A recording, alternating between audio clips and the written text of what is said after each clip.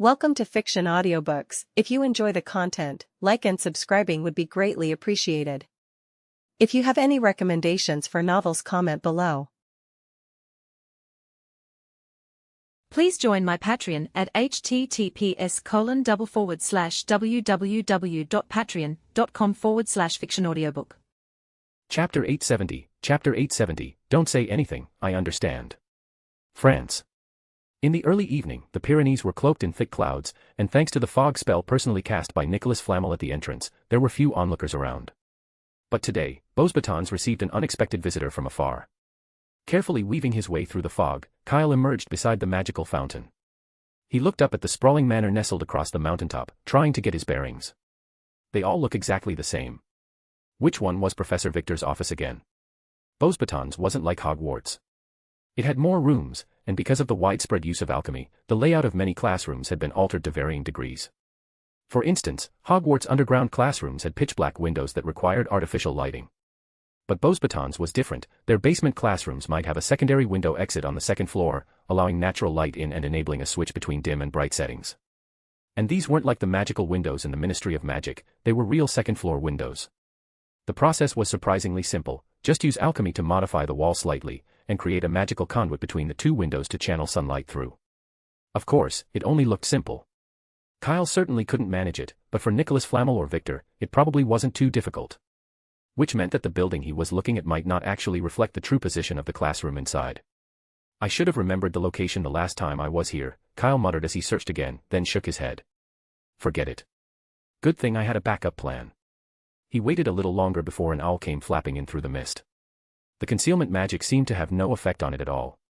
The owl landed on the edge of the magical fountain, tilting its head and blinking at him in confusion. Kyle had come across it earlier and hired it with 2 bags of owl treats. Technically, it wasn't proper protocol, but Kyle had paid generously. 2 large bags of premium imported nuts, enough for a whole month, in exchange for delivering just 2 letters. No owl could resist that, and this one certainly hadn't. Well, the nuts were from Britain, so for a French owl, they probably counted as imported goods. This is the second letter. Kyle removed the first envelope from the owl's claws. It had simply read, Beauxbatons, next to the magical fountain, and replaced it with a plump, properly addressed one tied to its leg. Give this to Professor Victor, the one who teaches alchemy. He'd written 2 letters as a precaution, just in case something went wrong en route. It wasn't likely, but better safe than sorry. Besides, it only cost him 1 extra bag of nuts, not exactly a major loss. Though now, it looked like that precaution wouldn't be needed. Surely even here at Beauxbatons, the owl wouldn't lose the letter. Kyle took out a cloth pouch and placed it beside the fountain. The owl immediately took flight, heading for a window not far away. That was probably Victor's office. As expected, some things were best left to the professionals. Satisfied, Kyle nodded and pulled out the second bag of nuts, placing it in the pouch as the owl's final payment. Then he looked up, and his expression froze. At some point, Fawkes had taken off and was following right behind the owl. Just as the owl reached Professor Victor's window, Fawkes swooped in like a bully, snatched the envelope from its claws without so much as a word, and sent the poor bird spiraling into a nearby tree with one mighty flap of his wings. Could an owl beat a phoenix? Of course not. But the owl didn't even dare try to retrieve the letter. Huffing with indignation, it flew back to Kyle and gave him a look that was 3 parts confusion, 7 parts outrage, and the remaining 90% pure profanity. Don't think I didn't notice. That red-feathered brute is your buddy. I've seen you 2 together. So this is how wizards play now. Conning and sabotaging a poor, defenseless little owl. If you didn't want me to deliver the letter, you could have just said so. I didn't need the nuts that badly. Kyle let out an awkward chuckle. Honestly, he hadn't expected Fawkes to pull something like that. Was it because of what he'd said in the headmaster's office earlier? Well, technically, the letter had been delivered by Fawkes. But really now, he was a phoenix. Was it necessary to fight over a letter with an owl? That was a professional messenger. Watching Fawkes return with the envelope, Kyle silently pulled out a 3rd bag of nuts and dropped it into the pouch. What else could he do at this point? He had to make it right. You couldn't just let an owl get wing-slapped for free. Only then did the owl stop glaring at him. It snatched up the pouch and took off with a disgruntled hoot. It was clearly struggling under the weight of the nuts, but didn't stop for a second, flying off as if escaping something dreadful. Kyle looked at the phoenix returning to perch and could only give him a helpless thumbs up. All right, good job. Fawkes was calm as ever, head held high, as if nothing had happened. Fine, whatever. Kyle sighed. The letter had been delivered, more or less, and the method didn't matter all that much. At least for now, all three parties seemed reasonably satisfied. "Who's there?" a loud voice called out nearby. A group of robed figures came running toward him. They'd probably heard the commotion and come to investigate. They were all young, strong wizards, drawing their wands even before they got close. Beauxbatons' campus security, it seemed, was quite solid. Not like Hogwarts, where a single squib named Filch was somehow responsible for guarding the entire school. And not just security, he also handled cleaning and contraband inspections, all on one salary. Come to think of it, the headmasters of Hogwarts over the years really had no shame. "All right, we should head back," Kyle said to Fawkes, glancing at the sky as it darkened. With a flash of flame, the men and the phoenix vanished before the approaching figures could reach them. There was no denying it, having a phoenix around was incredibly convenient. In just a few seconds, they could travel between two different countries without leaving a trace for the Ministry of Magic to track. The only downside was that the ride wasn't exactly comfortable. "It's fine now, Fawkes. You can go back," Kyle muttered, rubbing his forehead as he slowly regained his balance. Fawkes tilted his head, eyeing Kyle with curiosity before letting out a clear, melodic trill. "Ah, don't worry about me, Kyle suddenly paused, frowning. He reached into his pocket and pulled out a special galleon, one of the communication coins. A new, distinct scratch had appeared on its surface. It was a message coin, paired with the one in Dobby's possession. Any change could only mean one thing: Dobby was trying to contact him. Without hesitation, Kyle disapparated to the leaky cauldron and hurried straight to his shop. "I didn't expect to find a shop like this here. Finally, something decent in Diagon Alley." Kyle hadn't even stepped through the door yet when he heard a familiar voice. That smug, punchable tone could only belong to Malfoy. No wonder Dobby had signaled him. He got here that quickly. Kyle paused at the threshold, gave a slight flick of his wand, then walked in. Sure enough, there he was, Malfoy. And Narcissa was with him. Dobby stood off to the side, stiff as a statue. Even though Kyle had prepared him in advance, the moment he saw his former master, instinctive fear kicked in hard. Strictly speaking, Dobby had betrayed the Malfoy family, and to a house elf, betrayal was among the gravest of sins. If Dobby hadn't insisted on staying, Kyle would have replaced him with Creature long ago. But clearly, Dobby had overestimated how well he could handle the situation. The ironic part was, even at such close range, neither Malfoy nor Narcissa seemed to recognize that the polite little house elf working the counter was once their Dobby. Then again, maybe it wasn't so surprising. The Dobby they remembered had been filthy, clad in a tea towel that was grimier than the rags at the Hog's Head. Compared to the clean, well-dressed elf now standing in front of them, the difference was night and day. When Kyle entered, he made a point of letting his wand show. Dobby immediately glanced over, his eyes lighting up as he exclaimed, "Sir, you're back." "MHM." Kyle nodded. "We've got honored guests, I'll handle them. You step out for now." Dobby bolted as if he'd just been pardoned. "What a rude little creature," Narcissa said with a faint frown. "If that were our elf, I'd have thrown it a piece of clothing already." Kyle had seen her bawling her eyes out before, but in front of strangers, she still clung to that trademark Malfoy arrogance, looking down her nose at others like it was second nature. "You're the shopkeeper?" she asked, giving Kyle a quick once-over. "You don't look British." "I graduated from Beauxbatons," Kyle replied with a pleasant smile. He currently looked like one of the school guards, he'd just seen one earlier, so the details were fresh in his mind. And it wasn't like Malfoy had ever been to Beauxbatons, there was no way he'd recognize the disguise. "Beauxbatons." Narcissa seemed unimpressed. She looked at him again. "And you're really the owner of this shop?" "Of course," Kyle said calmly. "That's impossible," she said sharply. "If you're not British, how could you possibly have a deed in Diagon Alley?" "Madam." Kyle smiled politely. "I may not be British, but galleons don't recognize borders." "Humph, so you bought it?" Narcissa scoffed. "Who sold it to you?" "Trade secret, madam," Kyle replied, still smiling. Narcissa opened her mouth to continue, but Malfoy cut her off. "All right, mother. Whatever dealings the Black family has with its property, it's got nothing to do with us." He turned to Kyle. "Are these items genuine? Now, would I open a shop in Diagon Alley and sell fake goods?" Kyle said, thumping a hand against his chest. "I can guarantee it, in Madame Maxime's name, if you like." "All right then, I'll take this one." Malfoy pointed to a sparkling bead. "Excellent choice." Kyle's smile widened. Rock pearl, rare alchemical ingredient, also a symbol of status. A perfect piece for accessories. Just 80 galleons apiece. A bead about the size of a canute, just one, and it matched Mr. Weasley's monthly salary. 1. Malfoy frowned. Not a whole tray. He put the bead down. He actually put it down. Kyle was momentarily stunned. Malfoy thought it was too expensive. And that was the normal market price, he hadn't marked it up at all. Was this really the Draco Malfoy he knew? The rich, reckless idiot with more galleons than sense. Since you like it, we'll take it. Narcissa swiftly picked up the bead and handed it to Malfoy. You've got a good eye. These things are rare, and the price is fair. But mother, It's fine. We can afford it. Narcissa cut him off, then turned to glance at another shelf. Maybe we could pick out something for your godfather. Don't mention him. Malfoy snapped, as if someone had stepped on his tail. He kept saying we absolutely shouldn't come to Diagon Alley. I bet he did it on purpose. Probably wanted to lure you here so you'd end up buying him something expensive. They're all the same, always after our family's money. Enough, Draco. Narcissa shot him a sharp glare, then quickly cast a glance at Kyle. Kyle tactfully turned his face away, pretending he hadn't heard a word. I never want to hear you say something like that again. Ever, Narcissa said, lowering her voice. Malfoy looked shaken, rightfully so. At the same time, he felt relieved the shopkeeper wasn't British, and likely not a Death Eater either. Because if those words had reached Voldemort's ears, he'd be done for. Severus isn't like that, Narcissa said quickly, shifting the topic.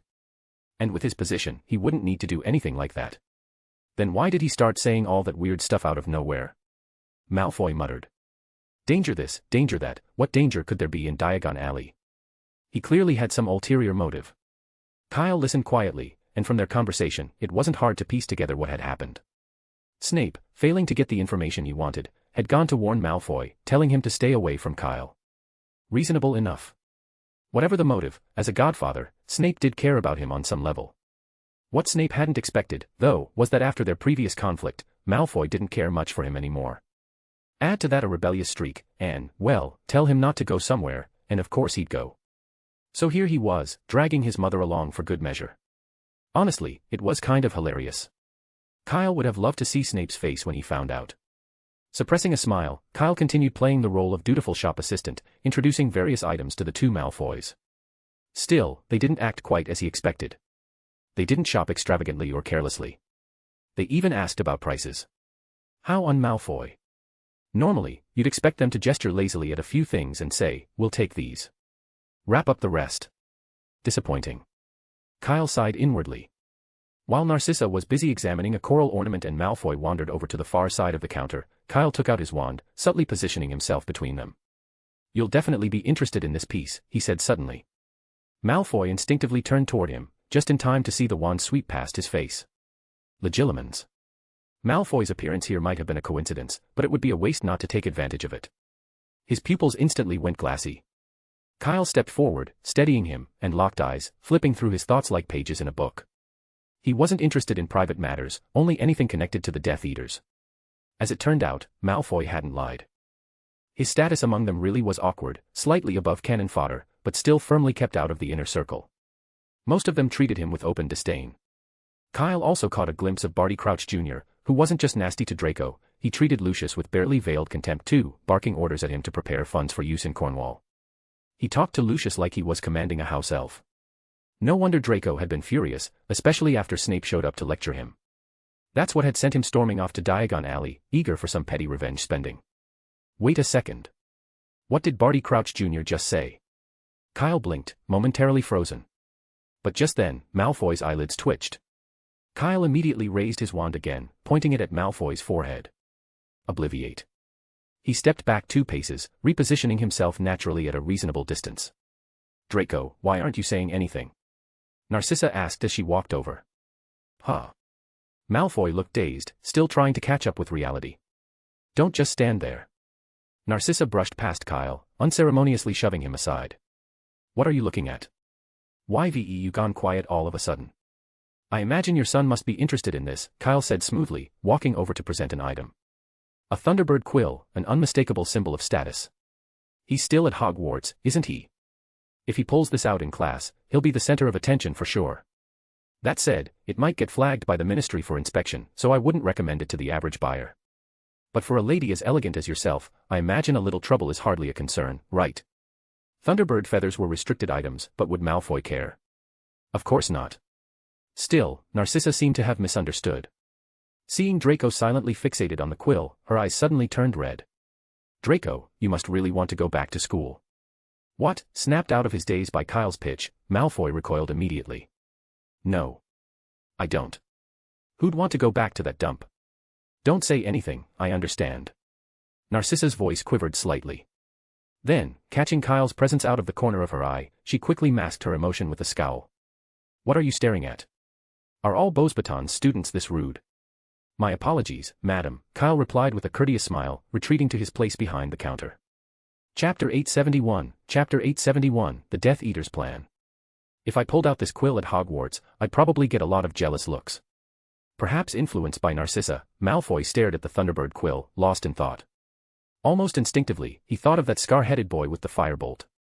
The firebolt was right there in a shop window, anyone with enough money could buy it. But a Thunderbird quill was different. That kind of item had long been banned. Even if that scarhead now had a wealthy godfather, there was no way he could get his hands on one of these. And as for his tag-along, Weasley, he'd never be able to afford one in his entire life. Wait, no. Malfoy shook his head, suddenly remembering that he'd already been expelled from school. He probably wouldn't see that scarhead or his sidekick ever again, and even if he did, it would be on a battlefield. Good. Hopefully that date would come soon, so he could finally do what he'd been wanting to for so long, torment them to his heart's content. There's nothing good here. Let's go back, Malfoy said dully. All right. Narcissa, of course, had no objection and reached out to take the Thunderbird quill. Mum, what are you doing? Don't you want to buy it? Narcissa asked. No, Malfoy blurted. Why would I spend money on something I'll never use? You'll find a use for it eventually, Narcissa said after a pause. Even if it's just for writing. Whatever. As if in a daze, Malfoy didn't argue. He simply took the quill and walked quietly to the counter. How much is it? 30 galleons, Kyle said with a smile. How much? Malfoy's voice jumped. 30 galleons. Are you mad? It's just a quill. At the quill shop, even the finest Fopper quills only cost 1 galleon. This is a Thunderbird feather, Kyle reminded him. Even sold to an alchemist, it would fetch 20 galleons. That still leaves 10. Craftsmanship, Kyle said calmly. Handmade using an ancient technique passed down for over a century. It's nothing like the mass-produced ones on the market. This is a real mark of status. Madam. Kyle looked at Narcissa and said mildly, I'm sure you can tell. Narcissa raised an eyebrow. Could she?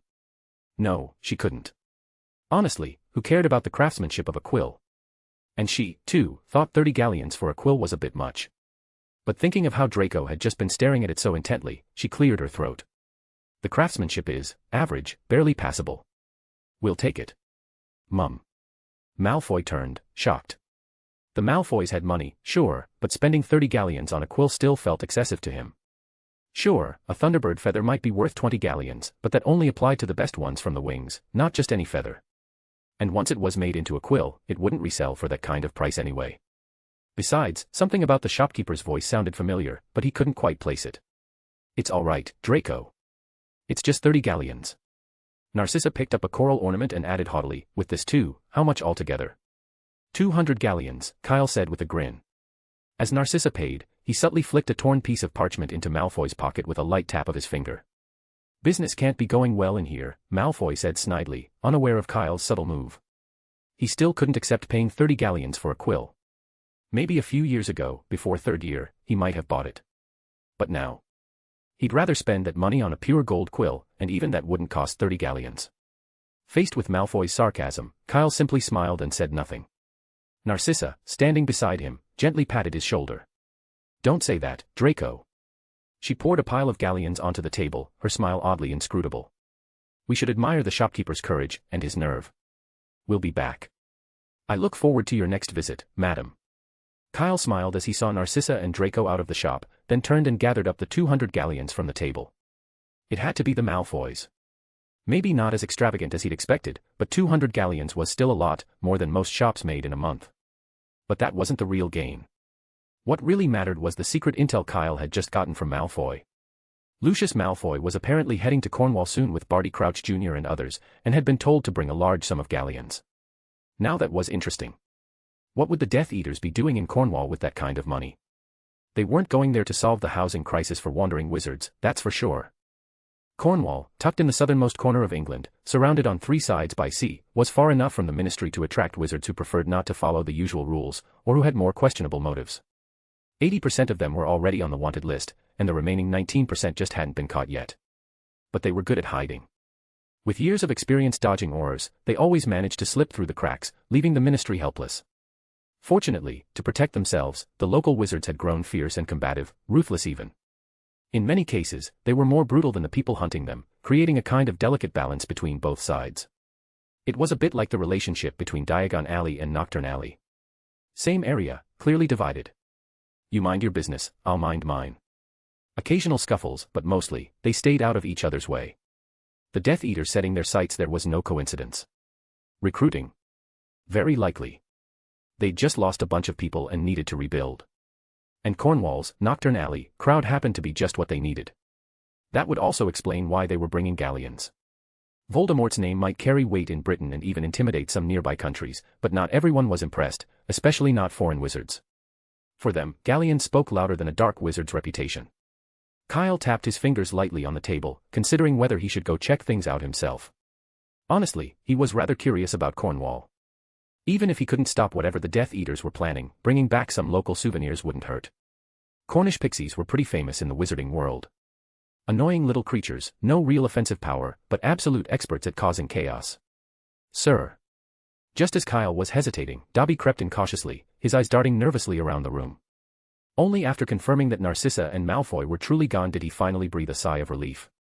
It was clear he still hadn't recovered from the fright. No need to worry, Dobby. You're a free house elf now, Kyle said, glancing at him. Even if they had recognized you, which they didn't, so what? With me here, you've got nothing to fear from them. Yes, Dobby is a free elf. Dobby puffed out his chest and marched forward with an air of pride. Kyle looked past him and suddenly said, with all seriousness. Oh, Madam Narcissa. How lovely to see you again. Dobby's knees buckled and he collapsed to the floor with a thud. Instinctively, he scrambled up in a panic, spun around, and stammered, welcome. Welcome to, huh? When he stiffly raised his head, he saw only an empty doorway and a deserted street beyond. Not a soul in sight. Dobby, you still need a bit more practice, Kyle said with a laugh. I should have left you out here just now. You'd have realized they're not nearly as scary as you think. Dobby. Dobby isn't afraid of them, the elf said stubbornly. Kyle shrugged without commenting. Though Dobby was certainly an oddity among house elves, some things weren't so easily changed. But there was no rush. One day, Dobby would be able to face the Malfoys without flinching. First step. Dobby, next time Malfoy comes in, you'll be the one to serve him, Kyle said airily. Whatever he buys, mark it up by at least 30%. You can go higher if you like. And whatever extra you make, that's your commission. And no, I can't. Dobby's legs went even weaker at that. But not because of Malfoy, because of the so-called commission. Dobby knew these prices too well. Items started at 10 galleons, 50 wasn't uncommon, and some things sold for over 100. Even a tenth of that was too much for him, so much he didn't dare accept it. He loved his current life. He liked the idea of being paid, but mostly for the experience. What scared him was taking too much and being sent away. He didn't want to be sent away. When he worked for Newt, he'd only asked for a single galleon a week, and that was only because Tina insisted. It's fine. Trust me. Kyle looked him in the eye, his tone laced with quiet persuasion. Just once, sell something to Malfoy at double the price. After that, you'll never be afraid of him again. Dobby still shook his head, mumbling, Sir, that's not right. It isn't, Kyle agreed with a smile, but as long as no one finds out, there's no problem. He casually pulled out 2 galleons and handed them over. Almost forgot, this is your commission from earlier. Don't refuse. A free house elf has to take his commission. Dobby, who had been about to shake his head again, hesitated, then stepped forward and picked up the 2 heavy galleons. There we go. Kyle nodded with a grin. I'm not one of those shameless headmasters at Hogwarts. Shameless?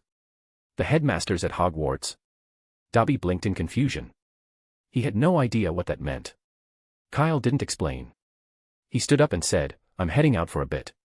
The shop's yours. Doesn't matter if you get any customers. Keep whatever commission you make. And as for Mr. Scamander, I'll talk to him. Yes, sir, Dobby replied. Kyle left the shop.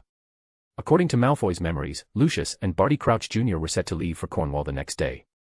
But he didn't know the exact route or time. No matter. He knew someone who might.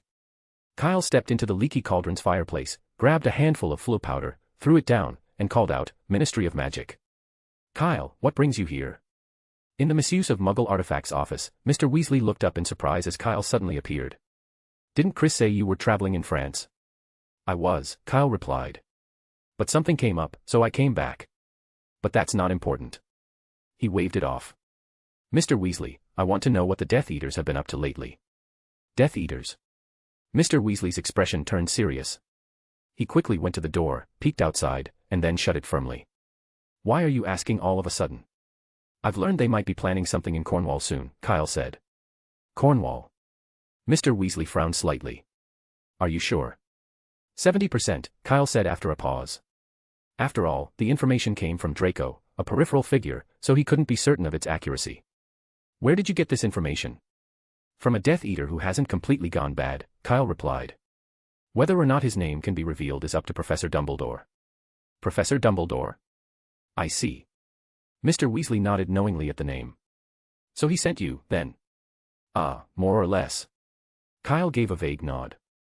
Dumbledore and Ariana had told him to act freely before they left. So in a way, it wasn't a lie, probably.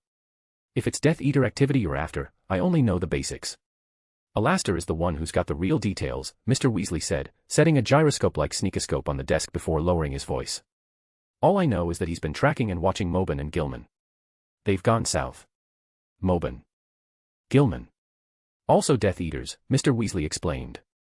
"They were active over 10 years ago but slipped through a loophole in the trials. Now they've rejoined you-know-who's ranks. Alastor's been tailing them and has picked up quite a bit. But you know how he is, he won't tell us much. So we don't have the full picture. Any idea where they're headed?" "Not exactly, but..." Mr. Weasley paused suddenly. "Kyle, you're not planning to cause trouble for the Death Eaters, are you?" "Of course not." Kyle waved it off. "I'm on holiday. Once I pass on the message, I'm off to France." "Good." Mr. Weasley nodded, then continued, "The Whirlpool Lighthouse, that's what Alastor reported. We originally thought their target was in Devon." The next morning was bright and sunny, with a hint of salt carried on the coastal breeze. On a cluster of seaside rocks stood a long-faded lighthouse. Beneath it, 2 figures in black hoods waited anxiously. Before long, the air shimmered, and several similarly dressed figures appeared out of thin air nearby. "Mobin," the lead figure said in a low voice, "how did it go?" "Don't worry, Barty. Gilman is still keeping that aura busy, leading him in circles around Devon. Those filthy Order of the Phoenix bugs would never suspect that our real target is the wizards in Cornwall. It had better be, just like that."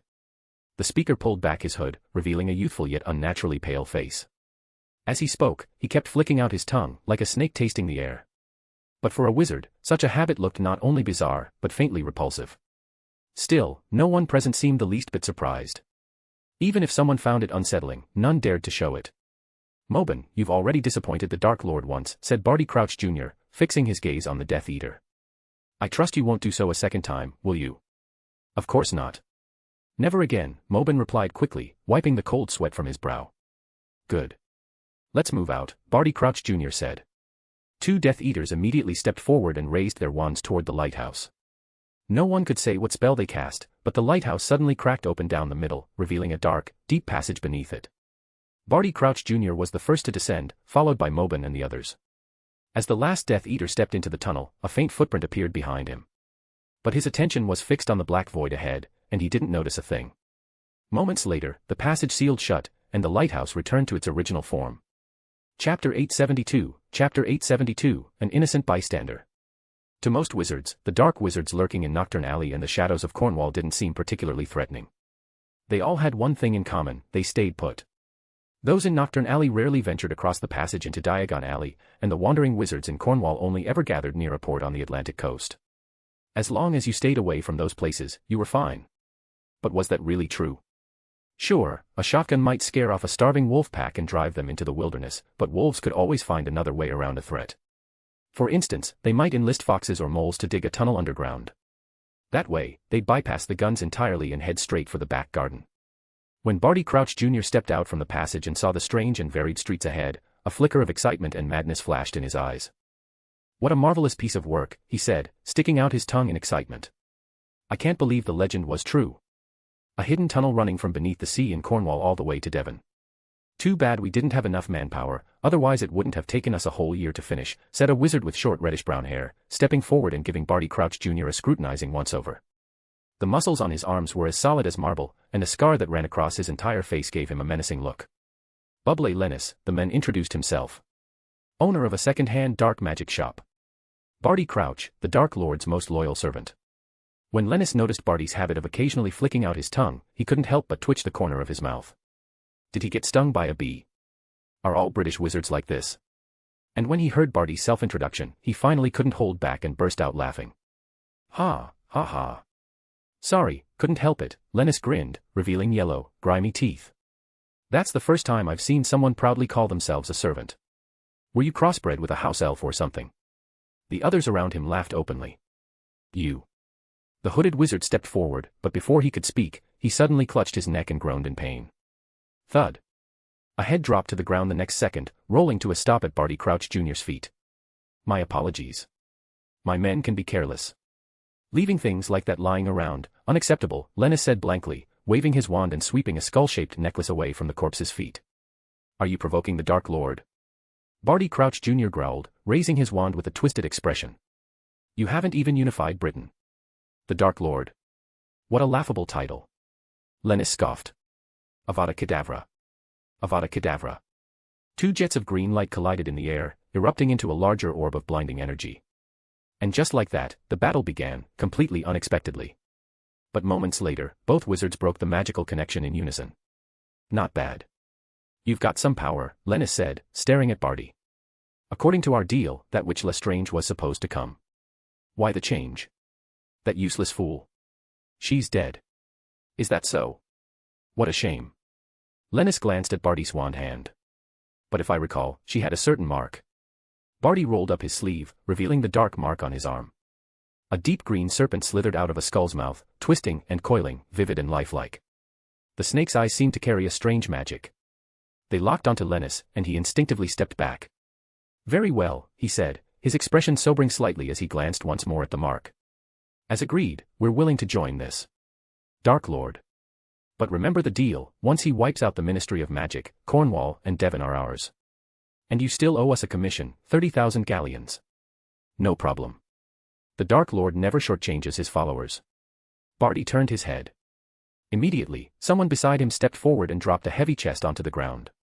The chest popped open, revealing piles of glittering gold galleons. A few of the surrounding wizards began breathing faster at the sight. I think you're mistaken, Lennis said, leaning over the chest and taking a deep breath of the gold scent before looking up at Barty. We're partners. And we're not house elves. Barty's face twisted again, but this time, he held back. Yes.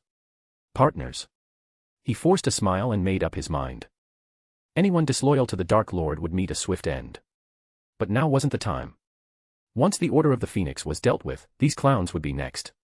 He worked hard to keep his expression steady, but the effort only amused Lennis. It was obvious, this one was just like Lestrange. A dark wizard raised in an ivory tower. Strong, maybe, but only loud in his own home. Never seen the world. Too green. His intentions were plain as day. Not that Lennis cared. Everyone had their little schemes. As long as the galleons were real, what else mattered? Lennis lovingly stroked the coins in the chest. Just as he reached to close it, he caught a glimpse, out of the corner of his eye, of a wand. A wand that had appeared out of thin air. Without hesitation, Lennis instinctively rolled to the side. Boom. A spell struck the spot he'd just left, obliterating the chest and sending a cascade of gold coins raining down. At the same time, Lennis whipped out his wand and pointed it at an open patch of ground behind the Death Eaters. Puffed. A dull thump rang out, as if something had ignited, leaving behind a scorched mark hanging in the air. Clank. A broken piece of wood hit the ground and rolled twice. More precisely, it was a wooden prosthetic leg, still slick with fresh blood. Alastair Moody. Lennis erupted in fury. As someone who regularly dealt with aurors, he recognized Moody's prosthetic leg at a glance.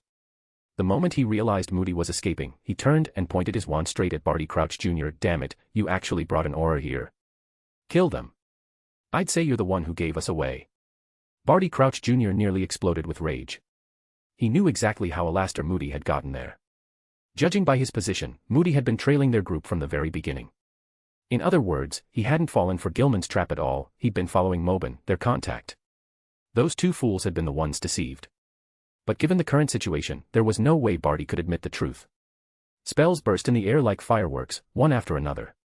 Meanwhile, not far away in the woods, Alastair Moody was limping along as fast as he could. He had been the one trailing the Death Eaters under an invisibility cloak. His original plan had been to disguise himself as one of them and assassinate the wandering dark wizard named Lennis, sparking internal chaos. He just hadn't expected Lennis to have such keen instincts. But it made sense, after all, Lennis was a dark wizard who'd evaded capture across multiple countries. His wanted posters could fill a book. Without sharp instincts, he'd be long dead. Right now, Moody's only hope was to get out of the woods acting as their buffer zone as quickly as possible. His expression was grim. His apparition had been interrupted earlier. While the splinching had only affected his prosthetic leg, it still left him injured and unable to apparate again any time soon. He could only hope the chaos he'd caused would buy him a bit of time, just enough to get the message out.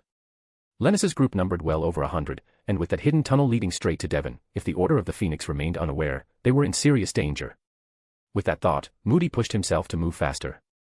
Missing a leg, even with temporary support from Transfiguration, was a huge handicap. It wasn't long before a spell flew toward him from behind. Bang! A blast of green light struck him squarely in the back, and Moody's body burst apart. Transfiguration. Barty Crouch Jr. came charging in from behind, half of his face scorched black, clearly injured. A legendary aura like him wouldn't go down that easily. Lennis arrived a moment later. The two seemed to reach an unspoken truce, temporarily halting their fight to prioritize hunting down Moody. "I've already sent people to the exit, he's not getting out," Lennis said coldly. "Split up. Signal immediately if you find anything. He's been hit with a fire curse, he won't get far. No way we're letting one wounded aura slip through with this many people." At his command, the group behind him immediately scattered. Barty Crouch Jr. waved a hand, and the Death Eaters joined the search as well. The two men then each picked a direction and sprinted off. Shortly after their departure, a patch of mud nearby began to stir, then a hand reached up from the ground. Moody hauled himself free and leaned against a tree, gasping for breath. His magical blue eye spun wildly in its socket. He'd barely escaped, but only just. Moody knew all too well, getting out of here was next to impossible. This was Lennis's territory, and they had sheer numbers on their side. Trying to evade over 100 wizards. Nearly hopeless. If he still had his invisibility cloak, he might have stood a chance. But it was ruined. Now, his only option was a desperate one, risk another apparition. Given his condition, using it now would definitely result in splinching. But if he only sent his head, it might work. As long as he could get his head out, he could take advantage of the fact that splinching injuries didn't manifest immediately, and get the message out. Well, Professor Moody, need a hand." A cheerful voice rang out from behind him. Moody jerked in surprise. His magical eye spun so fast it looked like it might pop out the back of his head. Without hesitation, his wand fired a bolt of red sparks behind him. "It's me, Professor Moody. Don't shoot your own ally. You think that trick will fool me?" Moody sprang up from the ground. "Kyle wouldn't be anywhere near here at a time like this. Now that's not fair." "Why wouldn't I be here?" Kyle shrugged. "What, do I need a ticket to enter?" Moody didn't respond, not even a word. He raised his hand and fired 2 spells in quick succession. Kyle had intended to use the shield charm again, but the moment he realized the second spell was green, he dove hard to the side. "The killing curse. Professor Moody, don't you think that's a bit much?" Kyle patted his chest, still shaken. He couldn't be sure his silver shield would have held up against it. "I gave up 30,000 galleons to save you, 30,000. And you cast the killing curse on me." "Prove your identity," Moody said, wand still raised. "You came to Hogwarts during my 5th year," Kyle said. "Our first lesson was on recognizing the unforgivable curses, and we learned the shield charm." "That's not enough." "Draco Malfoy knows that too," Moody replied with a frown. Kyle rubbed his forehead. "Did he just compare me to Draco Malfoy? That was more insulting than the killing curse." "Fine. The Order of the Phoenix headquarters is at 12 Grimmauld Place, the ancestral home of the Black family." Moody's good eye narrowed sharply. "You're really Kyle?" "Of course. A Death Eater couldn't possibly know the Order's headquarters." "Then, how did you end up here?" "Mr. Weasley gave me an address, some lighthouse in Devon. I decided to take a chance and check it out. Didn't expect to stumble across something real," Kyle said. He really had gone to Devon on Mr. Weasley's tip and had just happened to catch the Death Eater's rendezvous. "How did I not spot you?" If you could follow the Death Eaters using an invisibility cloak, why couldn't I follow you with one? Kyle sighed. Honestly, I thought you knew I was there and just didn't say anything. Right up until you jumped out, I didn't even react. Professor Moody, doesn't your magic eye see through invisibility cloaks? The eye can only see through one layer of invisibility cloak. Moody said after a moment of silence.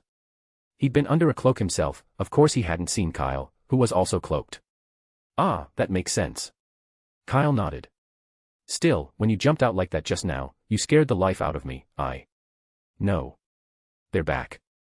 Moody's magical eye shot back into the socket at the back of his head. He gripped his wand tightly. Get out of here. Go tell Dumbledore what's going on. There's no rush. Mainly because I don't actually know where Dumbledore is right now. Compared to the tense Moody, Kyle seemed entirely at ease, so much so that Moody started to wonder if he defected. In the blink of an eye, a dozen figures appeared around them. I knew something was off earlier. Lennis stepped from the crowd, glaring at Moody. You're injured, there's no way you should have been able to move that fast. Can't believe you actually slipped right past us. You're not getting away this time. Bubbled Lennis. Moody looked around at the surrounding wizards, his heart sinking. There was no time to run. Worse yet, Kyle was still with him. What was this, a buy one get one free execution? If the timing weren't so dire, he would have yanked Kyle by the ear and demanded to know why he hadn't just left. Whether it was delivering a message or calling for backup, anything would have been more useful than sticking around for this pointless conversation. Wait. Who are you? Lennis had just now noticed Kyle standing behind Moody. Just an innocent passerby, Kyle said, raising both hands. Carry on. Just pretend I'm not here. Are you insulting my intelligence? Lennis sneered. I don't care who you are. If you're here, then you can stay and keep Alastair company. Lennis didn't take Kyle seriously. The kid looked barely 20, just a nobody in his eyes. He focused back on Moody, eyes glinting with barely contained excitement. How thrilling. The legendary aura who filled half of Azkaban, dying by my hand. You didn't see that coming, did you, Alastair? Moody said nothing. He didn't rise to the bait. Instead, he shut his eyes tightly, even the magical one burrowed into the back of his head. Kyle had just whispered behind him, telling him to close them. Under normal circumstances, Moody would never do something so reckless in battle. But somehow, in that split second, his instincts made a decision to trust Kyle. The next moment, Moody felt something slip past him, followed by a chill that swept over his remaining leg. Chapter 873, Kyle's Plan, an excited Alastair. It wasn't just wandering wizards like Bubblate Lennis who had sharp instincts for danger. Moody, as an Auror, was just as keen. That instinct had saved his life more times than he could count. It was what had allowed him, single-handedly, to fill half of Azkaban. So the moment he felt the strange sensation on his leg, his entire body tensed. His grip on his wand tightened instinctively. His hidden magical eye began to turn reflexively, but Moody was quicker. In that instant, a thought struck him. He raised his hand and, without hesitation, ripped the rogue magical eye from its socket and clenched it in his fist. He used so much force that the strap holding the eye in place tore clean off. Damn, that's hardcore. Kyle clicked his tongue as he watched. He figured Moody must have received some warning from Dumbledore to react like that. Still, it was a bit extreme. Decisive, yes, but totally unnecessary. Kyle looked up lazily. There weren't many enemies left, only about a dozen, Lennis included. Far fewer than the ambush back at Godric's Hollow. And in just moments, more than half of them were already down, collapsed to the ground, motionless, as if fast asleep.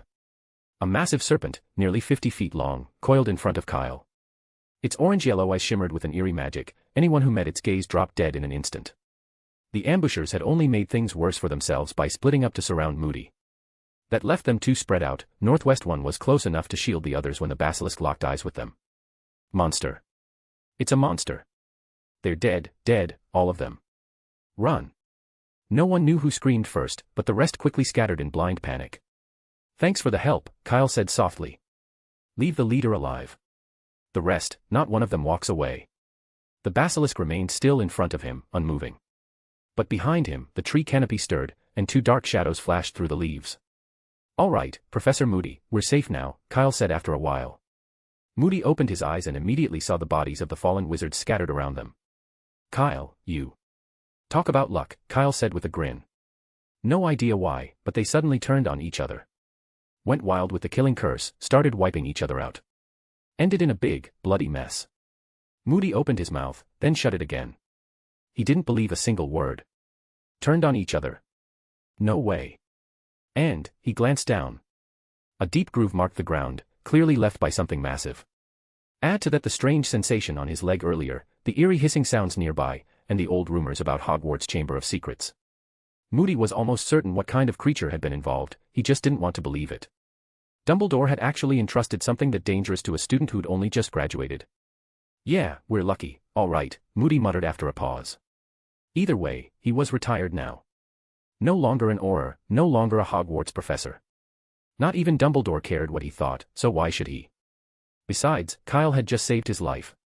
Yep. Kyle smiled. By the way, Professor, do you know who those people were? They didn't look like Death Eaters. Wandering wizards, Moody explained. Smugglers, dark wizards, maniacs who like torturing muggles. Most of them are wanted by their own country's ministries. I caught plenty of them back when I was still an Auror. And the ministry doesn't do anything about them. It's not that they don't, just that it's nearly impossible, Moody said, shaking his head. Look where we are. Any hint of trouble, and they scatter. And places like this are like Nocturn Alley, self-contained. You'll never wipe out all the dark wizards. Better to let them congregate somewhere than have them all roaming freely. That makes sense. Kyle nodded. How many are there? Over 100. That many. That's actually not bad. Moody adjusted the torn strap and slotted his magical eye back into its socket. Dumbledore did a few cleanups years back, so a lot of them don't dare come back. But there are way more in other countries. The ones here likely showed up over a decade ago, back when you know who was at his peak. Dumbledore and the Aurors were stretched thin, and these scum took the opportunity to dig in. As they talked, Moody's magical eye spun rapidly. Careful. Something's coming. No worries, don't get nervous, Kyle said. Just as he finished, a six-legged magical creature emerged from the trees, dragging a half-dead wizard in its jaws. A wampus cat. Moody blinked, then turned to look at the unconscious wizard it had hauled in. Buble Lennis. 3 long gashes slashed across the man's chest and back, almost certainly the work of the wampus cat. Unless you were someone like Dumbledore or Voldemort, encountering a 5X class magical beast alone almost always meant a one-sided beating, even for him. Moody figured he might manage in a one-on-one duel with a wampus cat, but while running for his life. That was a different story. The creature's hypnotic and legilimency abilities were a nightmare. And Lennis had been fleeing in a complete panic. By the time the wampus cat dragged him back, he was still breathing, but just barely. Thanks. I'll treat you all to a feast later, Kyle said. The wampus cat gave a nod, sprang up into the trees, and vanished once again. Moody's magic eye whirled around. No need to look, Professor, Kyle said. They've probably gone off to patrol somewhere else, to make sure no one else wanders in. They. Moody picked up on the word immediately. But Kyle didn't elaborate. Instead, he asked curiously, Professor, what do you think they were doing, digging that secret passage to Devon? Planning to take advantage of the chaos from you-know-who's return. I doubt it, Moody said after a moment of thought, shaking his head. From what I've learned, construction on that tunnel began 10 years ago, after you-know-who had already fallen. And the Death Eaters only recently got in touch with Lennis. At the time, it was Bellatrix Lestrange who was handling the communication. At that, Moody paused. He suddenly remembered, Bellatrix was dead. And the one who killed her was standing right in front of him. At first, Moody hadn't truly believed Kyle was responsible for what had happened in Godric's Hollow. He'd assumed Dumbledore had been there too, and Kyle had merely played a supporting role. But he glanced again at the deep impression in the earth, and suddenly, he wasn't so sure anymore. Kyle, unaware of Moody's thoughts, rubbed his chin in puzzlement and muttered to himself, if it wasn't to take advantage of the chaos, then why go through all that trouble to build a secret passage? After all, the Ministry's Aurors and hit wizards weren't just figureheads. According to Moody, the only reason these people had been able to live undisturbed was because they stayed here and didn't stir up trouble elsewhere. Just like in Nocturn Alley, so long as the dark wizards stayed put, the Aurors didn't go out of their way to hunt them down. But if they decided to run wild one day, well, say hello to the Dementors. And even if the Aurors and hit wizards couldn't handle it, there was always Dumbledore. Though he'd been focused on Hogwarts and Voldemort in recent years, when it came to the Ministry's stability, he wouldn't hesitate to lend a hand. Kyle just couldn't figure it out. Why would these people go to such lengths just to end up as food for Dementors? It made no sense. If I had to guess, I'd say their target is Nicholas Flamel, Moody said. Nicholas Flamel. Of course, that's just speculation, Moody added, his magical eye swiveling back from the rear of his head. But these people only care about galleons, and the Philosopher's Stone, which can turn anything into gold, is an irresistible temptation to them. About a dozen years ago, I arrested a few of them and found loads of material on Flammel and the Philosopher's Stone among their belongings. But at the time, the Death Eaters were our top priority, so we just tossed them in Azkaban and didn't dig any deeper. I see. Then never mind. As soon as Kyle heard their target was Nicholas Flamel, he immediately lost interest. Seriously, Voldemort hadn't even dared go after Flamel directly, he'd chosen to fight Dumbledore for the stone instead. Sure, that was partly because he couldn't locate Flamel, but even if he had, would he really have dared storm that manor? Wizards weren't knights. Growing old might weaken the body, but magic only grew stronger with age. A 600-year-old wizard who was also an alchemist. Who knew what kinds of tricks he had up his sleeve. Forget everything else, the 2 stone dragon statues at the front gate alone could thrash 100 wizards without breaking a sweat. So when Kyle learned these people were after Flamel, he didn't even consider stopping them. In fact, he briefly entertained the idea of helping, maybe even secretly leaking the manor's location. Flamel had been cooped up in that estate for centuries. The last time he'd fought was, 60 or 70 years ago. Listening to opera day in and day out had to get boring. A little change of pace might be just what he needed. Still, after thinking it over, Kyle reluctantly let go of that tempting idea. Forget it, he had more pressing things to do. If these people survived long enough, then maybe he could make some real plans. Ideally, they'd manage to break into the manor, and Kyle could use the chaos to sneak in and dismantle that opera house he'd been eyeing for ages. Of course, it wasn't something he could pull off alone. He'd need Dumbledore. Not just for the better odds, but also to have someone to take the blame. No, now wasn't the time to be daydreaming about that. Kyle shook his head and looked over at Moody. Professor, you said there were over 100 of them, right? Roughly, Moody replied. Why? Planning to kill them all. What are you saying? Kyle asked, all righteous indignation. That's over 100 wizards, Professor. You're being way too extreme. The scar on Moody's face twitched. He was the extreme one. Even at his most extreme, all he'd ever done was toss dark wizards into Azkaban. He hadn't gone around killing them. Moody glanced at the figures lying rigidly on the ground all around them.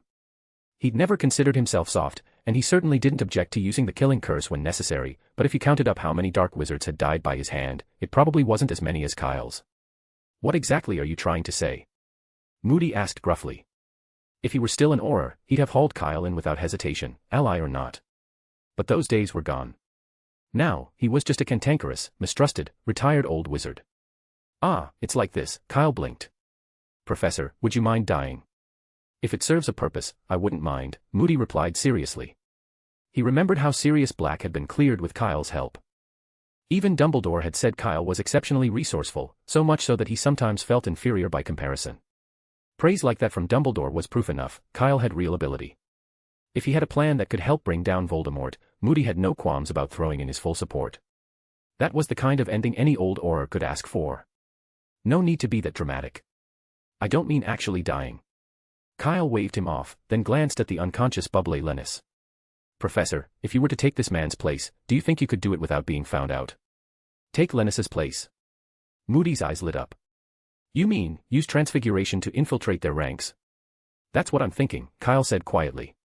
Moody's mind raced through the possibilities, and sure enough, it made sense. Over 100 wizards, all seasoned and battle-tested. If used strategically, they could give the Death Eaters a very nasty surprise. So that's why you made sure no one escaped. Exactly. As long as they stay quiet, no one will know what really happened here. Kyle looked around. With the Wampus cats and Nundus keeping watch nearby, they were safe for now. Well, Professor, what do you think? No problem at all. Moody agreed without hesitation. My transfiguration's not bad. No, that's too risky. Kyle shook his head. Only Polyjuice Potion can ensure total success. The only downside is that you'll have to keep drinking it at intervals, which increases the risk of exposure. Don't worry, I'll figure something out, Moody said, his eyes falling on the golden flask strapped to Lennis's belt. These guys don't trust each other anyway. I can use that to my advantage. There was a spark of excitement in his voice now. And for the first time, he truly understood why Dumbledore had called Kyle clever. His own plan had been simple, kill Lennis and get a message back to the Order so they could prepare. But this? Replacing him outright. That took nerve. Even Dumbledore wouldn't have thought of something like this. His personality, and his overwhelming power, meant he never needed to rely on tricks or subterfuge. There's something I need to warn you about, Professor, Kyle said seriously. This plan is incredibly dangerous. You won't just be facing those wandering wizards, you might end up meeting the Dark Lord himself. Fooling him won't be easy. I'd be thrilled, Moody grinned, his scars twisting into a fearsome smile. The idea of dancing on a knife's edge again sent a shiver of excitement down his spine. He didn't particularly like the constant tension of suspicion and danger, but the dull calm of retirement suited him even less. Years as an Auror had shaped his personality. It made him a poor fit among ordinary wizards and a walking headache for former colleagues. He knew all of that. But personality isn't something you can just change, so he blew up trash bins, wrecked corner mailboxes and rooftop chimneys, and averaged a visit from the accidental magic reversal squad every other day. But I don't have any polyjuice potion, Moody suddenly remembered. Looks like I'll have to use transfiguration for now and figure the rest out later. No worries, I've got some. Kyle pulled out several small bottles filled with muddy brown potion. Moody's expression shifted. For a moment, he suspected Kyle had planned this from the start, targeting him specifically. After all, who just carries around polyjuice potion? And this much of it. The bottles added up to nearly a pint, enough to last 2 days. But Moody was overthinking it. Kyle hadn't planned this in advance. The truth was, polyjuice potion was just too useful. So before heading out here, Kyle had stocked up on some, just in case. Turned out, it was exactly what they needed. Chapter 874, Everyone's Reaction, Encounter in Diagon Alley. As a former Auror, and a legendary one at that, Alastair Moody was never the indecisive type. Once he made up his mind, he stepped forward without hesitation, plucked a hair from Lennis's head, dropped it into the polyjuice potion, and downed it in one gulp after the potion changed color. The effect was immediate. His face began to contort, and with a soft pop, his magical eye was pushed out like a marble, replaced by a real one. Within seconds, he had completely transformed into Bubbly Lennis. How does it feel? Kyle asked curiously. A bit unsettling, Moody replied, frowning. Without the magical eye's full range, penetrating vision, he felt strange, off balance, even insecure. Still, he knew he'd get used to it eventually. No, I meant the taste, Kyle clarified. Polyjuice potion tastes different for everyone. I've always been curious. Not great, Moody admitted, though he didn't quite follow Kyle's line of thinking. Salty and fishy, like salmon that's been sitting out for far too long. Then you'd better get used to stronger flavors, Professor, Kyle said with a chuckle. You'll be drinking this stuff often enough. I've never been picky about taste, Moody replied. But how am I supposed to pass information to you? Still here. No, you don't need to do anything, Kyle said, shaking his head. Moody wasn't just up against those wandering wizards, Voldemort might be in the picture, too. The more he tried to do, the greater the risk of a mistake. Until the day you completely turn, just act like you're really Bubbly Lennis. As for when to act, and how to convince the wandering wizards to switch sides. Professor, you've got more experience than I do. Of course. Moody paused a moment, then nodded. He had to admit, if he passed on messages himself, the Order of the Phoenix might gain a short-term edge, but the risk of exposure made it not worth it. Good, said Kyle. I'll deliver the finished polyjuice potion here on schedule. Or I can bring the ingredients, whichever you prefer, Professor. No, I don't need anything, Moody replied. That would just increase the chance of exposure. Plenty of those wandering wizards are smugglers of banned herbs. I'll figure out a way to brew the polyjuice potion myself. You sure? Kyle hesitated. Maybe I should leave some here, just in case. If there's an emergency, you could come get it. Ha. Moody gave him a sidelong glance, feeling underestimated. I was already an Auror before your father was even born. Instead of worrying about me, you'd better focus on your own safety. As he spoke, he quickly fastened Bubbly Lennis's robes and pulled out a waterskin-like pouch, stuffing Lennis inside. Since he needed to regularly replenish key ingredients for the polyjuice potion, Lennis was still very useful, and had to be kept alive. If he died, his hair would be useless. All right, you're the boss, Kyle said with a shrug.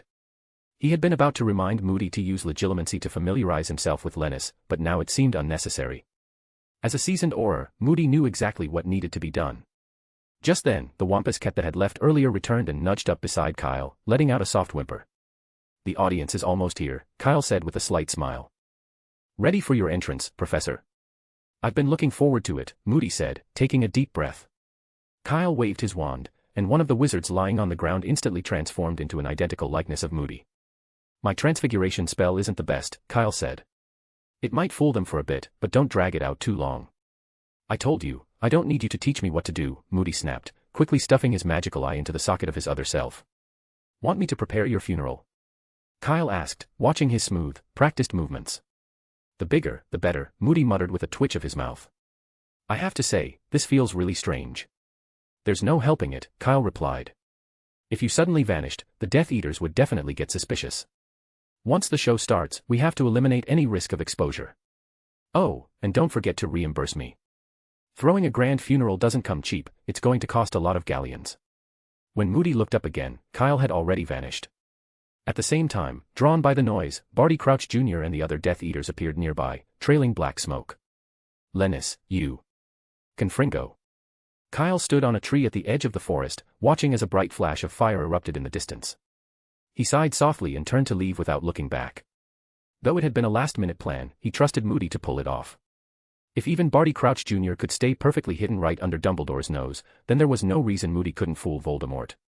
Still, what a shame about those 30,000 galleons. Kyle punched his thigh in frustration. Everything had happened so quickly that, worried for Moody's safety, he hadn't had time to gather the galleons scattered across the ground. He had just chased after him. That was 30,000 galleons. When the case exploded, it was like a galleon downpour, the whole road turned gold. Kyle had even prepared a sack, but in the end, he didn't collect a single coin because he'd been focused on saving Moody. Well, not entirely empty-handed. Kyle reached into his pocket and pulled out a single gold galleon. This one had flown straight into his pocket on its own, no need to pick it up. Not bad. At least the trip wasn't a total loss. Kyle gave the forest one last glance, then disapparated. What did you say? Alastair is dead. Ministry of Magic, Muggle Artifact Control Office. Mr. Weasley's legs gave out beneath him, and with a crash, he knocked over a stack of papers on the table and collapsed to the floor. Beside him, Lupin, who happened to be there, had gone pale, clutching tightly at his chest. Tonks covered her face with a handkerchief, crying silently. Bang. The office door was suddenly thrown open from the outside, and Kingsley and Sirius stumbled in, nearly falling over, but they didn't care in the slightest. Their eyes were locked on Kyle. What did you just say? Mad-Eye is dead. They had come looking for Mr. Weasley and had just reached the doorway when they overheard the shocking news. I arrived late, Kyle said grimly. By the time I reached the forest, the fighting was already over. I found this in a deep crater left by a blasting curse. With tightly pressed lips, Kyle pulled out a broken black strap. This is... Kingsley's pupils contracted sharply. The strap Mad-Eye used to secure his magical eye, Lupin finished for him. They all recognized it instantly, it was unmistakably Alastair's. Impossible. Kingsley took 2 steps back. Mad-Eye was the most powerful Auror. How could he be killed by a bunch of wandering wizards? I don't believe it. As a fellow Auror, he knew better than most how formidable Alastair Moody truly was. I don't want to believe it either, but... Kyle's lips remained pressed together. He didn't continue. It's all right. He must have gotten away, Lupin said, forcing a twisted smile. We all know Mad-Eye had countless tricks to protect himself. He must be faking it, trying to deceive the Death Eaters. Yeah. Mr. Weasley chimed in at just the right moment. You didn't see him die with your own eyes, did you? Kyle turned his head, deliberately avoiding Mr. Weasley's gaze. But that evasive gesture only made the heavy atmosphere in the office sink further. I don't believe it. Kingsley turned abruptly. I'm going to Cornwall. Don't be reckless, Kingsley, Lupin said quickly, grabbing his arm. It's too dangerous to go alone. But I can't just sit here and wait. Then we'll all go together, Sirius said, stepping forward and placing a hand on Kingsley's shoulder. He looked at Kingsley, speaking firmly, we'll go together. Right now. Sirius, not you too. Lupin was nearly frantic. Who knew if Voldemort's people, or Voldemort himself, might be in Cornwall? If the Order of the Phoenix rushed in now, wouldn't they be walking straight into a trap? But no one heeded his warning. The group walked straight out of the office. Left with no choice, Lupin chased after them, trying to stop them. Wait, Sirius, we have to investigate first. Charging in blindly will just play into their hands. As the group moved farther away, Kyle stayed behind and helped Mr. Weasley, who was still sitting on the floor, to his feet. How could this be? Alastair was a legendary Auror. Not even you know who managed to kill him. He muttered, as though the strength had been drained from his entire body. Kyle tried to help him back to the burrow, but Mr. Weasley shook his head. Don't tell them yet. Not until we know the truth. Kyle nodded silently and brought him to 12 Grimmauld Place. Since Mrs. Weasley had returned to the burrow, the house had been empty for a while. But today, everyone was back. Lupin had eventually managed to stop the impulsive Sirius and Kingsley, dragging them back from the ministry entrance by force. It was still the same group from the ministry. Perhaps unwilling to accept the reality, Mr. Weasley had given a reason: if Alastor was still alive, spreading false news would only damage morale. No one objected. "We need to confirm whether Mad Eye really has met with misfortune," Lupin said, turning to Kyle. "Of course, it's not that I don't believe you, it's just that all of this happened so suddenly." "I understand," Kyle nodded. "But that wandering wizard, Bubblet Lennis, has already aligned himself with the Death Eaters. Going there now could be dangerous. If too many people go, it might trigger a larger conflict, or even draw the attention of you-know-who." "It's all right. Leave this to me," Tonks stepped forward. "I'll go and scout it out. I won't be spotted." "I'll go with you," Lupin said immediately. "Are you a metamorphmagus?" Tonks shot him a glare. "Or can you at least guarantee you won't be noticed while sneaking in?" "No, I can't." "Then don't get in the way," Tonks said flatly, pushing him aside. "Everyone knows I'm the best person for intelligence gathering." "Then let me be your backup," Lupin said. "Don't look at me like that, it's necessary. If you send a signal, I can reach you immediately." "I'm coming too," said Sirius. This seemed to be the best plan they had for now, and no one objected. That afternoon, the three of them set off for Cornwall. Mr. Weasley watched them leave. After calming down, a lingering sense of doubt crept in. He vaguely remembered, hadn't Kyle said he was only there to deliver a message? So why did he go to Cornwall? And how, so coincidentally, did he witness Alastor being killed? Where's Dumbledore? Isn't he here? Mr. Weasley found it odd, but didn't dwell on it. All he wanted now was to wait for Tonks and the others to return, and hopefully, to tell them that Kyle had made a mistake, that Alastor hadn't actually been killed. Since everyone had other matters to attend to, the people at number 12 Grimmauld Place didn't stay long before heading off. Kyle stood in the now empty entrance hall, thought for a moment, and decided to make another trip to Cornwall. Originally, he had wanted to confirm Moody's death as quickly as possible. The sooner that news got out, the safer it would be on his end. He just hadn't expected Mr. Weasley and the others to doubt him and insist on verifying it themselves. Still, he couldn't really blame them. With Alastor Moody's level of skill, unless he'd run into Voldemort directly, it wasn't easy to kill him, and especially not without leaving a single trace. Fine. A few days' delay wouldn't make much difference. And if Sirius and the others stirred up a little noise, it would only help make the story more convincing. Kyle was confident Moody could handle it. Still, just in case, it was better if he went too. If things went sideways, he could step in to patch it up. But before that, there was something he needed to buy. This incident had once again proven just how useful Polyjuice Potion could be. He needed to restock, and fast. Although the Ministry had banned the sale of Polyjuice Potion some time ago, a ban didn't mean it was impossible to get. After Kyle offered double the usual price, the potion shop owner, who'd previously sworn to uphold Ministry regulations, promptly brought out 3 bottles, roughly a pint in total. Naturally, Kyle hadn't forgotten to change his appearance first. No sense giving the shopkeeper the chance to run off and report him to the Ministry. Better safe than sorry, after all. As he stepped out of the shop, Kyle glanced back at the hanging sign overhead. A cauldron full of potions. Just wait. Once things returned to normal, he'd pay Fred and George a visit. They seemed to have the authority to shut down illegal businesses. Maybe he could even get those extra galleons back, hopefully. Kyle shook his head and let the thought go, ready to head straight for the forest to meet up with Sirius and the others. But as he passed by Gringotts, 2 people caught his eye. One of them wore a hood, but the few strands of platinum blonde hair that slipped free were enough to give him away. Lucius Malfoy. Kyle frowned. Wasn't he supposed to be with Barty Crouch Jr. in Cornwall? If he remembered right, Malfoy had been the one who tossed the suitcase earlier. So how was he here in Diagon Alley? Was the situation in Cornwall already resolved? The more Kyle thought about it, the more suspicious he felt. On instinct, he followed. Only members of the Malfoy family can access the family vault. It's no use following me, just wait here, Malfoy said, turning toward the other Death Eater at the Gringotts entrance. Be quick about it, the men replied in a cold, sinister tone. This is your chance to redeem yourself. Don't disappoint the Dark Lord. I don't need you to remind me, Lucius said icily, walking into Gringotts without looking back. The Dark Lord. Redeem himself. Kyle lowered his head, posing as a passerby heading in to make a withdrawal, and followed them into Gringotts. Lucius's purpose here, no doubt it was to take out money, and not a small sum. They'd just burned through 30,000 galleons in Cornwall. Even for the Malfoy family, that wasn't exactly pocket change. And now, already back for more. Was Voldemort trying to bleed the Malfoys dry? Then again, this was probably the only thing Malfoy was still useful for, acting as a mobile vault. Otherwise, just losing the diary alone would have been enough for Voldemort to kill him 10 times over. Serves him right, really. Kyle stepped into Gringotts but drew little attention. After all, Lucius Malfoy, a much bigger customer, had just gone in before him.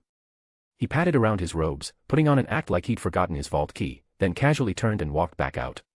But the moment he stepped through the doorway, using the large doors to shield him from view, his body began to shift rapidly. His robe darkened into a hooded cloak, his hair grew longer, and turned from black to a pale platinum blonde. Chapter 875, Chapter 875, The Death Eater's Plan, The Hebrides Islands. Lucius. The Death Eater waiting outside frowned as Lucius Malfoy returned. Why are you back so soon? Don't tell me you're too attached to your galleons and plan to defy the Dark Lord's orders. Of course not, Lucius Malfoy replied coolly. If these galleons can be of use to the Dark Lord, it's their honor, and the honor of the Malfoy family. Then why are you back? There are too many people at Gringotts. I have to wait a bit before a goblin can take me to my vault, Lucius said. Rather than stand around doing nothing, I thought I'd head to Nocturn Alley to pick up a few things. Too many people at Gringotts. The Death Eater looked doubtful and took a step forward, wanting to see for himself. Lucius didn't try to stop him. Instead, he quickly descended the stairs. I'll go to Nocturn Alley first. We'll meet back here shortly. Without another word, he headed off toward the nearby fork in the road. The Death Eater hesitated, glancing between the close-by Gringotts and the increasingly distant Lucius, but ultimately turned around and followed him. He wasn't about to let Lucius act on his own. What's the matter, don't trust me? Lucius asked mildly, noticing his companion catching up. If you were truly loyal to the Dark Lord, you would have handed over your vault willingly, the Death Eater sneered. The Dark Lord has no need for such things, Lucius replied. And even if I did hand it over, to whom? You. I wouldn't mind, the Death Eater said darkly, making no effort to hide his intentions. Lucius didn't respond. He only quickened his pace. They turned into Nocturn Alley, and the already quiet street grew even more desolate. The shops on either side stood open, but not a soul was inside, only pitch-black interiors, like beasts waiting in the shadows to devour anything that stepped too close. Lucius turned deftly into an even narrower side alley. The Death Eater followed, still running his mouth. You're really lucky. If Lestrange hadn't been killed, you'd be the one dead right now. That should be my line, Lucius sneered. If Bellatrix were still alive, a worthless worm like you wouldn't even get the chance to speak to me. What did you say? The Death Eater flew into a rage and grabbed Lucius's robes. The Dark Lord himself had once said that once Lucius Malfoy lost his usefulness, the vacant position would go to him. And now this washed-up loser, practically discarded, had the nerve to talk to him like that. Did he have a death wish? What, did I say something wrong? Lucius turned to him, smiling. You can't even tell when someone's using a transfiguration charm. Aren't you just pathetic? Transfiguration, you. The Death Eater's eyes narrowed sharply, and he immediately reached for his wand. But it was already too late. Two sharp stone spikes shot out from the wall behind him in an instant, driving cleanly through his shoulders and pinning him to the opposite wall like tofu. The Death Eater's head spun from the sudden pain, and his shoulders throbbed so violently that he instinctively dropped his wand. Blood dripped from his fingers onto the ground. Who are you? The torn wounds made his voice tremble. You can't kill me, the Dark Lord will kill you, you won't get away. Who am I? I'm Lucius Malfoy, of course. What, don't recognize me? Lucius smiled as he spoke, but his platinum blonde hair suddenly began to shorten and darken, turning into a crop of black. His pale face shifted, too, becoming a younger one. You're not Malfoy. Who are you really? The Death Eater cried in terror. How dare you provoke the Dark Lord? Let me go if you want to live. You don't even know who I am. You really are a waste.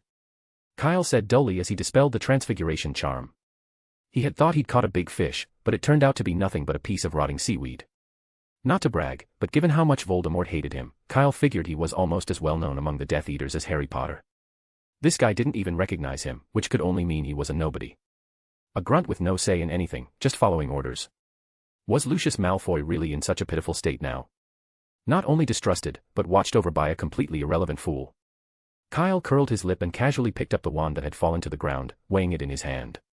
Whoever you are, let me go now, or the Dark Lord will kill you. The Death Eater continued to scream, though he no longer tried to move. The pain was too much. Every twitch of his shoulder felt like it would tear off completely. He didn't dare struggle. Kyle ignored him, still inspecting the wand. A solid black wand. Ebony, maybe. As for the core, definitely not unicorn hair. Probably dragon heartstring, for power. Why are you asking about that? Just getting familiar with my new weapon. Even trash like you has its uses. Kyle raised the ebony wand and pointed it at the Death Eater's head. I've never used a wand with this particular combination, but dragon heartstrings are usually not very loyal. Shouldn't be a problem. Wait, you. Legilimens. With a flash of white light, Nocturn Alley fell silent once more. 10 minutes later. Kyle emerged from Nocturn Alley, now wearing the appearance of the Death Eater he had just impersonated. He walked straight to the entrance of Gringotts and came to a stop. Before long, Lucius Malfoy exited the bank. He looked even paler than before, his fingers faintly trembling. What, can't bear to part with your galleons? Remember, it's an honor for you. You don't need to remind me, Traffendot, Lucius said coldly. A few galleons are nothing. The Malfoy family will always be loyal to the Dark Lord. If you're truly loyal, then you should hand over your entire family vault, not just trickle it out bit by bit like this. A flush of unnatural red rose in Lucius's face, likely from anger. It seemed that his only remaining value was to provide galleons. Handing over the entire vault. What, was he in a hurry to die? And yet, even now, Lucius didn't dare show his temper. He feared that Traffendot would twist his words and report them to Voldemort. The Malfoy family couldn't afford a single misstep anymore. The Dark Lord knows where my loyalties lie. You don't need to speak for him. With that, Lucius turned and quickly left Gringotts. Traffendot, no, Kyle, trailed closely behind.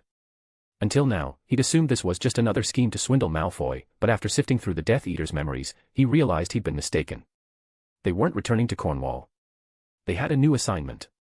Though the exact nature of it remained unknown, the Death Eater's only duty had been to keep an eye on Malfoy. It's about time. Back in the Leaky Cauldron's courtyard, Lucius looked at Traffendot and said, Traffendot, bring it out. If we miss the appointed time, we'll both be punished. Kyle nodded and pulled a coaster from his robe pocket. More precisely, it was a portkey.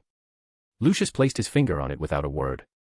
The two of them stood there awkwardly for a while until a sudden pull surged from the coaster. The portkey activated. After the dizzying swirl of travel, Kyle finally touched down on solid ground. A gust of wind blew past, carrying with it the familiar scent of the sea. But he was certain this wasn't Cornwall. You're right on time, said a pale, sickly thin wizard as he approached. Traffendot, you're done here. Get lost. Kyle, still adjusting to his new identity, froze for a brief second before realizing the wizard was addressing him. That dismissive tone and contemptuous glare. Great. This guy was a throwaway too, maybe even worse than Hogwarts' defense against the dark arts professors. Yes, Lord Lestrange, Kyle said dutifully, falling into step at the back of the group. There were indeed a lot of Death Eaters here, at a glance, at least 50. Leading them was the frail wizard in front of him. Rodolphus Lestrange. A veteran Death Eater, one of Voldemort's trusted followers, and Bellatrix's husband. Though Bellatrix was obsessed with the Dark Lord and felt nothing for her so-called husband, at most, they were just former Azkaban cellmates. Lestrange didn't seem to mind. Kyle even suspected that, given the chance, he'd gladly take Bellatrix's place. While Rodolphus Lestrange was speaking with Malfoy, Kyle quietly took in his surroundings. From Traffendot's memories, he only knew that after Lucius withdrew the money, they used a portkey to leave. He hadn't known their destination. But they were clearly near the sea, and judging by the surroundings, it looked like a dock, or perhaps an island. Information was scarce, and Kyle couldn't be certain. What he could confirm, however, was that this place wasn't in England. Kyle had plenty of experience using portkeys, and judging by the duration of the flight, they had definitely left the country, but not too far. If he was right, they were on an island just off the coast of England. Kyle wanted to strike up a conversation to gather more intel, but everyone around seemed to dislike him. Every time he tried to approach someone, he was met with looks of irritation and scorn. No doubt about it, this guy really had awful social standing. Kyle even suspected that Rodolphus Lestrange had chosen him to watch Malfoy precisely because of his poor reputation. If Malfoy got upset or caused trouble, they could just kill Traffendot to make amends, no one would miss him. Even a battered, ugly coin purse was more useful than cannon fodder. Unfortunately, the real Traffendot never seemed to realize that. When he noticed Rodolphus Lestrange's gaze sweep his way, Kyle immediately stood still, silent and composed. But Lestrange didn't linger on him, just a routine scan, it seemed. Strange. Why are we still just standing here? Kyle muttered inwardly. He and Lucius had been there for over 10 minutes, yet the Death Eaters hadn't moved. They were just standing around doing nothing. Was this some kind of Death Eater boot camp? Or were they waiting for someone else? Just as the thought crossed his mind, Kyle suddenly felt the hairs on the back of his neck stand on end, and his heartbeat began to race. Several plumes of black smoke streaked across the sky before crashing down nearby. Voldemort emerged from the haze, followed by Yaxley, Crabbe, Goyle, and a host of other notorious Death Eaters. Kyle's blood ran cold at the sight of such an imposing assembly. Sure, he'd wanted to stir up trouble for the Death Eaters, but just the Death Eaters. Voldemort was never part of the equation. Picking a fight with the Dark Lord? That was no different from suicide. Regret gnawed at Kyle. Had he known Voldemort would show up, he never would have come anywhere near this mess. Too bad Trapdoor had been so woefully uninformed. Now, Kyle could only shrink into the crowd, biding his time for a clean escape. Even if the Death Eaters noticed him, they'd only blame Trapdoor. What did any of this have to do with him? Right. He just needed to slip away at the first opportunity. Kyle edged further back. Voldemort's gaze never lingered on expendable pawns, which was a small mercy. And thankfully, he'd opted for Polyjuice Potion over Transfiguration, safety first. As long as he kept his head down, the Dark Lord would never suspect an intruder among his ranks. Mimicking the others, Kyle fixed Voldemort with a look of fervent devotion. Just a little longer, he thought. At the very least, he needed to learn why Voldemort had come. If the Dark Lord was here personally, it couldn't be trivial. When recruiting Lennis and those 100-odd rogue wizards, Barty Crouch Jr. had been the sole representative. But now, not only was Voldemort present, but nearly every high-profile Death Eater had gathered. Whatever they were planning, it had to be major. Since he'd stumbled into this, Kyle had no choice but to uncover the truth. Thank Merlin he'd chosen Polyjuice. A simple transfiguration would have exposed him the moment Voldemort arrived. Lennis might reject the title of Dark Lord, but Voldemort had earned that name through sheer power, power only Dumbledore could rival. Where is it? Voldemort's voice cut through the air like ice. Here. Lucius Malfoy quivered like a frightened quail, producing a Cornish-style case, likely a complimentary gift from Gringotts. Good. Voldemort gave a nod of approval before turning to Rodolphus Lestrange. Master, I've already informed Miles McFusty. They should be preparing to welcome the great Dark Lord by now. Preparing. Voldemort's crimson eyes locked onto Lestrange. You expect me to wait? With a thud, Rodolphus dropped to his knees. Master, I'll drag him here at once. Roar. A furious bellow echoed in the distance, followed by tendrils of flame, each dozens of feet long, weaving through the air like a fiery web. The Death Eaters' ranks wavered briefly, but discipline held. Fear was weakness, and weakness disgusted the Dark Lord. To earn his disdain was a death sentence. No. I will go myself. Voldemort studied the lingering flames. Miles is a clever man, and clever men know better than to refuse me. At his command, the Death Eaters advanced, a dark procession marching inland. Inland, because this was an island. The moment Lestrange spoke that name, Kyle had recognized their location. The flames only confirmed it. The Hebrides. Home of the Hebridean Blacks. As any wizard knew, there were only two places to reliably encounter dragons. The Romanian Dragon Sanctuary, which housed nearly every breed, except the Hebridean Black. Owing to their volatile nature, these dragons couldn't coexist with others. For centuries, the McFusty clan had overseen them in the Hebrides, both nurturing and containing them. And Voldemort's objective? Those living weapons, without a doubt. Chapter 876, Voldemort's Frustration. As a so-called island, the Hebrides were almost absurdly large, there was even a mountain range on it. That was likely why the Black Dragons had been able to live here for generations. If the land had been any smaller, it wouldn't have supported fire dragons at all. The good news was, once they ventured deeper into the island, Voldemort transformed into black mist and led his most trusted Death Eaters ahead. Kyle, along with the rest of the unlucky cannon fodder, was left behind, trudging over the mountains on foot, huffing and puffing all the way. But for Kyle, this was also good news. Without Voldemort nearby, he could finally act without restraint. Tired, mate. Kyle caught up to a lagging Death Eater and gave him a pat on the shoulder. Want a drink? I brought some butterbeer. The man turned around and paused, stunned when he recognized Kyle's face. Weird. This Trapdoor, the one who wasn't particularly capable but had a notoriously bad temper, was being so friendly today. Before he could figure it out, a wand slashed through the air in front of his face. Legilimens. The Death Eater's eyes immediately went blank. Kyle delved into his memories, then shook his head in disappointment. Nothing again. That made 6 Death Eaters he checked, and he still hadn't found a single useful clue. These guys genuinely had no idea what the purpose of this mission was. It looked like he'd have to go after one of the inner circle. Ideally, Rodolphus Lestrange, he'd been in charge before Voldemort showed up. He had to know something. But Lestrange was probably staying close to Voldemort, which would make getting to him a lot harder. Kyle considered his options, then waved his wand casually. Stupefy. The Death Eater, who had just started to come to, collapsed again. Should I inform the Order of the Phoenix? Kyle muttered to himself without looking back. In theory, a large-scale operation by the Death Eaters should be something the Order would try to stop. But with Voldemort present and Dumbledore missing, even if the Order showed up, there might not be much they could do. And Cornwall still needed people. Even though that Bubbly Lennis was actually Moody in disguise, Barty Crouch Jr. still hadn't returned. Kyle hadn't seen him among the crowd earlier. If the Order pulled all their people here, what would happen if Tonks ran into danger? Still, keeping it to himself wasn't an option either. If something went wrong, say, the black dragons flew off, and the Ministry knew nothing, it would be a disaster. After hesitating for a moment, Kyle pulled out a specially enchanted piece of parchment and scribbled a line. You know who has appeared in the Hebrides Islands. It was a messaging parchment, Cedric had the other half. As a calm and level-headed strategist, Cedric would know what to do once he received the message.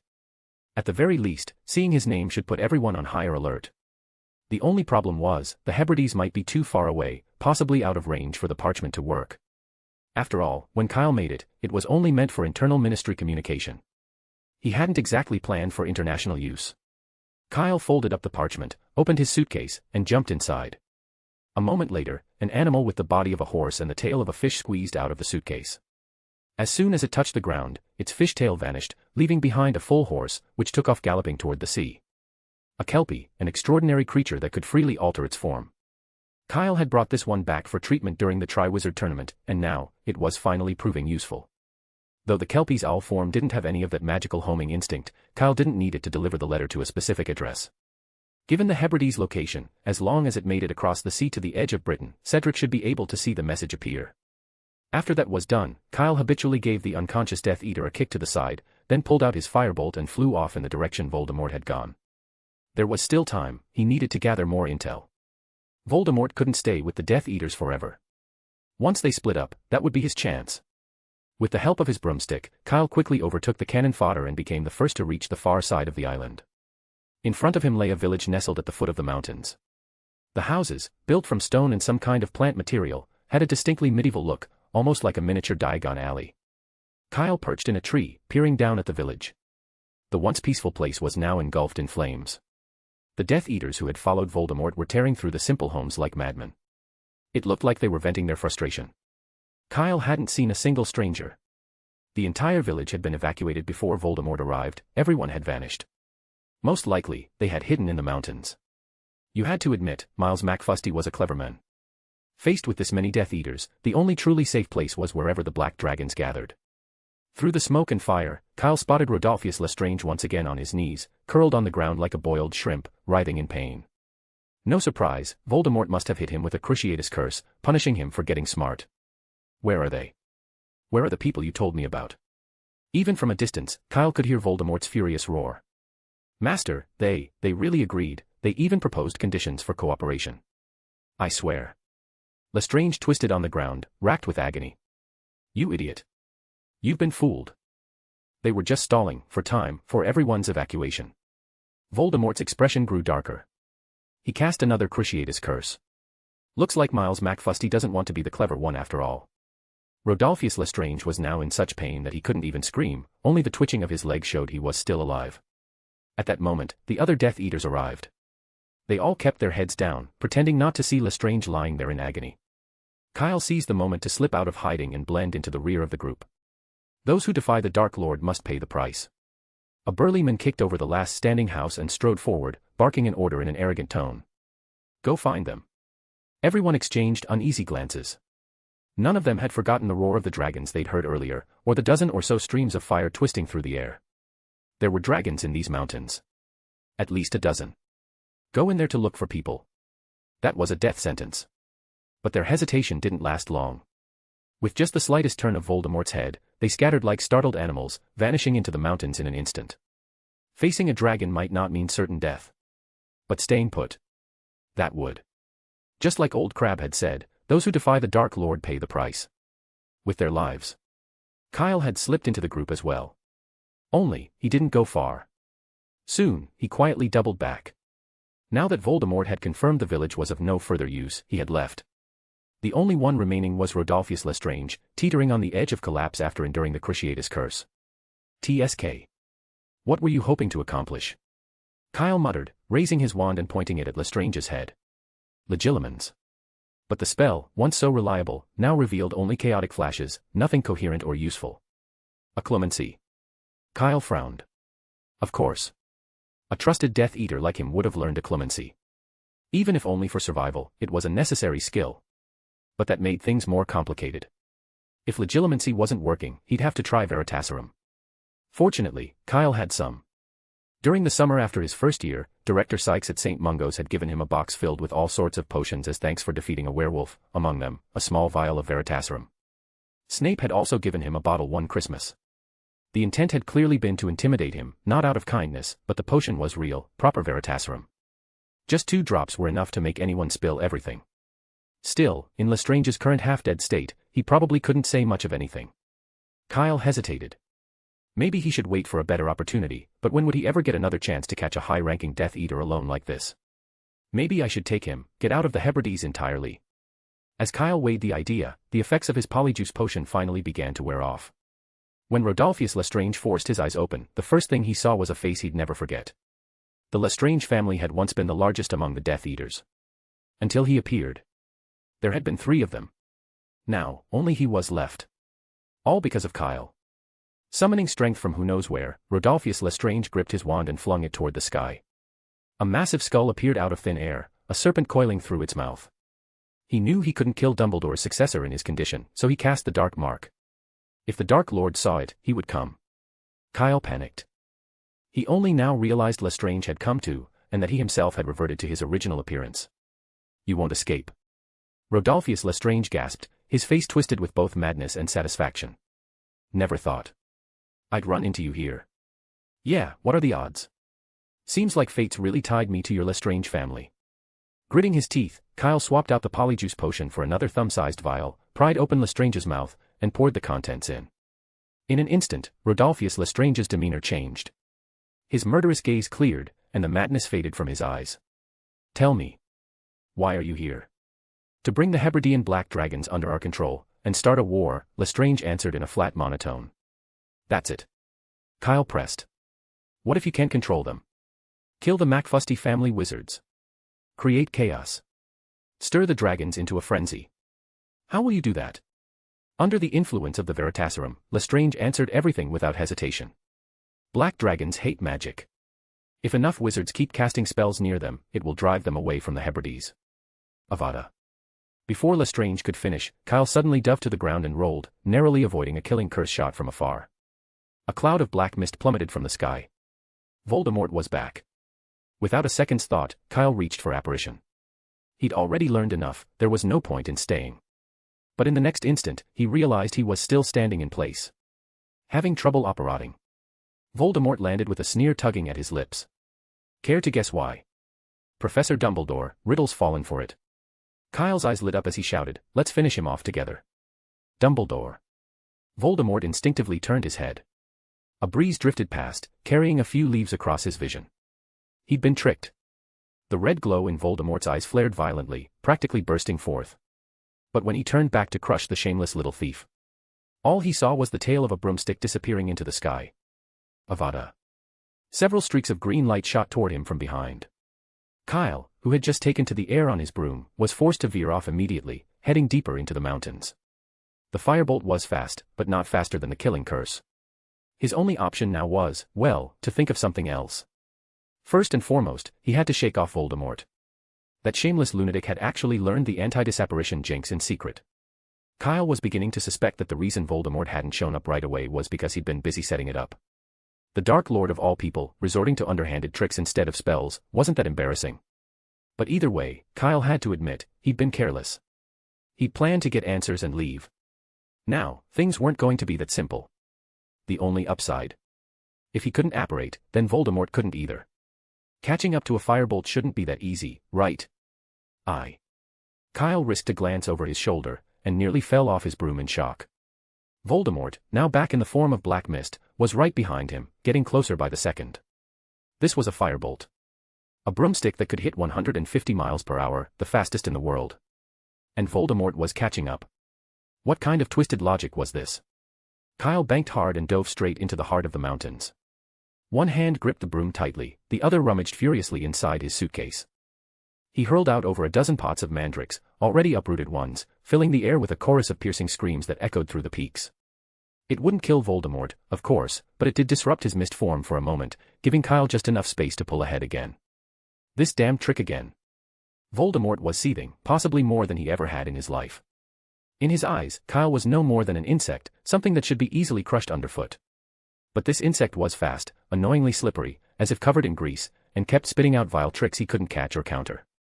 He'd never experienced anything like this before. Is this all Dumbledore taught you? Infuriated, Voldemort raised his wand and fired killing curses at Kyle like they cost nothing. That one wasn't from the Headmaster, Kyle muttered, but he didn't dare slow down. He vanished into the thick forest at the mountain's core. Voldemort landed and slashed his wand through the air. A strange force seemed to settle around the mountain range. Then, with another flick, he shot the dark mark into the sky. Seconds later, plumes of black mist began arriving one after another. The Death Eaters who didn't know the anti-disapparition spell came running as fast as they could. Master Crabbe, Goyle, and several others approached, trembling as they stood at Voldemort's side. It was obvious he was furious, more than they'd ever seen. Not even the last time he'd faced Dumbledore at the Ministry had he been this livid. They still didn't know what had happened, and none of them dared to ask. Call everyone here. I want that shameless thief found. Voldemort snapped, and with a wave of his wand, Kyle's image appeared before them all. The magical projection was so lifelike it could have passed for the real thing, down to the last detail. Even a mirror wouldn't be more accurate. A shameless thief. Crabbe and Goyle, already not the brightest, now looked even more confused. They all knew who Kyle was. After all, when Voldemort had first returned, Kyle had been the one who ruined everything, rescuing Harry Potter from under their noses. But, a thief. He'd stolen from the Dark Lord. Was he insane? Voldemort's face, though still pale, had regained a hint of color as he looked at Kyle's likeness. His voice, however, was like ice, devoid of emotion. Remember, this time, I don't want to hear any more excuses for failure. Chapter 877, Run Fast. Who are you? Who are you? Deep in the mountains, Kyle had barely landed when he came face to face with an old wizard with a head of white hair. The two of them raised their wands at each other almost simultaneously. Miles McFusty, the old wizard spoke first with a sneer. Don't pretend. You're here for me, aren't you? I just didn't expect you to be bold enough to follow me in, and to find this place so quickly. As he spoke, his wand lit up. McFusty. Kyle froze for a second. He blocked the incoming red light with a shield charm and said, I think you've misunderstood. I'm not a Death Eater. To be honest, this old wizard was kind of weak. Kyle eyed the unmoving silver shield and muttered to himself. Based on what he'd overheard from the conversation between Voldemort and the Death Eaters, he was fairly certain that this Miles was either the head of the McFusty family or at least someone high up. Death Eaters didn't strike deals with low-level flunkies. Kyle instinctively assumed this Miles was on par with Drolls, the captain of the Dragon Keepers at the Dragon Reserve. But that spell just now, it was so weak. That level was barely on par with your average cannon fodder Death Eater. Was this guy a fake? Such a pathetic lie. Before Kyle could respond, the frail-looking old wizard cut in. He was surprisingly hot-tempered. Seeing that his spell hadn't worked, he took 2 steps back, put his fingers to his mouth, and let out a piercing whistle. A furious roar echoed from the cave behind him, accompanied by a flash of orange-red light. Kyle knew that light all too well. Dragonfire. He took off running. The dragonfire grazed his robes and, in the blink of an eye, incinerated a tree behind him into charcoal. A pitch-black dragon crawled out of the cave, nearly 30 feet long, radiating a terrifying presence. You're not here for the black dragon. Then why are you running? Miles asked coldly. I told you, I'm not a Death Eater. Kyle tried reasoning with him, but it was no use. The man was convinced he was one of Voldemort's people. Then again, it wasn't exactly surprising. Right now, the only wizards showing up on the Hebrides Islands were Death Eaters. Assuming that made sense. No helping it, then. Kyle opened his suitcase. He wanted to call Norbert out to help him reason with the wizard and the dragon.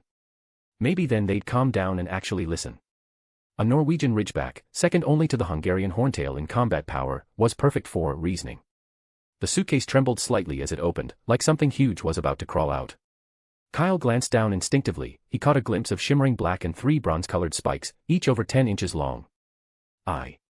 Without a moment's hesitation, the semi-transparent silver shield in front of Kyle expanded and solidified, becoming as sturdy as a real shield. At the same time, the ground rose up, forming a stone wall. The next second, the massive creature climbed out of the suitcase, and without any pause, it swung its spiked tail and smashed it into the stone wall. The hastily formed barricade didn't last a second before shattering to pieces. The tail struck the shield with a heavy thud, like a siege cannon slamming into a fortress wall. Cracks spread across the shield like spiderwebs, but it held. Good thing he'd reacted quickly. Kyle wiped the cold sweat from his forehead, staring at the Hungarian horntail in front of him with lingering fear. He'd clearly called Norbert. Why did this thing come out? Ever since Kyle had forcibly taken the basilisk away, he and the Hungarian horntail had been on bad terms.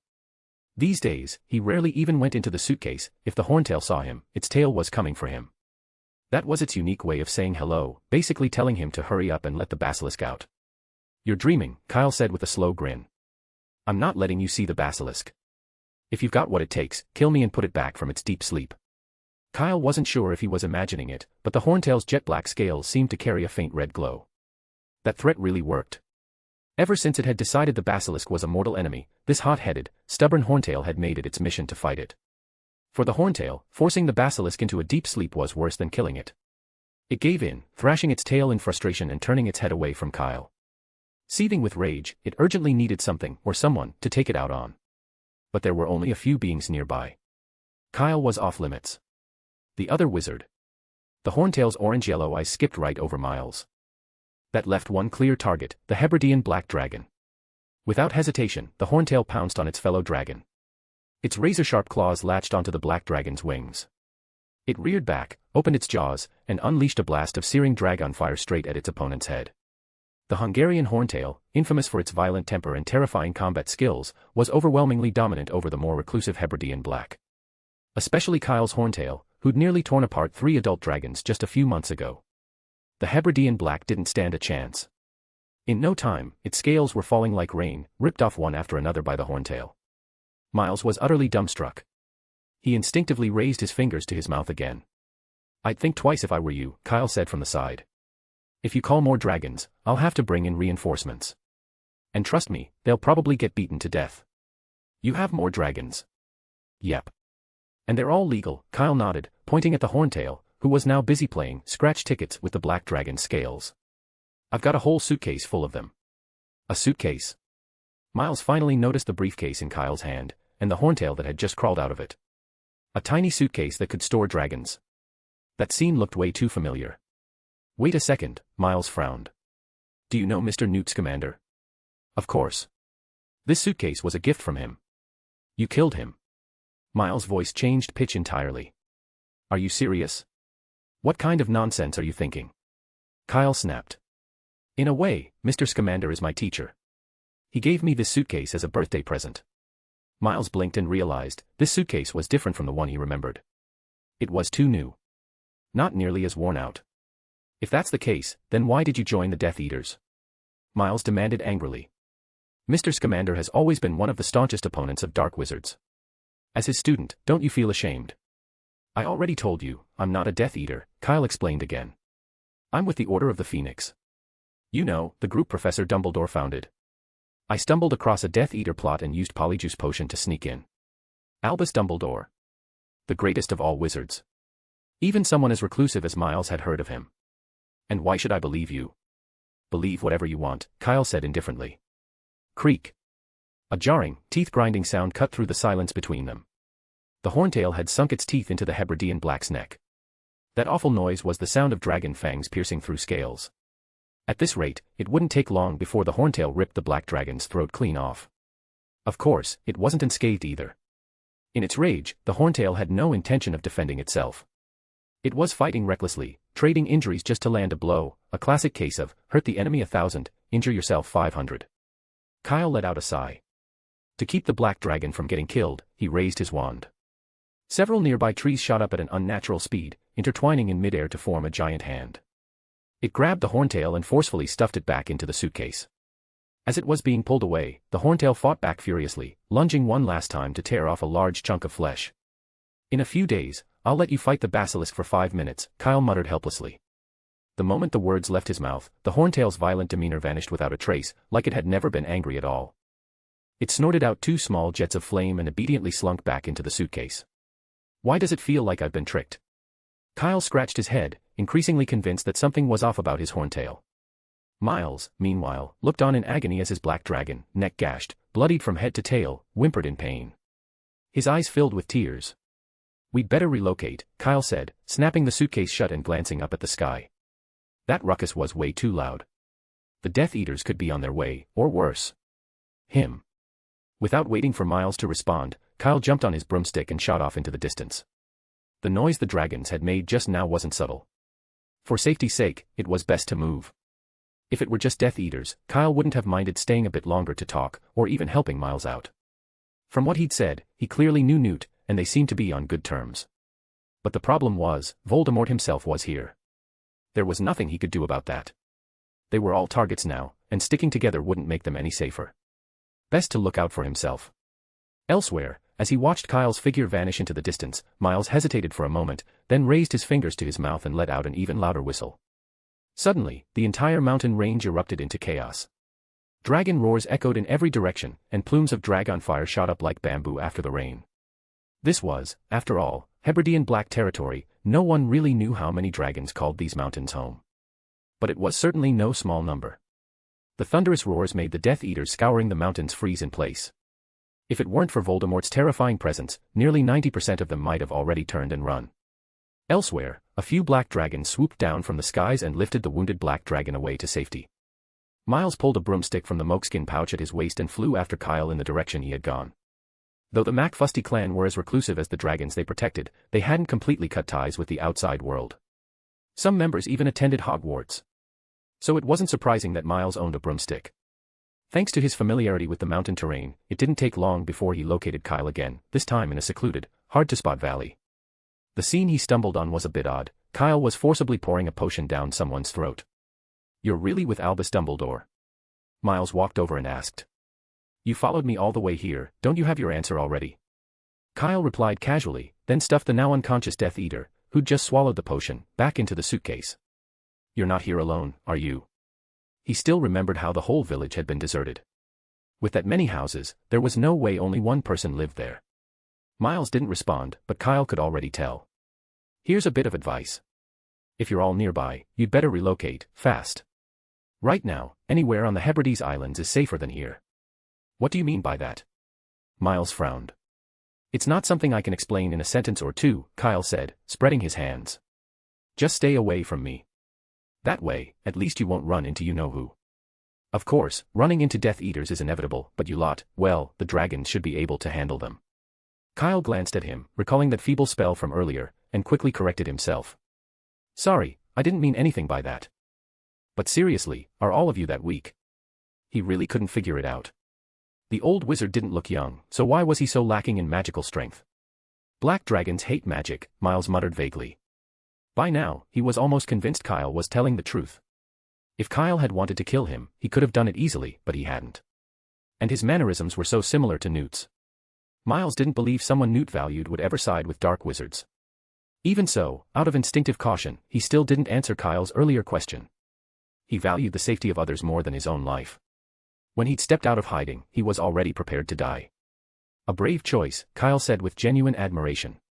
Miles' heart gave a sudden jolt, almost leapt out of his chest. You can read my mind." "No, but it can." Kyle pointed behind him. There, a large six-legged feline was watching Miles with glowing orange-yellow eyes. It was the Wampus cat. It had relayed Miles' thoughts to Kyle.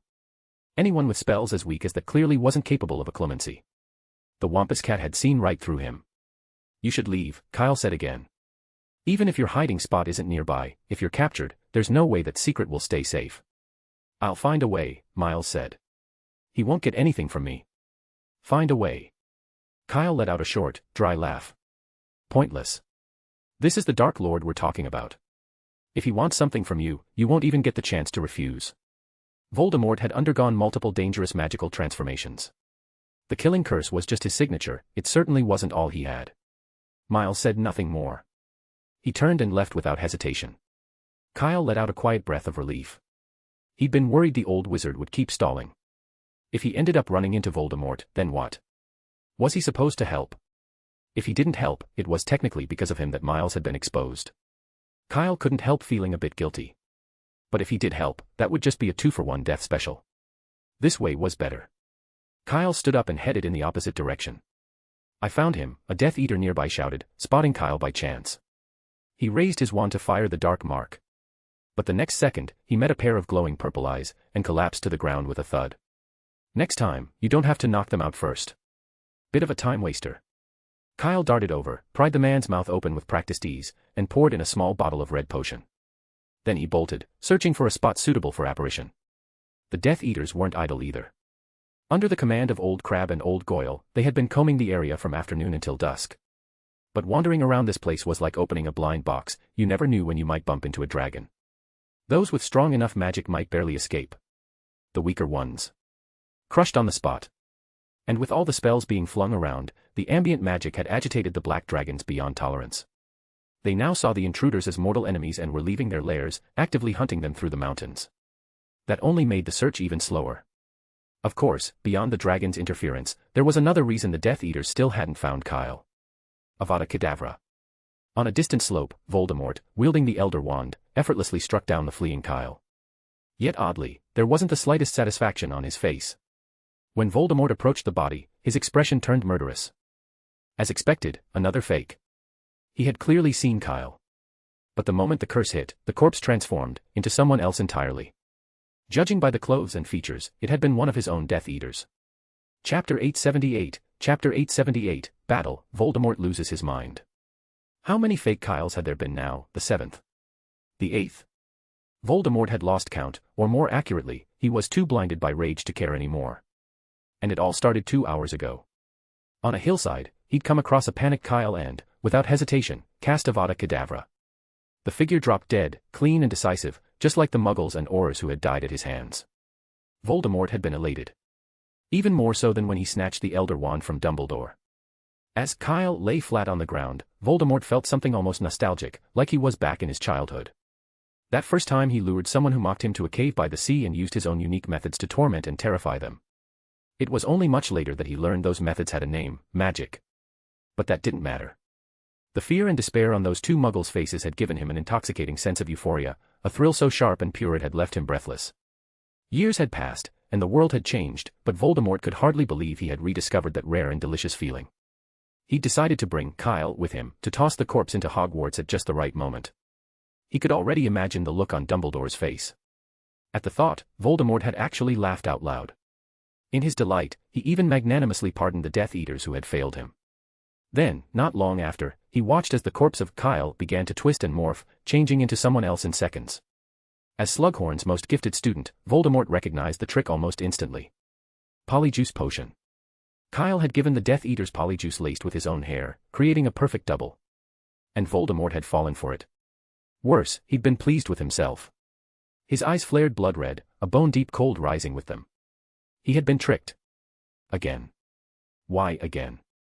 Voldemort didn't know. It was simply the thought that came to mind. Driven by fury, Voldemort snapped. He transformed into a cloud of black mist and tore through the mountains, striking down everything in his path, Death Eaters, black dragons, Kyles, with a single fate, death by killing curse.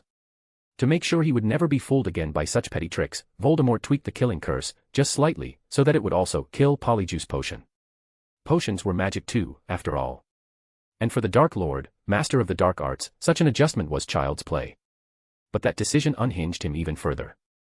Every Kyle he encountered after that was fake. Each one just another Death Eater dosed with Polyjuice. By now, the number of Death Eaters he'd personally killed was pushing double digits. If the Hebrides had a leaderboard for Death Eater kills, Voldemort would be in first place, followed by a bunch of fire-breathing dragons. Out of the original 50-plus Death Eaters, fewer than 20 were still alive. But Voldemort didn't care. Even when the Kyles he encountered were clearly just Death Eaters in disguise, he cast the killing curse without pause. Because he couldn't be sure if it was really Kyle pretending to be a Death Eater.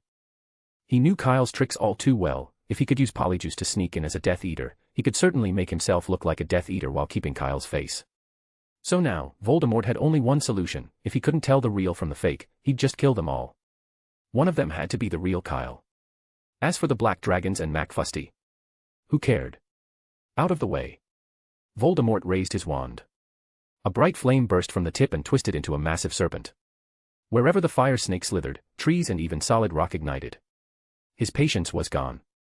He decided to unleash Fiendfyre to force Kyle out, completely disregarding whether any Death Eaters got caught in it. And even if they did, Voldemort didn't care. What difference would a few more deaths make at this point? The Fiendfyre spread with unnatural speed. Though it was night, the central mountains of the Hebrides blazed like midday. In the roaring firelight, Voldemort spotted another Kyle, and, as usual, flung a killing curse his way. But this time, the figure dodged. It had been a casual strike, but not just anyone could avoid it. "Found you," Voldemort said, narrowing his slit-pupilled, crimson eyes. He knew, this time, it was the real one. The ones who died easily to the killing curse had been Death Eaters. The one who evaded it had to be Kyle. It was a grimly ironic method of identification, but undeniably effective. And Voldemort was right. That was Kyle. Kyle hadn't expected Voldemort to go this far. Not only was he merciless with his own followers, he was even willing to annihilate all remaining Death Eaters, and the entire mountain range, just to kill him. Trying to escape the surge of Fiendfyre had exposed him. So close, Kyle sighed. He had nearly reached the sea. If he'd just released a few more decoys to mislead Voldemort and disguised himself as Crabbe or Goyle, he'd have had a real shot at slipping into the water and escaping. But now, with Voldemort ready to kill everyone just to get him, that plan was useless. Staring at the twisted face of Voldemort and the inferno raging around him, Kyle felt despair creeping in. This time, it seemed there was no way out. He never imagined Voldemort would care this much. A man who preached the supremacy of absolute power had not only cast an anti-disapparition jinx to block his escape, but had been willing to bury 50 Death Eaters with him. Unless Dumbledore descended from the sky, he probably wasn't getting out alive. Kyle looked up at the firelit sky. Not even a single cloud, let alone Dumbledore. "By Merlin's strawberry socks," Kyle muttered, closing his eyes. Not that he planned on giving up. In several hidden spots across the mountain, faint lights flickered to life. Arcane runes shimmered into view. This was Kyle's fallback plan, or something like it. If it was only Fiendfyre, he didn't think he was any worse off than Voldemort. But he needed time. Voldemort and Kyle raised their wands simultaneously. The solid ground beneath them turned to swamp. Voldemort stumbled, and the killing curse veered off target, slamming into a cliff to Kyle's left. Almost at the same moment, Voldemort swept his arm, regaining balance as a hurricane rose around him. The whirlwind carried rocks and leaves into the air, coiling them into a massive snake with venomous fangs. With a shriek, it lunged at Kyle. A flash of silver appeared in front of Kyle. His shield transformed into a door, the front gate of Hogwarts Castle. The giant snake collided with the door and exploded with a deafening boom. "How long can you keep this up?" Voldemort raised both hands above his head. A crack split open beneath Kyle's feet. If he hadn't reacted quickly, he might have fallen, but that wasn't the end of it. Countless pitch-black daggers surged from the crevice, racing toward him. Kyle wrenched a thick slab of stone from the cliff wall beside him and slammed it down over the crack with a heavy crash, smashing the blades beneath it. He was gasping for air now. Casting large-scale softening and severing charms together was beginning to take its toll.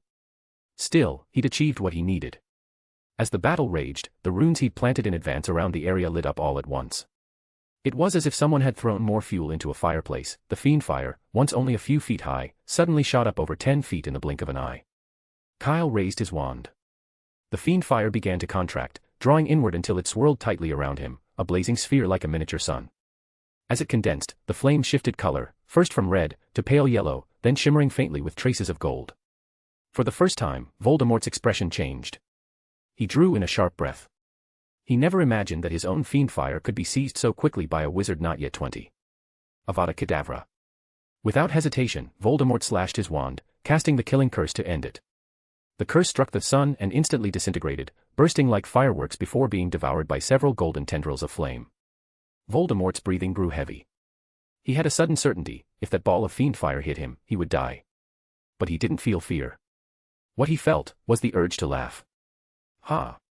The great Dumbledore actually trained a Fiendfyre master. He raised his wand again. At his motion, the previously stable Fiendfyre sun began to churn violently, its shape subtly distorting. Voldemort was fighting for control. Unlike other dark magic, Fiendfyre, once conjured, slipped free of the caster's will and became a semi-sentient force of its own. That's why most wizards could only release it. They couldn't actually command it, unless they employed more complex runic magic. But that wasn't a hard rule. If Kyle could seize control of Voldemort's Fiendfyre, then Voldemort could just as well try to take it back. Now it was simply a matter of who had the greater skill. At the heart of the Fiendfyre sphere. Pale-faced, Kyle pulled out his suitcase. He released the niffler, then stuffed the suitcase, and a rolled piece of parchment, into its inner pouch. Hide. Find a chance to get this to Newt.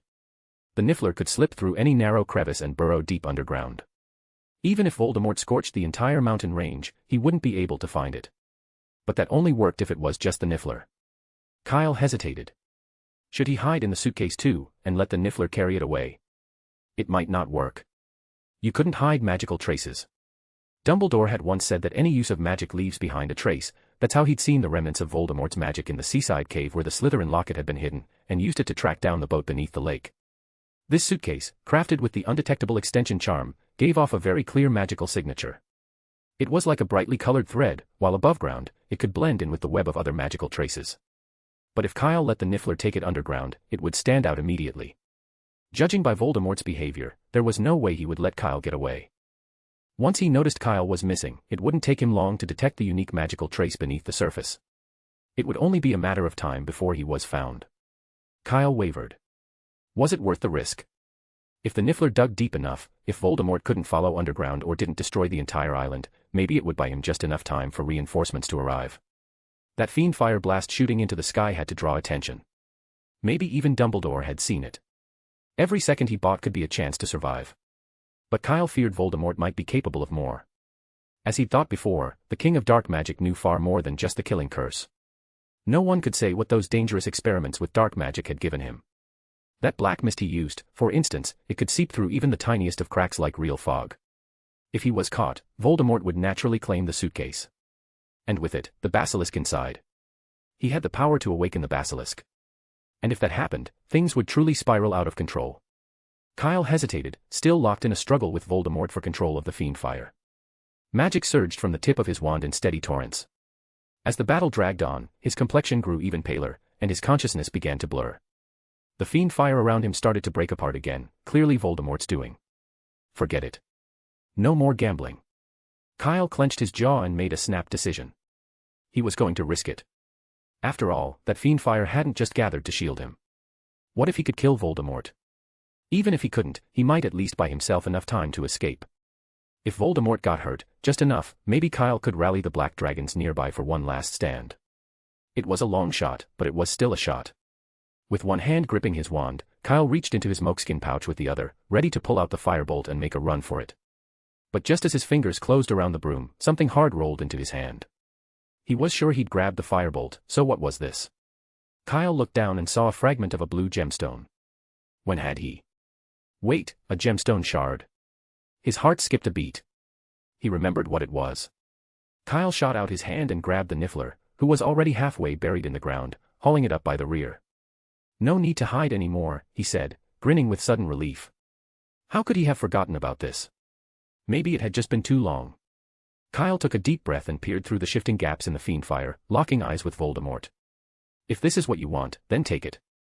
He raised his wand. Flames erupted from the tip and fused with the surrounding Fiendfyre. The sun began to move. Incendio totalum. Kyle thrust his wand toward Voldemort, and in that instant, he felt his magic pour out like a bursting dam. The effect was immediate. He had never unleashed the firestorm charm at this scale before, not just regular Fiendfyre, but the combined power of both his and Voldemort's flames. The resulting inferno surged like a tsunami, rising nearly 20 feet high before crashing down with immense force. The entire world seemed to fall silent. Even the roaring Hebridean black dragons abruptly went quiet, their mouths snapping shut. From above, it looked as though the golden fire had cleaved the Hebrides islands in two. Voldemort, the direct target of the flames, sensed the danger just in time and turned himself into a cloud of black mist. But even so, half his body was scorched black. For the first time since Dumbledore, Voldemort had truly felt the threat of death. That spell, it really could have killed him. If he hadn't reacted in time. Voldemort glanced behind him. Old Crabbe, who had been running toward him moments ago, was gone. Gone, completely. Nothing left behind, as if he had never existed at all. At that moment, Voldemort's fury reached its breaking point. He wasn't angry over Crabbe's death, he didn't care about that. What he couldn't tolerate was letting another Dumbledore walk free. No, worse.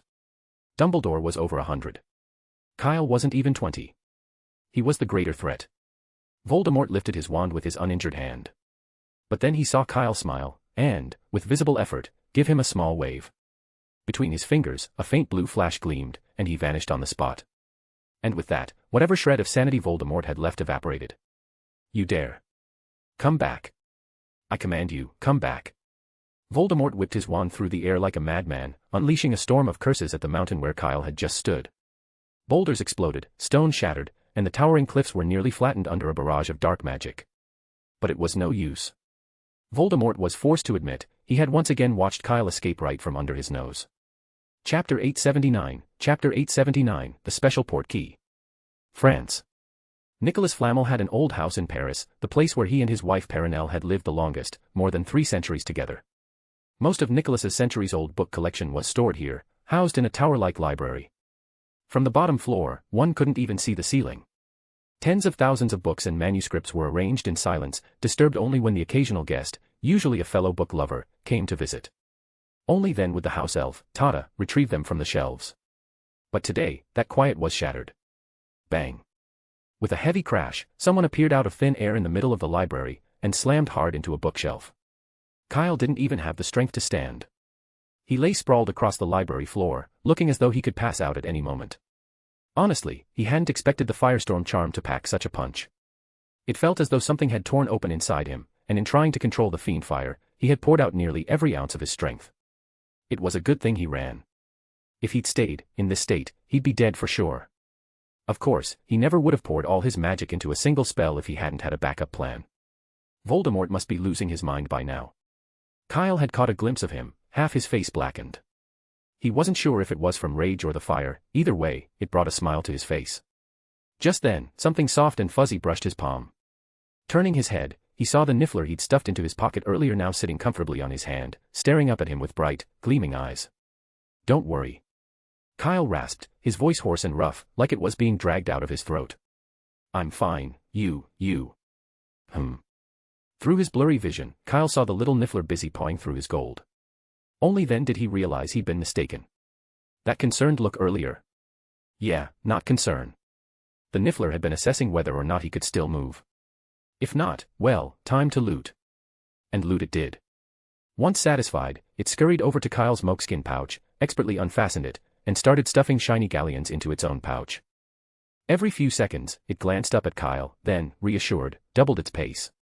By the time it was done, the pouch had been cleaned out, galleons, sickles, even nuts, all gone. The little thief gave a pleased pat to its bulging pouch. You just wait. Kyle muttered in exasperation. He'd been robbed by a niffler. Unbelievable.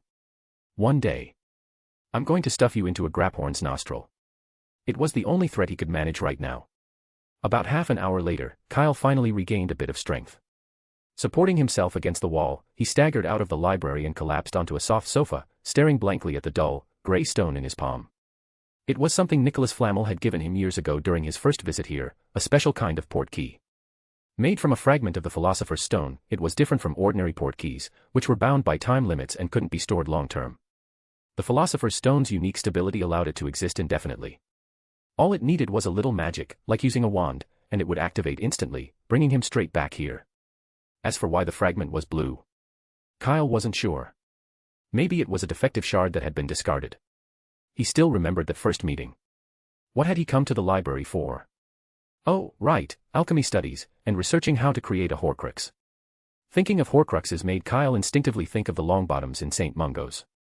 That had been his original purpose in studying Horcruxes, to see if it was possible to separate the fractured pieces of their souls. But with all the chaos Voldemort had stirred up over the past few years, Kyle had barely had time to focus on it.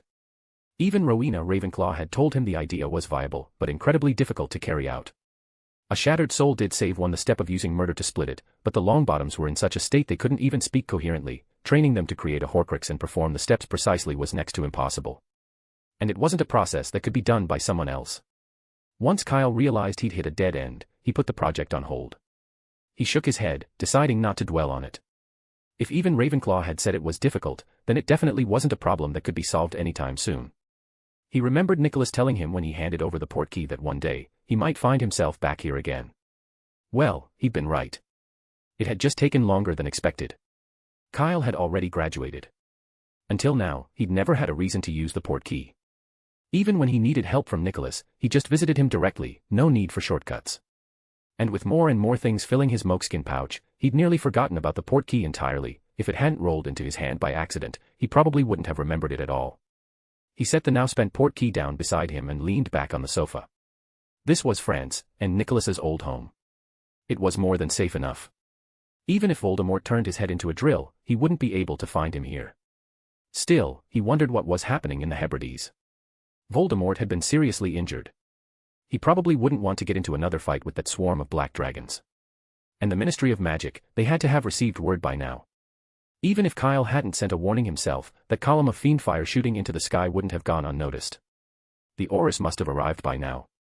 Lying there on the soft sofa, Kyle felt his eyelids grow heavy. He was utterly exhausted. Facing Voldemort in a blind rage, one wrong move and he would have been caught. Not to mention that final firestorm charm, cast with everything he had left. Sure, it had looked incredible. Endless flames ripping through the landscape in an instant. But it had taken a toll. Hopefully, the Aurors would be able to extinguish the flames. Kyle wouldn't be returning anytime soon. Still, even if they couldn't, it didn't matter much. The firestorm charm had binding properties, Fiendfyre included. As long as Northwest One got too close and did something reckless, it should be fine. Lost in thought, Kyle drifted off to sleep without even realizing it. At the same time, in the Hebrides Islands, a burst of chaotic explosions echoed through the air. Rufus Scrimgeour, head of the Auror office, upright into place with a grim expression, followed closely by nearly 20 Aurors and an even larger group of hit wizards. Scrimgeour was in a foul mood. The moment he received word that Voldemort had been spotted in the Hebrides Islands, he'd immediately assembled all the most seasoned Aurors and made a quick detour to Hogwarts. But Minerva McGonagall had told him that Dumbledore wasn't there. And no one knew where he had gone.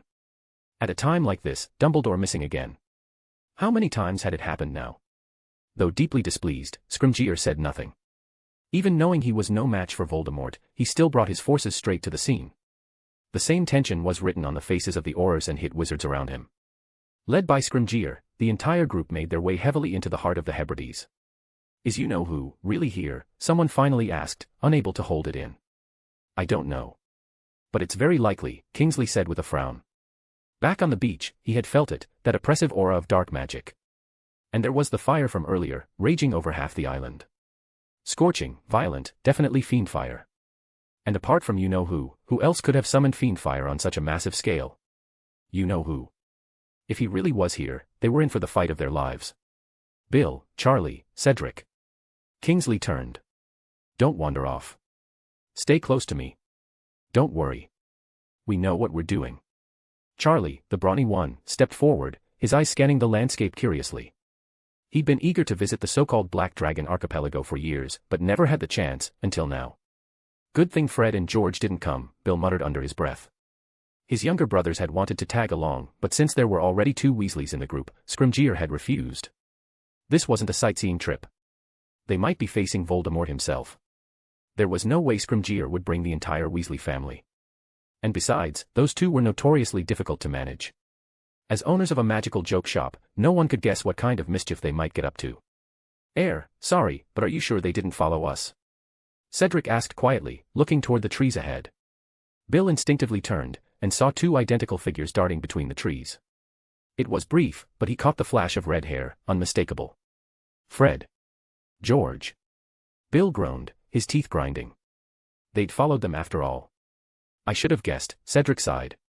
Especially since it was Kyle who delivered that letter. Ridiculous. This isn't the time for sentiment, Kingsley muttered, rubbing his temples. Arthur and Molly were on their way too, which meant, apart from the 2 youngest still at school, the entire Weasley family was here. And if they ran into Voldemort? Kingsley's expression darkened at the thought. Charlie, find them. No matter what, get them out of here. Got it. Charlie nodded and took off toward where they'd disappeared. I'll go too, Cedric said. Maybe I can talk some sense into them.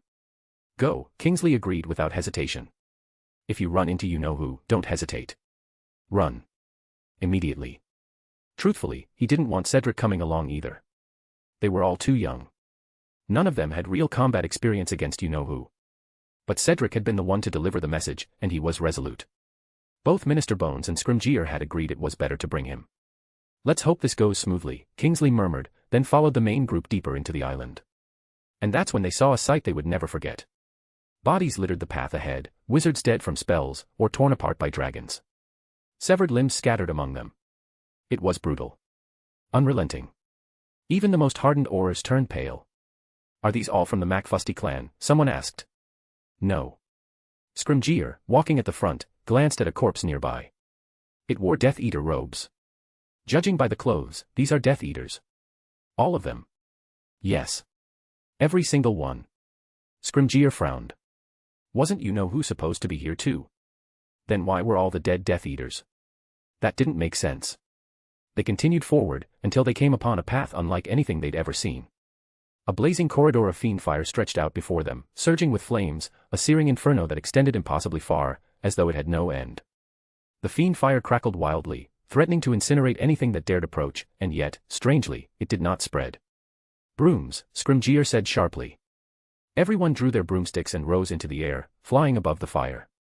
Some flew higher, hoping to glimpse where the path led, but no matter how far they went, that blinding ribbon of golden-red flame stretched on and on. "Get down!" Scrimgeour barked. "Do you want to give away our position?" Sorry." The hit wizard quickly descended, but his legs were trembling from what he had seen. The fiendfyre cut across nearly the entire island, and the land it consumed had already collapsed into a trench of glowing magma. It wouldn't be long before the whole island was burned straight through. One spell, just one, and the island was cleaved in two. That was the power of you-know-who. If he had to face something like that, could he survive? The hit wizard didn't know. He didn't want to know. He just clenched his jaw and forced himself to keep moving. Not long after, the rest of the Order of the Phoenix arrived, Mr. Weasley among them. Mundungus was trembling, reluctant to go any further, but a scrawny old wizard gave him a sharp kick that sent him stumbling to the front with a pitiful groan. "Everyone, be careful," Mr. Weasley warned. Following the trail Charlie had left behind, they moved quickly through the terrain and soon caught up with the aurors. But after that, despite being fully prepared for battle, the group spent nearly an hour scouring the island, only to find dead Death Eaters and nothing else. No sign of you-know-who. No trace of the McFusties. It was as if they'd landed on a deserted island. What puzzled Charlie even more was the complete absence of dragon activity. Something wasn't right. The Hebrides Islands had been home to generations of Hebridean black dragons. Known for their deep aversion to magic, they should have been anything but silent in the face of such widespread fiendfyre. Had they been taken away by you-know-who? Charlie's heart skipped at the thought. But he quickly shook his head. No, that many dragons wouldn't vanish without a trace. If anything, it was more likely they'd all been killed. But that wasn't good news either. What had really happened here? Charlie's confusion was shared by everyone present. The only thing Scrimgeour could confirm now was that you-know-who was no longer on the island. "Hey! What took you so long?" The sudden shout startled the already tense group. Several hit wizards instinctively raised their wands. "Oh, bloody hell! What are you doing?" The voice held a mix of indignation and disbelief. Scrimgeour turned sharply. "Weasley." "Of course it's us," Fred grumbled, climbing up from the ground, visibly rattled. "Why did you attack us?" "I had to confirm your identities," Scrimgeour replied, his expression stern. "It's all right. I can vouch for them." Cedric's voice cut in suddenly. Scrimgeour looked up to see Cedric casually motioning to a button on his robe. Only then did Scrimgeour relax. The Ministry had recently issued new communication devices to the aurors, and that button was the key to the system, something known only to a select few. Cedric was one of them. That alone proved he was the real thing. "Fred.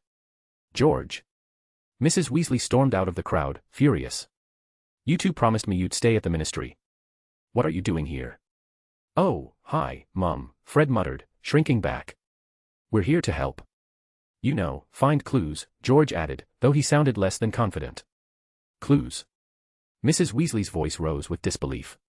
"You two think you can find clues?" "Well, that's not entirely fair, Mum," Fred said, raising an eyebrow. "As a matter of fact, we already have." "Very important clues," George chimed in. "While you lot were busy wandering around."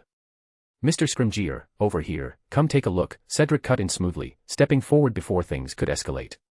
Hadn't anyone noticed Mrs. Weasley's face had gone completely black? If he didn't step in and change the subject fast, his two hopeless friends might end up staying here forever, as permanent companions to the dead Death Eaters. Chapter 880, The Damaged Wand. Cedric led the group forward. For some reason, the lush vegetation that once covered the Hebrides Islands had been almost entirely scorched away. Even though it was night, visibility was clear across the open terrain. After they crested a hill, a chorus of gasps rippled through the crowd. It was obvious this had been a battlefield, but the scale was almost unbelievable. They were met with the sight of a vast, grey swamp nearly the size of a Quidditch pitch. A deep, jagged crack, nearly 3 feet wide, split the ground, bottomless and dark. The cliff walls on either side were gouged and blasted, unmistakable signs of powerful spell work. It was hard to imagine what kind of duel could leave destruction like this in its wake. Mr. Weasley stepped up to a massive boulder nearly as tall as himself, staring at it in a daze. The stone had fallen directly into the chasm and seemed to have crushed something underneath. Black, ashy marks surrounded it. On the adjacent cliff wall, there was a matching indentation. This was carved out with magic, Scrimgeour said as he approached, offering his assessment.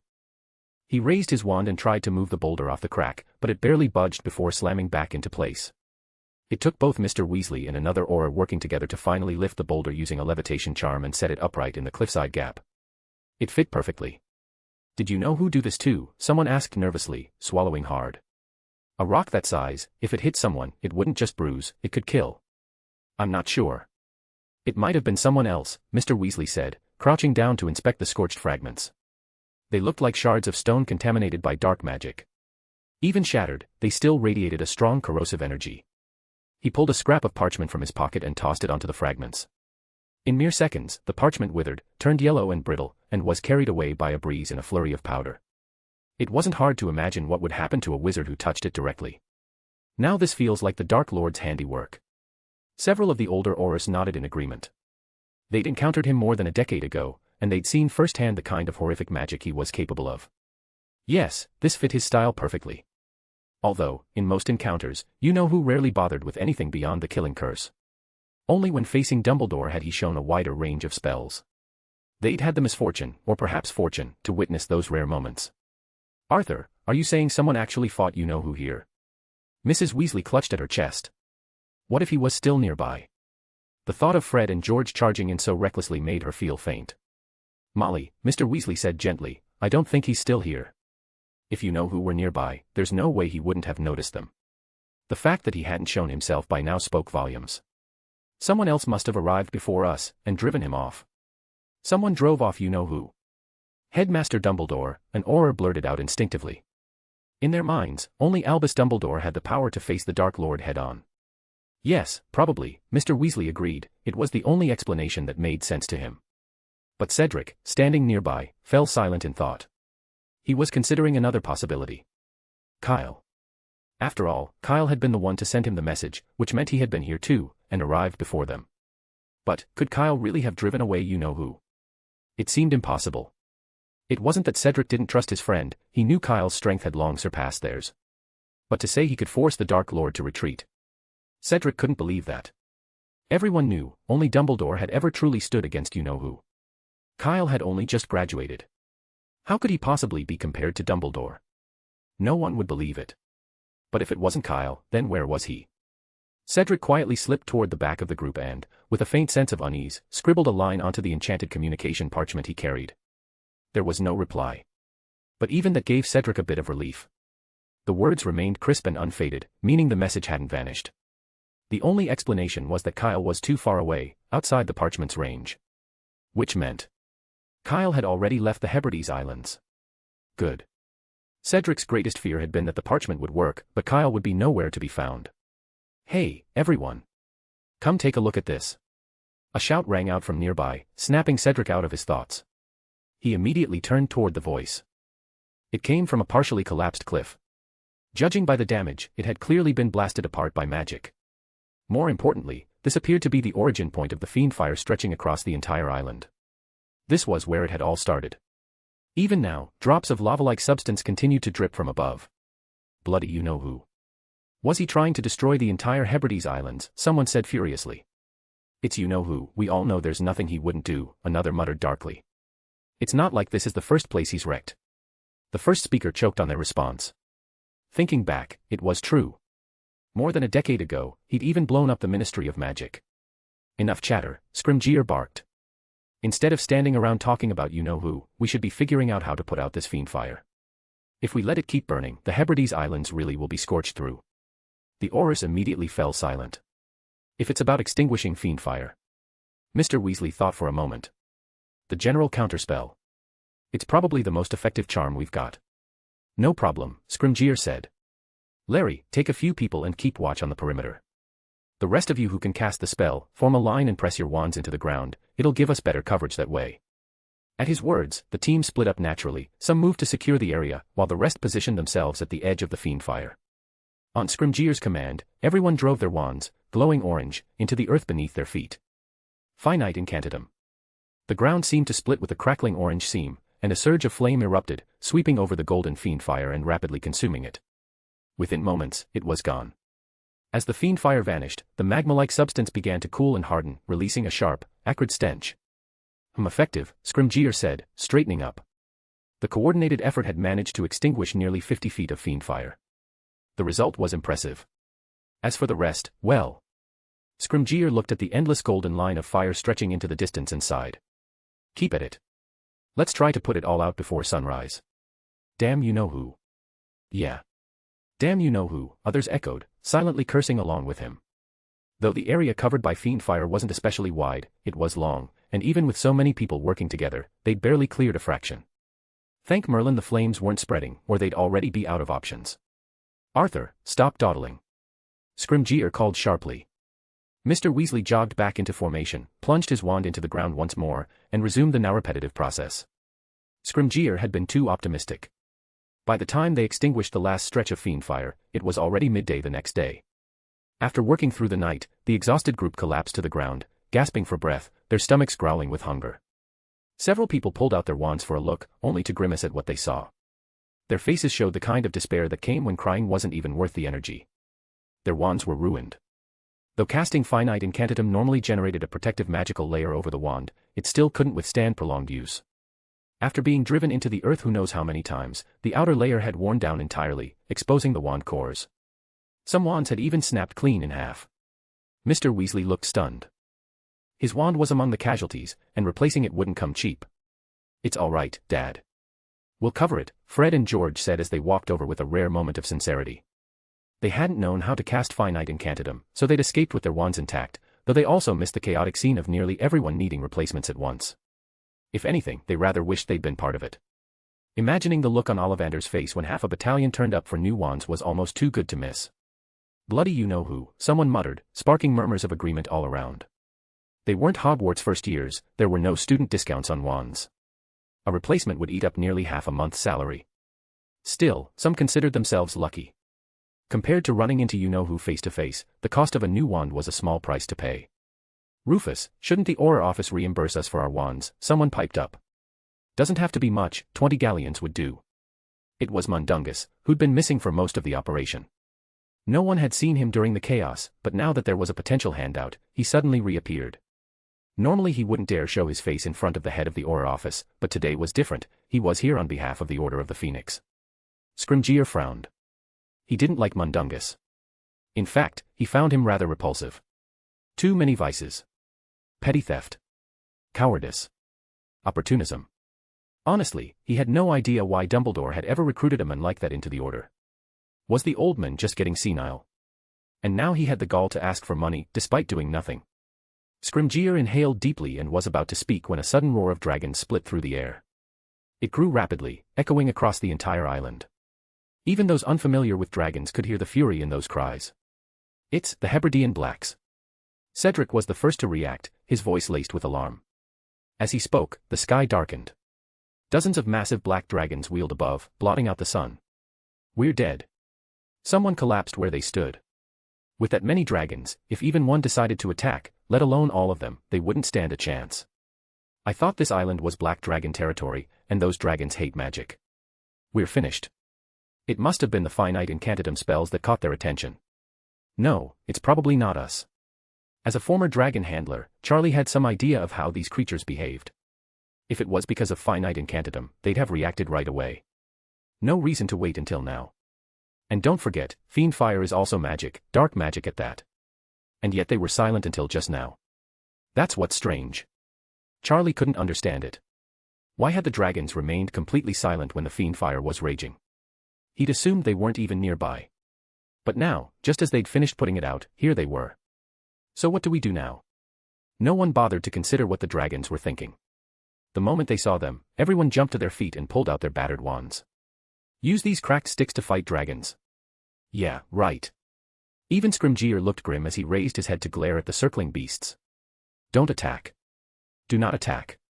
Lower your wands, now. Miles came sprinting from the distance, gasping for breath. Put your wands down. Don't provoke them any further.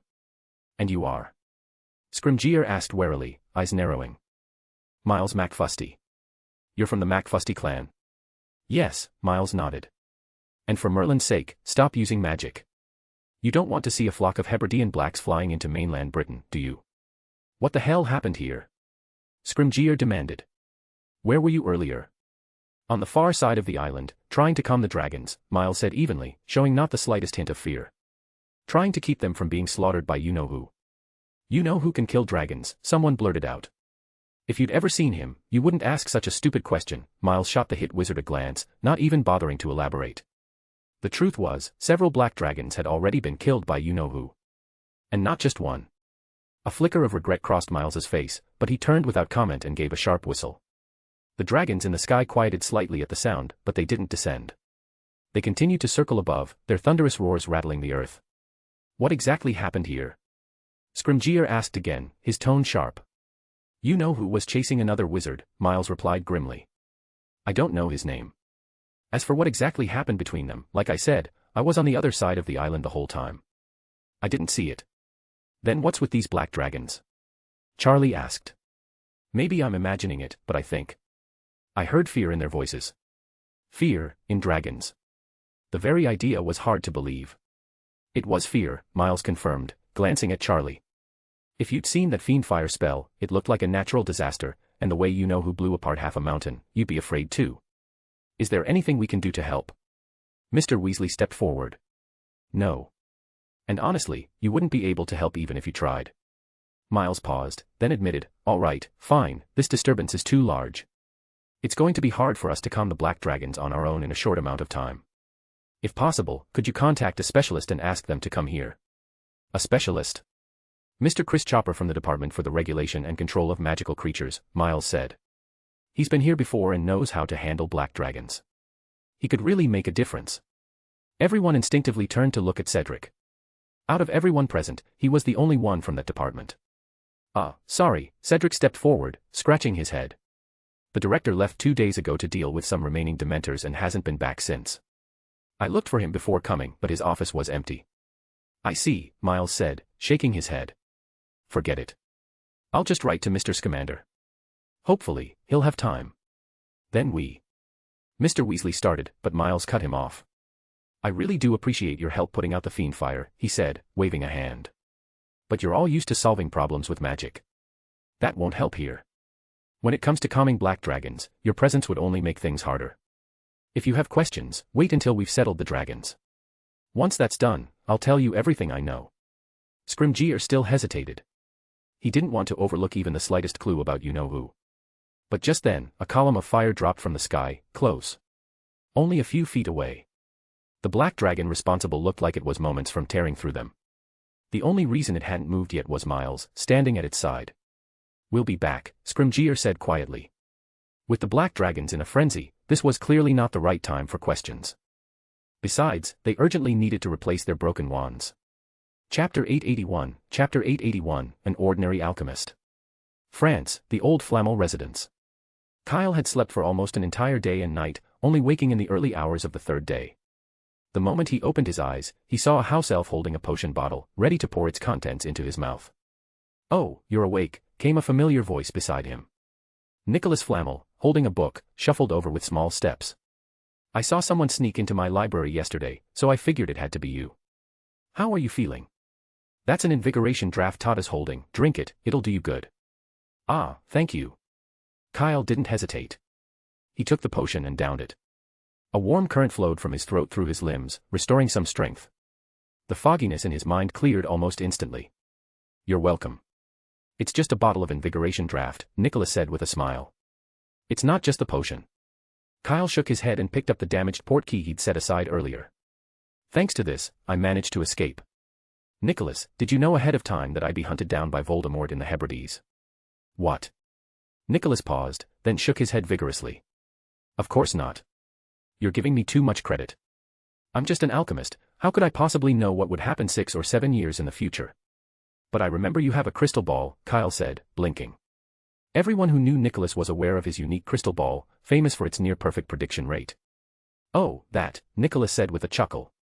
That crystal ball was crafted 300 years ago by me and 7 of the most renowned seers of the time. But it can only predict events that concern me, and only those that are already unfolding. We met for the first time 6 years ago. That's beyond the crystal ball's predictive scope. Huh. Kyle looked puzzled. That doesn't make sense.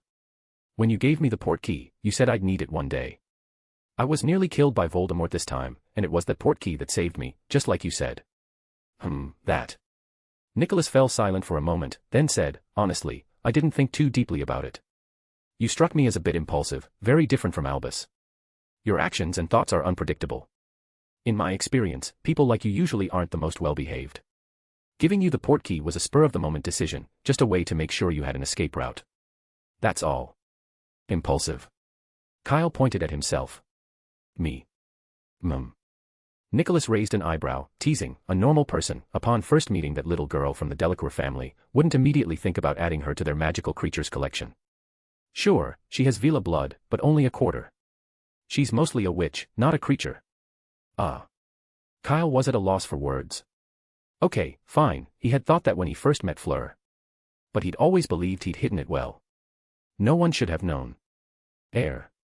Nicholas, you. Don't worry. Olymp doesn't know. And neither does the Delacour girl, Nicholas said, clearly anticipating Kyle's question, smiling as he added, it's just my personal guess, an old wizard's intuition. Good. Kyle let out a breath of relief. Madame Maxime wouldn't care, but Fleur was now quite close to Conna. They even lived together. If she ever found out that he had lumped her in with magical creatures. Merlin knows what she might tell Conna. Terrifying. Better she never finds out. Seeing Kyle's lingering anxiety, Nicholas chuckled even more wickedly, thoroughly pleased. Seems my instincts were pretty spot on. You just used the port key later than I expected. You call that late? I heard all about your exploits from Albus, Nicholas said, giving Kyle a meaningful look. I honestly thought Voldemort would have come for you after he was resurrected. Let's not even mention the 3 Horcruxes Kyle had taken, Voldemort would never have let that go. And then there was the identity and symbol he'd stolen, that basilisk. That alone was a declaration of eternal enmity. Maybe you should thank that kid, Harry Potter. He's taken a lot of Voldemort's hatred onto himself. Harry, huh? Kyle rubbed his chin. That was fair. Up until recently, Voldemort's attention had been locked on Harry, the boy who lived.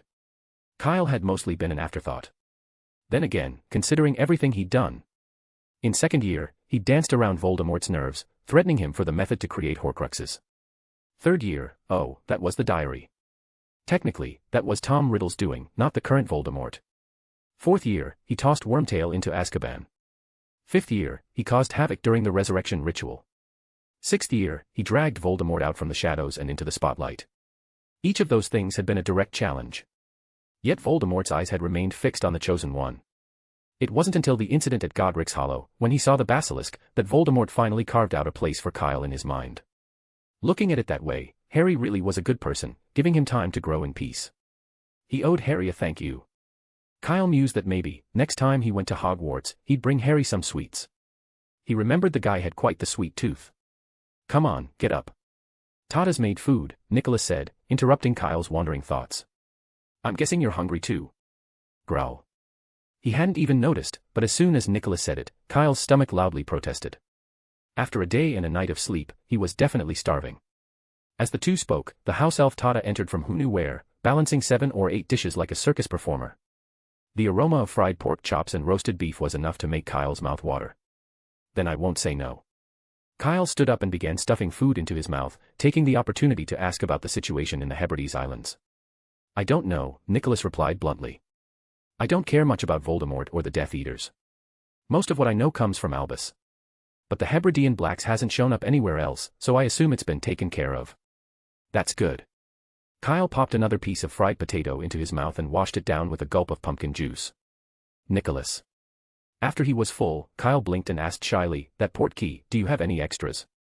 I'm afraid I'll have to disappoint you, Nicholas said. The one I gave you was made from the last shard of the Philosopher's Stone. There's nothing left. No extra Philosopher's Stone? Kyle asked, still unwilling to give up.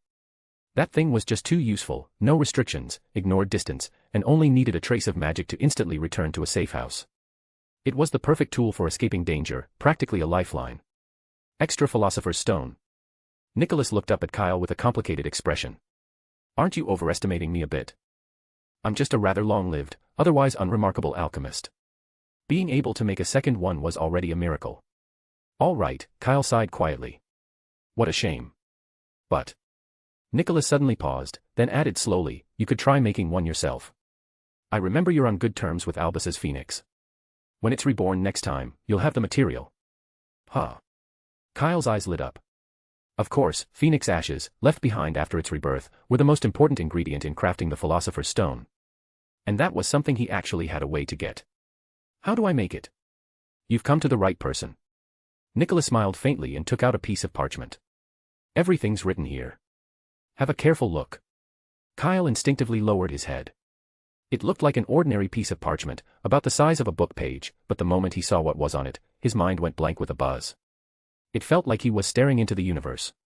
Countless runes, magical formulas, and diagrams stacked upon each other, forming a massive, intricate structure, and then clusters of those formed even more complex formulas, endlessly layered, as if it stretched into infinity. Merlin knew how this tiny piece of parchment could possibly contain so much. Kyle had the distinct feeling that if he unpacked every piece of information on it, it could fill an entire library. Just a single glance made his head throb, like Ron writing 100 ancient runes essays back to back. Luckily, Nicholas reached out and covered the parchment in time. It's fine, he said cheerfully. The Philosopher's Stone is a bit complicated to make. You can take your time with it. This is what you call a bit complicated. Kyle held up his thumb and forefinger close together. So wizards were into this cosmos between the fingers thing too, huh? Anyway, the Phoenix's rebirth cycle is about 150 years, so you should have enough time, Nicholas said.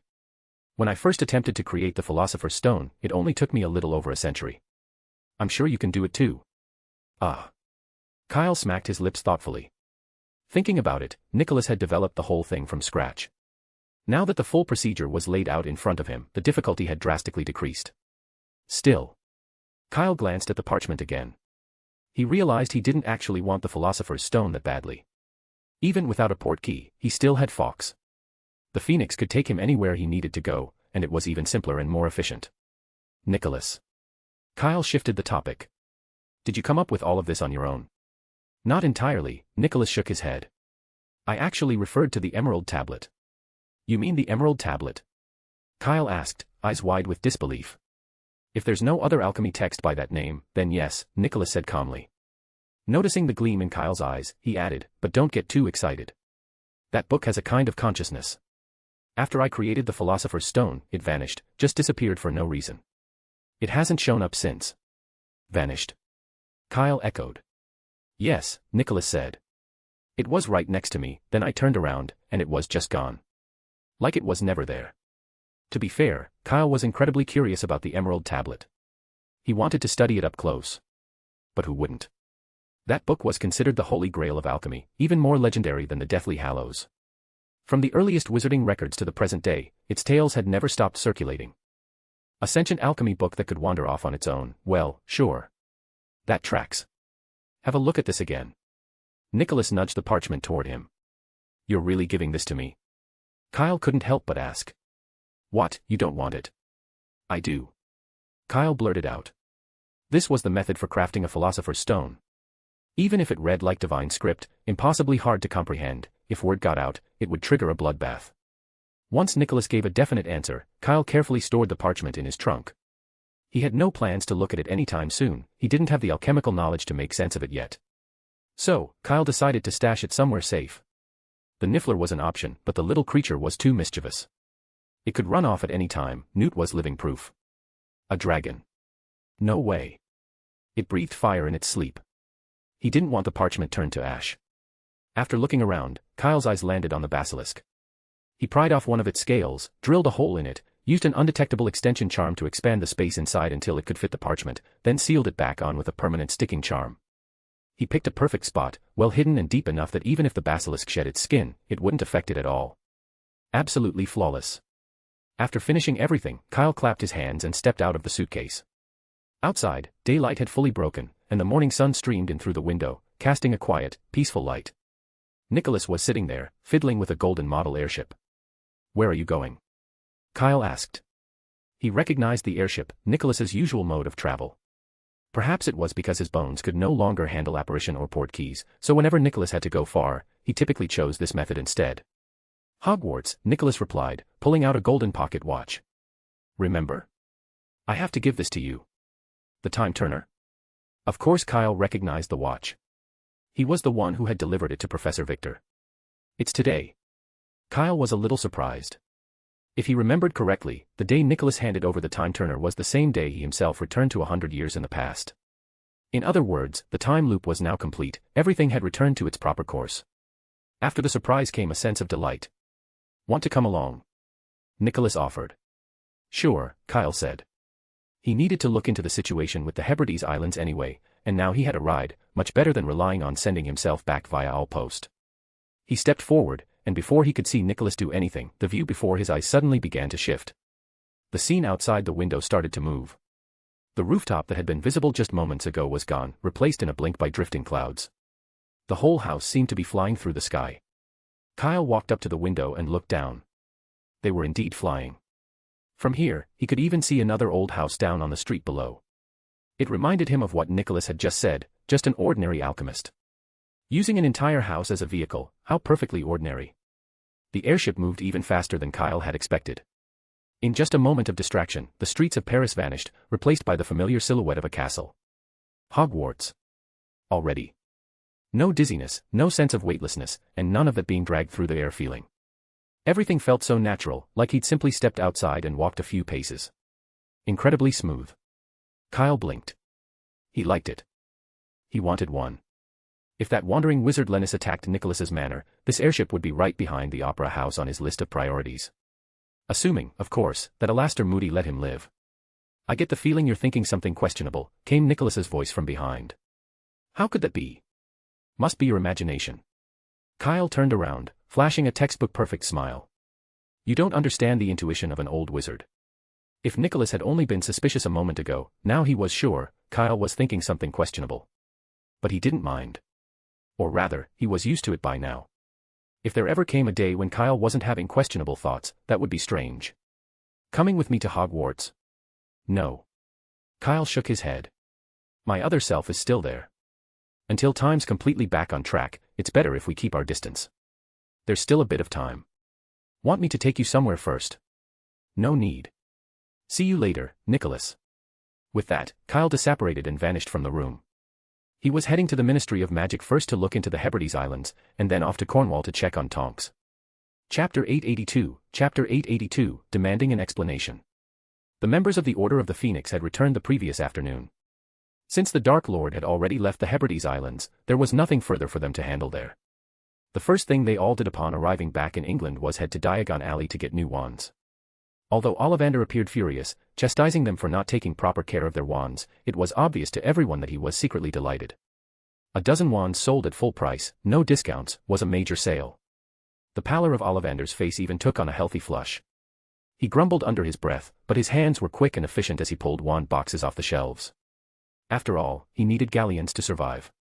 With little profit coming from first years, if things kept up, he wouldn't even be able to afford materials for wand cores. Once they had replaced their wands, everyone went their separate ways. Though the experience had been unusual, the Order of the Phoenix was no stranger to skirmishes with Death Eaters, it was part of their daily routine. Still, they couldn't help but feel a pang for the galleons they had just spent. Mr. Weasley hadn't wanted Fred and George to chip in, but he was honestly strapped for cash. After digging through his pockets for a while, he came up with only 3 galleons and a canute. Not even enough to buy a discounted wand meant for new students. "It's all right, Dad." Fred handed Ollivander a pouch of galleons. "If you're facing Death Eaters and you know who, you need a good wand." "Exactly. It's for your safety too. At worst, next time Mum goes for our ears, you can help hold her back." Fred and George didn't mind at all. They had 2 salaries, 17 galleons was no big deal to them. After everything was settled, they returned to the Ministry of Magic. Mr. Weasley needed to write up a report on the Hebrides Islands, and Fred and George had their own tasks to take care of. They had snuck out that day, leaving a pile of work unfinished. If they didn't wrap things up, they'd risk losing part of their pay. It wasn't until night had fully fallen that the twins finally left the office. In the lobby, they picked up a letter Mr. Bob had received for them. It was a letter from Austria, addressed specifically to them. Unfortunately, it had arrived while they were still at Diagon Alley, so Mr. Bob had held on to it for safekeeping.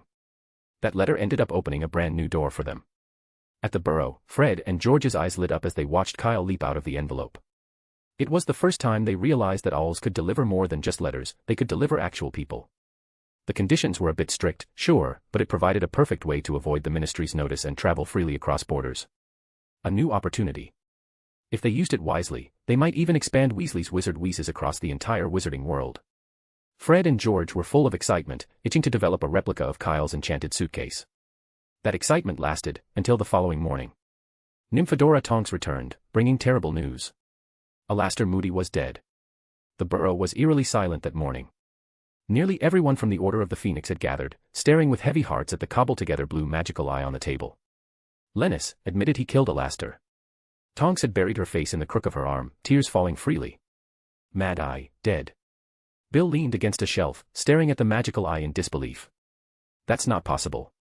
The blasting curse, a lot of people saw it. Tonks choked on her words, her voice breaking. Let me explain.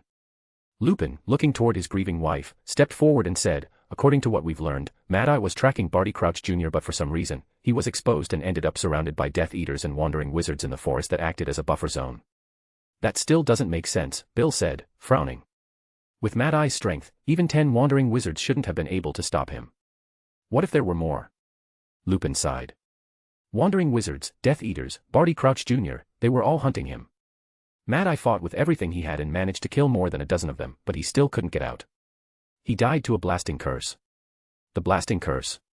Mrs. Weasley clutched her chest, her voice trembling. She understood what Lupin meant. It meant there was nothing left of him, not even a body. Lennis wore the magical eye like a trophy, hanging it around his neck to show off. We fought with everything we had to take it back. A heavy silence settled over the room. No one spoke. Even Fred and George had lost their usual energy, sitting in a corner with heads bowed. And Mr. Weasley, who had known about it for a while now, still struggled to accept it fully now that the truth was confirmed. Let's prepare the funeral. It was Sirius who finally broke the silence. Before we came here, we already spread the word.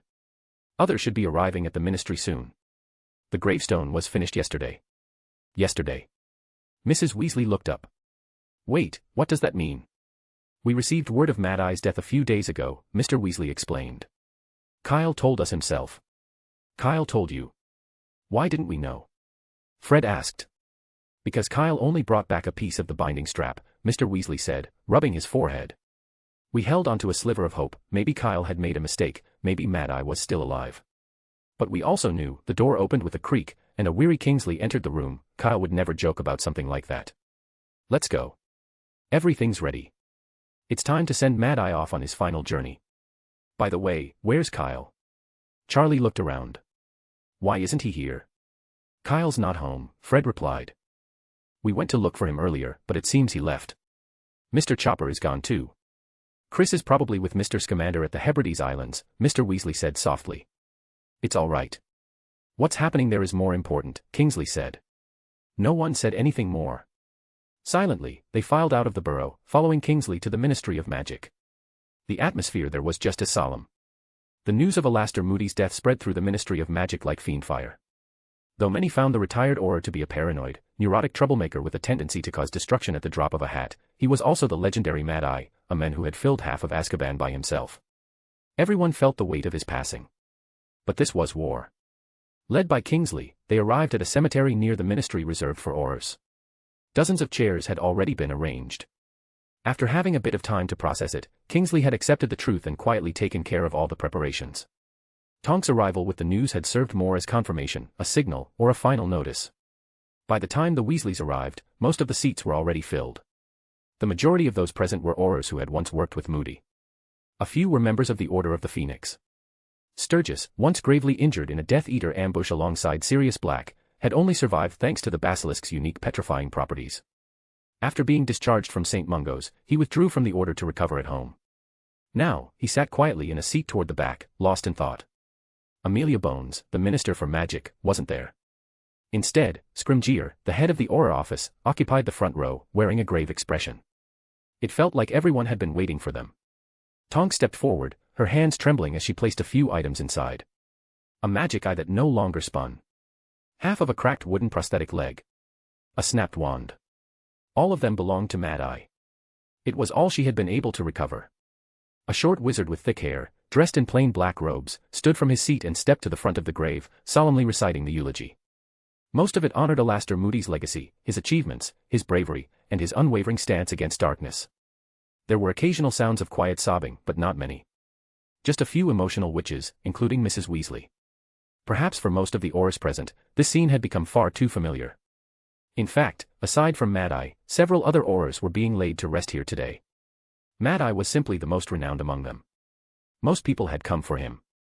When the short wizard finally finished, he returned to his seat. The grave was closed. Wands rose in unison, casting sparks into the sky. Maybe we could have used real fireworks, Fred whispered. We could have sponsored them. You can try. Professor Moody probably wouldn't mind, but the other Aurors might. Right, George, that's what I was say, huh? Fred suddenly froze. The voice hadn't come from George. He turned sharply. Kyle. When did you get here? A little while ago, Kyle replied.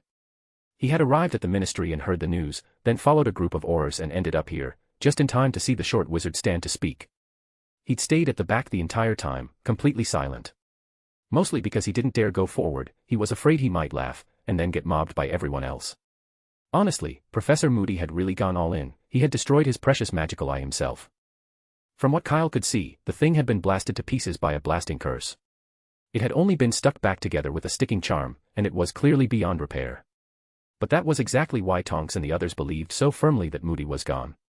As for the funeral itself, to be honest, it was nothing grand. Just a standard Auror affair, with barely any notable figures in attendance. It was far from the grand funeral Moody had supposedly wanted. There was nothing to be done about it. Kyle had wanted to organize the ceremony himself, but the events leading up to now had left him no time. He had only just returned, and everything was already over. He couldn't very well knock the grave over and start again.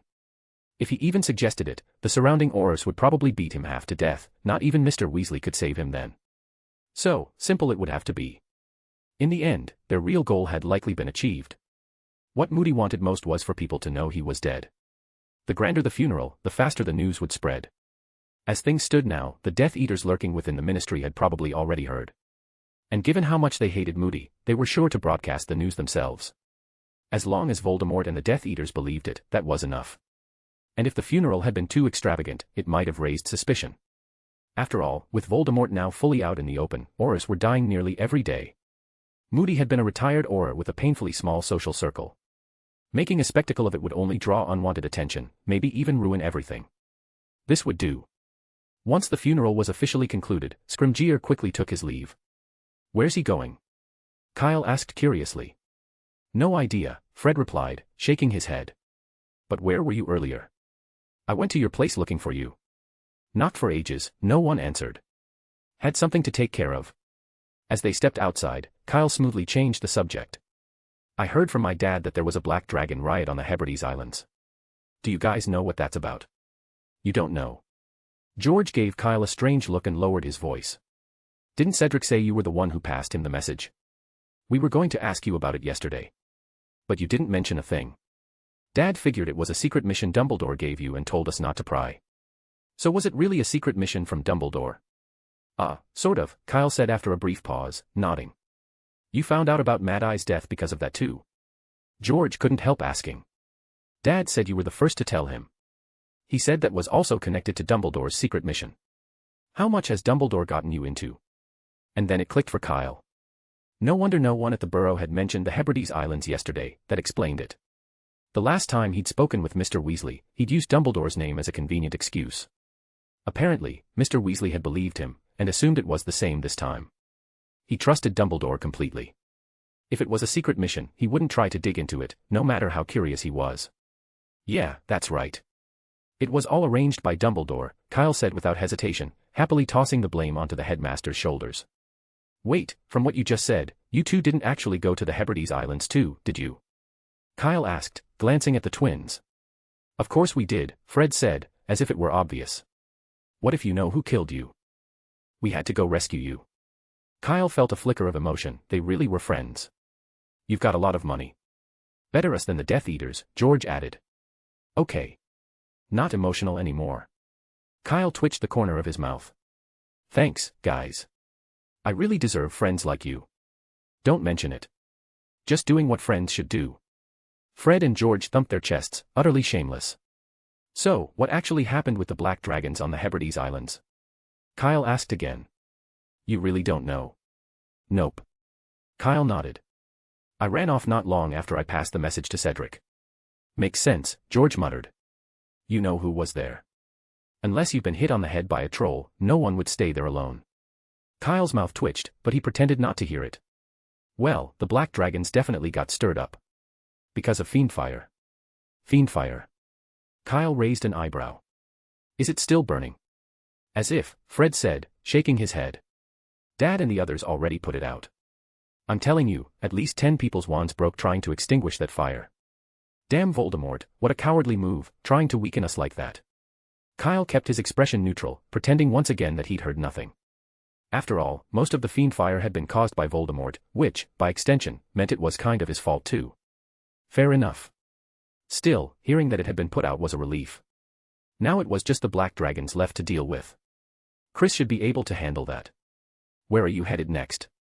Fred asked. Back to the burrow. We can go together. Before Kyle could finish, a few members of the Order of the Phoenix hurried past them. Mr. Weasley was following behind. Oh, Kyle. He said. When did you get here? A while ago. I've been at the back of the crowd, Kyle replied. Mr. Weasley, where are they going? Is there a mission? Not a mission, Mr. Weasley sighed. They're going to Hogwarts. Hogwarts?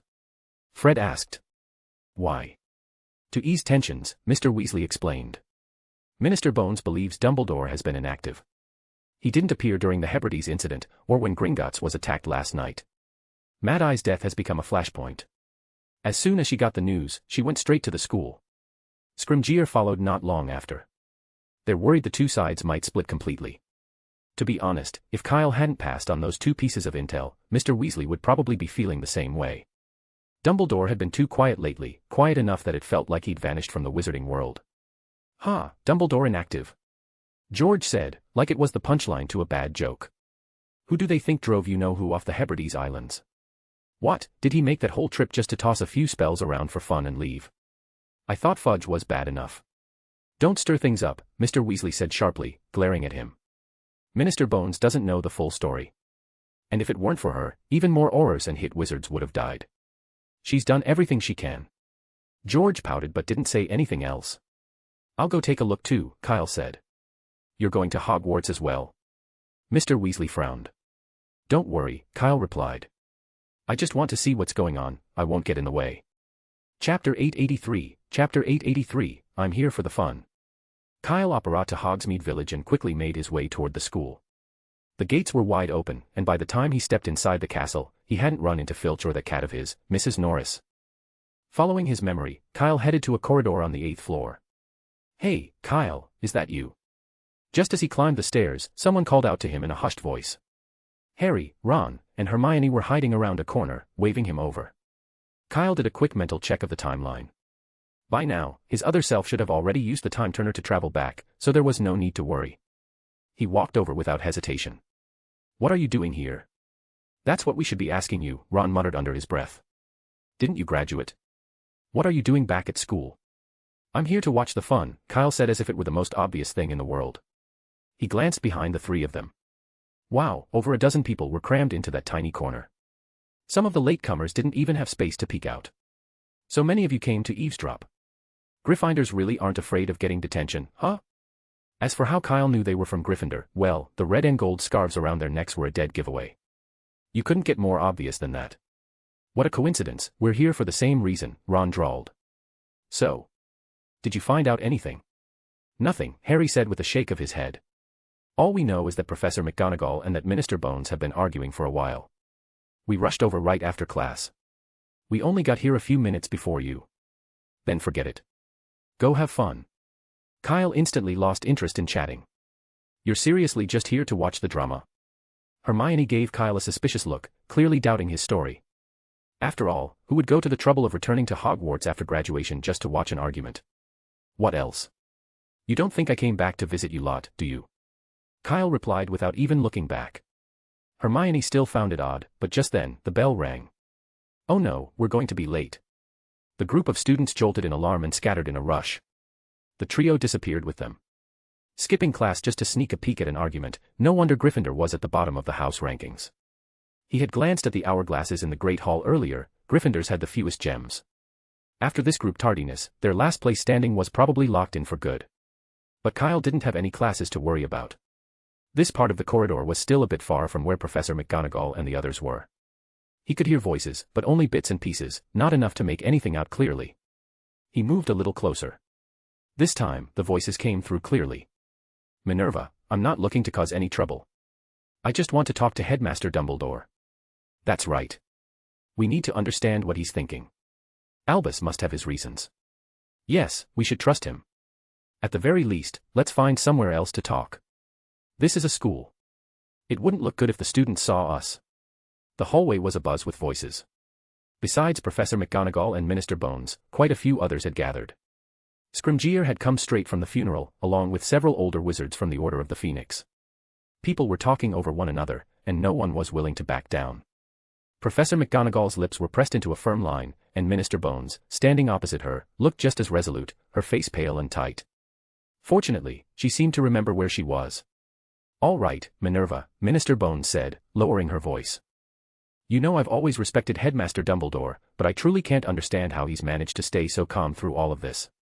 The Death Eaters are inciting dark wizards to revolt in Nocturn Alley, capturing wizards in Brighton for magical experiments, rounding up drifters in Cornwall to release the Hebridean black dragons, and planning a massive assault on Gringotts. He hasn't shown up once. Do you know how many Aurors and Hit wizards have died trying to contain this chaos? Even Alastair Moody is dead now. Kyle froze as he listened to Bones. Suddenly, it hit him, while Moody's funeral may have been the spark that set Minister Bones off, the powder keg had been building for much longer. He recalled the freshly dug graves he'd seen in the cemetery. Clearly, more had happened in the wizarding world than he was aware of. Barty Crouch Jr. had gone to Cornwall to recruit stray wizards for the Death Eaters. Voldemort had personally traveled to the Hebrides to retrieve dragons, those magical war machines. But what about the rest of the Death Eaters? What were they doing? When Voldemort was resurrected last time, more than a dozen Death Eaters had answered the call. Anyone marked with the dark mark must have been one of his trusted inner circle, at least they were, 16 years ago. And with the fanatics still imprisoned in Azkaban, the numbers could only be higher. Even if Kyle and the Order of the Phoenix had taken some of them down over the years, at least half were likely still alive. There were 5 people standing behind Voldemort on the Hebrides, and even counting Barty Crouch Jr., that only made 6. So where were the others? If nothing else, Kyle hadn't seen Orin, the up-and-comer among the Death Eaters. Where had he gone? It couldn't be that even Voldemort had something to do while the others were lounging around at home. No, these Death Eaters must each have their own tasks, scattered across the wizarding world like Barty Crouch Jr. Kyle just hadn't discovered them yet. He was only one person. He couldn't possibly keep track of everything. Maybe those seemingly calm days had just been a facade. Beneath the surface, the undercurrents had long been stirring. If that was true, then Mr. Weasley wasn't wrong. Amelia Bones had done a decent job as minister. She had kept the Death Eaters' influence to a minimum and bought the wizarding world a brief but precious moment of peace. Professor McGonagall pressed her lips together, at a loss for words. If she were the Minister of Magic, she might have come to the school to find Dumbledore, too. But the problem was, the headmaster genuinely couldn't show up.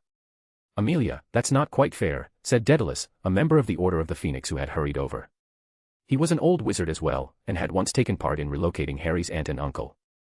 You know who wasn't personally involved in the things you mentioned. I believe this is just a clash between their core forces. Dumbledore may not have been involved directly, but the Order of the Phoenix didn't just sit on their hands. Bill and Charlie were both involved in the situations you brought up. And Mad Eye, he retired from the Auror office. He went to Cornwall on behalf of the Order. The Order of the Phoenix.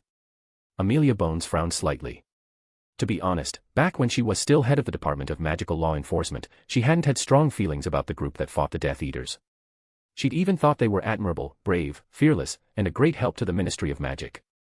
But once she became minister, that feeling had gradually faded. Although their goals were aligned, the two sides remained separate. The inability to operate under unified command introduced all kinds of instability.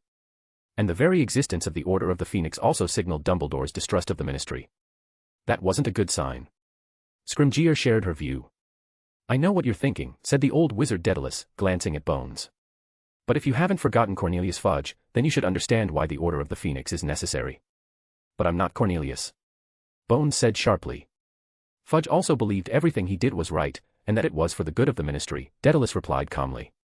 Listening nearby, Kyle rubbed his forehead. Didn't Mr. Weasley say they came here to calm things down? So why did it feel like the tension had only gotten worse after that? Daedalus' words practically screamed distrust toward the Ministry. Of course, it was understandable. The Ministry really had done its fair share of dragging things down. Over the past 2 years, it had mostly been the Order of the Phoenix handling things, cutting down Voldemort's followers, securing the giants, settling issues with the werewolves. Even dealing with the Dementors had been paid for by Sirius, the Ministry just provided the location. And if it weren't for the Order and Harry forcing Voldemort into the open, the Ministry might still be putting on a happy face and pretending nothing was wrong. All of that was true, but Fudge, the one responsible, was already dead. Now they had Amelia Bones, a tough, decisive witch in charge. Bringing all this up again only made things awkward. But Daedalus didn't seem to realize that and continued. "As for what you said about Gringotts, that's entirely on the goblins themselves. They tried to strike some sort of deal with the Death Eaters, but they forgot that Death Eaters don't keep promises." "You mean that even if the Death Eaters break into your vault, we should just turn a blind eye, is that it?" Bones asked, struggling to contain her anger. "I don't have a vault at Gringotts." Whether it was distrust of the Ministry or something else, Daedalus, who was supposed to help mediate, ended up clashing with Bones instead. This left Professor McGonagall in a difficult spot.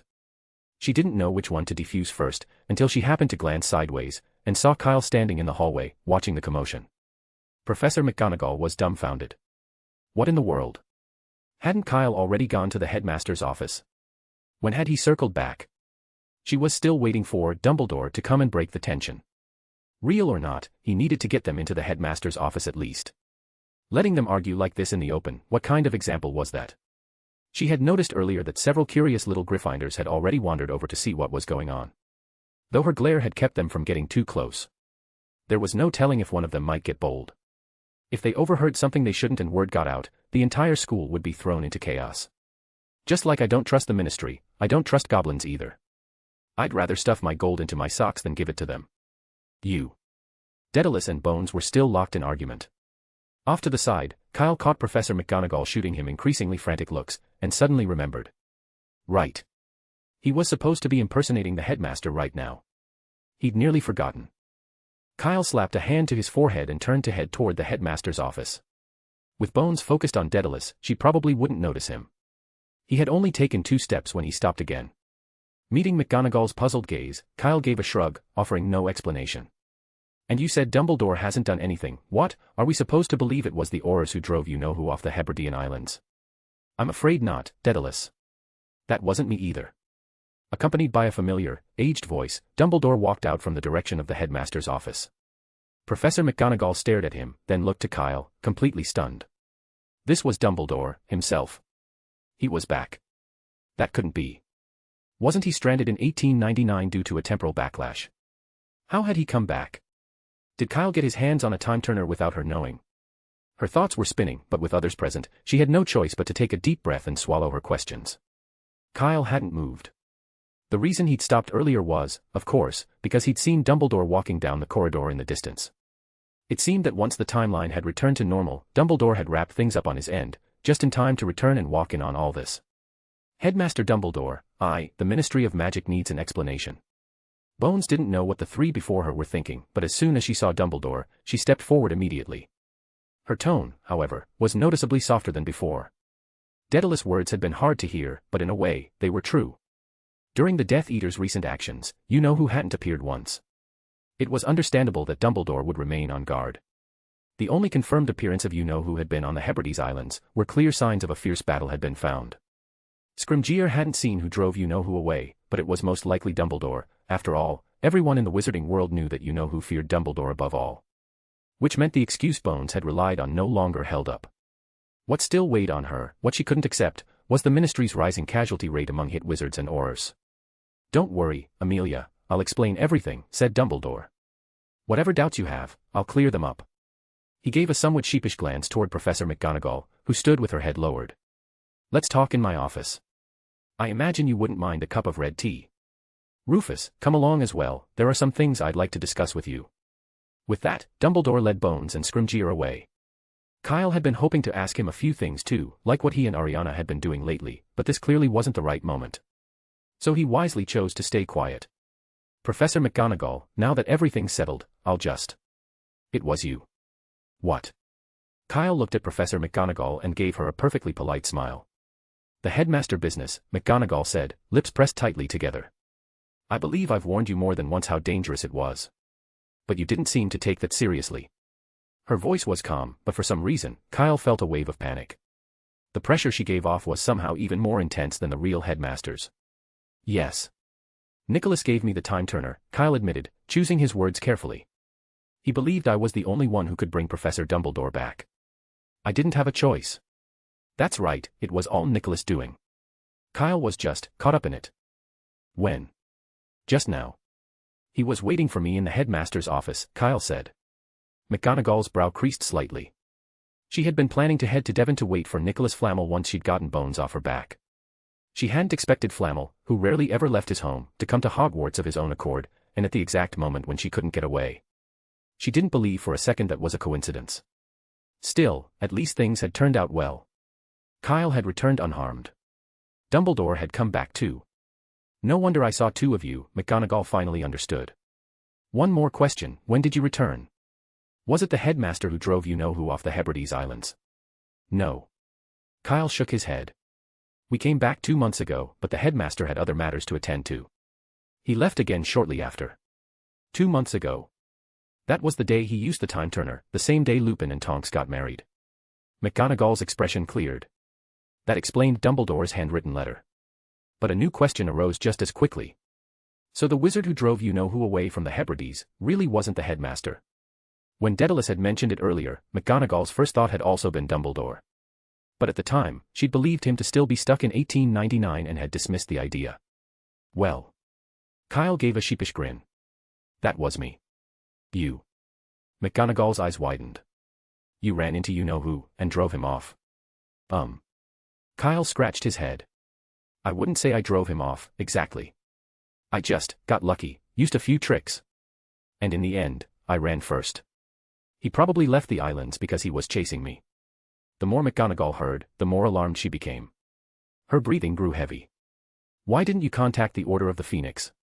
There wasn't time, Kyle said, looking completely innocent. Professor Dumbledore had vanished, and someone had to step up. Honestly, thinking back on it now, it was terrifying. Yes, where had Dumbledore gone? The moment Kyle brought it up, McGonagall realized it too. Kyle had risked his life to pull him out of a time loop, and the men had just up and disappeared. You left a freshly graduated student to face you-know-who. McGonagall turned to look toward the headmaster's office, her anger spiking so quickly she forgot all about Kyle having blatantly broken their agreement and recklessly used the time turner. Chapter 884, Dumbledore's Sky-High Bill. This one's good, and this one too. Now that he was back at Hogwarts, Kyle wasn't about to leave empty-handed. At the very least, he was going to snag a free lunch. He strolled into the Great Hall and sat down casually between Harry and Hermione, digging into the spread in front of him without a care in the world. As he ate, he glanced sideways at the others. Why aren't you eating? Not hungry. Kyle stabbed the last piece of honey-glazed pork chop with his fork. If you're not hungry, I won't hold back. With that, he took a big bite. Ron flinched. He'd been eyeing that pork chop for ages. In just the blink of an eye, it had ended up on Kyle's plate. That was ridiculously fast. Also, what was a graduate doing here anyway? Had he come back just to steal their lunch? What are you really doing here? Hermione finally voiced the question on everyone's mind. Did something happen with the Death Eaters again? When have Death Eaters ever behaved themselves? Kyle swallowed his mouthful of steak and chased it with a gulp of pumpkin juice. As for why I'm here. Didn't I already say? I came to watch the show. Watch the show. Hermione looked even more confused. But the minister already left. Amelia Bones had exited the headmaster's office about 20 minutes ago, hurrying out of Hogwarts with Scrimgeour in tow. No one knew exactly what they'd discussed with the headmaster, but judging by Bones' calm and composed expression, the conversation had gone smoothly, maybe even resulted in some sort of agreement. Exactly, Ron muttered from the side. The minister's gone. What show is there left to watch? He was still grieving over the pork chop. There's definitely something worth watching, Kyle said as he looked up toward the staff table. Dumbledore wasn't there. Neither was Professor McGonagall. In fact, the moment Bones and Scrimgeour had left, McGonagall had followed them straight into the headmaster's office.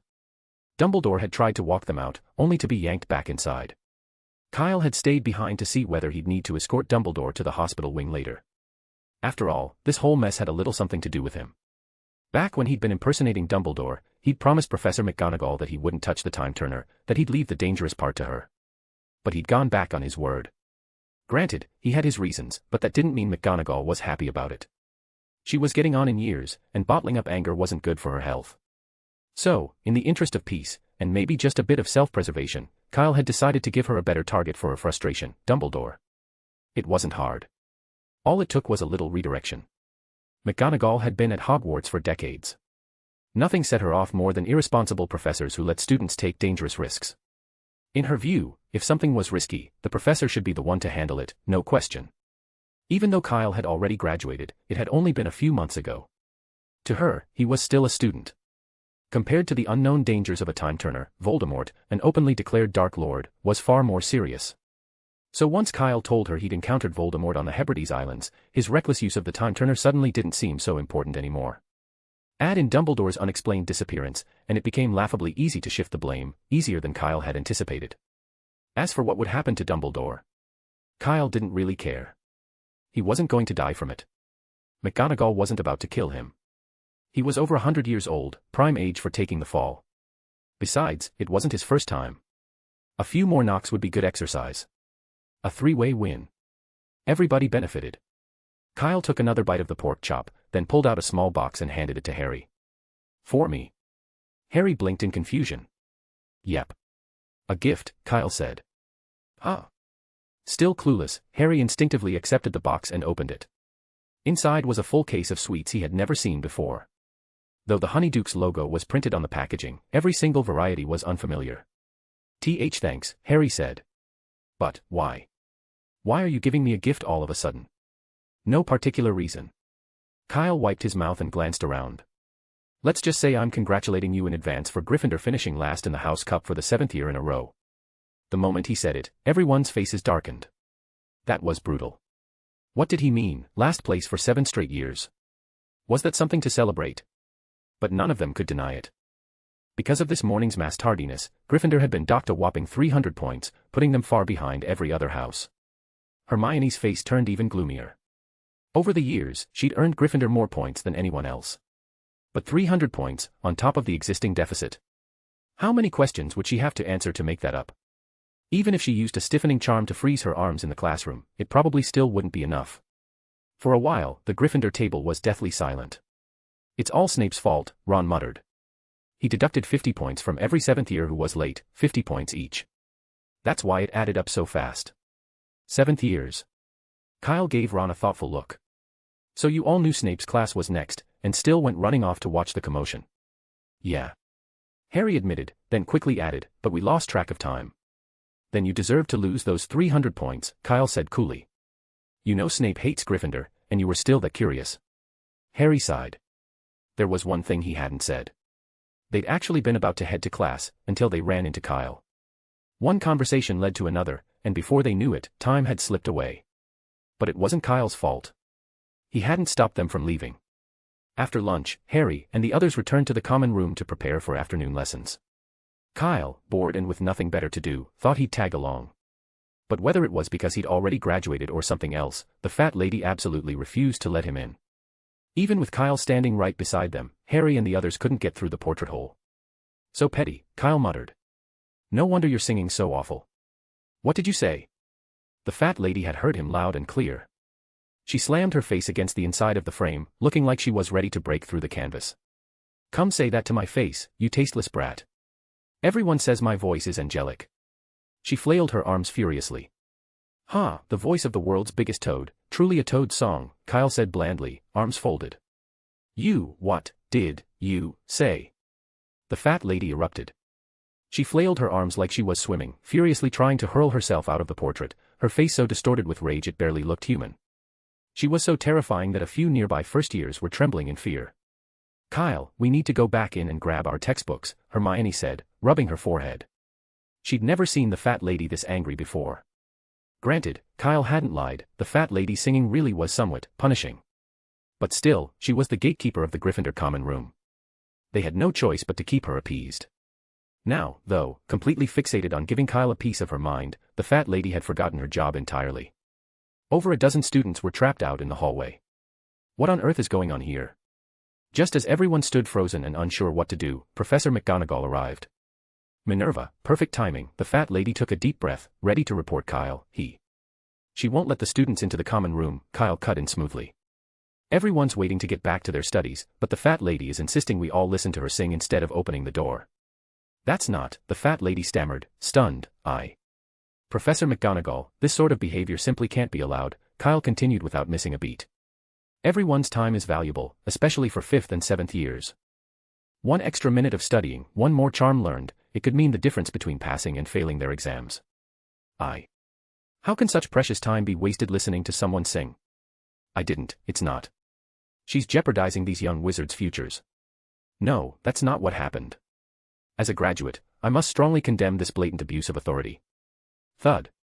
It was clear the fat lady truly intended to launch herself out of the frame. She tucked her head down and charged. As expected, she collided with an invisible barrier and collapsed backward with her eyes rolling up, knocked clean out. The hallway went dead silent. Most of the students present knew the truth, but none of them had expected it to escalate like this. It was so bizarre that a few of the younger ones started questioning their own memories. Had they just blacked out? Professor McGonagall's eye twitched. Truthfully, from the moment Kyle interrupted the fat lady a second time, she'd already had a feeling what was going on. Whatever had happened, it certainly wasn't what Kyle had just described. But she hadn't had a chance to speak either. All she could do was watch as the fat lady knocked herself unconscious. Deep breath. McGonagall forced herself to stay composed. The headmaster wants to see you. If you're not busy, go to his office. Oh. All right. Kyle turned to leave. Wait, McGonagall called after him. Yes, Professor. Something else. Hogwarts is a school, she said, choosing her words carefully. You've graduated. If you don't have any business here, it's best you stop coming back. Kyle stared at her in disbelief. What was that supposed to mean? When she'd needed him to impersonate Dumbledore, she couldn't wait to tie him down to the castle. And now that the real one was back, she was kicking him out. Using and discarding people, wasn't this a little much? That's all. McGonagall didn't even look at him, she simply waved her hand. The portrait door opened automatically, revealing the passage inside. Well. What are you all waiting for? She shouted at the group. Every minute you waste here could knock your exam grade from an O to a P. Get back inside. Hermione blinked. She wanted to point out that 1 minute probably wouldn't cause such a dramatic grade drop, maybe from O to E at most. But after one glance at McGonagall's tightly pressed lips, she wisely kept the thought to herself and joined the crowd flooding through the door. Meanwhile, seeing that McGonagall was clearly done with him, Kyle sighed and turned toward the headmaster's office. It wasn't far, also on the 8th floor, just around the corner from the Gryffindor common room. The gargoyle guarding the entrance was standing aside, probably because McGonagall had deliberately left it open. Kyle didn't mind and headed straight up the spiral staircase. The oak door at the top was also ajar. The moment Kyle walked in, he was met with a pair of listless, despondent blue eyes. Professor Dumbledore, Kyle said in surprise, what kind of outrageous demand did Minister Bones make to get you this riled up? Amelia, Dumbledore said, eyes fixed on him, suggested that members of the Order of the Phoenix should be placed under Aura command. Unified leadership. Wow, that's bold. Kyle curled his lip. The ministry's riddled with holes, practically falling apart thanks to the Death Eaters. Who knows how many double agents are in there? Unified command, isn't that just handing you-know-who our entire playbook? I agreed. Huh. Kyle blinked. Wait, you agreed. Let's not dwell on that for now, Dumbledore said, waving it off. He stared at Kyle with pointed intent. I'd like to know exactly how many things you've done in my name while I was away. Not many, Kyle said, eyes drifting evasively. Truth be told, he'd lost count. Whenever a situation was too tricky, he'd default to using Dumbledore's name. Anytime something went wrong, the blame went straight to Dumbledore. The exact number? No clue. Then why, Dumbledore said slowly, did Minerva just give me a furious lecture about taking you to the Hebrides Islands, encountering Tom, and then running off? What? Kyle looked up, stunned. He could swear on his life, he'd said no such thing. He had clearly told Professor McGonagall that he encountered Voldemort on the Hebrides Islands and that Dumbledore had been elsewhere at the time. That was the absolute truth. Not a single lie. He had just wanted Dumbledore to help deflect McGonagall's anger, not get crucified. Seeing Kyle's genuinely confused and alarmed expression, Dumbledore let out a long, weary sigh. Minerva had just torn into him with the force of a hurricane, and it had taken ages to talk her down and preserve what was left of his dignity. And now, looking at Kyle, he had no idea who to complain to. It really wasn't you. I swear. Kyle said earnestly. Then what about this? Dumbledore pulled out another piece of parchment. Before coming to the school, I stopped by the Hog's Head. Why do I suddenly owe Aberforth more than 7,000 galleons? How much? 7,563 galleons, Dumbledore said, lifting the parchment. Kyle leaned in and took a look. It was an itemized bill, very thorough. 20 bottles of whiskey, 150 galleons each. Paid by Albus Dumbledore on behalf of Order of the Phoenix member Kyle Chopper. 150 galleons per bottle. Kyle swallowed hard. Even if you multiplied it by 5, that price was outrageous. He wouldn't dare charge that much for, well, anything. And that was just the beginning. There was more. Assistance with cover. Transportation and relocation. Use of a secure location. Strategic advice on infiltrating Hogwarts. Passageway usage fees. Passageway maintenance fees. Confidentiality fees. A long list of miscellaneous charges, adding up to exactly 7,563 galleons, rounded to the last digit. Kyle had always thought he was fairly shameless. But clearly, there were professionals out there. All he'd done was visit the Hog's Head twice, and those 20 bottles of cheap whiskey, who knew where they came from, somehow turned into a bill north of 7,500 galleons. It had only cost 3,000 galleons to build an entire dragon reserve. And now, 7,000. Professor, Scrimgeour probably hasn't gone far. Call him back, Kyle said in a low voice. This is extortion. He needs to be arrested and handed over to the Dementors for lunch. Aberforth said you agreed to all of it, Dumbledore said, eyes narrowing. Every number is backed up by record. He even played back the Echo Charm for me. Echo Charm. It's a spell that records and replays someone's spoken words, Dumbledore explained evenly. Kyle was briefly speechless. I really said yes to all that. Dumbledore didn't respond, but that silence was answer enough. Oh. Kyle looked slightly guilty. That can't be right. Did he really dump that many expenses on Dumbledore? Surely not. He had no memory at all of any so-called passageway maintenance fees. Something that absurd, would he really have agreed to it? And yet, Dumbledore didn't seem like he was bluffing. Had he just gotten so used to using Dumbledore's name for everything that he said it without thinking? That seemed the most plausible explanation. Well, it was a necessary expense, Kyle muttered, looking away. Professor, if you don't have that kind of money, I can lend you a bit. You're offering to lend me 7,000 galleons? Dumbledore said flatly. Not quite that much. Kyle considered. How about 70 galleons? You know I just opened a shop in Diagon Alley, I'm pretty strapped right now. Dumbledore said nothing, just continued to stare at him. All right, fine. Kyle braced himself. 75. I'll cover it. No need to pay me back. Forget it. You don't have to pay, Dumbledore sighed, rubbing his forehead. Ariana already took care of it. Ariana. Kyle blinked, then looked back at Dumbledore. She agreed to see Aberforth. She's at the Hog's Head now. Dumbledore smiled gently. After all these years, I've never seen Aberforth cry like that. His customers were so shocked, they thought he'd been cursed with some kind of dark magic. Did you get it on camera? Kyle asked immediately. What? Dumbledore blinked. The topic had been about family, what did photos have to do with anything? You know, take a picture. Kyle mimed snapping a photo with an imaginary camera, even pulling out a real one for effect. No, Dumbledore shook his head. I didn't have my camera on me. And I rarely use it anyway. Now that Kyle mentioned it, he did feel a twinge of regret.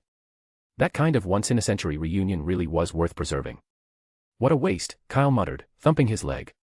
If we caught a shot of Aberforth bawling his eyes out, we could have sold it to him later. Dumbledore's eye twitched slightly. He was beginning to suspect that Kyle's idea of family moments might be slightly different from his own. It was the perfect opportunity. I bet Aberforth wouldn't even hesitate to drop 7,500 galleons for a photo filled with such deep emotional significance. Chapter 885, Forced Retirement. Dumbledore was feeling a bit panicked, especially when Kyle mentioned taking photos of Aberforth bawling his eyes out and selling them to him. It wasn't that he felt sorry for his brother's galleons. The real issue was that Dumbledore suddenly remembered having seen Kyle with a camera before, and not just once. Could he have already done something like that? Instinctively, Dumbledore's gaze dropped to Kyle's hand. Kyle, seemingly sensing the shift, casually moved the camera behind his back. It's empty, Headmaster. The previous photos have already been developed. If there had been any lingering doubt, it was gone now. Dumbledore was certain, Kyle had definitely taken some photos of him. The only question was, when? In 1899, or just recently? You know, Dumbledore said, I'd be willing to pay for some interesting photos. If I had any, Kyle replied with a dry chuckle. But let's talk about that later.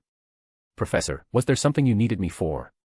Could photos of Dumbledore really be measured in galleons? Well, yes, but he wasn't short on money. Seeing Kyle change the subject so bluntly, Dumbledore could only sigh in resignation. I want to know what happened in the Hebrides. He straightened slightly, voice serious. I've just returned from there and came across a spell that felt both familiar and unfamiliar. So, was it what I think it was? Yes. It was the Firestorm charm. Kyle didn't hide anything and briefly explained what he'd done on the Hebrides Islands. When the Dark Lord couldn't find me, he tried to flush me out with Fiendfyre. I decided to try using the Firestorm charm to direct the Fiendfyre around me. You used the Firestorm charm to control Fiendfyre. Dumbledore looked at Kyle with a complex expression. Could the Firestorm charm control Fiendfyre? Of course it could. As the spell's inventor, Dumbledore knew that better than anyone. Technically, the Firestorm charm was a branch of transfiguration, its object of transformation being fire itself. And Fiendfyre, after all, was still fire. What he hadn't expected was that Kyle could actually manage it. It was like how transforming a stone into a dog was easy, a fifth year could do it. But turning a mountain into a dog? That was something very few wizards could pull off. Controlling Fiendfyre was no easier than turning a mountain into a dog. Was that your first time attempting it? Dumbledore asked. The second, Kyle said after a moment's thought.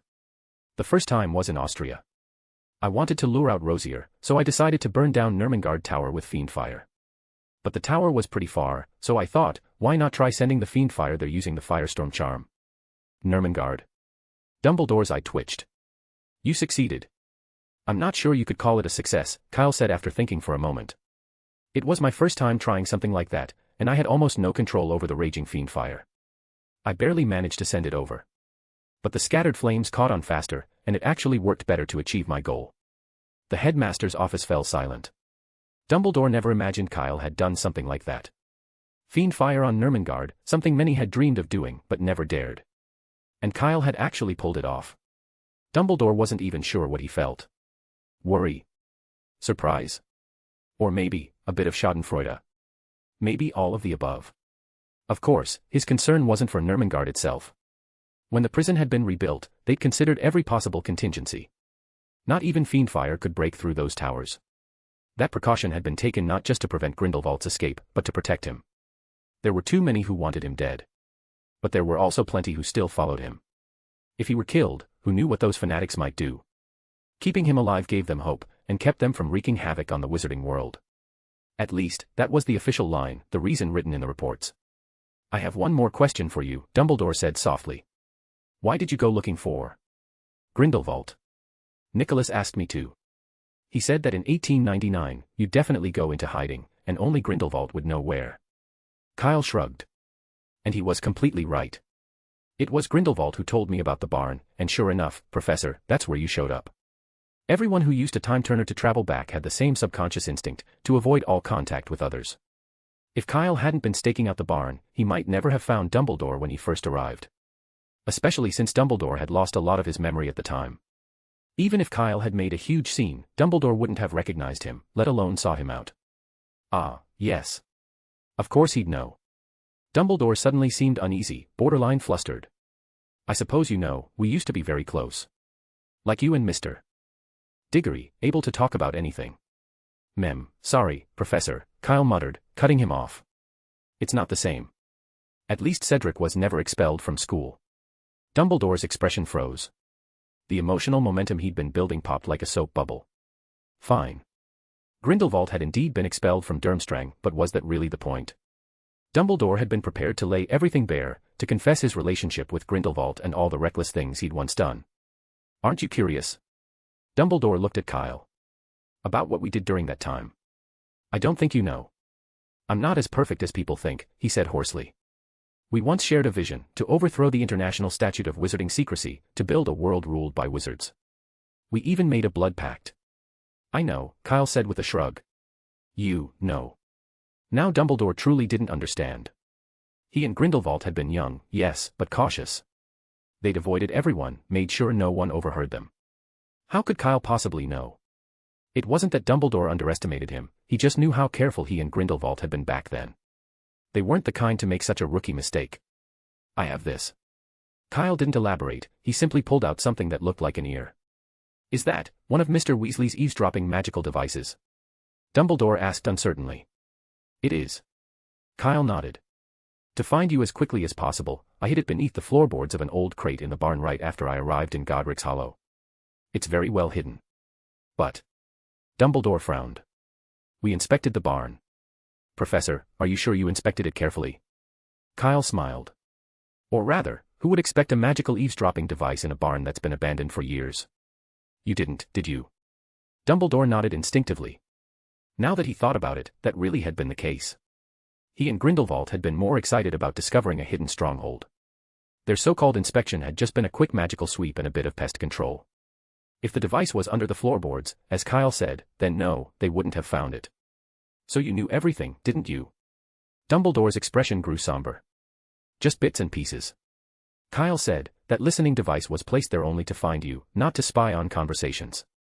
Most of the time, I didn't even use it. I even cut the connection entirely, made it act like a rock so it wouldn't draw attention. Besides, I wasn't interested. Sorry, what? Your plan.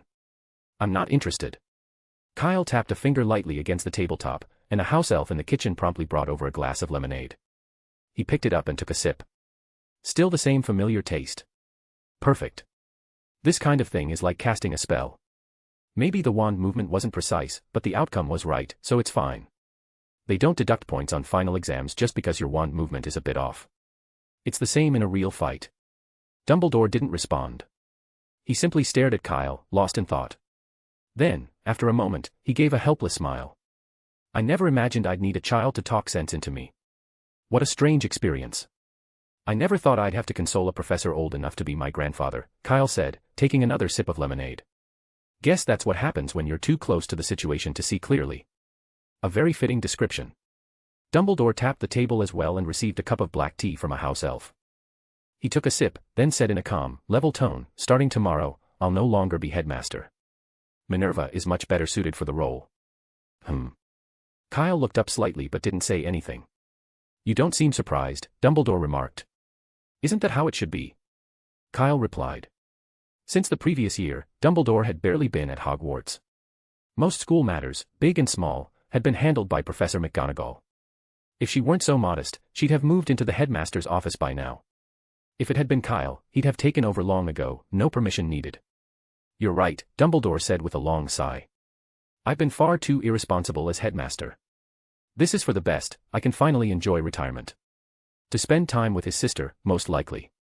He hadn't retired before, and now suddenly, right after Ariana came back to life, he wanted to hand the school over to Professor McGonagall.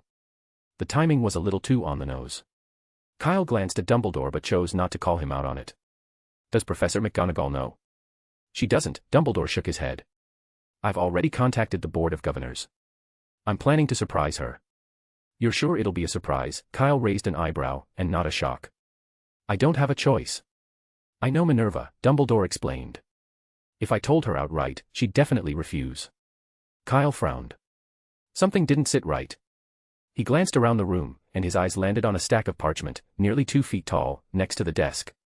Were those there before? Kyle thought back. When Nicholas had come to deliver the time turner, the office had been spotless, nothing in sight. Which made sense. Everything that needed to be handled had been routed to Professor McGonagall. There shouldn't have been any paperwork in the headmaster's office. This pile, could it have been tossed here by Professor McGonagall? Kyle felt like he'd just uncovered the truth. He walked over and, under Dumbledore's nervous gaze, casually flipped through the stack of parchment. Quidditch match scheduling. Request to relocate Potion's classroom to the 3rd floor. Snape requesting 1,000 galleons to purchase dark creatures, red caps, kappas, and so on. Professor McGonagall requesting 300 galleons for rabbits, turtles, hamsters. Astronomy Professor Sinistra requesting 3,000 galleons for a panoramic celestial globe. Sure enough, all of them were Hogwarts work assignments, ranging from 2 months ago up to the present. Some parchments still bore traces of ink, likely remnants of words that had been hastily erased with magic. The cleanup had clearly been rushed, leaving smudges behind. Kyle looked at Dumbledore. This was, from Professor McGonagall, wasn't it? It was Minerva, Dumbledore replied, his gaze drifting. She feels I haven't fulfilled my duties as headmaster. So, she returned them to their rightful owner.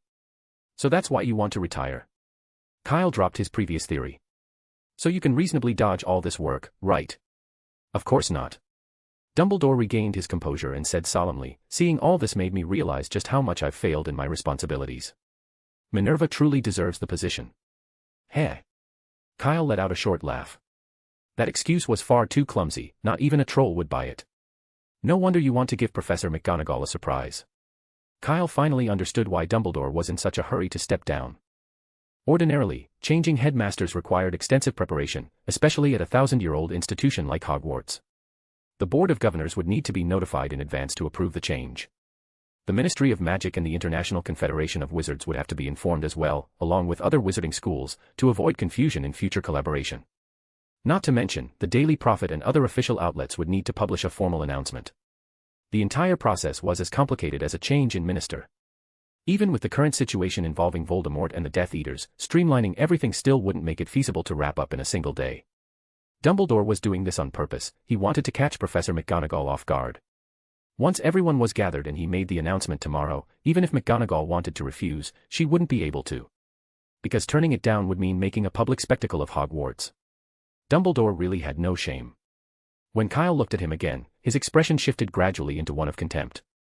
But Dumbledore acted as though he didn't notice at all, sipping his tea with perfect calm. It settled, then. I'm over 100 years old, well past retirement age. Forcing a centenarian to keep working would be immoral. Tell me what happened after we returned, Dumbledore said, deftly changing the subject. All right, Kyle replied. Where would you like to start, Professor? Let me think. Dumbledore added another sugar cube to his teacup. Let's begin with Cornwall. Alastor, did he really die? Kyle froze, the glass of lemonade paused in his hand. I'm just curious, Dumbledore said, eyes locked on him. The Kyle I know wouldn't stand by and watch Alastor be killed, let alone do nothing afterward and only bring back a scrap of bandage. And as far as I know, Tom wasn't even in Cornwall at the time. The implication was obvious. Without Voldemort present, taking out some Death Eaters wouldn't have been difficult for Kyle, not if he really wanted revenge for Mad Eye. Even if the enemy was numerous, there was no way all 100+ wizards would have been gathered in one place. Kyle could have fought and still escaped. Just bringing back a bandage. That wasn't his style. I was hoping to keep it a secret, Kyle said, shaking his head. You're right. Moody's still alive. That Lennis character is him, he's using Polyjuice Potion to disguise himself. The leader of the Wandering Wizards? Dumbledore asked as he dropped in another sugar cube, showing no great surprise. If I'm not mistaken, your plan is to get the Wandering Wizards to switch sides, isn't it? Yes. Kyle nodded. Professor Moody thought it was viable, so he faked his death and vanished from everyone's radar. It's a clever plan, but Alastor might be in danger now. Dumbledore let out a sigh, his tone suddenly heavy with concern. There's always risk, but Professor Moody can handle himself, Kyle replied. Maybe before, Dumbledore said, shaking his head. But after you used Polyjuice Potion in the Hebrides, things changed. Don't forget, Tom has always been a suspicious man. Kyle suddenly snapped to attention. Right. He'd used Polyjuice Potion, would Voldemort assume he'd do it again? With how paranoid he was, it wasn't just possible, it was inevitable. I've put Professor Moody in danger. No, you haven't. Dumbledore cut him off. You don't understand Tom. Or rather, you only understand the Tom he is now. He's never trusted anyone. He was that way as a child, that way during his years at Hogwarts, and still the same 16 years ago. Once he became Voldemort, even his fellow Death Eaters, once comrades, became nothing more than disposable tools. He doesn't trust tools, let alone someone new. Even if you'd done nothing at all, just your escape would have made him suspect an informant among his followers. And maybe, in some ways, that's a good thing. A good thing. Kyle frowned. I don't get it.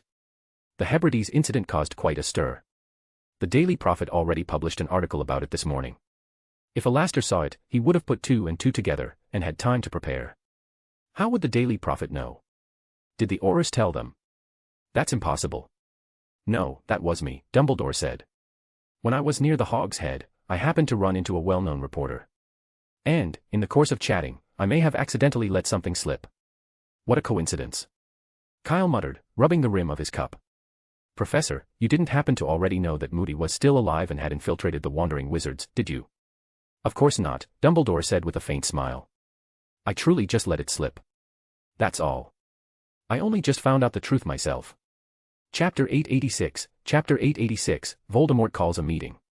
Two men suddenly appeared out of thin air and hurried down a narrow alley. This will be, the greatest honor of your life, said the taller one. I doubt it, Lennis replied without looking back. But Mr. Crouch, could you stop sticking your tongue out all the time? It's disgusting. Ha! A cold glint flashed in Barty Crouch Jr.'s eyes. I'll think about it, if you make it out alive today. On the left side of the alley was a thicket of thorns, on the right, a neatly trimmed hedge. At the end, the alley curved, revealing two grand wrought iron gates. Neither of them paused. They walked straight through the gates, just like passing through platform 9 3/4 at King's Cross Station. Such a conspicuous mansion, Lennis said, eyeing the peacocks by the pool. This must be that Malfoy's house. Everyone knows he's a Death Eater. Aren't you worried the Aurors will come knocking? Why should we fear the Aurors? Barty Crouch Jr. hissed, tongue flicking out. Besides, do you really think this is Lucius Malfoy's home? He let out a cold laugh and led the way through the mansion's entrance, with Lennis close behind. It felt like they passed through another invisible door. The entrance hall distorted and vanished with the shifting light, replaced by an opulent room. The marble floor gleamed underfoot, and the walls were lined with tapestries embroidered in intricate patterns. A closer look revealed that the designs were stitched with entire strands of unicorn tail hair, each one worth a small fortune. This had to be the Malfoy residence. Only he would make his home so extravagantly gaudy. But now wasn't the time to dwell on that. When Lennis and Barty Crouch Jr. entered the room, it was already filled with people seated around an ornately decorated long table. There were still several empty seats, but once they had stepped inside, two Dementors took position at the door. Everyone is here, came a clear voice from the head of the table. Welcome, my loyal servant Barty. You've eliminated a most annoying pest. That's the best news I've heard in a long while. Under the flickering candlelight, the speaker's face emerged from the shadows, bald, snake-like, with narrow slits for nostrils and gleaming red eyes with vertical pupils. Whether due to the dim lighting or something else, half his face appeared deathly pale, the other dark. My honor, Master, Barty Crouch Jr. knelt, his face contorted with excitement. Just riding someone else's coattails, but sure, what an honor. A sarcastic voice cut through the room, immediately drawing everyone's attention. And welcome to you, our new friend, the brave warrior who killed the legendary Auror, Voldemort said, his red eyes flashing slightly. Take a seat. We've been waiting for you. He gestured to an empty chair on the right side of the long table. I'm honored, Lennis said, dropping to one knee and placing his right hand over his chest. Barty Crouch Jr., standing beside him, stared in disbelief. What the hell? He'd been acting all high and mighty on the way here, like he didn't care about anyone. Crouch had been sure Lennis would disrespect the Dark Lord and get punished. He'd even been looking forward to the show. So what was this? That kneel was way too smooth, no hesitation at all. If you didn't know better, you'd think he was the seasoned Death Eater. Barty Crouch Jr. was speechless. But Lennis didn't spare him a glance and calmly took the seat Voldemort had indicated. Nice to meet you. A hand reached out from the seat next to him. Morris Oren. Looks like we'll be colleagues from now on. Bubbly Lennis. They shook hands briefly before letting go. It was a bit perfunctory, but compared to the utter indifference of everyone else, it was already a decent gesture. Maybe he's trying to be friendly, Lennis thought, as he swept his gaze across the room, memorizing every face. There were factions within the Death Eaters. The veterans who had followed Voldemort 16 years ago naturally looked down on newcomers. From what he knew, Oren was also newly recruited, probably trying to form alliances. Everyone is here, Voldemort said. Excuse me, Dark Lord, Lennis raised his hand. Did you say everyone is here? He looked around. There were still quite a few empty seats at the table. Yes. Though interrupted, Voldemort remained uncharacteristically patient and explained without a trace of annoyance. This one. He pointed to the nearest empty chair on his left. The one who sat here was once among my most loyal servants. Unfortunately, he was killed in battle 2 months ago. And Crabbe. Rabaston. He pointed to a few seats farther down. They all died at the hands of the same person. Do you want to know who it was? No, Lennis blurted out. But whoever it is, I'm willing to eliminate them for the Dark Lord, to prove my loyalty. Voldemort's scarlet eyes fixed on him for a long moment before he let out a soft chuckle. I've seen your loyalty. You killed that famous Auror. He glanced around the room. Plenty of others couldn't do what you did. Well done. I wonder if I've been too lenient with them, is that why their efficiency is so pitiful? Wherever Voldemort's gaze passed, everyone instinctively lowered their heads, not daring to meet his eyes. Fortunately, he didn't pursue the matter further. Well then, anything interesting to report? Master, Bones went to Hogwarts to meet with Dumbledore. They've reached an agreement to disband the Order of the Phoenix and have its members join the Aurors. Everyone around immediately perked up, turning curious eyes toward the speaker. What a pleasant surprise, Severus. Voldemort looked at Snape with interest. They only met this morning, and you've already heard the news. Good, very good. Seems I shouldn't have doubted you. How's your leg? Still hurting? Voldemort asked with apparent concern. But that impossibly gentle tone sent a chill down Snape's spine, leaving him drenched in cold sweat. He touched his right leg. Beneath his robes was a gruesome scar, Voldemort's gift from a few months ago. No reason, no evidence. Just suspicion of his loyalty. Or rather, a test.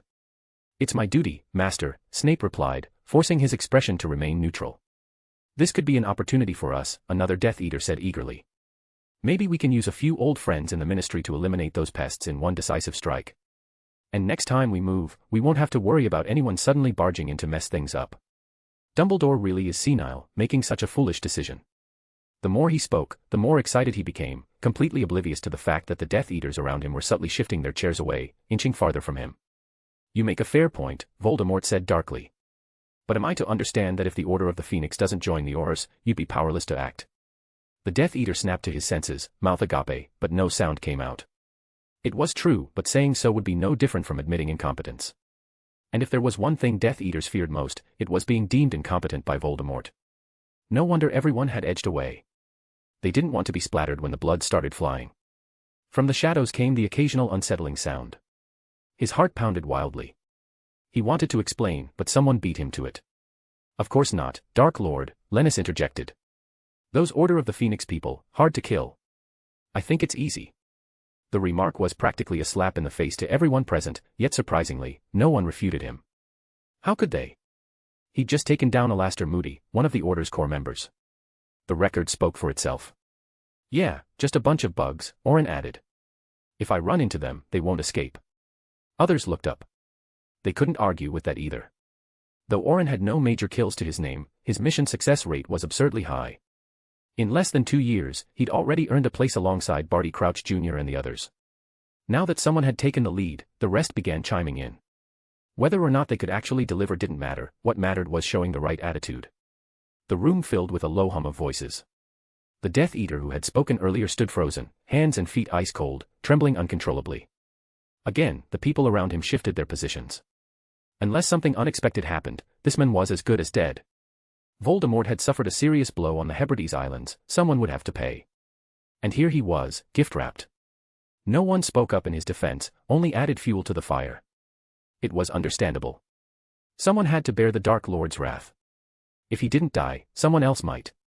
With a scapegoat already lined up, the others were more than happy to distance themselves, better to sit farther away when Voldemort's pet came out to feed, and avoid being spattered in the process. But to everyone's astonishment, Voldemort let him go. I don't want to hear that kind of talk again, Voldemort said, waving a hand dismissively and allowing the men to sit back down. This. The others looked around in confusion. This wasn't the Dark Lord they remembered. First that strange tone of concern, now letting someone off the hook for saying the wrong thing. If not for the dull ache of the dark mark still pulsing on their arms, they might have suspected an impostor. It was bizarre. So bizarre that no one knew what to say. They just sat there, stunned. Continue, Voldemort said, narrowing his eyes. What other news do you have? Speak. It's fine, say whatever you like. We've got plenty of time today. This. Everyone exchanged glances, unsure of what Voldemort was really thinking. No one dared speak first. Until Voldemort's growing impatience became obvious. Only then did Orin take the initiative and speak up. If it's a report you want. I've recruited a group of pureblood wizards in Yorkshire. Not well known, but they hate muggles. Their family has operated in the grey area for generations and they're skilled in crafting cursed dark magic artifacts. Good. Very good. Voldemort nodded in satisfaction. Pure-blooded and muggle-hating, those two traits alone met the basic criteria for becoming a Death Eater. The added skill of making cursed dark magic items only made them more valuable. Voldemort had no idea where Orin had dug up such a find. While it didn't compare to Barty Crouch Jr.'s achievement of recruiting over 100 wandering wizards, it was still a pleasant little surprise. Even better, they hadn't asked for anything in return. That made things much simpler. "Let me share something as well," Lennis said, glancing around before speaking up. "The secret passage from the port to Devonshire is ready. If necessary, we can give the Ministry of Magic a little surprise anytime." "Excellent," Voldemort nodded again. Another piece of good news. At this point, they were more or less operating openly. If they made a move, it wouldn't take long for the Aurors to track them down. Those 100-odd wandering wizards, if used well, could absolutely catch the Ministry off guard. A decent trump card, not earth-shattering, but useful. Voldemort tapped a finger against the table, his expression unreadable, betraying no hint of emotion. "Continue," he said calmly. "One at a time. Goyle, you start." A burly Death Eater lifted his head and stammered, I cast a spell on a dog to make it chase and bite a muggle, does that count?"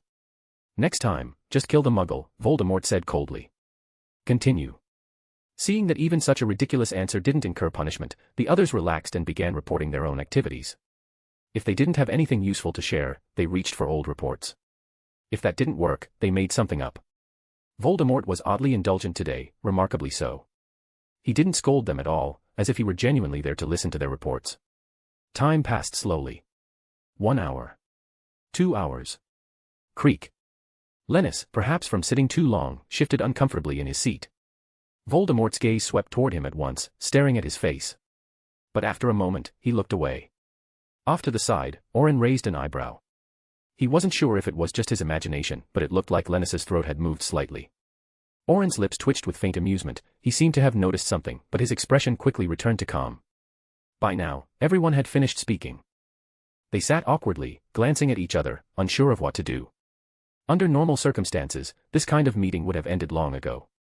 But today, Voldemort seemed unusually patient, showing no intention of wrapping things up. No one dared to speak or ask questions, they simply remained seated. "Go on." "I like stories," Voldemort said again. Left with no other choice, everyone resumed their efforts to come up with more things to report. Several more hours passed, and everyone's mouths were dry and parched. Very good. Voldemort suddenly stood, and under a sea of confused stares, strode briskly out of the room, taking with him the Dementor that had been stationed at the door. What did that mean? Everyone was baffled, but judging by the situation, it seemed the meeting was over. It must be. The Dark Lord was gone, what reason was there to stay? One by one, they began to rise from their seats. Orin stood and gave Lennis a friendly pat on the shoulder. Nice to see a new face, and not a useless one, either. Want to grab a drink? His words instantly sparked a wave of resentment. The remaining Death Eaters who hadn't yet left turned to glare at him. What, you're not useless? Orin spread his hands in mock innocence, the provocation plain. Enjoy your moment while you can, one Death Eater said coldly. The Dark Lord knows who his most loyal servant is. One day, I'll make sure you taste the Cruciatus curse. I'm looking forward to it, Jugson, Orin said casually. And for the record, I think my Cruciatus curse is pretty good. Want to give it a try? We'll see. The other men stormed off in fury. Hey, friend, Orin said again, patting Lennis. Seriously, how about that drink? The leaky cauldron. I love the look the hit wizards give me when they recognize who I am. Lennis didn't reply. He simply shook his head. We're going to be colleagues in the same boat soon. You won't even talk to me. Orin smiled wider. That's a little unfriendly, don't you think? Lennis seemed to find him increasingly annoying. He frowned and gave a sharp snort. He didn't even wait for Barty Crouch Jr., who had come with him. Instead, he walked straight out, passed through the courtyard, and disappeared behind the wrought iron gates. Before long, Orin was the only one left in the room. He didn't leave right away. Instead, he walked over to the chair where Lennis had been sitting and ran a hand across it thoughtfully, his eyes flickering. Strange. Very strange. From Lennis's behavior at the start, he wasn't the quiet type. He'd even enjoyed mocking the other Death Eaters. He was the one who'd initiated the exchange, and yet his behavior afterward had been odd. It was like he'd suddenly turned shy. How interesting, Orin murmured, fingers gliding across the finely crafted chair. Why had he suddenly gone quiet? Was it reluctance to speak, or an attempt to hide something? And if so, what was he hiding? A scent, perhaps. If he'd eaten something particularly pungent, or taken a potion, it would likely leave a trace. Speaking would risk revealing it. But that explanation didn't quite hold. No one had eaten or drunk anything today. After all, Voldemort had been right there, and as time passed, his expression had grown darker. With him staring them down, no one dared make a move, no matter how parched they were from hours of talking. Unless he had eaten something that didn't require opening his mouth. That, at least, was possible. And aside from scent, there was something else, something even more obvious, that would give him away the moment he opened his mouth. Orin walked over to a large gilded mirror and spoke softly. Maybe I'm overthinking it. Maybe he really just doesn't like to talk. As he spoke, his teeth glinted faintly in the dim light. Chapter 887, Chapter 887, Dumbledore Betrayed. Of course, Voldemort wasn't so bored that he came all this way just to listen to the Death Eaters report their utterly dull experiences. His real purpose was simply to confirm whether any among them were imposters who had taken Polyjuice Potion. While Polyjuice Potion could perfectly transform someone into another person, it had one limitation: no matter the amount, whether a sip or an entire cauldron, the transformation would last for no more than 2 hours. After that, the drinker would revert to their original appearance. To maintain the disguise, one had to take another dose within that time frame. Voldemort exploited this limitation by gathering everyone together and watching them for over 3 hours. Only when no one showed any signs of changing did he finally leave. It was clear that Voldemort had been tormented by Kyle to such a degree that he was beginning to suspect even his own followers. Fortunately, Alastair Moody had come prepared, which was the only reason he wasn't exposed. After returning to Cornwall, he immediately entered a rundown dark magic shop. He carefully closed the door behind him and approached a dusty, gray-streaked mirror. The reflection of Lennis in the mirror had already begun to change, several strands of white hair had appeared, and the once well-fitting robe now looked tight and ill-suited.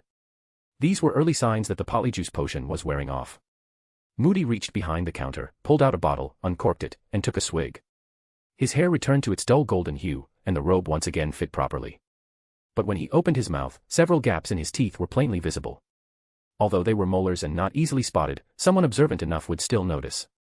Moody's throat moved, as if something had risen from his stomach. He spat it into his palm. It was a handful of teeth. Under the lamplight, he could clearly see that each tooth had a small hole in it, resembling cavities. Moody placed the teeth on the table, his expression grim. Even though he'd made preparations this time had been tight, and it still hadn't been quite enough. If Voldemort had delayed even a little longer, he might have been exposed. Without a moment's hesitation, Moody shoved his wand into his mouth and gave it a sharp flick. 3 more teeth fell out, blood dripping from the corners of his mouth. But Moody didn't care. He carefully used his wand to drill tiny holes into the teeth, then flicked it again. The teeth seemed to undergo some kind of transformation, though nothing was visible on the surface. He poured an entire bottle of Polyjuice Potion through the tiny holes and stuffed the teeth back into his mouth. He tentatively opened his mouth. Not bad. It felt a bit odd, but it would keep him safe. While Moody was doing everything he could to hide the Polyjuice Potion on himself and avoid detection, things at Hogwarts were far more lively. It was Saturday, a rare chance to sleep in, but the students were woken up early by loud knocking on their doors. The prefects bustled through the common rooms, dragging everyone out of bed and lining up the bleary-eyed students to head to the Great Hall together. Honestly, it's finally the weekend, and now we have to get up early to go to the Great Hall. What could be so important? Ron yawned as he led a group of younger students through the corridor of the common room. You've already complained 3 times since we started walking, Hermione said irritably from behind. Ron, don't forget, you're a prefect. I know, Ron said dismissively. So, Madam Head Girl, do you know what's going on? No idea, Hermione replied. All she'd received was a message from the headmaster instructing her to bring all the students to the Great Hall. As for why, he didn't say. Come on, let's move, Hermione urged. If the headmaster called us there, it must be something important. As the group passed through the corridor, the portrait of Madame Violet saw the crowd emerging and instinctively hid a wine glass behind her back. Her cheeks were flushed, clearly, she'd had more than a few drinks. Let's hope she can still hear the password later, Harry muttered, glancing over his shoulder. Madame Violet had already been drunk several times, and students trying to return to the common room had to wait until she sobered up to get back in. She wasn't supposed to be the one handling the portrait entrance, normally, that job belonged to the fat lady. But the fat lady had been feeling unwell lately, which was how this drunkard had ended up filling in. A portrait feeling unwell. It sounded ridiculous, but it was true. Harry had seen it with his own eyes. The day Kyle went to the headmaster's office, the fat lady had become extremely emotional. In just 1 hour, she changed the password 5 times. From Heavenly Harmony to Melodious Echo, every password was music-related. But 5 changes in an hour. No one could keep up. Neville had given up entirely and was just waiting for someone else to let him in. Left with no choice, Professor McGonagall had moved the fat lady elsewhere to let her calm down and temporarily assigned Madame Violet to take over. Not that she was particularly reliable, either. The group followed the stairs down to the Great Hall. By the time they arrived, the hall was already filled with people. Something big is definitely going on, Ron said, instantly wide awake as his eyes landed on Amelia Bones, the Minister for Magic, seated at the front of the hall. And she wasn't alone. Rufus Scrimgeour, head of the Auror office, was there, along with several department heads or deputy heads, and even reporters from the Daily Prophet. This lineup was seriously over the top. Are the Death Eaters going to attack Hogwarts? Harry said anxiously. Just then, a sudden commotion erupted outside, as if something massive had slammed into the ground. Moments later, Hagrid entered the hall, accompanied by an equally towering witch. Harry recognized her immediately, Madame Maxime, headmistress of Beauxbatons. But why was she here? This wasn't the Triwizard Tournament. Hagrid, what exactly is going on? Madame Maxime said, her tone grave. When I first got the message, I thought it was a prank. Sorry, Olymp, Hagrid said. This might sound unbelievable, but I set out as soon as I got the news, and just happened to spot your carriage. Are you kidding? Madame Maxime turned instinctively. I swear I'm not, Hagrid said firmly. This is very strange, Madame Maxime said, frowning deeply. Dumbledore's still alive, isn't he? Listening to their conversation, Harry felt a growing sense of unease. What could possibly have happened to make Madame Maxime rush all the way from France? He wanted to go over and ask, but Hagrid walked straight past him, not even acknowledging his presence. Left with no choice, Harry sat down at the Gryffindor table with the others. More people continued to arrive, though Harry didn't recognize most of them. The only constant was the serious look on everyone's faces. For a moment, Harry even wondered if Voldemort had already appeared at the school gates, and this was some kind of pre-battle assembly. Hey, scoot over, make some space for me. A familiar voice behind him snapped Harry out of his thoughts. He turned instinctively. Kyle, he blurted. What are you doing here? Here to watch the fun, Kyle replied. That line sounded all too familiar, like he'd heard it just yesterday.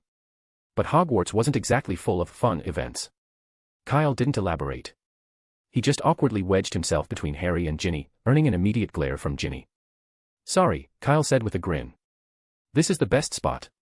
Any closer and Professor McGonagall might see me, you know she's banned me from coming back.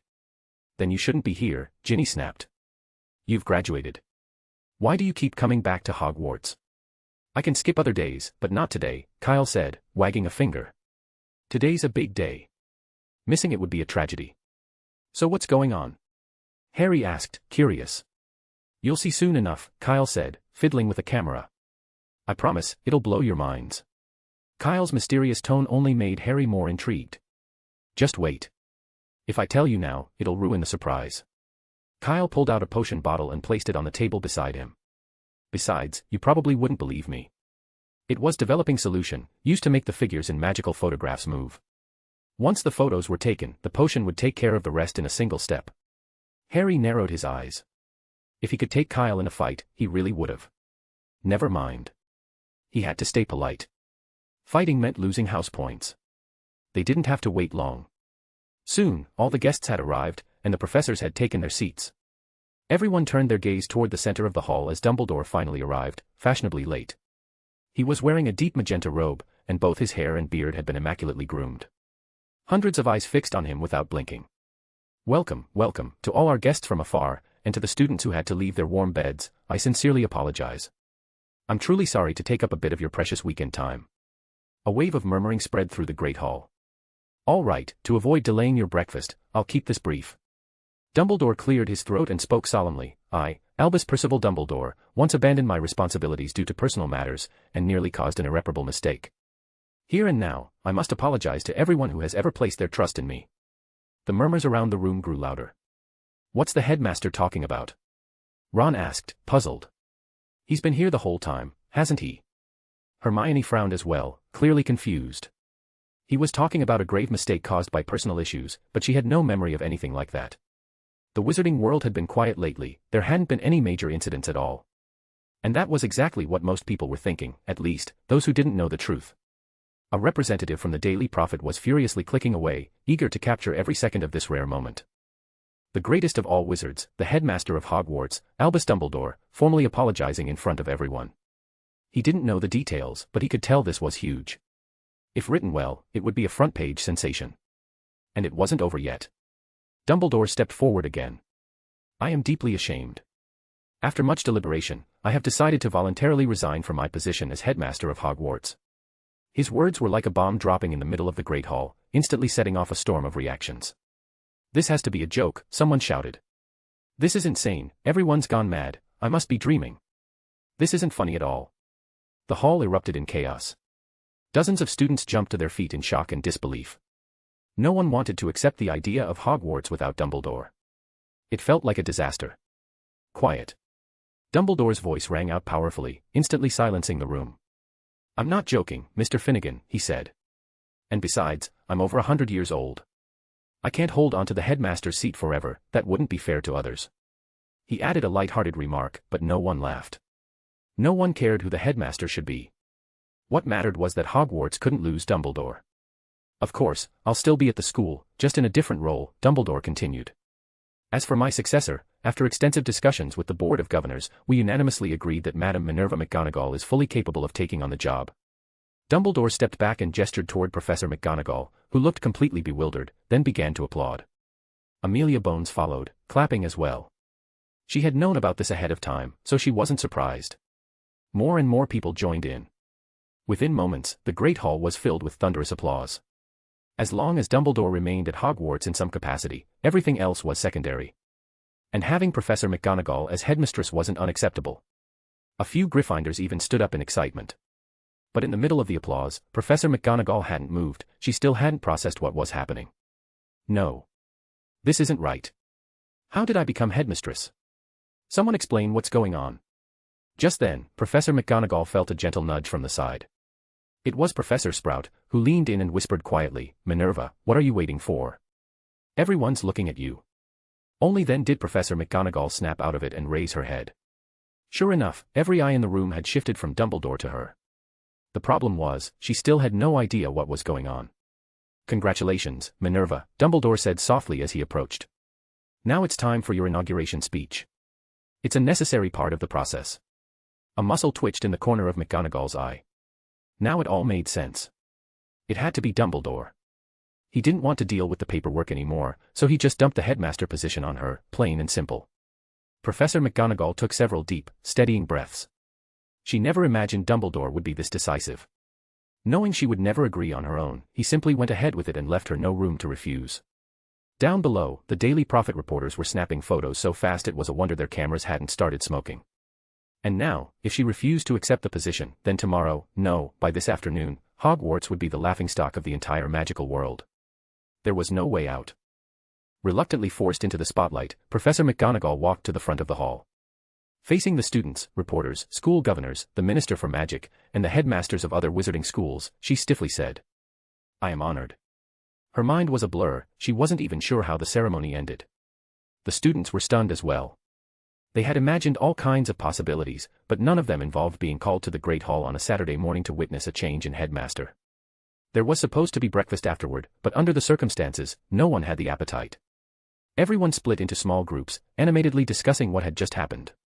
Meanwhile, Dumbledore, who had just stepped down, had already returned to the headmaster's office and was calmly packing up his belongings, the Mirror of Erised, the pensieve, Fox's Perch. He decided to leave the silver instruments on the desk, they'd be more useful if they stayed. Just then, the door opened. Kyle poked his head in. Hey, Headmaster, clearing out space. Yes. Dumbledore let out a breath of relief when he saw Kyle. One must maintain some dignity. It'd be rather disgraceful to be thrown out. I don't think Professor McGonagall would throw you out, Kyle said, shaking his head. She'd probably rather kill you. While she was giving her speech, I swear I heard her grinding her teeth. Dumbledore didn't reply, but his hands began to move even faster. No rush, sir, Kyle said with a smile. Headmistress McGonagall is right outside the door. You're not going anywhere. Dumbledore froze mid-motion. How do you know? Because I brought her here, Kyle said, grinning wider. I went to find her right after you left the Great Hall. Why would you do that, child? Dumbledore sounded genuinely wounded. What possible benefit is there for you? I told her you might try to sneak off, and in return, she forgave me for coming back to Hogwarts. I'd say it was a fair deal. I could have done that too, Dumbledore said. Hogwarts welcomes every graduate back to visit. You're not the headmaster anymore. Kyle wagged a finger. Times have changed, Mr. Dumbledore. Now it's Professor McGonagall, no, Headmistress McGonagall, who makes the rules. Your promises don't count. How pragmatic. Dumbledore sighed. Just minutes ago, Kyle had still been calling him Professor. It hadn't even been 10 minutes since his resignation, and already it was Mr. Dumbledore. Very well. He let out a long breath, steeling himself with the air of someone facing execution, and waited for Minerva to burst in. But he waited for quite some time, and the door remained quiet. We've still got a moment, Kyle said. Headmistress McGonagall agreed to let us have a bit of privacy, so I could give you your gift. A gift? A resignation gift, Kyle said. Just a small token from me. Dumbledore turned to look at him, intrigued. Now that he was sure Minerva wasn't about to storm in, he relaxed. As long as he wasn't caught on the spot, he could always leave the headmaster's office via Phoenix. Clearly, Kyle's betrayal hadn't gone completely too far. I'm curious, what are you giving me? In good spirits, Dumbledore even requested a cup of tea. This. Kyle slapped his hand down on the table. And suddenly, a photograph appeared in front of Dumbledore.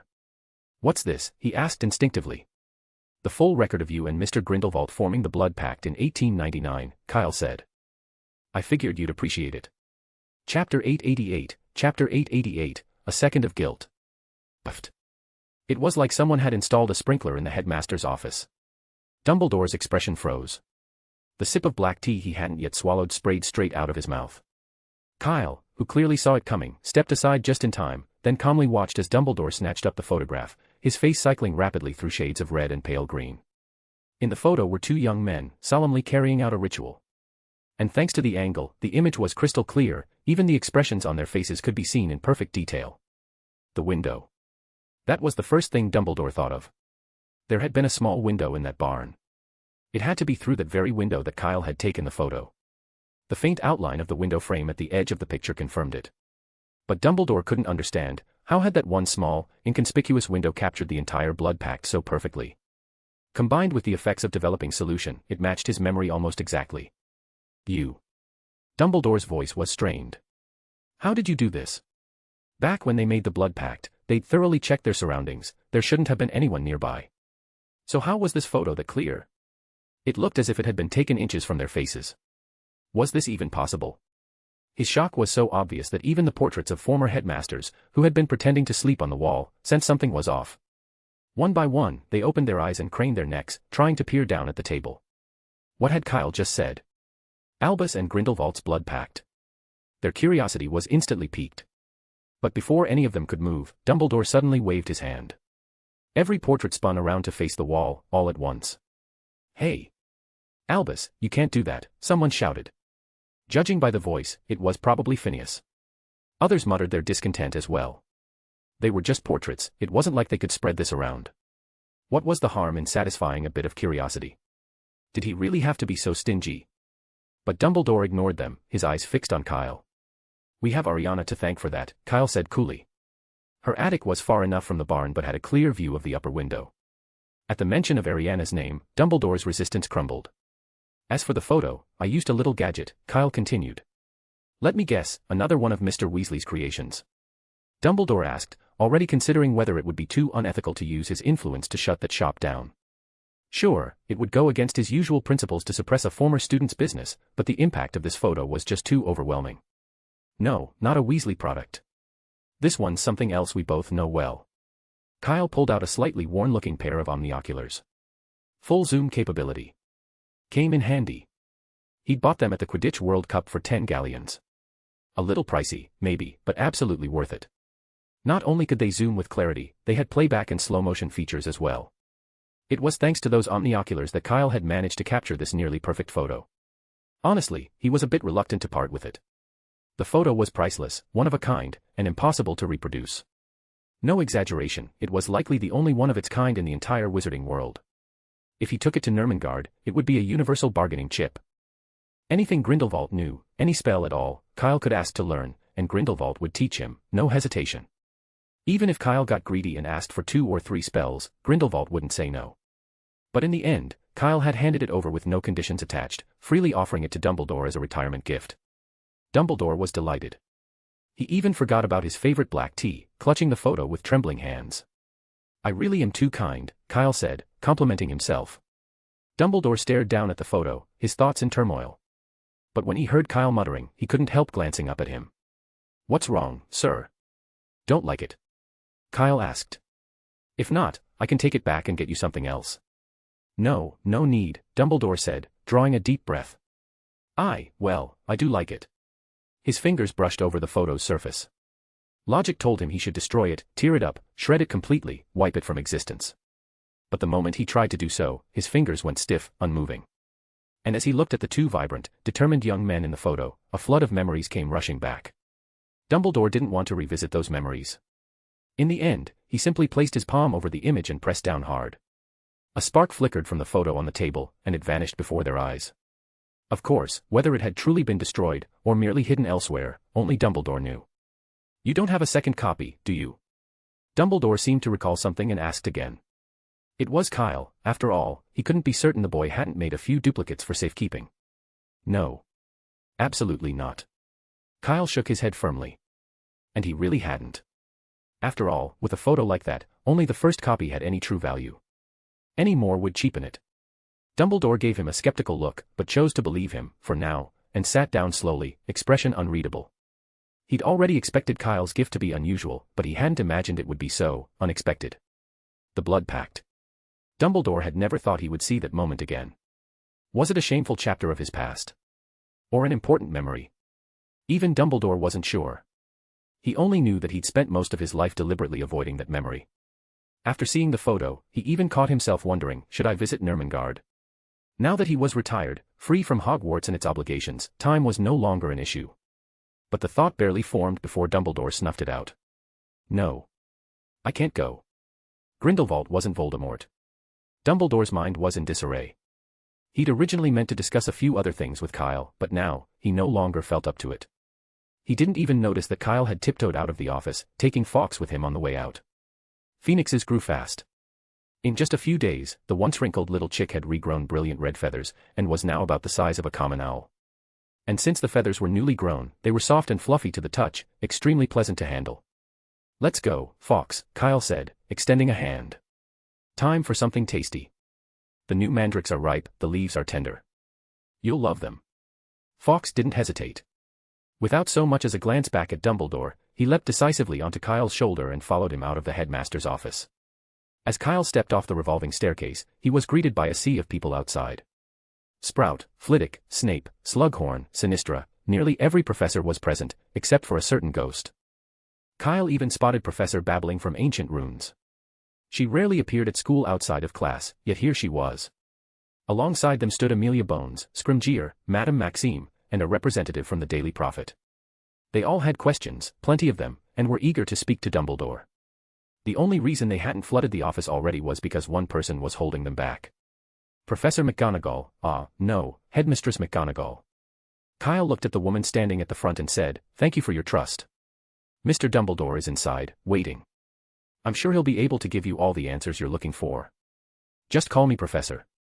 "Headmistress still sounds strange," Professor McGonagall said, shaking her head. "And I'll still be teaching Transfiguration, so there's no issue sticking with Professor."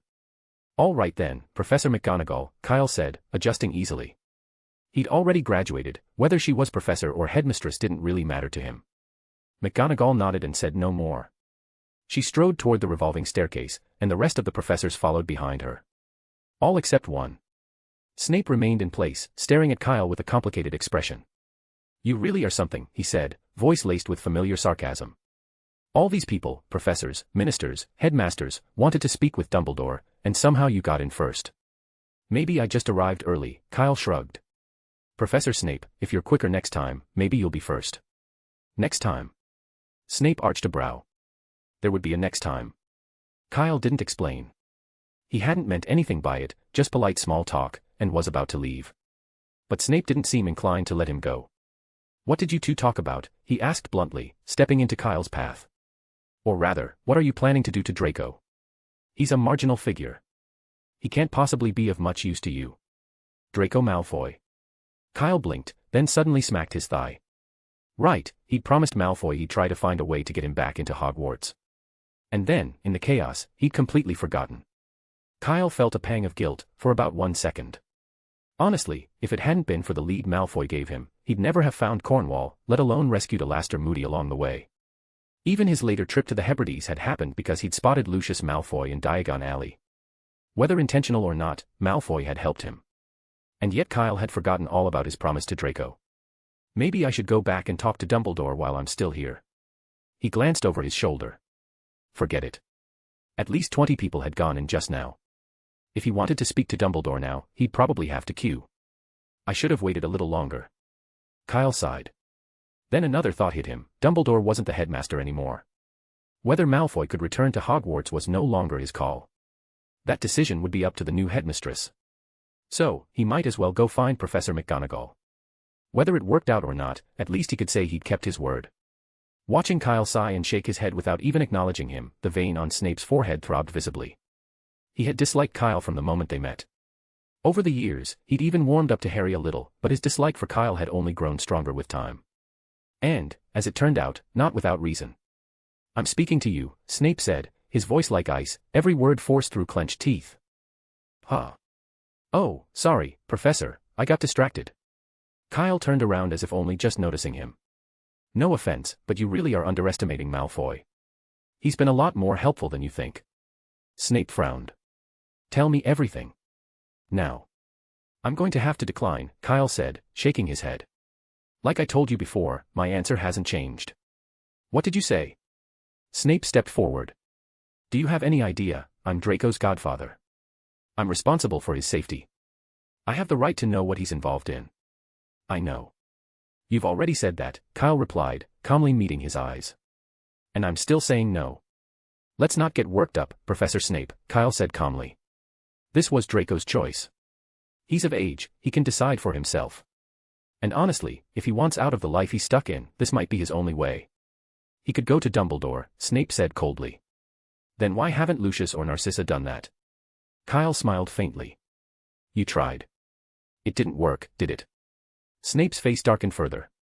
"Thought so," Kyle said. "The Dark Lord might ignore a lot of things, but Dumbledore isn't one of them. Going to him now is too risky. The Malfoys aren't fools, they can't, and they won't, take that chance." "You underestimate yourself," Snape said suddenly, voice oddly flat.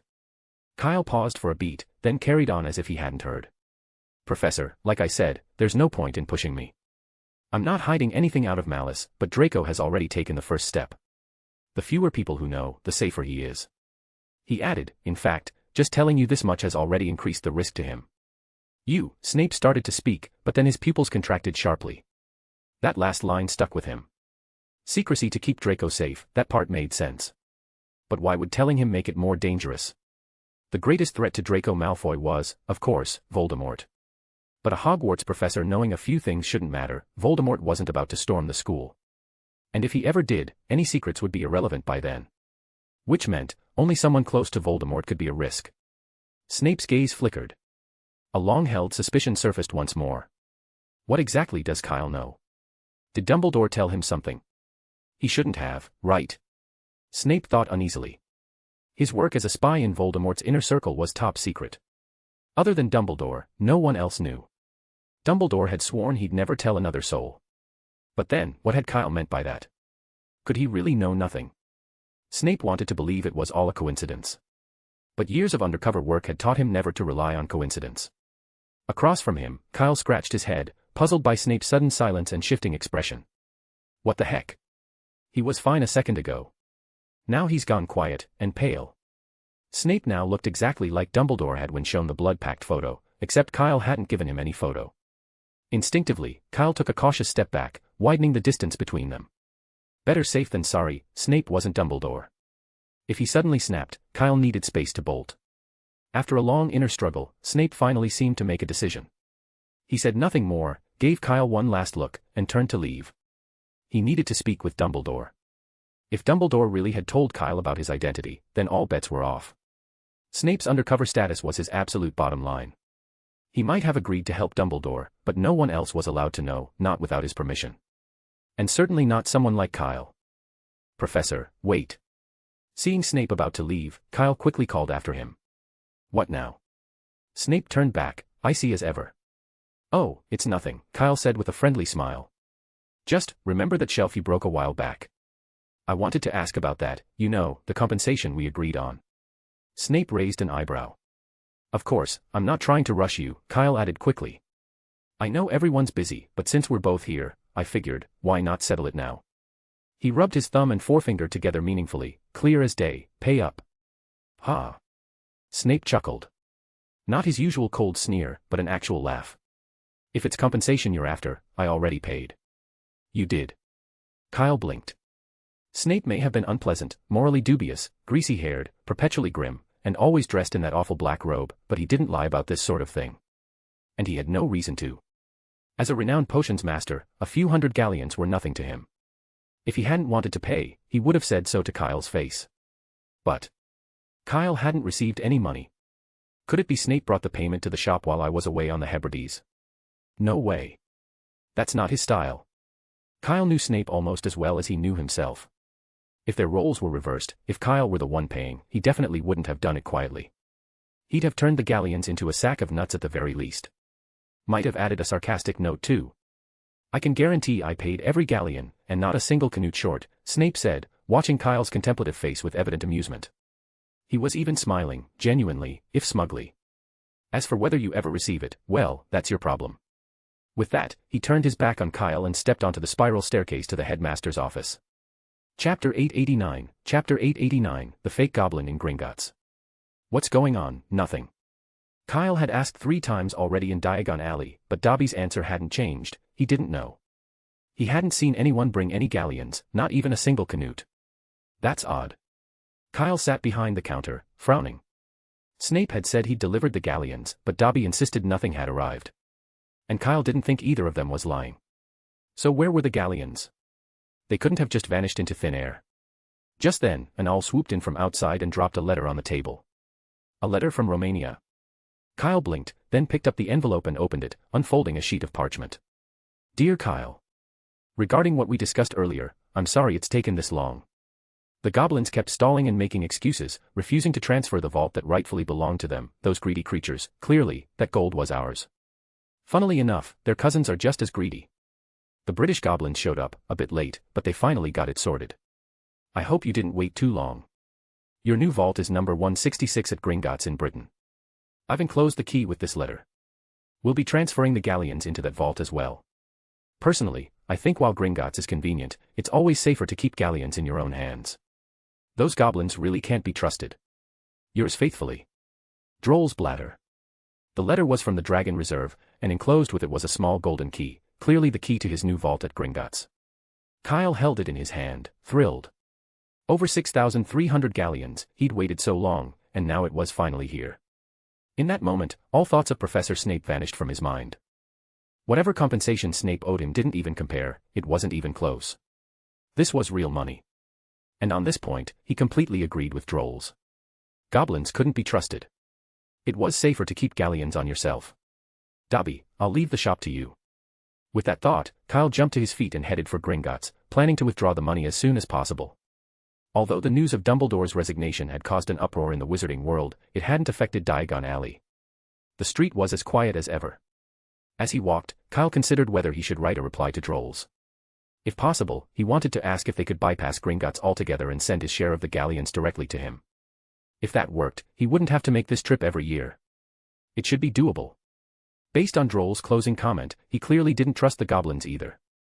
The real issue was that Kyle simply hated dealing with goblins.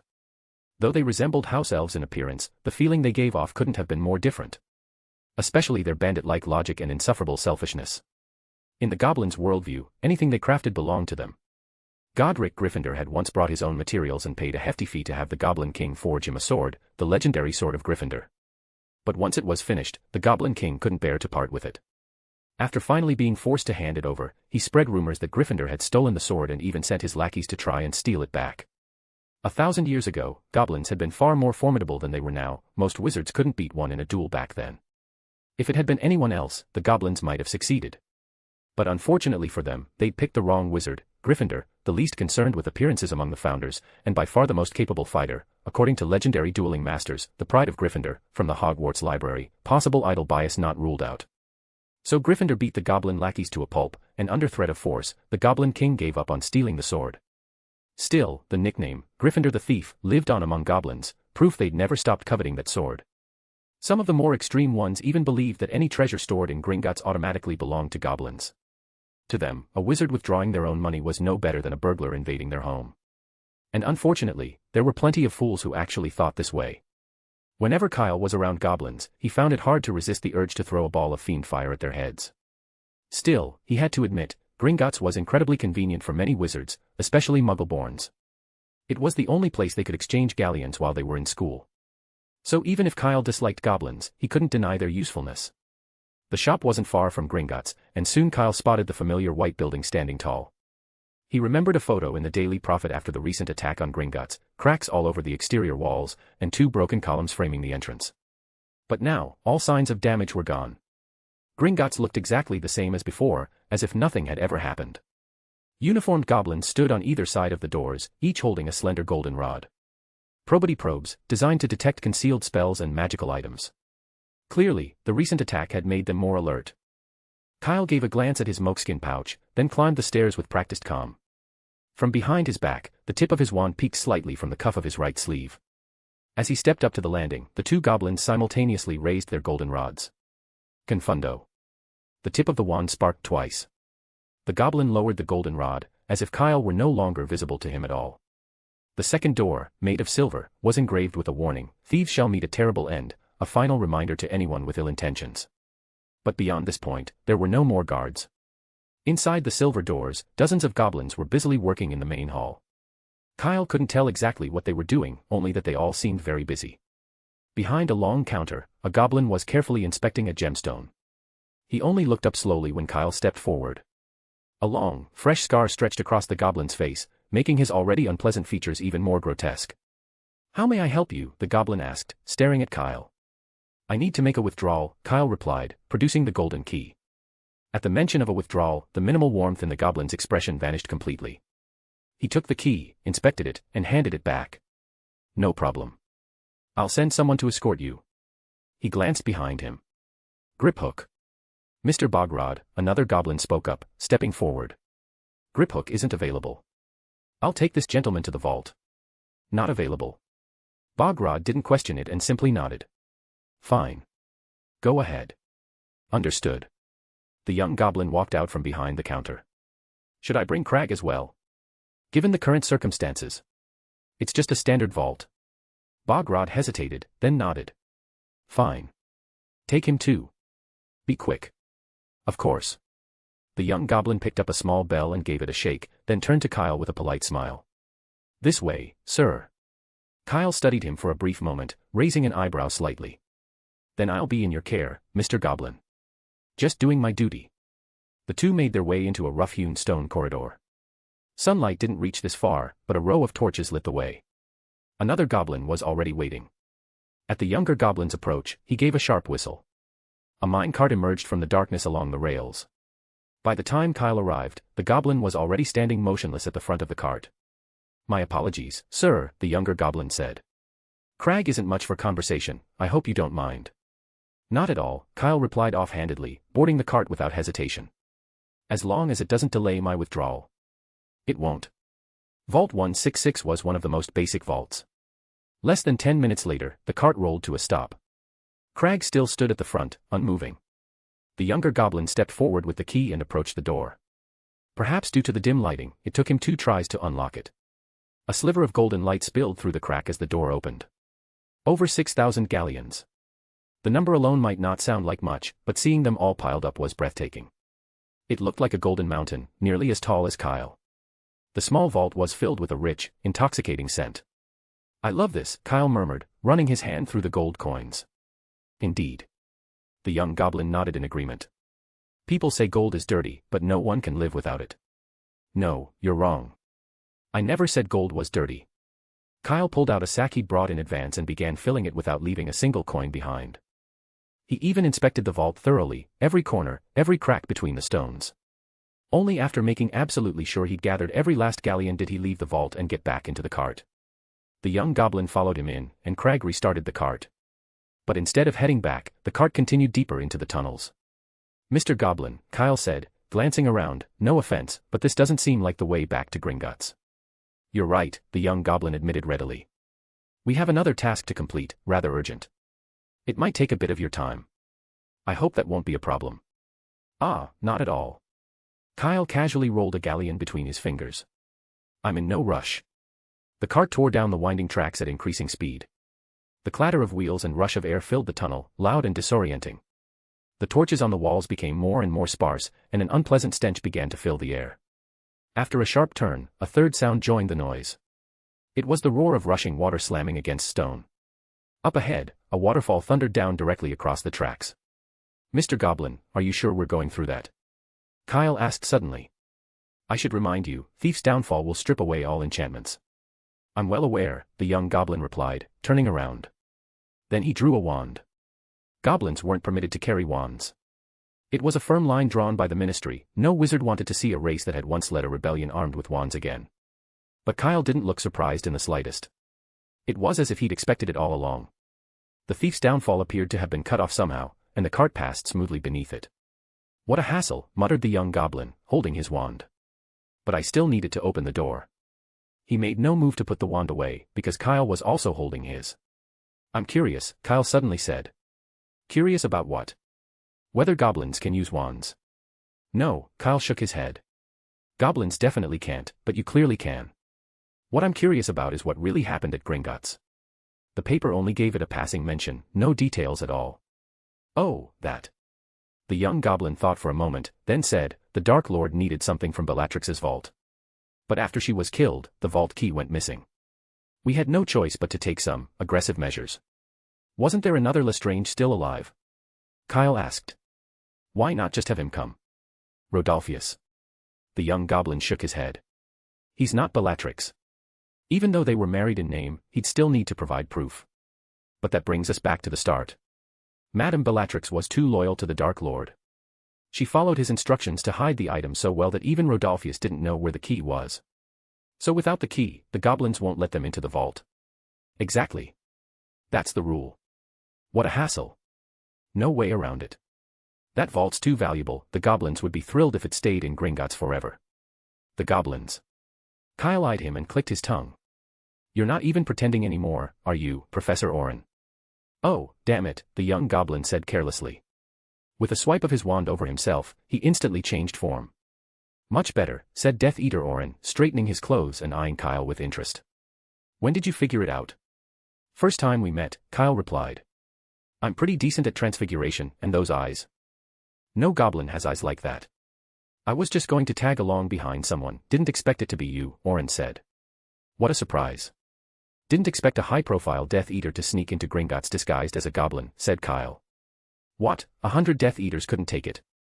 "There weren't that many, barely 20, Orin said with a dismissive wave. "The thief's downfall washed away the Imperious curses cast on the goblins, so the whole mission fell apart. That's why I came." "I see." Kyle shrugged. "Still, I bet you won't pull it off either." "Well, that's a problem. The Dark Lord doesn't like useless followers," Orin sighed. "Judging by your tone, you're planning to stop me." "Of course I am. What kind of question is that?" Kyle casually flicked a gold coin against the cliff wall outside the cart, then grabbed a whole handful from his bag and tossed them out. "Besides, you already suspected as much, didn't you? From the moment you volunteered to bring me to the vault. Honestly, if you hadn't called out to me, I might not have recognized you. But you did, and you insisted on bringing me along. It wouldn't feel right to just pretend I didn't notice." "Unlucky," Orin sighed again. "I really just wanted to catch up." "There's nothing for us to catch up on." Kyle threw out another handful of coins. Orin watched Kyle scatter the gold, baffled. "What are you doing?" he couldn't help but ask. "Setting the stage," Kyle replied, guiding the coins to land in visible spots. "Even if I have to stop you, I'm not helping Gringotts for free." "All right." Orin still didn't get it, but chose to respect it. "We're almost there. Shall we begin?" "No, wait a bit longer." Kyle stopped throwing coins and stared into the tunnel ahead. We're already here. It's a rare opportunity, and there's something I've been meaning to do along the way. Just then, the cart rounded another corner and entered a vast underground chamber. The passage suddenly widened. A massive dragon was chained to the ground ahead, guarding access to 4 or 5 of the deepest vaults. But unlike the dragons Kyle had seen before, this one was in terrible shape. Its scales were pale and loose, ready to fall off at any moment. Years in the cold had taken their toll. Dragons preferred hot, dry environments. Being stuck this deep underground was torture. Its legs were shackled by enormous iron chains, and the scales around them had long since been rubbed away by the cuffs, exposing raw, bloody flesh. All right. Go do your thing, Kyle said as he jumped off the cart. By the way, once the thief's downfall was cut off, the goblins probably realized something was wrong. We'd better move quickly. Yeah, good point. Orin also jumped down, dragging the goblin named Crag with him. The goblin's eyes were vacant, he didn't react at all. The two parted ways without resistance, neither one tried to stop the other. Kyle headed toward the dragon. It was a Ukrainian iron belly. Sensing someone approach, the dragon turned its grotesque head and unleashed a jet of flame at Kyle. A stone wall shot up, blocking the fire. Need a hand? Orin called, tossing over a strange-looking iron shard. I heard this thing can calm it down. No need. Kyle shouted back. He swung his wand again, and the stone wall morphed into 2 enormous arms. One to the left, one to the right, they seized the dragon's neck and slammed it down. Boom. The ground shuddered, dust and rubble flying everywhere. The dragon roared furiously, thrashing and spraying fire in all directions. Easy, little one, easy. Kyle murmured to the dragon, gently raising his wand. With a metallic clink, the chains binding the dragon were sliced clean in half. Chapter 890, Another Theft at Gringotts. The heavy shackles were effortlessly sliced in half by Sectum Sempra, followed shortly by those on the other side. With several resounding crashes, the chains that had bound the dragon all snapped and slammed to the ground. The massive stone hands vanished as well, but the dragon hadn't yet realized it was free. It continued to lash out at Kyle on instinct. The deafening roars and booming echoes reverberated through the deep vaults. Fire surged along the rock walls, and loose stones rained down like hail. A curved shield appeared above Kyle's head, blocking falling debris and deflecting the dragon's flames away. He tried to calm the dragon, but just then, a stone landed directly on the strange iron plate Orin had tossed earlier, producing a crisp metallic clang. The dragon let out a hoarse, ragged roar and stumbled backward, visibly trembling, a flicker of raw, human-like fear crossing its face. As Kyle got closer, he saw it bore hideous scars across its face, some deep, others shallow. Just a sound, and it frightened the largest iron belly this badly. Kyle's lips moved, he seemed to mutter a curse. With another sharp flick of his wand, several enormous iron chains rose into the air and exploded into a shower of metallic fragments right in front of the dragon. Seeing this, a gleam returned to the iron belly's once cloudy eyes. It finally understood. The shackles were broken. It was free. At the same moment, Kyle raised his wand and pointed toward the ceiling of the tunnel. Confringo. A series of explosions burst overhead, accompanied by what sounded like goblin screams, but Kyle didn't spare them a glance. Moments later, a jagged hole blasted open in the tunnel ceiling, and a sliver of sunlight pierced the gloom, falling across the dragon's wings. The beam was small, barely the size of a bludger, but that little ray of light froze the dragon in place. Fly, Kyle said softly. With a thunderous roar, the dragon reared up, spread its wings, and soared toward the opening with all its might. Kyle turned around, about to destroy the iron plate, but stopped cold. He'd noticed purple cracks had appeared on the stone that had landed on the plate. A single flap from the dragon's wings shattered the stone completely, sending fragments scattering. Curse magic. Kyle's eye twitched. Good thing I didn't touch it. The stone had crumbled to dust, whatever curse was on that thing, it wasn't meant to be survived. Without hesitation, he slashed his wand forward. The shards of stone on the ground leapt into the air, reshaping into jagged stone spikes that surged toward a nearby vault.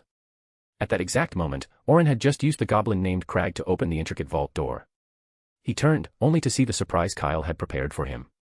The spikes flew like a swarm of locusts, blotting out the air.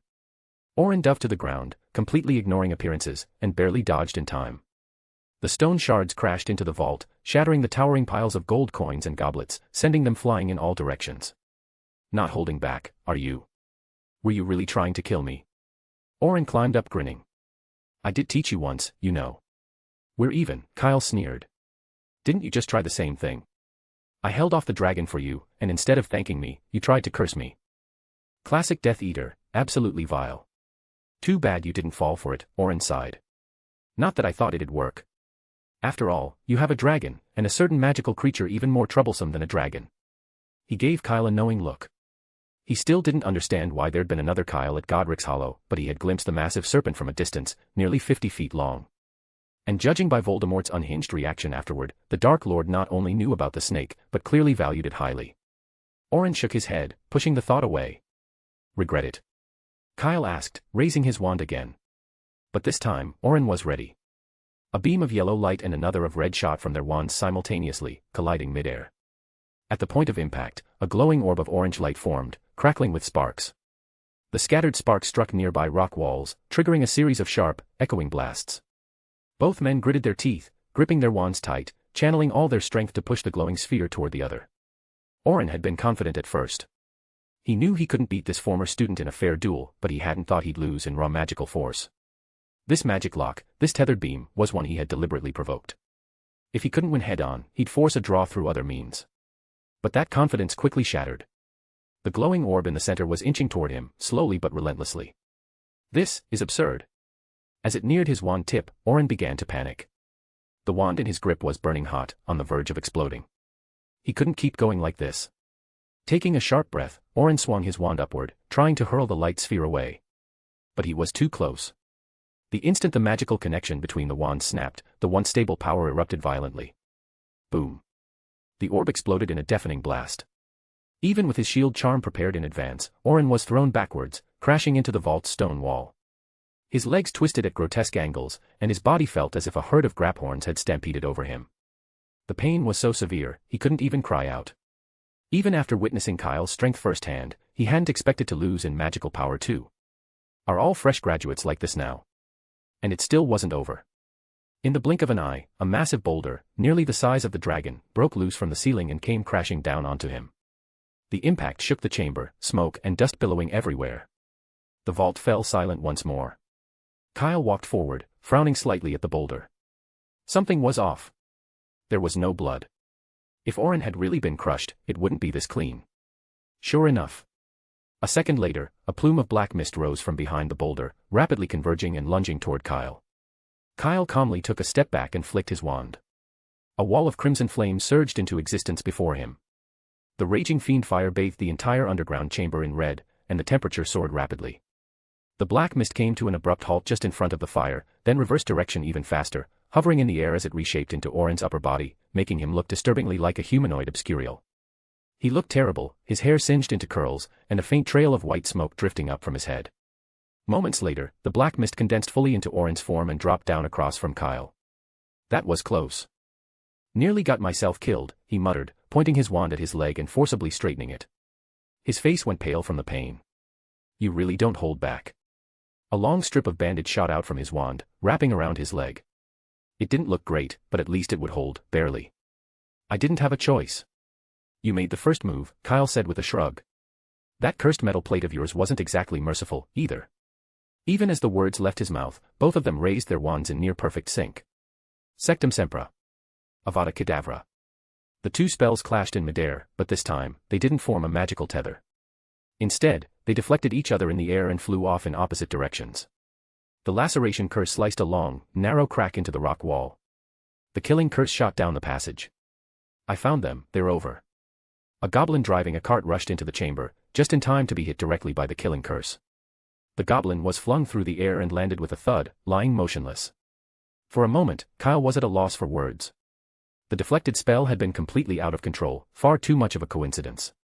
You couldn't fake timing that perfect. Now driverless, the goblin's cart careened ahead uncontrollably and slammed into the one in front of it.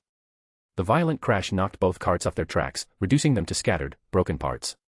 Meanwhile, more goblins appeared at the far end of the tunnel, making the already chaotic scene even more frenzied. Death Eaters again, they dare to kill a goblin. Kill him. Kill him. The dragon escaped. Damn it, he let the dragon go. More carts appeared on the rails, the noise drawing closer by the second. The goblins are almost here, Kyle said, turning to Orin. Where's your backup? Don't tell me you're the only Death Eater they sent. If that's true, you must really be in a sorry state. Unfortunately, I am the only one, Orin said flatly. The rest were just dead weight. I'm better off without them. They'd make great meat shields, Kyle said, giving his wand a flick. Several spells shot straight at Orin. Like right now. Orin gritted his teeth and deflected the spells but didn't retaliate. Instead, he turned and rushed into the vault, grabbing the nearest golden cup. Arg. He let out a sharp scream. Steam hissed between his fingers as if he'd grabbed a red-hot iron brand. But even so, Orin refused to let go. That what you're looking for? Kyle raised an eyebrow. Of course, the vault, the golden cup, fits the Dark Lord's specifications exactly. Orin said through clenched teeth, his voice shaking. It was clear the pain was excruciating. In just moments, the cup had already fractured into over 100 copies, clattering across the floor. Orin turned back into a cloud of black mist. You think you can get away? Kyle raised his wand, and the surrounding Fiendfyre twisted like a living barrier. He had to admit, this spell Voldemort invented was impressive. It let the user fly and move quickly. But it wasn't true obscurus magic, and it wasn't invincible. Orin had only escaped the falling boulder earlier because of his speed, nothing more. Kyle had no intention of giving him a second chance. The Fiendfyre sealed off the path. Even a real obscurus would be scorched getting through. I think I can, Orin's voice echoed from within the swirling black mist as he darted rapidly through the vault. The treasures within, as soon as they touched the mist, began replicating just like the golden cup. Soon the vault was overflowing, and a tidal wave of gold began pouring out. The heat from the enchanted gold radiated intense heat, blending with the Fiendfyre until the entire underground chamber felt like a furnace. Crag, the goblin still under Orin's imperious curse, stood right at the vault entrance. If the gold flooded out, it would drown him instantly. In that critical moment, Kyle made a snap decision. He gave up pursuing Orin and swung his wand toward Crag. A surge of invisible force hurled the goblin aside, out of harm's way. Crag was the only one who knew the truth. If both he and Orin died here, Kyle couldn't be sure the greedy and scrupulous goblins wouldn't pin the entire mess on him. It was entirely possible. Even if he could eventually clear his name, the time and trouble it would cost weren't worth it. Orin clearly understood that too. Seizing the moment while Kyle was saving Crag, he flew straight toward the tunnel above. As the mist passed him, Kyle felt a massive impact. He was slammed backward and crashed into the cliff wall. The move left Orin, now airborne, briefly stunned. Did I just hit him? No. I don't think so. Then why did Kyle suddenly go flying? Faking it. But there was no time to dwell on it. A swarm of goblins had already arrived, leaping from their carts one after another. The black mist accelerated again and managed to shoot through the upper tunnel opening just before the goblins' spells could strike. A close escape. From high above, Orin looked down at the furious goblins below and couldn't help but smirk. The plan hadn't gone exactly as expected, but the result was perfect. He got what he came for, and he'd played the goblins for fools. Perhaps this time, he'd finally rise higher within the ranks of the Death Eaters, and gain access to those long-guarded secrets known only to the Old Guard. Like, why was Voldemort so obsessed with that item hidden in Gringotts? The moment Bellatrix, who had been entrusted with its safekeeping, died, he had insisted on moving it, even at the cost of offending the goblins. After all, if Voldemort had just been patient, the goblins would likely have sided with him eventually. So why the rush? Why willingly sacrifice an ally and risk pushing them to the other side, all for a golden cup? That question echoed in Orin's mind as he soared, adrenaline surging. In his excitement, he didn't immediately notice the sunlight overhead dimming, blocked by something massive. It took him a few seconds to realize. A column of searing flame came crashing down from above. The dragon hadn't left. No, incredibly, it had circled back, and now, it collided head-on with the escaping Orin. And the golden cup still clutched in his hand was continuing to multiply, releasing the unmistakable scent of Gringotts' vault magic, something that immediately agitated the dragon. That left no room for doubt. The iron belly unleashed its fury in a torrent of flames, relentlessly chasing what it perceived as a goblin, determined to crush it and vent its rage. But the ones who suffered most were the shopkeepers in Diagon Alley. Not only did they have to dodge golden cups raining from the sky, they also had to fend off a rampaging dragon and scramble to put out fires on their rooftops. Bloody hell, why is there a dragon in Diagon Alley?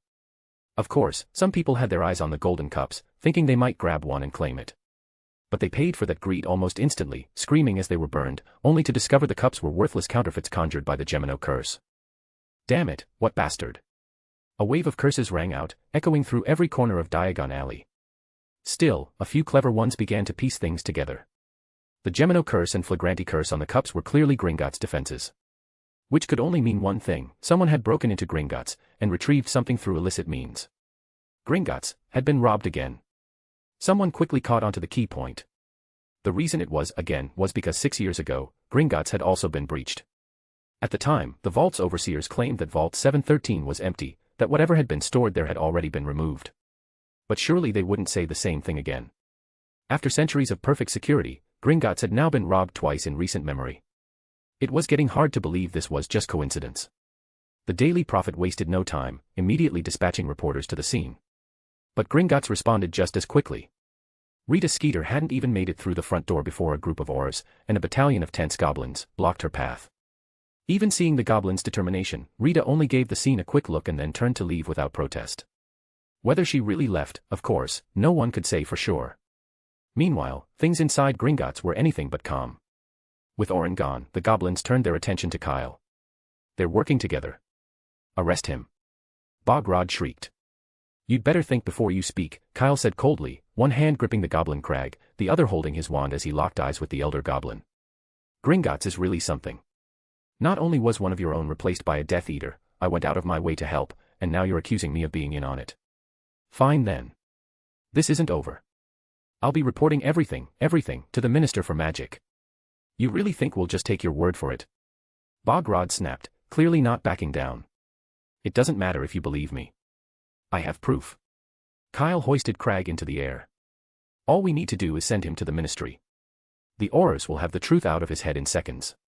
Let's see how long you can keep denying it. Bogrod fell silent. As an old goblin, he could see it plainly, Crag had been put under the Imperious curse. And the caster? Almost certainly the Death Eater who had escaped. The one who'd taken a goblin's place. If this wizard was telling the truth, Gringotts was in serious trouble. What, planning to snatch the goblin from me? Kyle said, eyes narrowing as he watched Bogrod's expression shift. We'll deal with our own kind. No need for wizards to interfere. I don't usually care what goblins do.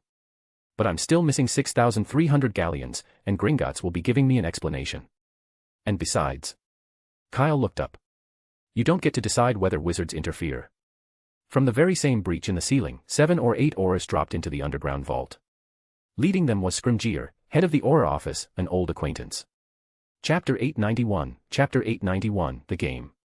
Order of the Phoenix Headquarters, 12 Grimmauld Place. Unlike most days, there were only 2 people here today, the retired Dumbledore, and Snape, just returned from a Death Eater meeting. Orin took a golden cup from the vault.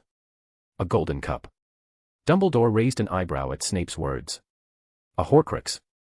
You really don't know whether it's a Horcrux? Snape said sharply. Hufflepuff's cup has been in Kyle's possession for some time, he hasn't even bothered hiding it. So Tom still doesn't know it was stolen? Dumbledore asked. I don't know. Snape paused and thought, then shook his head. As far as I'm aware, the Dark Lord was once furious with Bellatrix, he even used the Cruciatus curse on her. The reason? She lost something. Something important that had been hidden in the Gringotts vault. Though he didn't say it outright, it must have been Hufflepuff's cup. Snape went on, at the time, the Dark Lord couldn't appear in person, so I went to Gringotts instead. Kyle and that dog were careless. After taking the item, they didn't even bother to erase the goblin's memories. So you helped Kyle. A glint of teasing flashed in Dumbledore's eyes. You pretend not to care, but deep down, you still worry about him. Is it because of Miss Prince? Shut up. Snape exploded, snapping, worry about Kyle. Are you insane? What those 2 idiots do has nothing to do with me, I just didn't want their recklessness to ruin everything and make things harder for me. I see. Dumbledore didn't press further. He simply nodded and said, go on. There's nothing else to say. It took Snape a moment to calm down. I don't know what Bellatrix did afterward, but she somehow earned the Dark Lord's forgiveness. That was the end of it. I'd wager Miss Lestrange told a little lie, Dumbledore said with a smile. Impossible. No one can deceive the Dark Lord, Snape said reflexively. Is that so? Dumbledore looked at him, silent. Snape's eye twitched slightly. Right, he, the double agent, had deceived the Dark Lord more than once. Tom wouldn't have gone to Gringotts himself. It was probably Miss Lestrange who discovered it. Not realizing how important the item was, she must have let something slip. Dumbledore narrowed his eyes, recalling what Snape had told him previously. Then you went to Gringotts, altered the goblins' memories, made them forget about Kyle and Sirius, and incidentally, helped Miss Lestrange. I helped her. Snape frowned, confused. I only did it to pin the blame on her. That's what you think, Dumbledore said lightly. But since no one's been to the Lestrange vault, isn't it possible the item's still there, and she simply misjudged? I think it's quite likely, and I'm sure she went back to Gringotts after that. Snape didn't respond, which in itself was agreement. There was a stretch of time when Bella had been making frequent trips to Gringotts. After that, she'd never been punished again. Death Eaters are loyal to Tom, but if necessary, they won't hesitate to tell a small lie. Dumbledore's gaze grew distant and calm. Tom is arrogant. The fragmentation of his soul has robbed him of a normal wizard's judgment. I suspect he still believes Miss Lestrange would never dare lie to him. He probably still thinks the Horcrux is safely locked in the Lestrange vault. Which, for us, is a good thing. Snape remained silent. He didn't fully agree with Dumbledore's view, but he also knew that Dumbledore understood the Dark Lord better than he did. And besides, Bellatrix was already dead, so what did the truth matter now? Let's go check on Kyle, Dumbledore said, rising to his feet. He must be frightened. I'm not ready to reveal myself yet, Snape said flatly. And frankly, I doubt Kyle would be shaken just from running into a Death Eater at Gringotts. Instead of worrying about him, you should be worrying about the goblins. With that, Snape turned and left the room without a backward glance. Dumbledore didn't try to stop him. At this point, it truly wasn't a good idea for him to be seen outside Hogwarts. Leaving 12 Grimmauld Place, Dumbledore headed straight to the Ministry of Magic. Oh! Headmaster Dumbledore, what a pleasure to see you here, said a ministry wizard who recognized him and came over to greet him. Long time no see, Bob, Dumbledore replied warmly. Though I'm no longer headmaster, just call me by name. All right then, Mr. Dumbledore, Bob said. Is there anything I can help you with? There is, in fact, said Dumbledore. Mr. Chopper is at the ministry today, isn't he? Chris. Bob thought for a moment. He's not at the ministry. No, I meant his son, Kyle, Dumbledore clarified. Oh, him, he's over at the Auror office. But. Bob hesitated, glancing at Dumbledore. What is it? It's nothing, Bob said quickly, shaking his head. Just wondering, is he really Chris's son? Dumbledore's eyes flickered. Bob, you should be grateful Diana's not nearby. Bob gave an involuntary shiver. If Chris heard that, he'd probably just laugh it off. But if Diana did, Bob would likely find himself strung up from the ministry's highest tower by morning.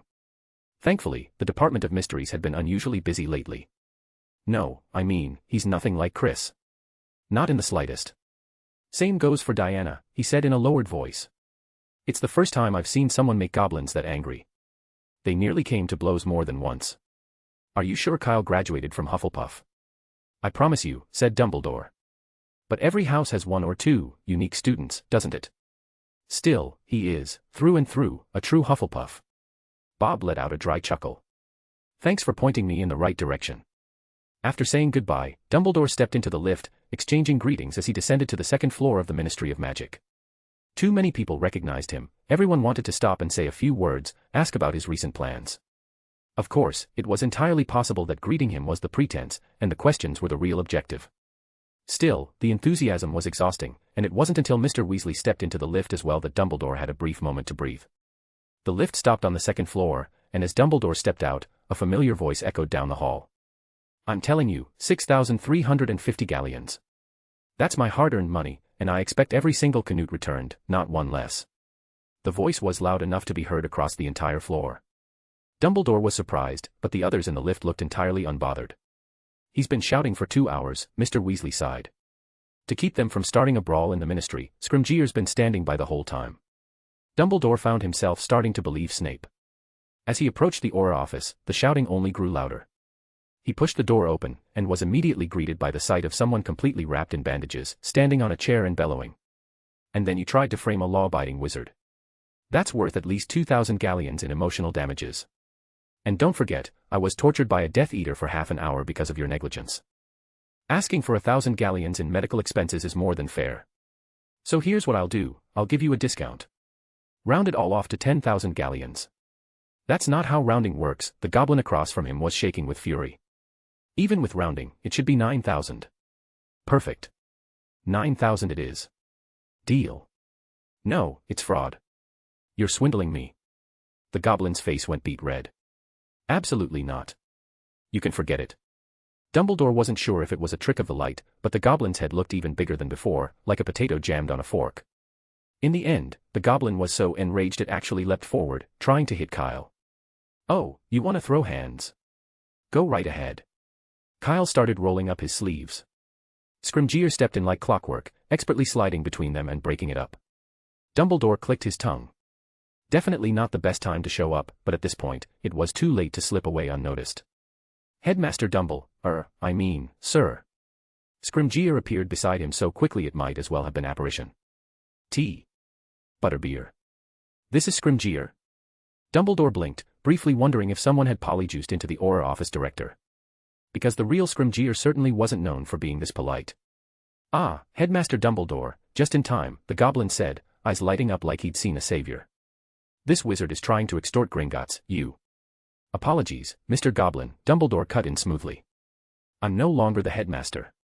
Just a humble, retired wizard now. I'm afraid I can't help you. The goblin froze mid-sentence, his entire face turning a purplish shade of frustration. Kyle, meanwhile, didn't seem the least bit concerned by Dumbledore's arrival. He gave a casual wave in greeting and went right back to arguing. Oh, and that's not even counting everything else, he said. Let's talk about the dragon. Gringotts is harboring a dragon in open violation of ministry regulations. What are you trying to do, launch a rebellion? Of course, that's not for me to handle. But the damage caused by the dragon. That's on you. Diagon Alley's shopkeepers, the burned homes, destroyed merchandise, that's a baseline of 30,000 galleons in losses. Impossible. Absolutely not. The goblin's head seemed to swell again. Impossible. Kyle sipped his butterbeer. Then I guess we'll have to escalate things officially. Shall I pay a visit to the Department of Magical Law Enforcement right now? Or maybe just ask the Auror next to me what the penalty is for illegal dragon keeping. A fine, and 3 years in Azkaban, Scrimgeour chimed in smoothly. You heard him. Kyle raised an eyebrow. And let me remind you, it's every goblin who knew about the dragon. So I hope Gringotts is ready to shut down for 3 years. You. The goblin started to tremble. You treacherous wizard. You're all in this together. Calling all wizards traitors. Kyle's expression darkened. Are you speaking for all goblins? Bogrod instantly broke into a cold sweat and clamped his mouth shut. This matter could blow up or be swept under the rug. At best, it was just reckless talk. At worst, it could spiral into a diplomatic disaster, especially now that the goblin's dragon had been exposed. And when people heard dragon, they thought war machine. Even if the goblins swore they only used it to guard vaults, who would believe that? After all, the goblins had led rebellions before. And if someone demanded accountability, it was clear who the scapegoat would be, Bogrod. No doubt about it. Taking advantage of the moment, Dumbledore used the opportunity to get the full story from Scrimgeour. First off, there was Kyle's terrifying display of bandages. His first stop after leaving Gringotts had actually been St. Mungo's. But after shouting too loudly during an argument with a goblin, he'd been promptly thrown out by the hospital director. After that, they'd headed straight to the Ministry of Magic. So you're saying Kyle's fine? Dumbledore asked. Scrimgeour instinctively turned his head. They can't hear us, Dumbledore said, waving a hand. Kyle and the goblins weren't paying them any attention. Exactly, Scrimgeour nodded. Not a scratch. The bandages are all just for show. I heard them say Kyle's asking the goblins to pay him 10,000 galleons. What's that about? Well, Scrimgeour said, Kyle had gone to make a withdrawal, but the one who received him turned out to be a Death Eater disguised as a goblin. So he's claiming the money he withdrew was stolen, and he's demanding Gringotts take responsibility. At that point, Scrimgeour's face twitched involuntarily. And on top of that, he's demanding Gringotts compensate for the damages caused by the fire dragon, 50,000 galleons in total to cover losses in Diagon Alley. The goblins agreed to that. Those greedy creatures. Of course not. Scrimgeour shook his head. Why else do you think they're still shouting? Tisk. Dumbledore clicked his tongue and subtly moved his fingers. Kyle's and the goblins' voices became audible once more. How can you prove a Death Eater stole your galleons? Didn't you already check 3 times? Kyle snapped. I've got 5 galleons left on me. Where's the rest supposed to have gone? Grown wings and flown off. If I hadn't stayed behind to help you lot protect the vault, my money wouldn't have been taken. I never expected you to be such an ungrateful bunch. Forget it. Kyle suddenly waved his hand dismissively, sounding bored. Since you don't want to pay, let's just go by the book. The Aurors are here. Why don't you explain the dragon situation first? Scrimgeour promptly stepped forward with a serious expression. We. Don't say it was to guard the vault, Kyle cut in before Bogrod could speak. If that were really the case, you could have filed a report with the Ministry of Magic and the Dragon Reservation. No one would have opposed it, but you didn't. the Ukrainian Iron Belly, sure, guarding the vault during peacetime, but in wartime. Who's to say what it'll do? You. The goblin's eyes were bloodshot. That dragon couldn't possibly escape. Couldn't escape. Kyle raised an eyebrow. Then what was flying over Diagon Alley? A warthog. There's no way it broke free from the chains, the goblin shouted. I swear it. What's that supposed to mean? Kyle shot him a glance. It couldn't break free, so are you saying I let it out? You want to go ask a troll for your brain back? Why would I release a dragon while fighting a Death Eater, just to make things harder for myself? The goblin's chest rose and fell furiously. Kyle had said everything it had been thinking, it had nothing left to retort. Of course the dragon was there to guard the vault. But for that, it needed to be completely obedient. Which meant, certain necessary measures, training. That's where all the scars came from, fear through torture. That's how they kept it under control. But there was no way the dragon reservation could ever know. They'd never approve. Sure, some people knew Gringotts kept a dragon, but due to the goblin's influence, most chose to turn a blind eye. Who would have guessed it would actually get loose, dragging what had always been a hidden secret into the public eye? As for who let it out, it was clearly a deliberate act. Either Kyle or the Death Eater. No doubt about that. But Kyle had too solid a case. There was no arguing with it. The Death Eater had fled, and even if the goblins were in the right, they couldn't say a word. And everyone in the ministry was pretending not to hear a thing. It didn't take a genius to figure out they were planning to carve a piece out of Gringotts, and the one in charge of the whole operation was Kyle. Bogrod wasn't stupid. He could see that much. But what could he do? Gringotts had well and truly stumbled this time. Not only had they failed to recognize a disguised Death Eater, they'd also caused this entire disaster. He just felt drained. Scrimgeour cleared his throat. Mr. Bogrod, would you care to explain the matter of the dragon? Gringotts is willing to compensate, Bogrod suddenly said. We'll pay 10,000 galleons for the damages in Diagon Alley. No good. 10,000's far too low. Kyle shook his head. At least 20 shops were damaged to varying degrees. The ministry still has to allocate resources to track down the dragon. And if that pulls manpower away and the Death Eaters exploit the gap. All that cost, plus the unseen losses, 10,000 won't cut it. Minimum 50,000. Impossible. 20,000 is our limit. Final offer. 40,000. Let's call it a friendly gesture. 25. Don't push it. 35. Not a canute less. And think of the Aurors too, Kyle said, locking eyes with Bogrod, who stared right back. The tension mounted steadily. After a long silence, both of them spoke at once. 30,000. 30,000. Deal. The word came simultaneously. Kyle and Bogrod reached an agreement in the blink of an eye. As they spoke, Scrimgeour quietly stepped back and resumed standing silently at the side. Dumbledore couldn't help but feel puzzled. This wasn't like Scrimgeour at all. Noticing his confusion, Mr. Weasley, who had been ignored the entire time, sidled over and whispered. The compensation will be issued by the Ministry of Magic. Dumbledore's expression cleared. No wonder the argument had gotten so heated, and the ministry had only sent Scrimgeour, who wasn't even acting in charge. Still, something felt off. Scrimgeour, cooperating with Kyle. That wasn't like him either. The Auror office gets to keep 50% of the payout, Mr. Weasley added. Chapter 892, Showdown, each using their own tactics. Is the Auror office short on galleons? Undoubtedly. With tensions escalating between them and the Death Eaters, every aspect of their operations, recruiting new Aurors, purchasing potions, paying out death benefits, demanded a steady stream of gold. But the ministry itself was also strapped for cash. Practically every department was stretching out a hand to the minister, and the Auror office only ever got the bare minimum, nowhere near enough. That was why Scrimgeour had dropped everything and stuck around for hours just to listen to them argue. After all, earning money is still part of the job. No shame in that. Half of 30,000 galleons was 15,000 galleons. Just for sitting in a room and playing along for a few hours, they'd secured that much funding. Any department head would jump at the chance. Too bad the others wouldn't get a turn. Scrimgeour straightened up, continuing to play his role until the matter was officially settled. 15,000 galleons, more than he'd expected. A clean profit. As for what the money was officially for, no one really cared. Yes, Diagon Alley had sustained some damage.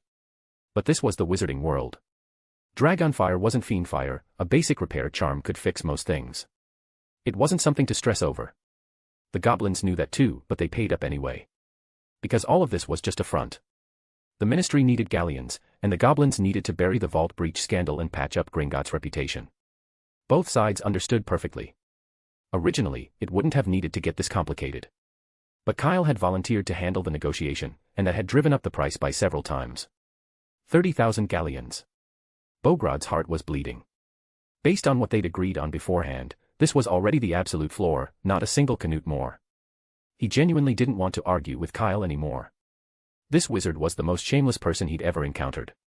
He never let things go, spouted baseless accusations without hesitation, and kept throwing increasingly outrageous claims at the goblins. Keep going, and even he'd start believing the goblins had raised dragons to start a rebellion. Enough. I'm done. Great. Now that the official business is done, let's talk personal. Kyle took another sip of butterbeer. About the 6,300 galleons that were stolen from me, you're going to give me an explanation, aren't you? He's still not done. Beauxbatons' heart, which had just started to settle, lurched again. Your money was already withdrawn, he rasped. Anything that happened afterward has nothing to do with Gringotts. He wanted a butterbeer too, water would do, honestly, but no matter how many hints he dropped, the aura nearby acted like he couldn't see him at all. Damn wizard. Nothing to do with you. Kyle sneered.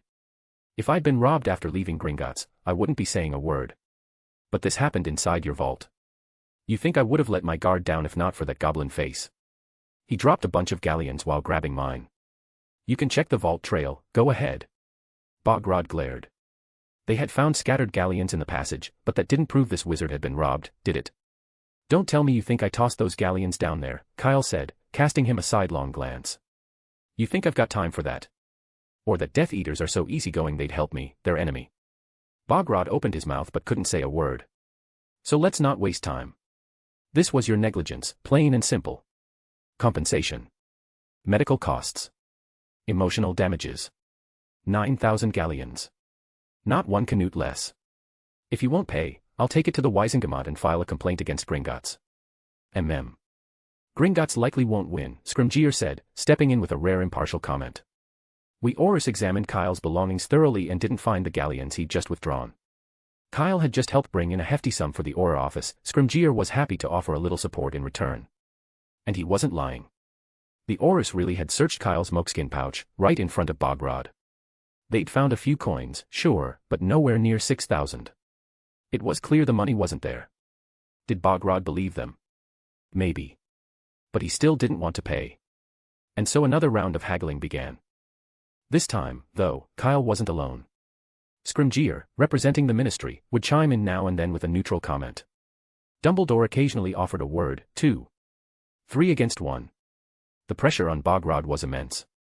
He lasted barely 2 hours before excusing himself to the restroom and fleeing the Aura office. Kyle rubbed his throat and turned to the side. Mr. Dumbledore, what brings you here? I came to see you, Dumbledore replied. You were escorted to St. Mungo's by Aurors in full view of the public. As the Deputy Headmaster, it's only right I visit a former top student on behalf of Hogwarts. Deputy Headmaster? Kyle blinked. Ah, the board didn't want me to fully retire from the school, Dumbledore explained. So after a conversation with Minerva, I agreed to return in an official capacity. Of course, Severus probably isn't thrilled, I've essentially taken the Deputy Headmaster position he was meant to assume. I see. Kyle nodded. He understood the board's reasoning.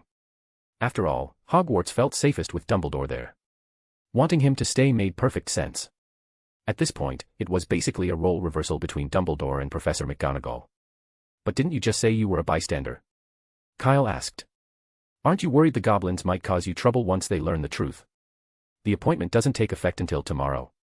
Dumbledore winked, then added, I only heard later that you'd already left St. Mungo's. There was a bit of a hiccup, Kyle said, a little embarrassed.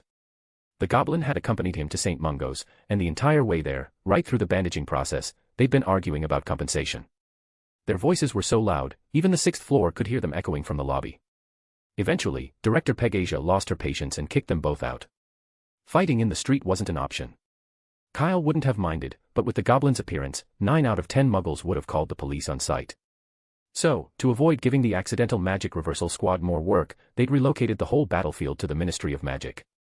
Someone really stole your galleons. Dumbledore looked at Kyle, asking with a knowing tone. Of course, Kyle replied without hesitation. Dumbledore nodded. As for whether he believed it, well, that was obvious. If a Death Eater had actually robbed Kyle of 6,000 galleons, Dumbledore seriously doubted the culprit would have left in one piece. They waited a while longer, but Bogrod still hadn't returned. That goblin didn't run off, did he? Kyle muttered, frowning. He won't, Dumbledore replied.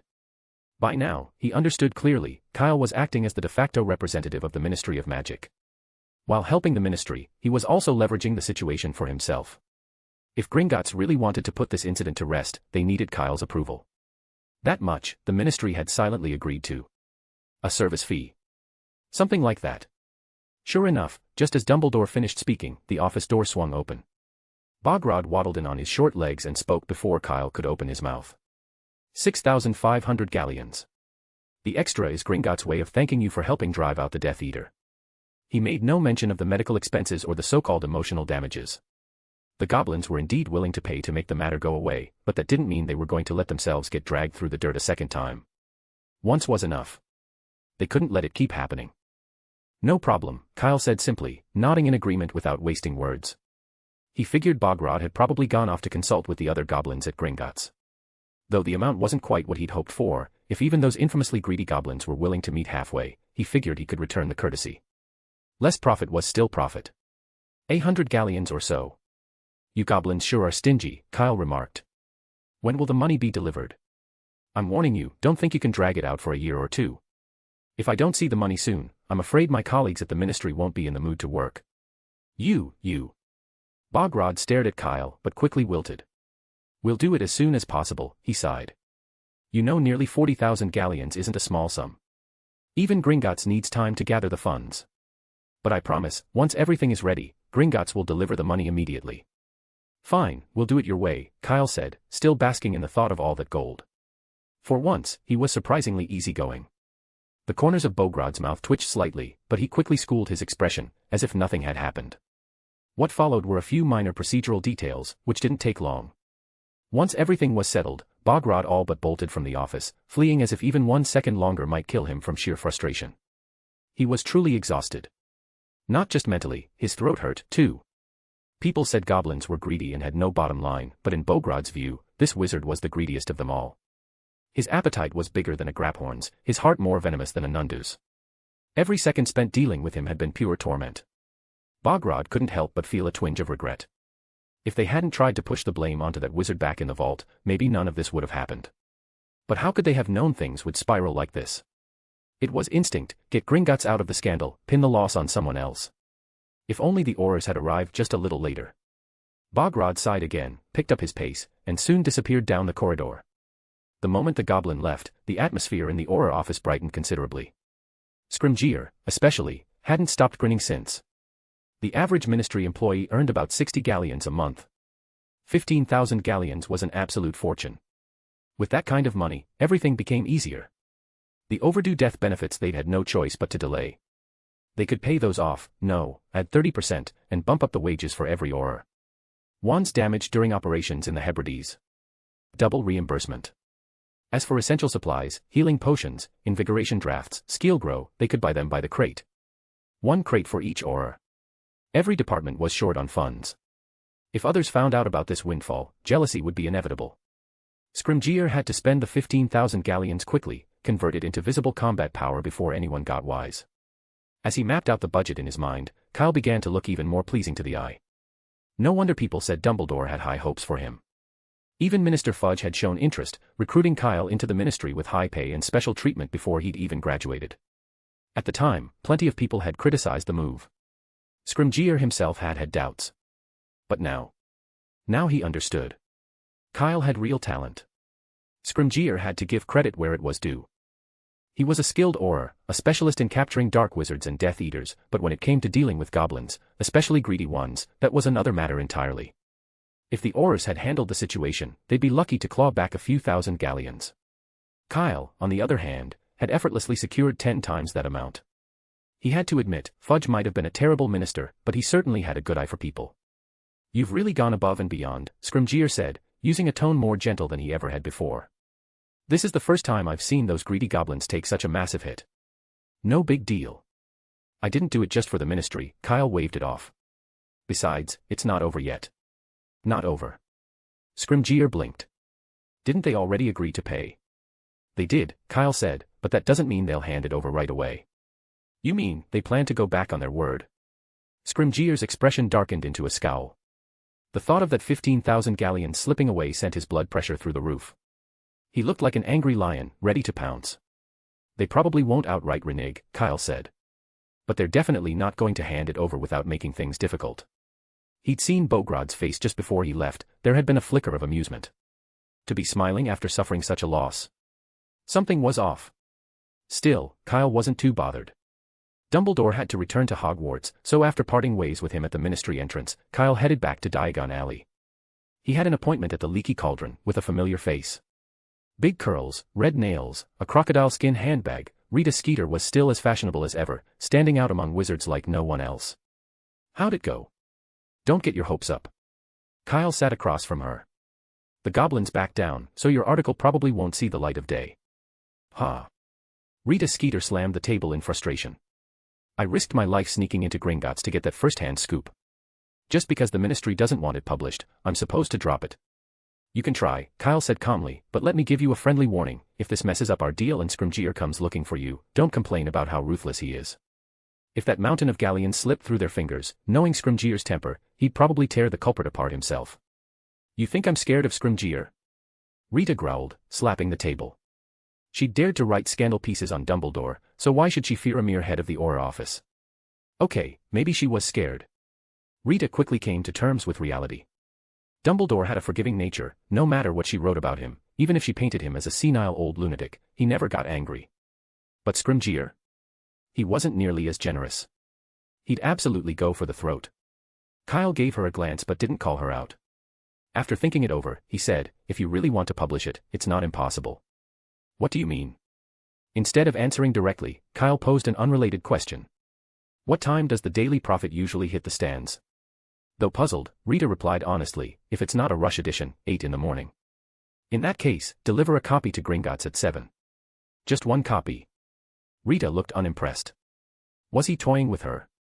100 galleons, Kyle said, tossing a hefty bag onto the table. You deliver the paper, I pay you 100 galleons. Cash, right now. Kyle didn't even see her move, the bag vanished in an instant. Just one copy. There are plenty of goblins in Gringotts, she said with a knowing smile. We've got pro equipment, doesn't matter if it's 1 or 100. Think of the extras as a little gift. On the house. Then 1 for every goblin, Kyle said. Make sure it's delivered an hour early. Only to Gringotts. And remind them it's the day's paper. No problem.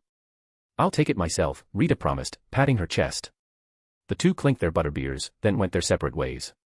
Honestly, what kind of terrible karma did those goblins rack up to end up with you? Rita muttered as she was leaving. As one of his previous victims, she knew better than anyone what kind of methods this wizard used. Back then, she had danced between the circles of famous wizards, churning out gossip and rumors unscathed, until she ran headfirst into Kyle, a student who hadn't even graduated yet, and took a monumental fall. If she hadn't been able to handle him, how could the goblins stand a chance? Watch it. I'm doing them a favor, Kyle said, shooting her a look. Fine, you're paying me. Whatever you say goes. With that, Rita stepped into the fireplace and vanished. Kyle headed to his shop in Diagon Alley. Because it was close to Gringotts, it had been affected by the chaos earlier, but only slightly. Dobby had repaired it almost immediately, and the inventory was untouched. For the first time, Kyle thought Dobby might have worked too fast. If the shop had stayed wrecked a little longer, maybe he could have made a few extra galleons off the situation. Too bad. The repairs were done, no sense in tearing the place down just to start over. Before stepping inside, Kyle deliberately turned to glance at the nearby Gringotts entrance, doors tightly shut. The goblins had been quick, too. The gaping hole the dragon had left in the roof was already sealed up. From the outside, Gringotts looked exactly as it had before. As for what was going on inside, what the goblins were doing, or what plans they were cooking up, Kyle didn't care. Just like he'd said before, whatever schemes the goblins had in mind, it didn't concern him. Chapter 893, The Early Newspaper and Kyle's Countermeasure. The next morning, the sun was bright and the early breeze carried a crisp chill. It was cold, but pleasantly so. Kyle arrived at the Ministry of Magic early, crossed the empty atrium, took the lift to the second floor, and casually pushed open the door to the Auror office, clearly familiar with the place. Scrimgeour sat inside, looking utterly exhausted. He didn't seem like he'd just arrived, more like he'd been working through the night without rest. Another operation? Kyle asked offhandedly. Still the same business, Scrimgeour replied. What are you doing here? Need something? If you're looking for Chris, he's not back yet. No, I'm here to wait for the goblins. The goblins? Scrimgeour blinked. You think they'll deliver the galleons today? While he certainly hoped the money would arrive soon, he also knew that nearly 40,000 galleons was no small sum. The deal had only been made yesterday, getting the funds by this morning seemed overly optimistic. Even when Malfoy donated 5,000 galleons to the ministry, it hadn't happened this quickly. I think they will, Kyle said as he began fiddling with the large sneakoscope in the office. Scrimgeour frowned but didn't stop him. After yesterday's events, his attitude toward Kyle had softened considerably. The sneakoscope was important, yes, but it wouldn't break just from being touched. Time ticked by, and more people began arriving. The office grew busier, filled with aurors rushing in and out, delivering rapid-fire reports before disappearing again just as quickly. Kyle remained off to the side the entire time. Some of the reports he could hear, others he couldn't. Scrimgeour had likely used a spell like Muffliato to block the sound.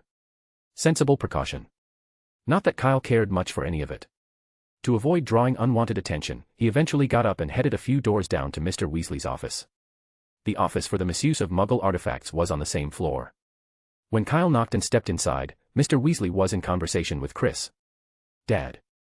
Kyle was surprised. When did you get back? Just now. I bumped into Arthur in the atrium a minute ago, Chris replied, equally surprised to see Kyle. What are you doing here? Waiting for the goblins, Kyle said. Goblins. Chris was completely confused, but Mr. Weasley quickly filled him in. Another dragon incident. Don't tell me it's the Ukrainian Ironbelly again, Chris muttered, rubbing his forehead wearily. He had barely slept 3 hours in the past few days dealing with the black dragons in the Hebrides. If he could help it, he really didn't want to deal with another dragon. But a tortured, full-grown Ironbelly was far more dangerous than a black dragon. Ignoring it wasn't an option.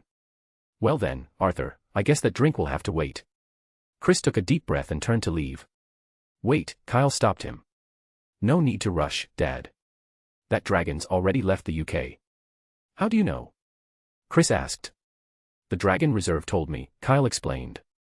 I wrote to them yesterday afternoon, and they've agreed to take in the Ukrainian Ironbelly. I just got their reply, they'll be bringing the dragon back to Romania from the Pyrenees. The Pyrenees? Mr. Weasley clicked his tongue. It flew to France. Obviously, Kyle shrugged. The Ironbelly had been chasing Orin, probably lost him mid-flight, and just kept flying until it ended up in France. After being kept in that dark underground vault for so long, its eyes had deteriorated. It couldn't navigate properly, just flew wherever instinct took it. Well, that's a relief. Hearing that the dragon had left British airspace, Chris no longer felt the urge to rush out. It wasn't his jurisdiction anymore. Even if he meant well, showing up uninvited would probably just annoy the French ministry. Mr. Weasley then recounted the events from the previous day. When he mentioned Kyle encountering a Death Eater disguised as a goblin in Gringotts, Chris didn't react at all. No concern, no surprise. He was used to it by now. Death Eaters. Kyle ran into them so often it would be more surprising if he didn't. And compared to the scar across the Hebrides that nearly split the island, this was small stuff, hardly worth worrying about. That was, until Mr. Weasley mentioned the 30,000 galleon compensation Kyle had wrung out of the goblins. Chris's eye twitched. He stared at Kyle like he couldn't believe what he'd just heard. Goblins, so notoriously greedy they'd haggle over a single canute, willing to fork over 30,000 galleons to the ministry. Was he crazy, or were the goblins? It's true. Bang. Before Mr. Weasley could finish, a loud crash came from the office next door. Kyle was the first to sprint toward it, with Mr. Weasley close behind. Chris still hadn't processed what was happening, but seeing everyone rush out, he followed. The moment they stepped into the corridor, Kyle heard Bogrod's furious voice. We had an agreement yesterday. What is the meaning of this? Where's your wizarding honor? His voice trembled with rage. Inside the Auror office, the goblin had barged in and flung a newspaper onto the desk. Judging by his expression, he'd originally intended to slap it in Scrimgeour's face, but survival instinct kicked in, and his hand changed course mid-throw. What's this? Scrimgeour instinctively looked down at the paper, and immediately scowled. Staged and scripted, is Gringotts becoming you-know-who's private vault? One look at the headline and Scrimgeour understood exactly why the goblin was livid. Shocking revelations, Gringotts, long considered unbreakable, has been breached. Though the goblins are desperately trying to cover it up, I, the brave and righteous Rita Skeeter, have obtained exclusive first-hand information. The article stretched across the entire front page, not leaving even a corner for ads. It even thoughtfully bolded key phrases for emphasis and easier reading. I find it hard to believe that a wizard could disguise themselves as a goblin without being discovered. That excuse is the most shameless I've heard to date. I'd sooner believe this was a collaboration between Gringotts and the Death Eaters. An innocent and outstanding wizard got caught up in this conspiracy. He helped Gringotts drive out the Death Eaters, only to be nearly framed as the mastermind. I truly don't understand what the goblins are trying to achieve. Are they just upset that someone angered their new master? Whether the goblins have thrown in with you-know-who or not, one thing's clear, Gringotts isn't trustworthy anymore. Might be safer keeping your galleons under your own floorboards. Well, what could be said? Classic Rita Skeeter. The entire article was riddled with personal conjecture and sensational hearsay. If Kyle were a goblin, he'd be furious too. Especially that last line, it was practically encouraging people to withdraw their assets from the vaults. And that was the one thing Gringotts could never tolerate. No wonder Bogrod had been so enraged he could barely speak just now. That said, Scrimgeour was just as confused. It was a real issue of the Daily Prophet, but something was off. The formatting was strange. The front page was fully dedicated to the Gringotts incident, which, fair enough, but the second and third pages. Also about Gringotts. That didn't make sense. Even if you-know-who had personally blown up Gringotts, it wouldn't dominate an entire issue like this. And then there was the timing. The Daily Prophet typically released its editions at 8 a.m., which meant the owls wouldn't even leave the publishing office until after that time. But now. Scrimgeour glanced at the clock. It was still 7:30. At this hour, no one should have been able to get their hands on the new issue. Yet from Bogrod's rant, they'd clearly already read it. That meant the goblins had received their copies even earlier. Scrimgeour's expression shifted several times. After a moment, he folded the paper and set it aside. He didn't mention his discovery to Bogrod, only furrowed his brow and said, "I don't know what's going on." "You don't know?" Bogrod snapped.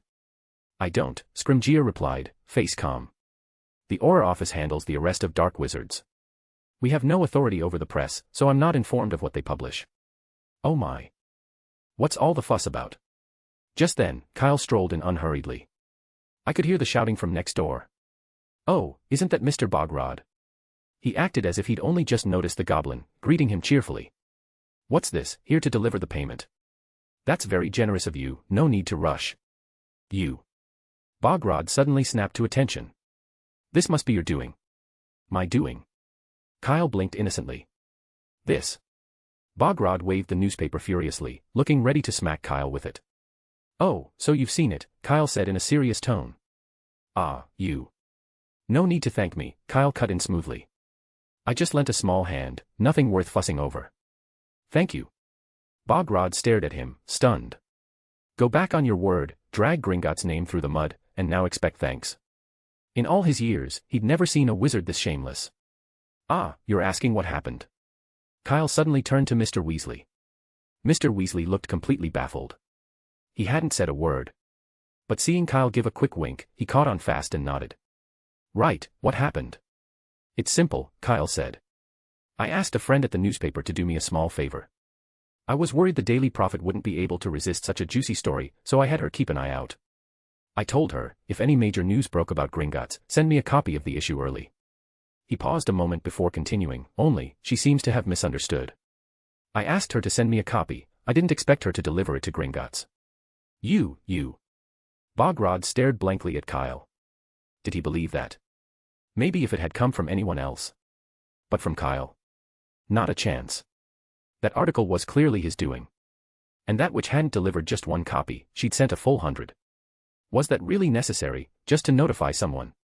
"This newspaper, this cannot be published, absolutely not." Bogrod stammered. "You must take responsibility. Otherwise, every term we agreed on is void." "I'm afraid there's nothing I can do," Kyle sighed. "My friend's just a low-level employee. She has no say in what the paper prints." "Then what about your Ministry of Magic?" Bogrod shouted. "Don't tell me you don't have the authority." "Oh, we do. But there's nothing we can do with it." "Nothing. Mainly because we're broke." Kyle shrugged. "Everyone's got their hands full right now. That escaped dragon already pulled 10 people off other assignments. Without extra pay, no one's volunteering to deal with the newspaper mess." Bogrod got the message loud and clear. "They were asking for money. That's nearly 40,000 galleons." Bogrod shouted, clearly agitated. I already said that once Gringotts finishes gathering the funds, it will be delivered immediately. You've misunderstood me, I didn't mean it like that at all, Kyle said quickly, shaking his head. But the ministry really is overwhelmed right now. If you don't believe me, just go check each floor, everyone's juggling 7 or 8 tasks. No one has time to spare. Bogrod stared at Kyle in silence for a long moment before finally asking in a low voice, if we pay, that article will be retracted, right? I already told you, that's not something I can decide, Kyle replied, thinking for a second. But with overtime pay, I'm sure everyone's motivation will shoot up. Maybe someone will volunteer to make a trip to the newspaper office. Still, I don't think there's enough time. The owls delivering the paper are about to head out. There's no way Gringotts can pull together over 30,000 galleons so quickly. Let's try thinking of another solution. Bogrod said nothing and turned to leave. Scrimgeour looked like he wanted to ask something, but seeing Chris and Mr. Weasley remain silent, he kept his questions to himself. Kyle sat quietly, watching the clock. 5 minutes later, Bogrod returned, carrying a trunk taller than himself. Without a word, the goblin lifted the lid. In an instant, a dazzling golden glow flooded the aura office, casting everything in shimmering gold. Now, satisfied?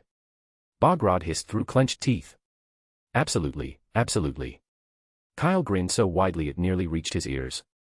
Director Scrimgeour, shouldn't you be sending someone to the newspaper? Any later and it'll be too late. Oh, right, on it.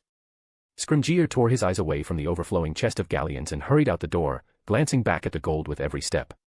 By the time he returned, the goblins were gone, leaving only the massive trunk of gleaming gold coins as proof it had all really happened. They actually pulled together over 30,000 galleons that fast. Of course they did, Kyle chuckled. They're the biggest wizarding bank in Britain. If they really had to scrape together 30,000 galleons, that'd be laughable. Then what was all that talk earlier? They were just giving us trouble, Kyle said casually. Paying in small amounts over several months, tacking on little requests here and there. And with all those galleons on the line, as long as the demands weren't outrageous, you'd probably say yes, right? Scrimgeour thought it over, then slowly nodded. If that had been the case, they probably wouldn't have refused. Even the minister would have gone along with it. Of course, that's just my guess, Kyle added. Maybe the goblins had something else in mind. But either way, it comes down to getting as much benefit as possible to offset their losses. Greedy little, Scrimgeour muttered under his breath, likely something unprintable. All right then, let's split the money. Kyle said lightly. Now that the galleons were secured, it didn't matter what the goblins wanted anymore. As soon as Kyle said it, Scrimgeour's entire expression lit up. Dividing the spoils, what a beautiful phrase. I'm going to fetch the minister. He leapt to his feet and bolted out the door. The money, after all, was technically being handed over to the ministry. Scrimgeour couldn't just pocket the agreed-upon share on his own, the minister had to officiate it.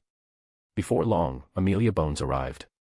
The moment she saw the chest packed with galleons, even she was briefly stunned. They'd actually gotten it. Unbelievable. After that, everything moved quickly. Kyle was first to take his share, 6,500 galleons, neatly packed into a heavy sack that jingled pleasantly with every movement. The Aura office received its promised 15,000 galleons as well, and Scrimgeour hadn't stopped smiling since. However, Amelia Bones also assigned him the task of overseeing repairs in Diagon Alley. Magic could handle most of the damage, but not all of it. The scattered Dragon Fire and that Horcrux cup had destroyed plenty, including books left outside Flourish and blots, things magic alone couldn't replace. That would take galleons. Scrimgeour agreed readily. He already had a rough estimate of the damage, and it was all within acceptable limits. Since he'd taken the largest share, he figured he ought to take the lead on this as well. As for the remaining half of the funds, per the prearranged agreement, 1/3, 5,000 galleons, went to the Committee for the Disposal of Dangerous Creatures. The justification was that dragons fell under their jurisdiction, so it made sense for them to receive a larger portion. Everyone knew it was just a pretext, but no one objected. After all, Kyle had secured the money, and logically and morally, the Committee for the Disposal of Dangerous Creatures deserved a share. Chris almost burst out laughing. He managed to hold it in, but his shoulders were visibly shaking. He'd gone out for a bit, and returned with an extra 5,000 galleons in funding, without having to lift a finger. What a fantastic feeling. Beside him, Mr. Weasley clicked his tongue with a hint of envy. The Misuse of Muggle Artifacts office could really use some funding too. But he knew the chances of Bones approving that were slim.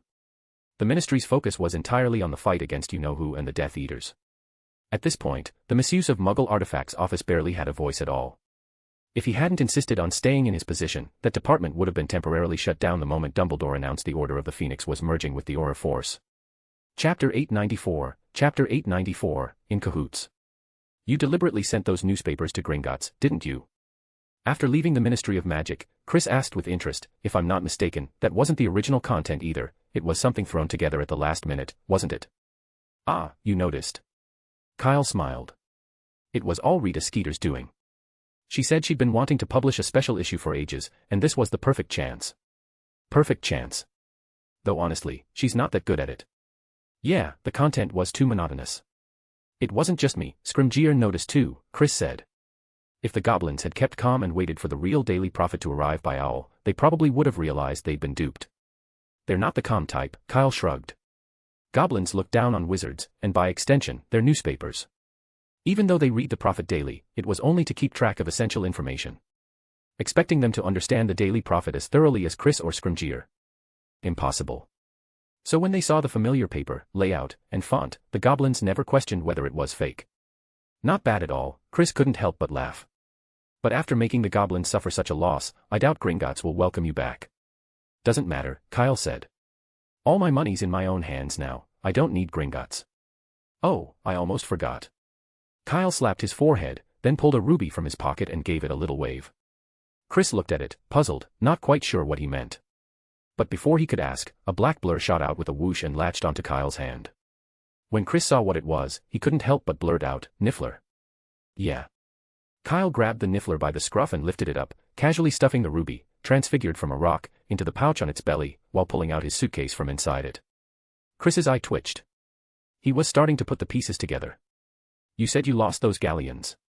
Don't tell me. Ah, didn't lose a thing. It's all right here. Kyle opened the suitcase, and the dazzling pile of gold nearly blinded Chris. Before he could even get a good look, the Niffler dashed over again, eager as ever, pawing at the gold and stuffing it into its pouch. Kyle didn't try to stop him, he figured it could count as a reward. On the way to St. Mungo's, he'd taken the chance to release the Niffler with the suitcase. These magical creatures could squeeze through the tiniest gaps, even if the Aurors and goblins dug 3 feet down, they still wouldn't find it. In no time, the little guy had stuffed all the galleons inside, then plopped down on the floor looking utterly blissful and dazed, as if drunk. Chris smacked his lips and frowned. Aren't you afraid the goblins will come after you for this? Nope. They'll never know, Kyle said matter-of-factly. And besides, I was only targeting the goblins. Because of their attitude? Chris asked. Yeah. Kyle nodded. Orin's protean charm wasn't even clever. I spotted it almost instantly, but the goblins didn't. Maybe they were careless, or maybe something else is going on, but I don't believe they're innocent. You mean the goblins and the Death Eaters? I doubt it, Kyle shook his head. The Dark Lord looks down on goblins. To him, goblins, house elves, werewolves, they're no better than livestock. Not even worth calling servants. Take Fenrir Greyback, for instance, a werewolf leader, a fairly important figure. And he doesn't even bear the Dark Mark. That alone proves the Dark Lord doesn't see them as equals. It's probably the same with goblins, he wouldn't bother recruiting them. And goblins aren't stupid, Kyle continued. They know perfectly well that staying neutral is the best move. No matter who wins, Gringotts will remain untouched. But that doesn't mean their attitude or intentions are neutral, Kyle narrowed his eyes. Deep down, they're probably hoping the Dark Lord wins. Because the Death Eaters don't follow the rules. Chris offered. Exactly, Kyle said. They're ruthless and arrogant. More importantly, they hate muggles. Once the Muggle Protection Act is thrown out, it'll be much easier for goblins to rake in profits. You've really thought this through, Chris glanced at him. Isn't that more the Ministry's job? That's only part of it, something we can say openly, Kyle said with a shrug. So what's the part you can't say? Chris asked, intrigued. Causing trouble for the goblins, Kyle said without hesitation. This time it was me, but if it had been another wizard, who's to say the Death Eaters wouldn't have killed him once he outlived his usefulness? Besides, after all the trouble I went through just to withdraw some money, and I get nothing for it. No way. Consider the 6,000 galleons a service fee. I don't come cheap. The goblins got off easy. 6,000 galleons is getting off easy. Chris raised his brows. Honestly, even inviting Dumbledore wouldn't cost that much. Donating 2,000 galleons to Hogwarts. Dumbledore definitely wouldn't say no to that. And aside from all that, Kyle added quietly, I just couldn't stand how they were torturing that dragon. You didn't see it, that Ukrainian Ironbelly was in such a miserable state, not a single good scale left on its body. It's the largest of all the dragons, and yet it was trembling just from the sound of a metal plate. If Hagrid had been there, he would have torn those goblins apart and stuffed them into the cracks in the stone. Chris's expression darkened immediately. Even without seeing it for himself, Kyle's description was enough for him to imagine the torment the Iron Belly had endured. As Newt's student and the head of the department for the regulation and control of magical creatures, Chris shared Kyle's disgust for the goblins' cruelty. On this point, he and Kyle saw eye to eye. 6,000 galleons. It still felt like too little. How's that dragon doing now? No idea, Kyle said. But it should be on its way to Romania by now, escorted by dragon keepers. I plan to donate 600 galleons to the dragon sanctuary. Hopefully, it'll recover. Only 600 galleons. Chris raised an eyebrow. You made 6,000, didn't you? Is 600 galleons not enough? Kyle turned to him, incredulous. That's probably 3 months of your salary as department head. It's more than enough to cover treatment and recovery for a dragon. Chris was left speechless. Come to think of it, that might actually be true. And with Kyle pointing it out, Chris suddenly remembered something important. The galleons in the suitcase, plus the compensation from the goblins. Kyle now had a total of 12,000 galleons. 12,000. That number was getting out of hand. His own monthly salary was barely over 200 galleons, and that was after he got promoted to department head. And yet his son's savings amounted to 50 months of his own salary. Chris felt a little dizzy, like he was dreaming. Where did you get that kind of money? He couldn't help but ask. It's a long story, hard to explain in just a few sentences, Kyle said. But I earned it all through proper means. Professor Dumbledore can vouch for that. All right. Hearing Kyle bring up Dumbledore, Chris dropped the subject, trying to come to terms with the fact that Kyle was richer than he was. Nope, still couldn't accept it.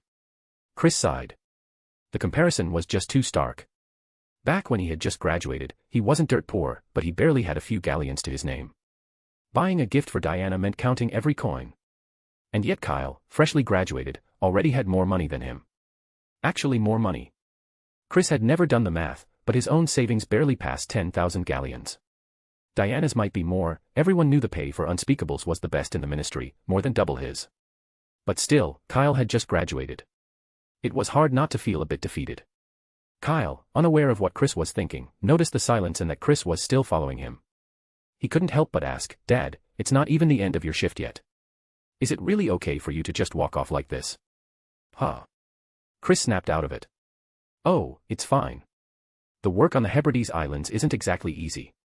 I'm taking today as a personal day. So, where are you headed? Not sure. I'll go home first, have a drink with Arthur after work, and then get some proper rest. So you're free right now? Kyle asked. Yeah, I guess. Why? No reason, Kyle said. If you've got time, want to come with me to Diagon Alley? I've opened a shop there. You're a department head, right? You know a lot of people, maybe you could help me bring in a few customers. Oh, sure, wait. Chris suddenly stopped and gave Kyle a strange look. You opened a shop in Diagon Alley. Yeah, it's been a while now, Kyle replied casually. It's just that you and Mum have been so busy lately, I haven't had a chance to tell you. Chris stood there for a long moment. So not only did Kyle have over 10,000 galleons in savings, he also had a shop. And you're telling me all your money came from honest work? Chris was beginning to have his doubts. Driven by a mix of curiosity and suspicion, he followed Kyle to Diagon Alley. Chris had considered a few possibilities. In his mind, Kyle had probably opened a magic trinket shop, something like the Weasley twins. That would make sense. After all, this was what Kyle was best at. Back at school, he'd made plenty selling enchanted maps and other little gadgets, not even needing pocket money from home. But the moment Chris stepped into the shop, he realized just how wrong he'd been. Especially when he looked at the price tags on the merchandise. He fell silent for quite a while. A single grape for 10 galleons, was that a typo? And a quill, for 30 galleons. Wait, oh. Thunderbird feather. Never mind, that checked out. As an expert in magical creatures himself, Chris immediately recognized the light brown feather. It came from the tip of a thunderbird's primary wing, the longest one. The price made sense, but this kind of item was banned, wasn't it? And it was just sitting there on open display, right in front of the department head of magical creature regulation and control. Was that really appropriate? And that Mobic giant squid ink, honestly, put these two together and skip the fines, just go straight to Azkaban. Oops, my bad. Following Chris's gaze, Kyle quickly stepped forward and flipped the price tag face down. These aren't for sale, they're display pieces only. Chris turned his head, skeptical. I swear, everything here is above board. Completely legal, Kyle said, full of conviction. Chris let out a cold laugh. Legal, huh? Unless he'd acquired them 60 years ago, then it wouldn't be illegal. But Kyle hadn't even been born back then. There was no way. Professor Dumbledore can testify to that, Kyle said. If you don't believe me, go ask him. I will, Chris replied in a low voice. Even if Kyle was his son, he couldn't openly sell contraband. Still, he believed that if Kyle dared to put those items on display so openly, he must have solid backing, just like the things he'd done in the past, questionable at times, but never illegal. That, at least, Chris was confident about. But then again, where had those things come from? Could they have been given to him by Dumbledore? If that were the case, then there really wouldn't be an issue. At Dumbledore's age, it wouldn't be surprising if he had a few rare items stashed away.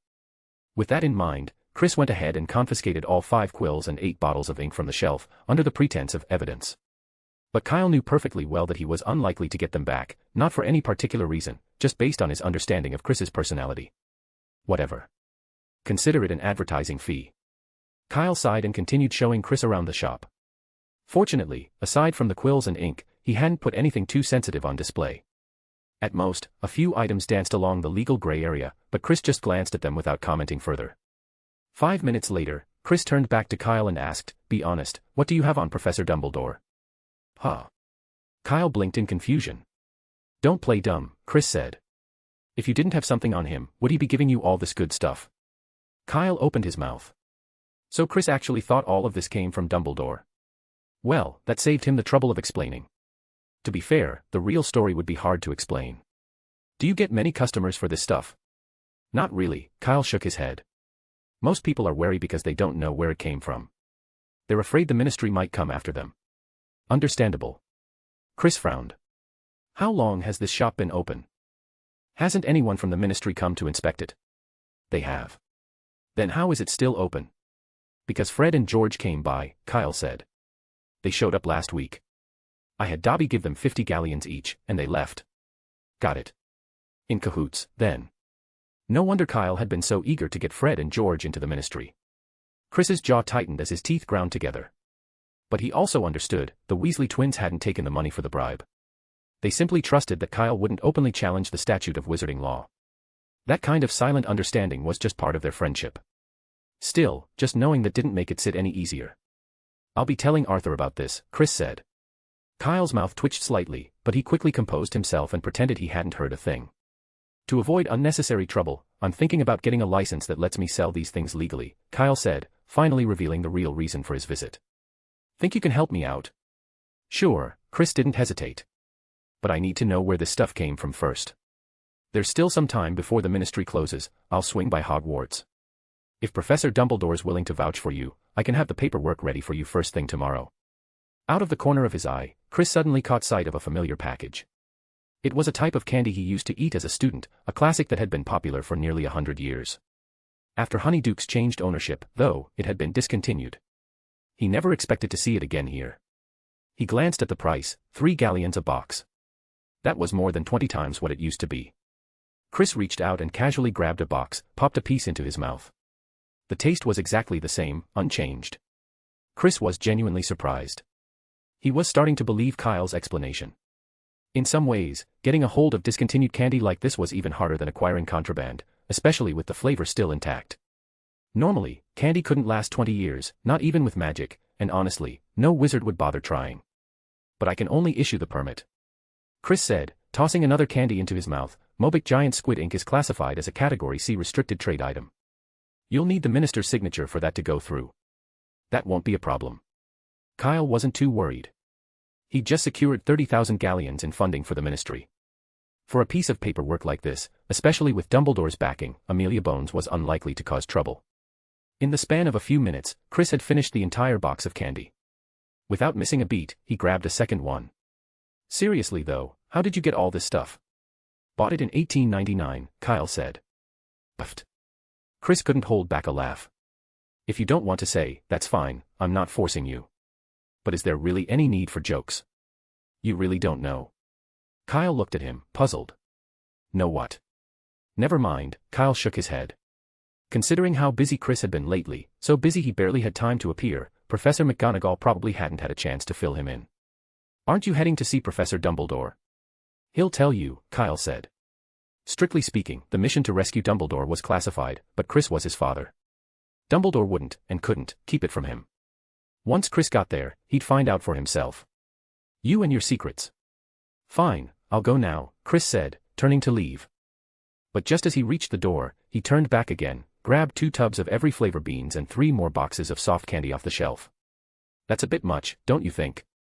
Kyle's expression soured slightly. "They're for your mum," Chris said defensively. "She likes this stuff too." "Really?" Kyle blinked. "Then go ahead, take them all." Without hesitation, Kyle swept all the remaining candy from the shelf into a bag and handed it to Chris. "No sneaking any," he warned. "I'll ask Mum, and if the number doesn't match, you'll pay full price." "Are you serious?" Chris stared at him. "I'm helping you here." "So?" Kyle stared right back. "I'm following proper procedures." "Why should that earn you a freebie?" Chapter 895, Heavy Trust. Late at night, a faint cry echoed through St. Catchpole village. It seemed to come from the burrow, but when one listened carefully, the sound had already faded away. Probably just the ghoul in the attic, Kyle thought, paying it no mind. An old ghoul lived in the burrow's attic. Despite the ominous name, it was merely a XX-class magical creature, same as a bowtruckle, and fed on creatures like doxies and moths. At least bowtruckles had sharp fingers. The ghoul's most dangerous feature was likely just its name. It might give a fright to an unsuspecting young wizard. If you didn't mind how creepy they looked, keeping one in your attic or barn as a pet wasn't such a bad idea. The Weasleys, for example, got along with their ghoul just fine. Ignoring the noise outside, Kyle shut the window and went to bed. At midnight, it began to rain. Every light in the village went out. The moon hid behind thick clouds, and even the occasional glimmer of moonlight was quickly smothered by the falling rain. Behind Kyle's house sat a modest hill. Cross over it and walk a bit farther, and you'd reach the Lovegoods windmill house. The area was one of the more remote parts of St. Catchpole, and under normal circumstances, not many people would come this way. At that moment, a black figure flashed across the hilltop, heading straight for the burrow. But in the next second, it stopped abruptly. 2 bright, violet lights suddenly appeared ahead, like twin gemstones glowing in the dark. They shimmered beneath the faint moonlight, dazzling like a lighthouse in the night, drawing the gaze irresistibly closer. The figure was mesmerized. Step by step, it moved forward unconsciously, not even stopping when it reached the cliff's edge. Moments later, the hilltop fell silent again. The 2 violet lights vanished, and the rain gently washed away all traces, as if nothing had ever happened. The next morning, Kyle came downstairs yawning. The Wampus cat was lounging on the living room sofa, leisurely grooming itself, while locked in a silent staring contest with the family's Kneasel. This was Tom's first time seeing a Wampus cat. He couldn't comprehend how a cat could grow that large, or why it had 6 legs. The Wampus cat was just as baffled, unable to figure out how the round, ball-shaped creature in front of it looked so much like itself. Their staring match ended when footsteps echoed on the stairs.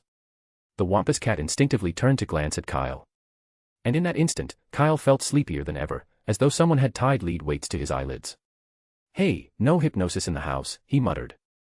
The Wampus cat blinked, and its violet eyes instantly shifted to orange. "Yeah." Tom shrieked in terror. His tail puffed straight up, and he bolted through the door into the kitchen.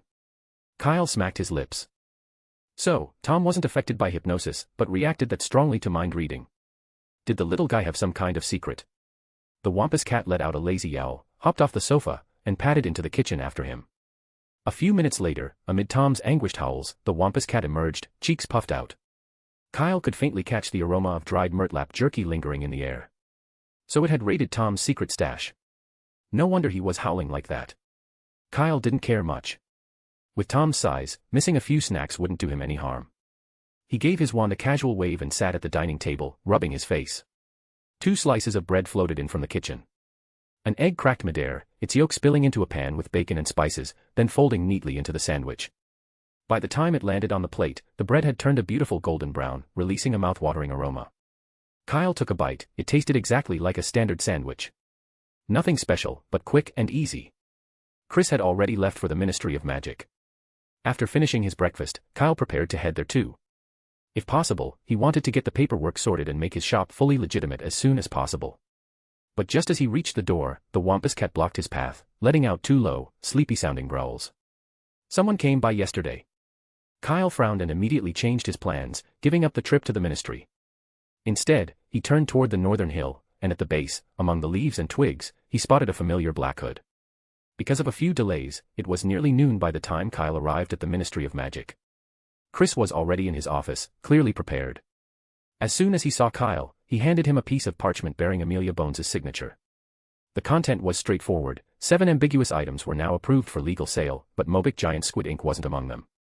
The quills were easy enough, Chris explained.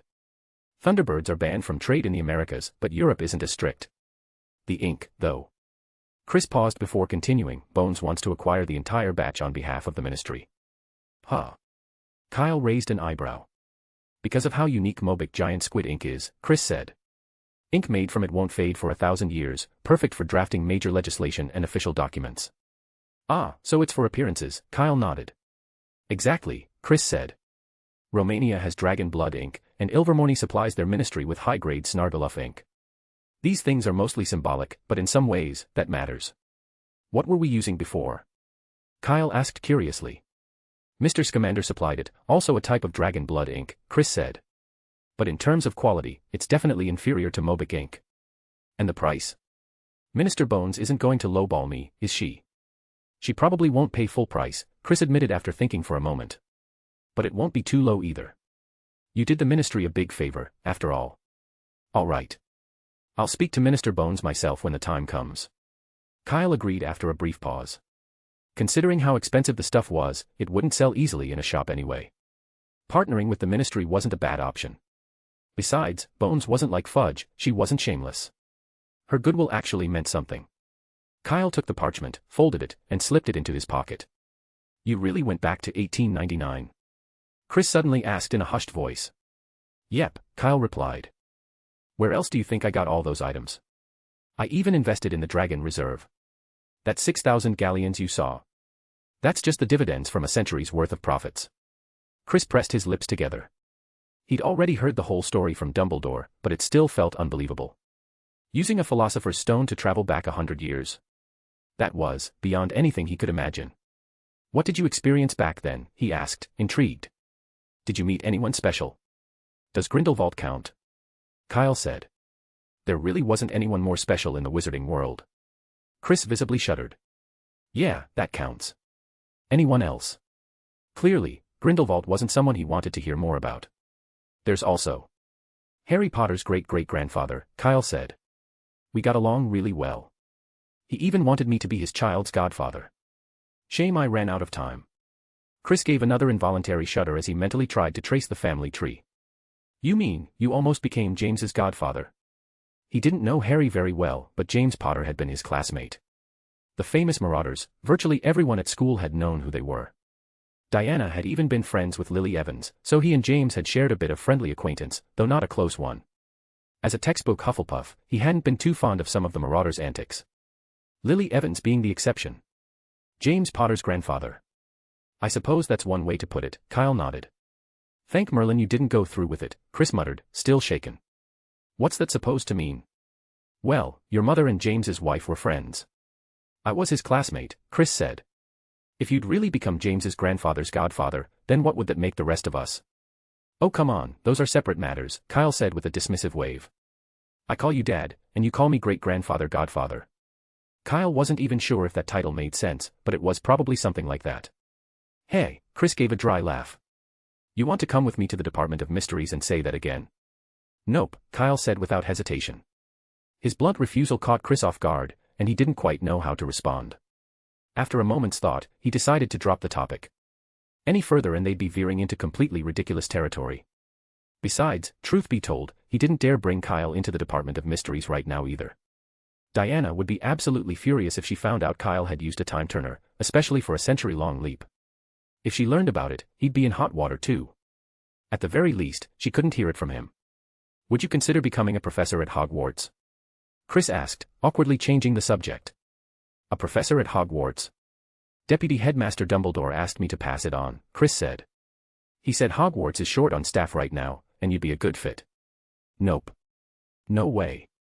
Absolutely not, Kyle said, shooting it down without hesitation. Why not? Chris looked puzzled. I think it'd be great, youngest professor at Hogwarts, you'd have total control over their homework. Kyle still shook his head.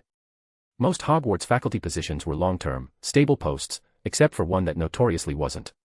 Defense against the dark arts. That post had carried a bizarre one-year curse for decades. The only one who'd managed to break the cycle and last more than a year was Snape. And even he hadn't come out unscathed. The last time Kyle saw him, Snape had been limping, his right leg clearly weakened. Running a shop in Diagon Alley was far more comfortable. Why would he willingly subject himself to that cursed job? Kyle had no desire to challenge the dark arts curse, not yet, anyway.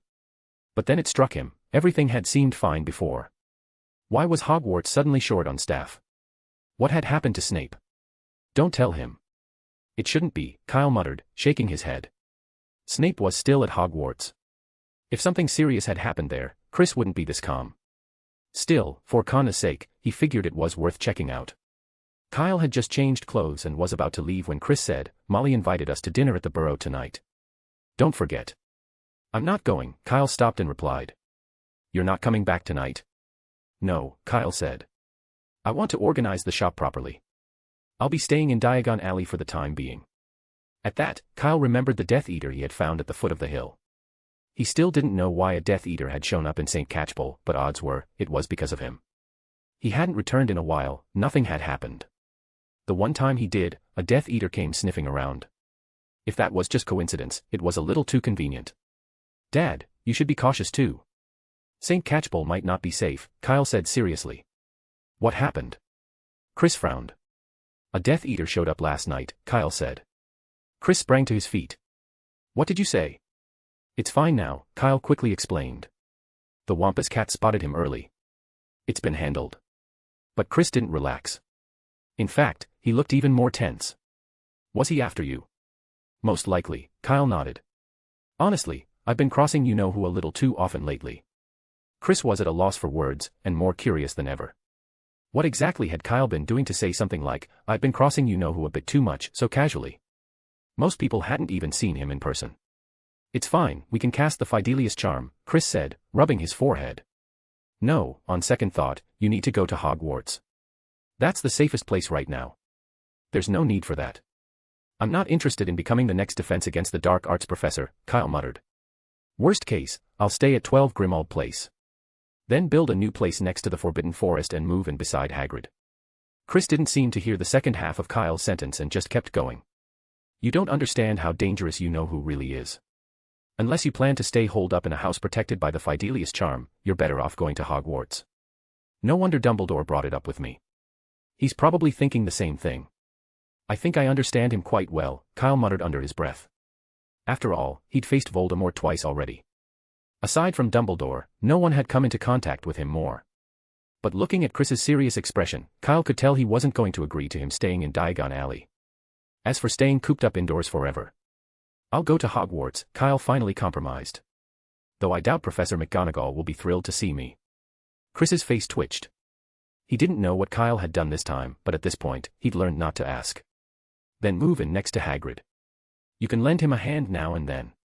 You're not short on money, just treat it like a vacation." Kyle shrugged. It wasn't like he had a choice. After leaving Chris's office, Kyle headed to the Minister for Magic's office on the first floor to discuss the ink matter with Amelia Bones.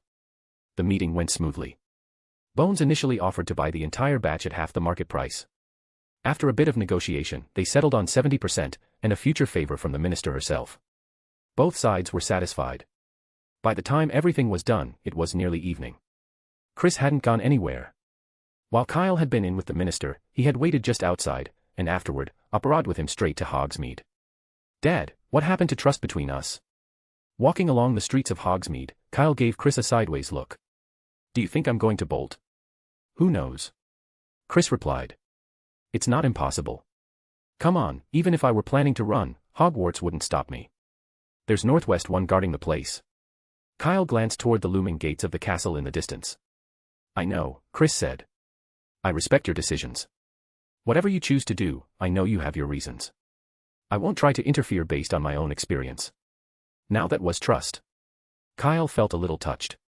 And then Chris added, "But I still need to see you walk through the gates of Hogwarts with my own eyes.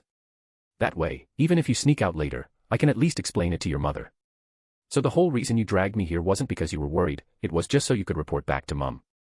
Whatever flicker of emotion Kyle had felt instantly vanished. Figures. He should have known better than to get sentimental. What else? Chris said. You went back in time 100 years and brought Dumbledore back. You stood face to face with you-know-who in the Hebrides and made it out unscathed. You even managed to get a legal dragon ownership license. I couldn't do any of that. Why would I need to worry about you? You know all of it. Dumbledore told me, Chris sighed. I didn't realize you were behind what happened in the Hebrides. Scamander and I cursed the unknown party for days. Hey, yeah, Kyle scratched his cheek awkwardly. It's not that I meant to keep it from you. I just didn't know how to explain it. Honestly, if it hadn't come from Dumbledore himself, would you even believe it? Probably not, Chris admitted. Truth be told, when Dumbledore first explained it, he didn't believe it either. Not until Dumbledore showed him the memories in the pensieve. It was unbelievable, really. Oh, and your legal dragon ownership certificate. Chris seemed like he was about to say something else, but after a brief hesitation, he shook his head. Forget it. Just, don't destroy the Forbidden Forest. That place is Hogwarts' natural barrier, it's important. Relax, I know what I'm doing. I hope so. Chapter 896, Chapter 896, Governors and Professors. When Kyle stepped through the school gates, he was greeted by Filch, looking as irritable as ever. Back when Mrs. Norris, the cat, was still around, Filch had been noticeably more tolerant of Kyle than others. But that changed, probably around the time Umbridge arrived at the school. She had trusted Filch and granted him considerable authority, confiscating items, rifling through packages and letters, and more. For the first time, Filch had tasted real power. Then Umbridge left, and Filch, stripped of his inflated sense of importance, returned to form, equally despising every student, and even the graduates. I don't know why the headmaster let you come back, Filch said in his usual grating tone, but let me remind you, don't try anything funny. I'll be watching you. Before he could finish, a massive figure barreled into him, sending him flying. Out of the way, you old relic. Hagrid came striding up behind him. He hadn't even tried to hit hard, just bumped into Filch with his rear, knocking him flat. Welcome back, Kyle. Hagrid was far more cheerful, slapping a massive hand on Kyle's shoulder. Didn't think I'd see you around school again. Come on, Dumbledore sent me to fetch you. Ah, all right. Kyle tugged his feet out of the damp, soft ground. Does Hagrid even realize how strong he is? Honestly, those two friendly pats had nearly knocked his shield charm loose. Kyle glanced back. Chris had already operated away, vanishing as quickly as if he were completing some thankless errand. Just like he said, his only job was to bring Kyle to the school. As long as he could say he'd done that, it was enough. Fine, then. Without sparing Filch a second look, Kyle followed Hagrid toward the castle. If that old bag gives you more trouble, just give him a good knock, Hagrid said. You're not a student anymore, no need to be polite. Kyle nodded. Everyone hates him, that old codger, Hagrid grumbled. I swear, if you know who attacks Hogwarts again, he'll be the first one to switch sides. Just like he did back when that toad was here. No idea why Dumbledore still lets him stay. Maybe the deputy headmaster has his reasons, Kyle said. Deputy headmaster. Oh, right. I nearly forgot Dumbledore's just the deputy now. Honestly, it doesn't feel any different. You should have come earlier. What? This year's Halloween feast, said Hagrid. Everyone thought it'd be a dull one, but Professor Slughorn pulled some strings and brought in a zombie dance troupe. They were brilliant. Shame I missed it, Kyle said. So much had happened lately, he hadn't even realized Halloween had come and gone. He'd never even heard of a zombie dance troupe before. Didn't know what kind of zombies they were, or how they compared to the skeleton troops. As they chatted, the two of them walked into the castle. Just like Hagrid had said, the change in headmasters hadn't made any difference at Hogwarts. Students were still going to class, chatting in the halls, playing Quidditch, everything seemed just as it had always been. We're winning the championship this year. Yeah. Victory belongs to Gryffindor. A few students carrying broomsticks passed them. They looked like new recruits, Kyle didn't recognize a single one. Is the Quidditch season starting? He asked. Hufflepuff versus Gryffindor, Hagrid replied. Gryffindor's on fire this year, you can probably guess why. Ever since you graduated, Harry's Firebolt hasn't had any real competition. He chuckled as he spoke. Both Harry and Kyle were among the few students Hagrid considered friends. Back when Kyle was still at school, Hagrid used to struggle over who to cheer for whenever there was a match. Now, it was simple, he rooted for Gryffindor without hesitation. It was clear Harry loved Quidditch. Hagrid could see it. But the poor kid had never actually won a championship. Now in his 7th year, Hagrid was hoping Harry could finally win a Quidditch Cup of his own before graduating. Speaking of Quidditch, he turned to Kyle. You must have gotten a bunch of offers from teams. I have, Kyle said. Last time he'd gone home, he'd seen a thick stack of envelopes, invites from various Quidditch teams, all hoping to recruit him as a backup chaser. That's right, backup. Official matches were a whole different game from school-level Quidditch. No matter how dazzling Kyle's performance had been, it was unrealistic to expect a starting spot straight away. Unless he could pull a Victor Crumb and bulldoze through the pros with sheer dominance. But Kyle wasn't interested. Quidditch was too unbalanced in its rules. Fine for some casual fun, but he had no desire to commit his life to it. Spending days at a time flying around on a broomstick. No, thanks. So he hadn't even opened those letters. They were still sitting untouched on his desk. As for whether Harry would win this year, that was hard to say. Hagrid had probably forgotten that the school had standardized all broomsticks for matches now. Which meant that, even though Harry owned the fastest firebolt around, he couldn't actually use it. The two arrived on the 8th floor, and Hagrid led Kyle to the headmaster's office. Starfish. That's the password. The stone gargoyle jumped aside. It looked like Professor McGonagall had changed even the scope of the passwords after becoming headmistress. When Dumbledore was headmaster, the passwords were usually his favorite sweets. As for Headmistress McGonagall. Starfish. Starfish and stick. That was a classic Quidditch keeper move. Given McGonagall's love for Quidditch, it wasn't surprising she'd choose something like that as the password. The two climbed the stairs and entered the office. To Kyle's surprise, it wasn't McGonagall he saw, it was Dumbledore, still sitting behind the desk. You've arrived. Dumbledore stood up, clearly pleased. Oh, don't get the wrong idea. Noticing Kyle's puzzled look, he explained, Minerva thought it was too noisy here and insisted on moving the headmaster's office to her old one. Too noisy.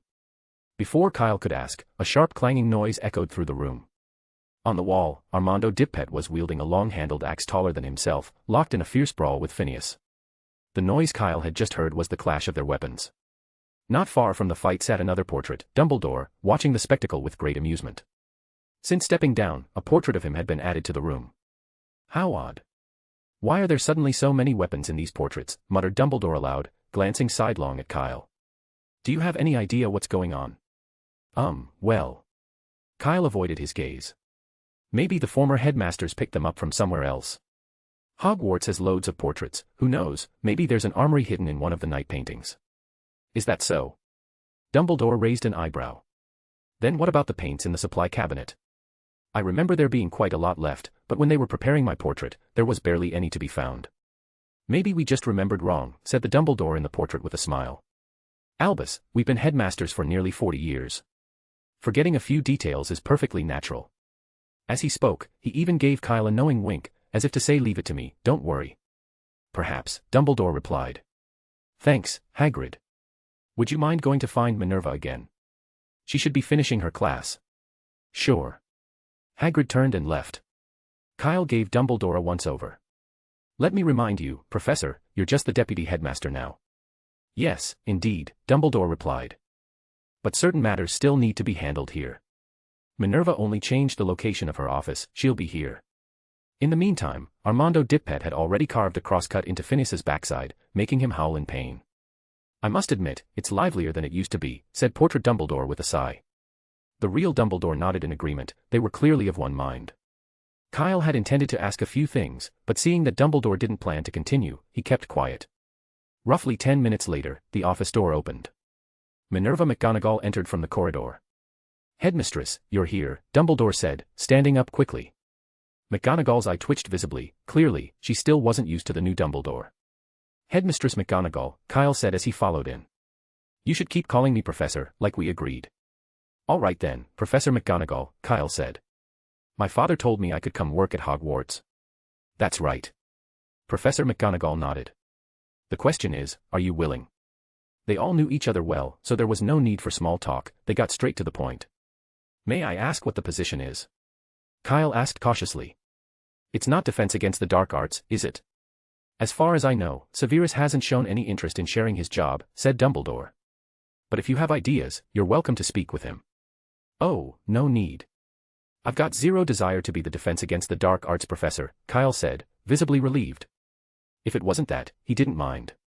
He glanced at Professor McGonagall. Is it transfiguration?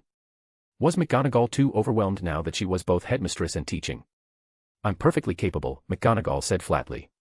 As far as I'm concerned, it's no different from before. Dumbledore looked away a little guiltily. He had been absent from Hogwarts for extended periods due to other matters, and McGonagall had taken over most of the school's responsibilities during that time. In other words, she had already been doing the headmaster's job long before her official promotion. And afterward, things actually got easier. Without needing to consult Dumbledore on every matter, many decisions could be made on the spot, saving a great deal of time. So it's not transfiguration either. Kyle was now genuinely puzzled. Aside from those two, the rest of the classes seemed fully staffed. It's alchemy, said Dumbledore. Kyle's head snapped up at that. Do you remember what you once told me? That alchemical items were becoming increasingly popular in the magical world. Dumbledore pulled a stack of parchment from a drawer. I gave it serious thought and even visited a few other countries. I believe you're absolutely right, Hogwarts needs to move with the times. He spread the parchment out across the desk. It detailed the entire process, the location of the alchemy classroom, textbook options, and even a sample class schedule. Wait. Kyle still hadn't processed it all.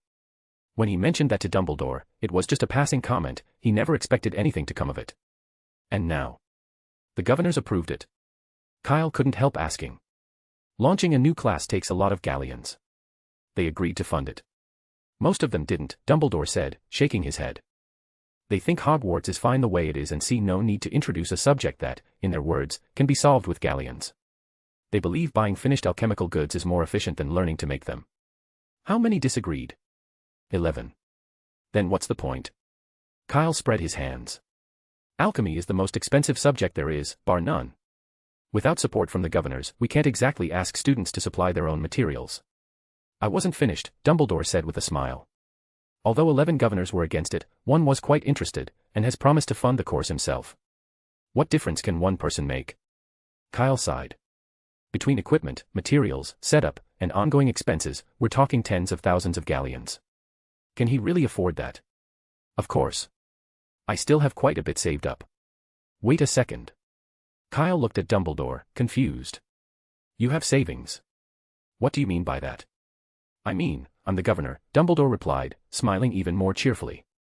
As it happens, one of the governors recently moved to Romania. He was terrified of Tom and the Death Eaters, so the position opened up. And you just took his place? That's right, said Dumbledore. The headmaster can't serve as a governor, but the deputy headmaster can.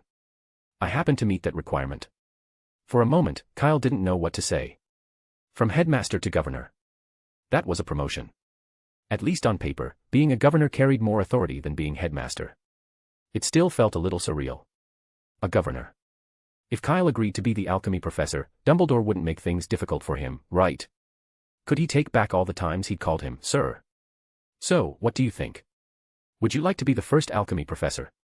Professor McGonagall's voice brought Kyle back to himself. When would that be? He asked.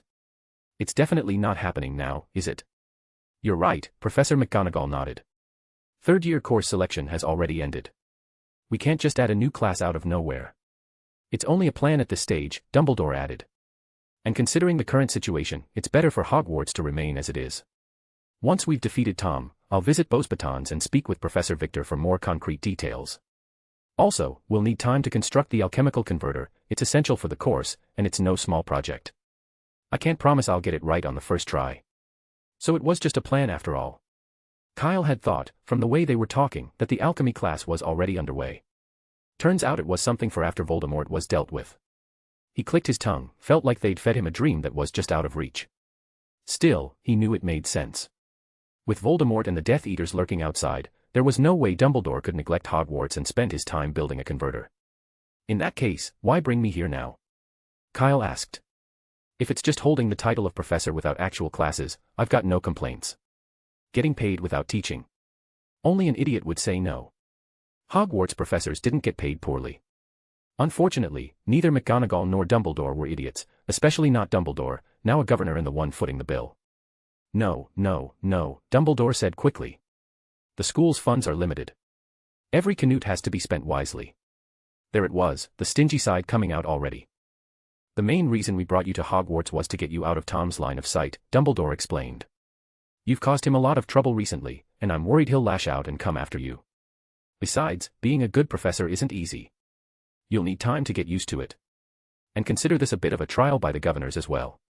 All right then. What subject? Kyle asked. Ancient runes, Professor McGonagall said.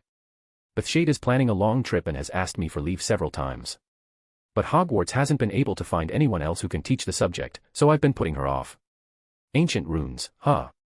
Kyle considered it. He hadn't expected that.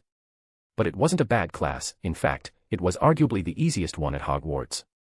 Just one lesson a week, and it was taught to all 4 houses together.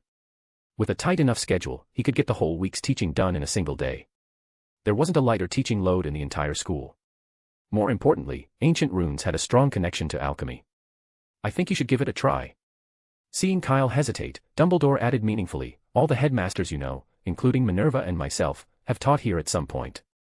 Whether it's for the salary, the chance to grow, or building your reputation, it's a great position. Even Tom applied to be a professor for several years in a row. All right, I'm in, Kyle said. When do I start? No need to rush. Seeing his agreement, Professor McGonagall finally smiled in relief. Wonderful. I won't have to listen to Beauxbatons' endless nagging anymore. She turned to leave. I'll go prepare the paperwork. Congratulations, Dumbledore said with a smile. Would you like me to arrange a room? The faculty quarters are usually next to the offices. Ah, no need. Kyle shook his head. I'd prefer to live near the edge of the Forbidden Forest, next to Hagrid. That all right? If you insist, of course, Dumbledore replied warmly. Hagrid will be thrilled. He's always wanted a neighbor. That's perfect, Kyle said, just as pleased. Living in the castle was convenient, sure, but it felt a little too confined. Outside was better. The Forbidden Forest was spacious, peaceful, and aside from the occasional care of magical creatures class, students almost never came near it. It would be far more freeing than staying in the castle. Chapter 897, Kyle's Garden. Thud, thud, thud. Bang, bang, bang. Since early morning, students at Hogwarts had been intermittently hearing strange sounds coming from the direction of the Forbidden Forest. Curiosity got the better of them, and many craned their necks out the windows, peering toward the source of the noise. Is Hagrid building a new hut or something? Ron asked during Transfiguration class, rubbing his ears. The noise was so loud that it was hurting even from a distance. Maybe, Harry said, glancing out the window, just as curious. Next to Hagrid's cabin, a much larger wooden house had somehow appeared without anyone noticing, and the noise was clearly coming from inside it. Why can't they just use magic? Ron muttered. I can't even concentrate on the lesson. You think Professor McGonagall would accept that as an excuse? Hermione said flatly, glancing down at the cactus on Ron's desk, now full of holes and missing chunks. Today's lesson was on transformation spells, specifically, swapping one's arm with a cactus. If that failed, even a finger would do. It wasn't a particularly hard spell. Hermione had succeeded after just 2 tries. Ron, on the other hand, had spent the entire period trying and only managed to blow the cactus pot to bits, twice. Seamus, seated next to him, had gotten splattered with mud and was so fed up he didn't want to sit near Ron anymore. Not that he was doing much better, his cactus had exploded 3 times. The classroom was now littered with the results of his work, spines scattered across nearly every surface. Professor McGonagall was actively avoiding looking in their direction. Hermione figured this would probably be the last time she used cacti as teaching props. Fortunately, not long after, the bell rang. Harry and Ron were the first to bolt from the classroom, racing toward the Forbidden Forest. Hagrid. What are you doing in there? Harry called out before they even arrived. The door to the new wooden house opened from the inside, and Hagrid's shaggy head popped out. Harry, leading the way, was so startled he instinctively pulled out his wand. Hagrid, were you attacked? It was a fair question. Hagrid looked affrighted. Covered in dirt from head to toe, he resembled a mandrake root freshly yanked from the earth, and his face still bore several fresh, unhealed scrapes. Attacked? Oh, no, of course not, Hagrid said cheerfully. We're just running a little test. Might have gotten a bit loud, sorry if we disturbed you. Despite the apology, his eyes gleamed with unmistakable excitement. A test? Harry asked, puzzled. Testing what, magic? Wait, Hagrid. Hermione, arriving just behind them, caught on to something else. Did you just say we? Who else is here with you? That'd be me. Kyle stepped out from inside the hut. He looked almost as grubby as Hagrid, covered in dust and grime, but unlike Hagrid, he had no injuries. Kyle. When did you get here? What are you doing here? The 3 of them blurted out their questions at once. The wording varied, but the message was the same. They were shocked by Kyle's sudden appearance. Mind your tone. Before Kyle could even respond, Hagrid jumped in with a stern reminder. Kyle's going to be your professor soon. Show him a little respect. Wait, who? Professor. Kyle is a professor. They all spoke up again, in perfect unison this time. Clearly, Hagrid's announcement had knocked the wind out of them. How did a fellow classmate suddenly become a professor? Don't make it sound like that, Hagrid, Kyle said, waving his hand casually. Nothing's official yet. For now, we're still friends. Just act normal. Want to come in and have a look, he added. I might be staying here for a while, so I built myself a little place. Still dazed from the revelation, the three followed Kyle inside. Their minds were still spinning. Kyle, are you really going to be a professor? Hermione asked, unable to hold back. Headmistress McGonagall did mention it, Kyle said, but it's not confirmed yet. So for now, it's just a possibility. But you only just graduated, Ron mumbled. You can still be a professor. I'm not sure myself, Kyle replied. But Headmistress McGonagall and Governor Dumbledore both seem to think it's fine. Dumbledore. Governor. Harry looked utterly bewildered. Wasn't he the deputy headmaster? When did he become a governor? There was just too much to take in all at once. His brain felt overloaded. Oh, that happened recently, Kyle explained. It took a while, but the three finally began to process everything and turned their attention to their surroundings. Unlike Hagrid's hut next door, which was outwardly rustic but secretly extravagant, Kyle's place looked entirely normal. The furniture, tables, chairs, benches, were all standard Hogwarts models, exactly like the ones in the common room. Even the curtained bed looked like it had been dragged in straight from a dormitory. All very ordinary. So ordinary, in fact, that the trio quickly lost interest. While they were exploring, Kyle and Hagrid were chatting in the corner. How do you feel about it? Kyle asked. It's amazing, Hagrid said, beaming. It's beautiful, so full of energy, absolutely perfect. So in your mind, a bad temper equals energetic. Kyle shook his head. You'd better be careful. Just now it nearly stabbed a hole through you with its tail. It's fine. I don't mind, Hagrid said, patting his chest proudly. If I can see it every day, it can poke 2 holes in me. Yeah, no thanks. I'd rather not have to cover your care of magical creatures class. Their back and forth made no sense to Harry and the others, who were listening in with mounting confusion. But just then, Hermione noticed something else. There was another door on the far wall. What's that room? Hermione asked, pointing toward the door. Oh, the garden, Kyle answered without thinking. The garden. Ron said in disbelief. You made yourself a garden. What's wrong with that? Kyle replied. Living next to the Forbidden Forest means I've got plenty of space. What's so strange about building a garden? Ron opened his mouth but said nothing. Actually, when he thought about it, it kind of made sense. If you had that much space, why not build a garden? Can we take a look? No, Kyle said. Thanks, wait, what? Ron blinked. What did you say? No, Kyle repeated. You can't go in. The garden's not finished yet. It's a mess and there's nothing to see. Come back when it's done. The three of them, eager young witches and wizards all, instantly looked deflated.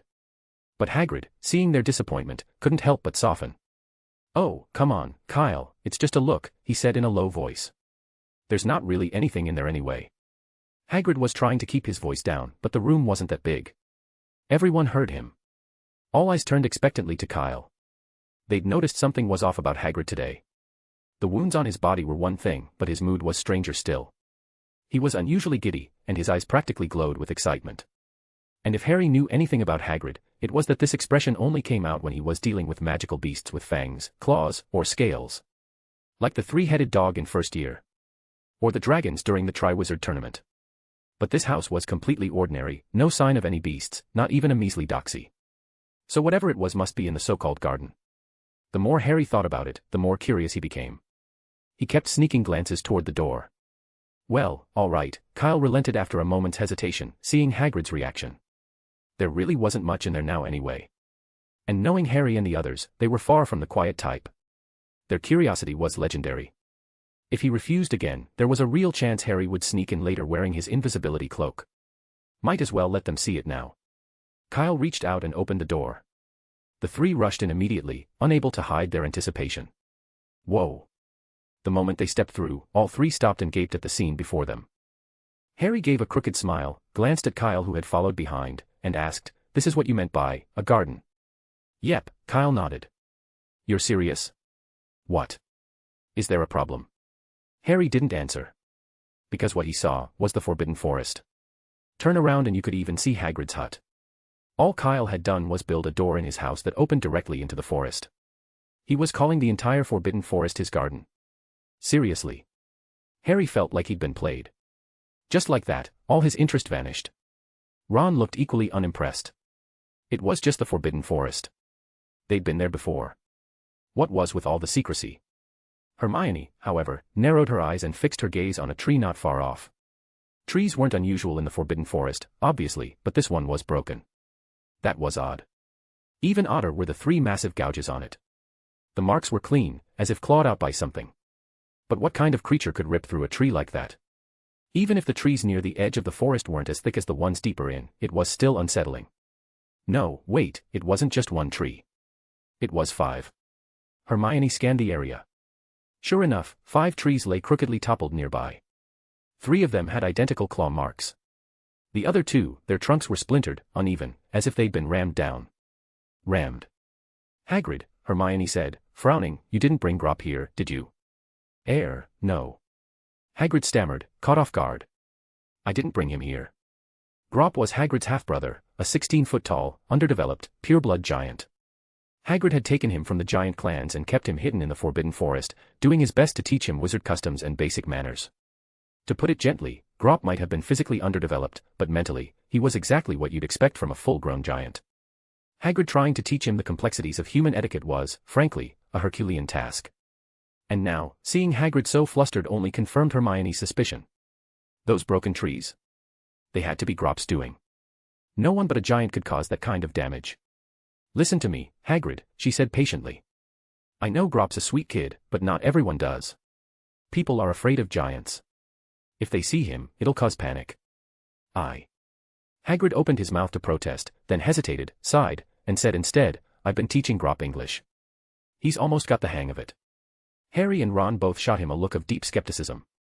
It was like being told a quintate was learning to knit. Still, seeing how torn Hagrid looked, Harry decided to step in and ease the tension. "All right, Hermione. I'm sure Hagrid knows what he's doing. We should probably head back to the castle." "Yeah," Hagrid added quickly, "it's nearly lunchtime. You lot better get going." The 3 of them turned around and made their way out of the new wooden house. As soon as they stepped outside, the door slammed shut behind them. "Something's off," Ron muttered. "Don't you feel like something's not right?" "Of course it's not right," Hermione said. "Hagrid would never bring Grop this close to the edge of the Forbidden Forest." "No, not that." Ron shook his head. "I can't explain it, but something just feels different." "Hagrid sent us away," Harry said, frowning. "Yes. That's it." Ron slapped his thigh, finally realizing it. Every time they'd visited before, Hagrid had insisted they stay for a meal. Sure, his food was a bit. Well, let's just say it was memorable, but he was always enthusiastic about having them over. But this time, Hagrid had been the one to suggest they return to the castle. Maybe he was worried Hermione would keep pushing, Harry said uncertainly. He knew full well how relentless Hermione could be when she got going. Anyway, Hagrid had to be fine. There was no way a Death Eater could convincingly impersonate a half-giant. "Forget it, let's just head back," Harry said. "Tomorrow's the weekend. We'll have plenty of time, we can come by again." The other 2 nodded in agreement. Ron didn't mind either way, and Hermione didn't have any better options. After all, they hadn't actually seen Grop nearby, everything was just speculation. If they came early tomorrow and asked Hagrid a few casual questions, he might slip up. They'd used that tactic more than once, and it had always worked. The trio started back the way they came. Hermione glanced back at the edge of the Forbidden Forest, scanning the area for any signs that a giant had been there. But that single glance froze her in her tracks. "Hermione?" Harry asked, puzzled. "What's wrong?" "Come on," Ron urged, "if we miss lunch, we'll be stuck with dry bread again." "Those trees, don't you think they look strange?" Hermione said. "Trees?" Ron looked up. "It's the Forbidden Forest. Of course there are trees. You've really been reading too much." "Reading doesn't make you stupid, but you clearly are," Hermione snapped, glaring at him. "Didn't you notice? All the trees we saw just now are suddenly completely intact." With her reminder, Harry realized something was wrong too. Back in the garden, several trees had clearly been broken. But now, the trees around the hut were all standing tall and whole, not a single trace of damage. So what? Ron shrugged. Maybe Kyle fixed them. It's not a big deal for him. Fixed them, and you didn't hear anything. Hermione grew more irritated. It's been, what, a minute? Even Professor Dumbledore couldn't restore 5 trees in that short a time. And we're so close, you'd have heard branches shaking or leaves rustling, wouldn't you? No, Harry said, shaking his head, finally grasping what she meant. Maybe Kyle could restore the trees that quickly, but doing it without a sound. That was impossible. There should have been noise, branches creaking, leaves shifting. But the whole time they'd been out here, it had been dead silent. Not even the buzz of insects. That's right, no insects. The edge of the Forbidden Forest was usually teeming with them. Every time they visited Hagrid, they'd hear beetles clicking and fairies flitting about. But this time, nothing. It was unnaturally quiet, as if everything nearby had simply vanished. Let's go check, Hermione said firmly, spinning around and heading back. Harry followed immediately. Ron glanced longingly in the direction of the Great Hall, sighed, and trailed after them. Hermione didn't bother knocking on the door. She went straight around to the back of the hut, and her eyes went wide. There was no door. Nothing. But they'd just come out of the Forbidden Forest from this direction. How could the door be gone? Refusing to accept it, Hermione stepped forward, trying to get a closer look.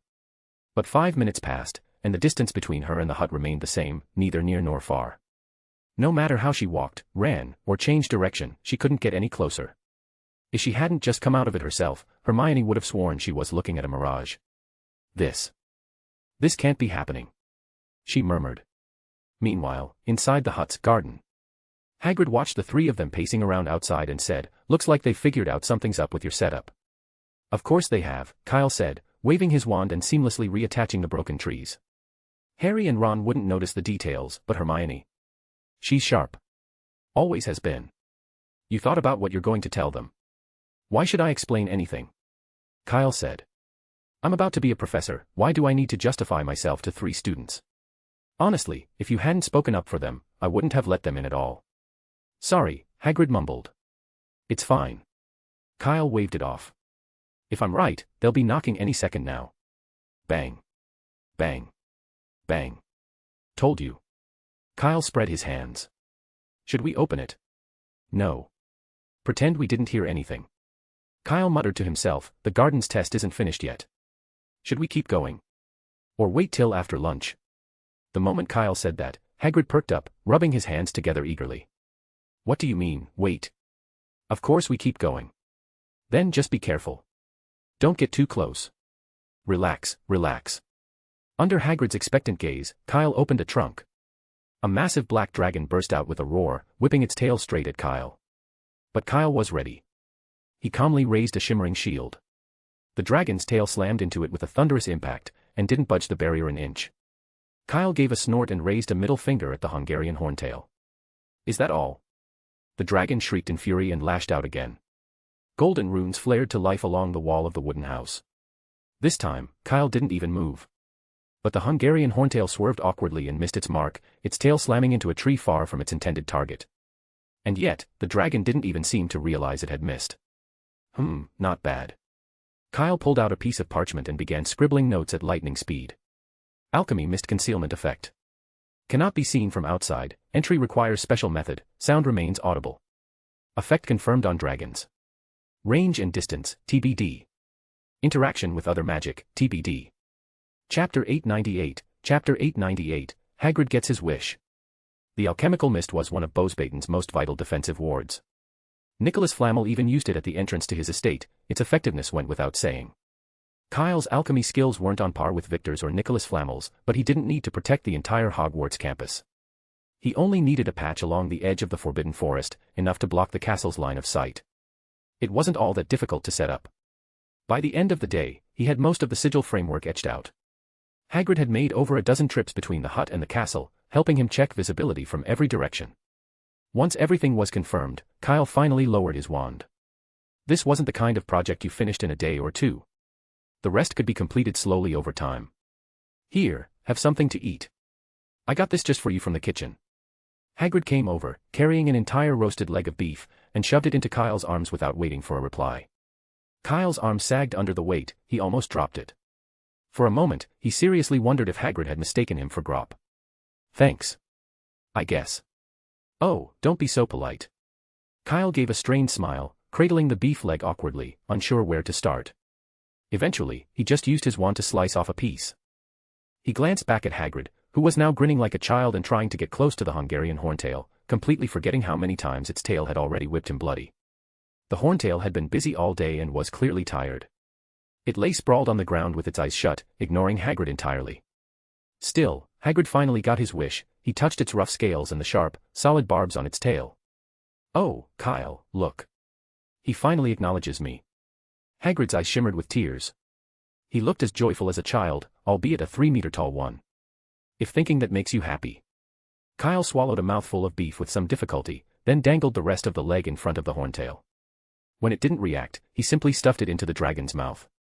The horntail shot up in rage, whipped its tail straight into Hagrid, and looked ready to go berserk on Kyle. But after chewing thoughtfully for a moment, it flopped back down and calmly devoured the beef leg like it was a pile of fries. Hagrid. I'm fine, I'm fine. Hagrid hobbled over, clearly hurting. Kyle took one look and shrugged it off.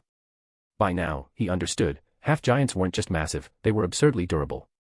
Add in the beating resistance Hagrid had built up living with his giant brother, and Kyle figured the horntail could rough him up, but it wasn't going to kill him. So after giving Hagrid a few early warnings, he stopped interfering. After another round of adoring the horntail, Hagrid reluctantly tore himself away and walked over. Kyle, are you really going to keep dragons in the Forbidden Forest? Of course. Why else would I go to all this trouble? Kyle said. Why, are you against it? Are you kidding? Hagrid said loudly. I've dreamed of raising dragons in the Forbidden Forest. But I'm worried the Aurors will come after you. Keeping dragons is no minor offense. Don't worry about that. Kyle pulled out a parchment. I've got a license, completely legal. A license to keep dragons. Hagrid glanced at the parchment, eyes full of envy.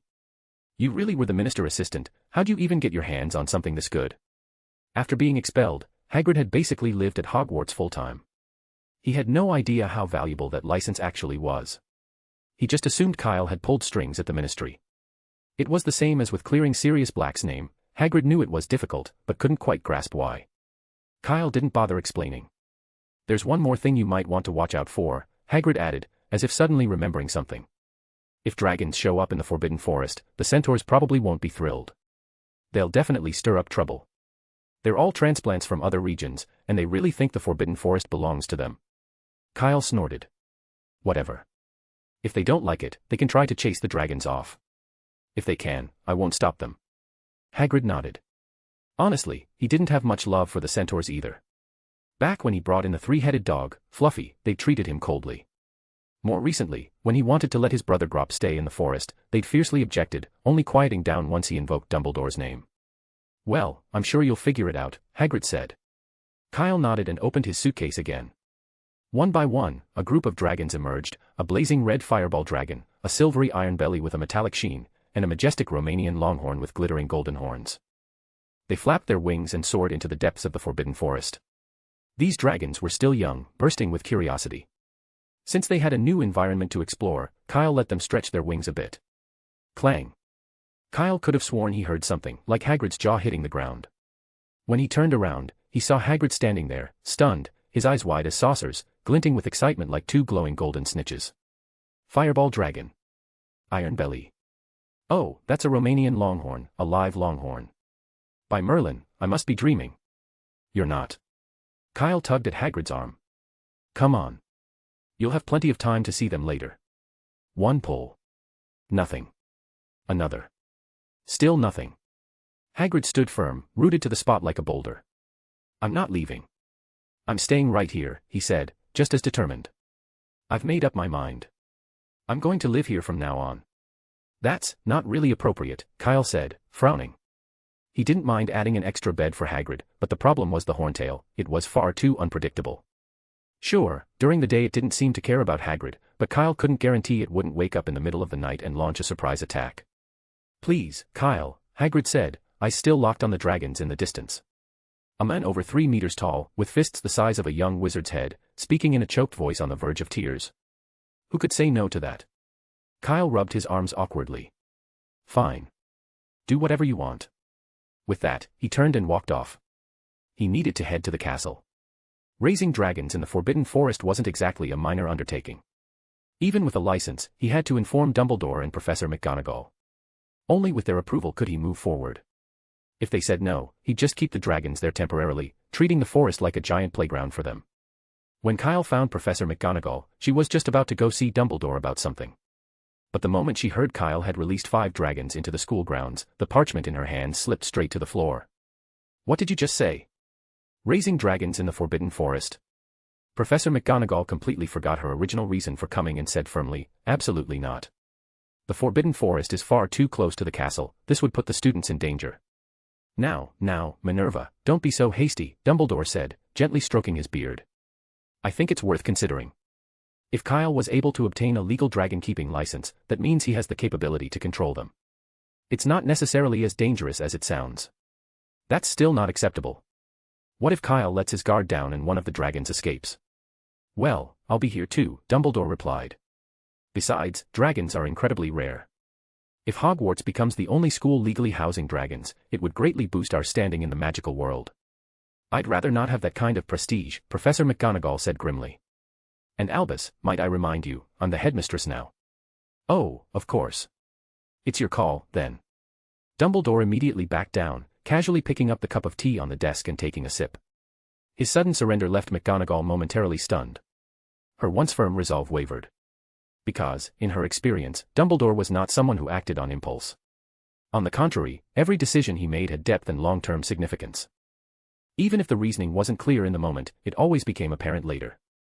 McGonagall glanced at Dumbledore, then at Kyle, who stood quietly nearby, well-behaved and respectful. Her gaze drifted to the window, toward the edge of the Forbidden Forest, and she fell silent for a long time. Eventually, she sighed and looked toward a portrait on the wall. Headmaster Dippet, would you please summon the heads of house and Madame Pomfrey from the hospital wing? We need to hold a meeting. No need to go to all that trouble, Minerva, said Armando Dippet, lounging in his frame. There are already plenty of dangerous magical creatures in the Forbidden Forest. A few young dragons won't make much of a difference. McGonagall pressed her lips into a tight line and raised her head to look at him. Very well. I understand. Dippet straightened at once. I'll see to it right away. Before long, the heads of house and Madame Pomfrey arrived. Having already heard the general situation from Dippet, they began arguing the moment they entered the room. And, interestingly, the vote came out evenly split. Professor Flitwick and Snape supported letting the dragons settle in the Forbidden Forest, while Professor Sprout and Madame Pomfrey firmly opposed the idea. The reasons were straightforward. Professor Sprout worried that the temperamental dragons might destroy the nearby greenhouses, while Madame Pomfrey opposed any creatures that could pose a threat. This included, but was not limited to, 3-headed dogs, basilisks, dementors, dragons, and Voldemort himself. 3:3, the debate reached a stalemate once again. What surprised Kyle the most was that Snape had initially voted in favor. Of course, he had his own motive. I need certain dragon parts for my research, Snape said, narrowing his eyes with a hint of menace. You will provide them to me. Unconditionally. To which Kyle responded, absolutely not. Not even a scrap of dragon dung. And so, Snape promptly changed his vote. But the tally remained 3:3. Because at the mention of dragon dung, Professor Sprout suddenly switched sides. She realized that with dragons at the school, she'd have a limitless supply of fresh, natural dragon dung fertilizer, and all the money she saved could be put toward acquiring more magical plants. Kyle even promised to donate 20 pots of mandrakes, 100 pots of chomping cabbages, and a full-grown devil's snare to the greenhouses once everything was settled. Professor Sprout didn't hesitate in the slightest. Snape ground his teeth audibly. The debate dragged on late into the night. Eventually, Dumbledore suggested a short break, some snacks, a bit of pumpkin juice to soothe the throat, and then they could continue. Everyone agreed. Except Madame Pomfrey, who stood up and left the headmistress's office without a word. Her stance was crystal clear, it would not change, and there was no point in further discussion. Professor McGonagall didn't try to stop her. She herself was deep in thought, head bowed, still mulling over something Professor Flitwick had said earlier. He pointed out that having dragons at the school might actually be a tactical advantage. If Death Eaters ever attacked Hogwarts, the dragons could serve as an unexpected line of defense. That one remark shook McGonagall's conviction. Her foremost concern had always been student safety. But compared to Death Eaters, the dragons suddenly didn't seem like the greater threat. Still, that alone wasn't enough to fully sway her. She remained hesitant. The house elves brought in steaming trays of late-night snacks. With Dumbledore's quiet nod, a few glasses of wine were served as well. Not much, just one glass per person, nothing that would cause anyone to lose their senses. Professor Flitwick, holding a glass of mead, made his way over to Kyle. "Kyle, you really got a legal license to raise dragons?" "Of course I did," Kyle nodded. "I wouldn't have dared release them into the Forbidden Forest otherwise." Professor Flitwick's eyes lit up. He wasn't as fanatical about dragons as Hagrid, but he was a passionate duelist. Dueling wizards thrived on facing formidable opponents, including powerful magical creatures. And dragons, classified as top-tier 5X beings, were among the most formidable of all. To stand with wand in hand amid blazing fire, watching a colossal dragon descend from the sky and crash before you, that was a scene every duelist had dreamed of at some point. But it remained just that, a dream. Dragons were rare, and the reserves would never allow anyone to duel them. For the past century, the title, Wizard Who Defeated a Dragon, had vanished from the world. Perhaps now was the chance. Professor Flitwick rubbed his hands together, glancing excitedly out the window toward the Forbidden Forest. That was why he'd voted in favor. As for student safety, he wasn't nearly as worried as Professor McGonagall. With Dumbledore around, even moving the entire dragon reserve next door wouldn't concern him. And after all, they, the heads of house, weren't made of clay. This confidence was what had allowed the Forbidden Forest to exist beside Hogwarts in the first place. The forest was filled with dangerous creatures. Even the most malicious of them, like the Acromantulas, who saw wizards as part of their diet, had never dared challenge Hogwarts directly. A few dragons, while troublesome, really weren't that big of a deal. Meanwhile, curfew had begun at the castle. Since Fred and George graduated, Hogwarts had become significantly quieter after hours. On the 8th floor corridor, the fat lady had returned to her post after a period of psychological recovery. The dark, silent hallway made her drowsy, and she didn't notice when her portrait was pushed open from the inside, nor the sudden appearance of 2 pairs of sneaky shoes on the floor. "Harry, move over, I can't breathe." "But I'm already at the edge." "Quiet. Be careful, or Filch will catch us," another voice whispered from beside them. "That's easy for you to say, Hermione. Why don't you try squeezing in? It's miserable." "Well, that's what happens when you never learn the disillusionment charm. That spell's impossible. No student could ever master it." "Then how did I learn it?" You don't count. You're not normal." Obviously, the 3 figures sneaking down the corridor were Harry, Hermione, and Ron. They'd spent the afternoon knocking on the wooden hut's door to no avail. Instead of giving up, they decided to make another attempt under cover of night. What if Kyle is a Death Eater in disguise? Hagrid could be in danger. That was how they justified the excursion to themselves. What they'd overlooked, however, was the size issue. Back in first year, the invisibility cloak could cover all 3 of them perfectly. But now they'd grown. Even squeezing 2 people under it was a stretch. It was awkward. Harry and Ron looked down at their exposed shoes, hoping to somehow tuck them in. But the cloak was only so big. Unless they could crouch walk, which they tried briefly and gave up on almost immediately, it just wasn't happening. If they added Hermione, they wouldn't just be showing their shoes, their calves would be visible too. So, they had no choice. They kept their voices low and crept carefully down the stairs. Whether by luck or fate, despite the visible shoes, they didn't run into Filch, or Mrs. Norris, on the way. The trio slipped out of the castle and sprinted under the moonlight to the door of Kyle's wooden hut. "Should we knock?" "Are you joking? But if we just barge in, Kyle's definitely going to notice. He's not as easy to fool as Hagrid." "It's fine." "Colin said he saw Kyle heading to the headmaster's office," Harry whispered. "I just checked, the lights are still on. He might not be back yet." "Then what are we waiting for?" Ron stepped forward and gave the door a tentative push. It opened. That left Hermione, wand in hand, ready to cast Alohomora, momentarily at a loss. Why was the door open? It had definitely been locked earlier that day. But she didn't dwell on it. Peeking nervously inside, she quickly stepped over the threshold. "Good, no one's here." "Hermione, are we really sure about this?" Harry followed her incautiously. But Hermione didn't answer. Her head was full of the strange scene she'd stumbled upon in the Forbidden Forest yesterday afternoon. She couldn't focus on anything else. The mystery had gnawed at her all day. She'd checked out at least 20 books from the library, and none of them mentioned a spell capable of conjuring such a mirage-like illusion. If she didn't get to the bottom of it, she knew she wouldn't be able to sleep. She'd returned multiple times the day before, noon, afternoon, evening, but no matter when she knocked, there had been no response. Not even a trace of Hagrid. Whether it was concern, or something else, she'd made up her mind, they were investigating the hut tonight. The room was clean. The bed was empty. Hermione's eyes immediately went to the opposite wall. There it was, the door. Still in the same place, and apparently only visible from this angle. Her heart began to race. Excitement building, she gripped the doorknob and slowly turned it. Roar. The moment the door opened, a blast of searing flame rushed toward them, growing rapidly in their widening eyes. Chapter 899, Chapter 899, points must be deducted. So, this is why you're sneaking around in the middle of the night instead of sleeping. Inside the wooden hut, Kyle, just returned from the castle, eyed the three Gryffindors standing against the wall. His brow rose slightly. Classic Gryffindor. You've even picked up breaking and entering. What's the rush, trying to get to Azkaban early? Or, if you'd prefer, just nod. I've got connections. I can get you a personal cell in Azkaban, private room, top-tier treatment. How about it? Say something.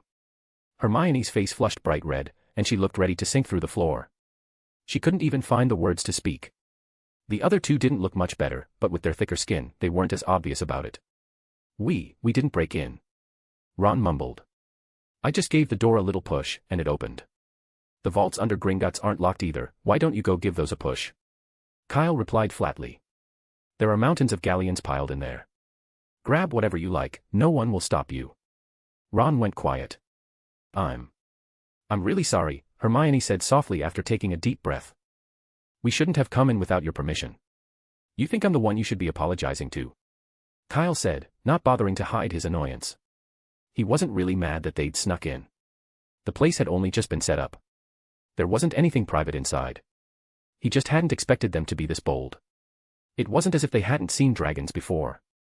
Back at the Quidditch World Cup, when the Death Eaters attacked, they'd already seen the dragon in his suitcase. Ron had even passed out from fright. It hadn't been that long since then. Had they really learned nothing? Just because it looked like a suitcase didn't mean you could treat it like one. Luckily, his chomping cabbage and venomous tentacula hadn't been transplanted yet, and Hagrid had been too excited to sleep. Otherwise, the three of them might not have made it out of the dragon's mouth. Kyle turned and glanced at Hagrid, who was still standing nearby. His clothes and hair were still smoking, and the air stank of burnt fabric. Kyle gave him a look. You three, do you know what you did wrong? Hagrid asked, face stern. Yes. We know. We won't do it again. All three nodded vigorously like bobbleheads. Then off you go, Hagrid said seriously. If this happens again, I'll tell Professor, Headmistress McGonagall. Wait, that's it. Kyle looked at Hagrid, stunned. No detention. Not even points deducted. Wandering the halls at night, breaking into a professor's office, and not a single point taken. Even if they were on good terms, this was blatant favoritism. Not even Snape was this biased. Kyle's tone rose slightly. Ah, right. -10 points. Hagrid blurted out quickly, sneaking a glance at Kyle. In his mind, that should be enough. Harry and the others hadn't meant any harm, and Kyle had already scolded them harshly enough. Honestly, just standing there listening had made him tense. When Kyle had barked, stand straight, he'd instinctively snapped to attention. And besides, they'd already suffered a bit. Ron's trousers had literally changed color. Hagrid figured that between all that, they'd learned their lesson. Kyle narrowed his eyes. The real issue was that he wasn't officially a professor yet, so he didn't have the authority to deduct house points, otherwise, he wouldn't have needed Hagrid to do it for him.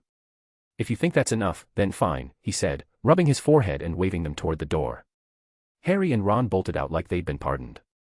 But Hermione stopped at the threshold. She turned around, her expression serious. Kyle, even if we were in the wrong this time, keeping dragons is against the law. The Aurors will arrest you. What, are you planning to report me? Kyle looked at her. I won't, because we're friends, Hermione said without hesitation. But you can't keep it secret. The professors and Headmistress McGonagall will find out sooner or later. Kyle's mood lifted a little at that. Not bad, not too rigid. Truthfully, even if she had gone to report him, he wouldn't have been surprised. He knew Hermione could be stubborn. Back in third year, when Harry received a firebolt from an unknown sender, she'd gone behind his back and told Professor McGonagall. Granted, she'd only done it because she was worried it might be cursed, and Harry and Ron wouldn't listen to reason. Still, it showed just how strong-willed she was. That was the charitable way to put it. So whatever decision she made, Kyle wouldn't blame her. He understood. Their relationship wasn't particularly close, just ordinary friends, at best. And this was about dragons. Who wouldn't react strongly? Assuming reporting would even help. Kyle said nothing. He simply raised a hand. A piece of parchment detached from the wall and floated into his palm. He handed it to Hermione. Take a look. I'm not keeping dragons illegally. Everything's properly filed. Even if the auras show up, they can't do a thing. Hermione glanced at the parchment, and her eyes went wide. Legally raising dragons. That's impossible. Hermione said in disbelief. The book clearly states that, aside from dragon reserves, no wizard is allowed to privately keep a fire dragon. That might have been true in the past, but it's not anymore. The signature and magical seal on this document can't be forged. Kyle waggled a finger. And besides, the professors and the headmistress are already aware. I went to Hogwarts earlier specifically to sort this out. They've already approved my plan to raise dragons in the Forbidden Forest. What? Hermione was stunned. So, as you can see, everything I'm doing is entirely legal. There's no issue, neither with the school, nor the Ministry of Magic. The headmistress agreed. Hagrid's eyes lit up. He had known why Kyle had gone to the castle, and he'd been feeling nervous about it the whole time. He'd stayed up all night, not just because he was excited, but also because he was worried the school might reject Kyle's application and prohibit dragon keeping in the Forbidden Forest. But it's lucky they didn't get hurt, Kyle sighed. Professor McGonagall only agreed very reluctantly. If a student had been injured by a dragon, let alone killed, even just a scratch, she would have immediately changed her mind and revoked my approval. What did you say? Hagrid paled. It hadn't even occurred to him before. Harry's insatiable curiosity wasn't new. He'd pestered him about Fluffy, the three-headed dog back in the day. Hagrid had gotten used to it and didn't think much of it. He never imagined that Harry might almost ruin everything this time. He had waited decades, to finally see dragons at Hogwarts, and even have the chance to touch their scales, to feel that fiery breath up close. It was the kind of dream not even sleep could offer. And it had nearly been destroyed, by Harry. How could he still be so immature? 7th year, and still sneaking around after dark. Stop right there. Hagrid roared, striding over to block Harry and Ron as they tried to leave. What's wrong? Harry's heart skipped a beat. Hagrid's expression was terrifying, he actually looked scared. We were just heading back. Promise, we won't do it again. Out after hours, breaking rules, sneaking into the Forbidden Forest. Hagrid said grimly, 50 points. 50. Harry blinked, pointing at himself. Hagrid, take a good look. It's me. Of course I know it's you. Hagrid kept his stern face. But I'm a professor. If I let you off just because we're friends, I wouldn't be doing my job. Oh, and not just 50 points each. You already deducted points, didn't you? Ron was stunned. There were 3 of them. That was 150 points. He never dreamed Hagrid would hit them with a deduction like that. Usually, only Snape or Professor McGonagall said numbers that big. Even Hermione looked shell-shocked. If those points were really deducted, Gryffindor would be dead last for sure this year. No, Hagrid. Come on, please. We really know we were wrong. As Kyle watched the 3 of them plead with Hagrid from every angle, he felt immensely satisfied. Now that's more like it. 10 points. They'd have forgotten about it by breakfast. But this would stick. 10 minutes later, Harry, Ron, and Hermione trudged back toward the castle in a solemn little line, footsteps heavy with regret. They could already imagine the looks on their housemates' faces in the morning when Gryffindor's score in the hourglass dropped like a rock. But it couldn't be helped, Hagrid had made up his mind, and no amount of begging could sway him. After the 3 had gone, Kyle shut the door and gave Hagrid a thumbs up. Nicely done. Harry's probably going to hate me for this, Hagrid sighed, already starting to feel a bit of remorse. He won't. You were doing it for their own good. Kyle glanced at the door. That said, are you actually allowed to deduct 150 points? At Hogwarts, both awarding and deducting points came with limits. For instance, prefects could only take up to 10 points per week, and no more than 30 per school year. The head boy or girl could go up to 50. That rule existed to prevent abuse. Without it, by the 2nd day of term, every house but Slytherin would be sitting at 0 points. By the 3rd day, Slytherin would be at 0 too. And then the house cup wouldn't mean anything anymore. Professors had limits as well. Any major deductions or rewards, like 50 points or more, had to be reported to the head of house, who would then decide whether to enforce them. Hagrid taught care of magical creatures and had fewer than 100 students across all 5 years. Did he really have the authority to deduct that much?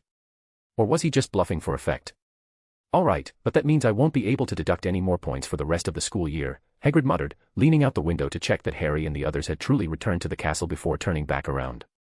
Forget that, did Dumbledore and Minerva really give their approval? Of course. It's not like I'd lie to them, Kyle replied. Though, it did come at a bit of a cost. What kind of cost? Nothing serious, just a small trade-off, Kyle said, shaking his head, choosing not to tell Hagrid the truth. Even if he did, it wouldn't help. Hagrid didn't know much about magical plants, nor did he have any connections at St. Mungo's. He couldn't do anything about it. Oh, right, Professor McGonagall is coming tomorrow to assess the safety of the dragons.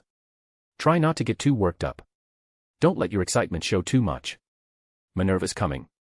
Hagrid jumped, worry instantly washing over his face. Didn't you say she already agreed? Temporarily, Kyle corrected. We had the majority in the professor's vote, and it was late, so Professor McGonagall relented. But as headmistress, she still has veto power. So it's not set in stone yet. Then what do we do? Hagrid's heart sank. No worries. I won't sleep tonight, I'll work on reinforcing the alchemical mist, Kyle said. His original plan had been to inscribe alchemical mist across the entire forbidden forest inside Hogwarts, creating the effect of a dragon-repelling charm, but that was a massive project, not something he could finish overnight. To handle Professor McGonagall's inspection, he'd focus on strengthening the current cage configuration. This was the same setup Hermione had seen earlier, a contained area that restricted the dragon's movement, using alchemical mist to construct a large-scale invisible cage. From the outside, it looked empty.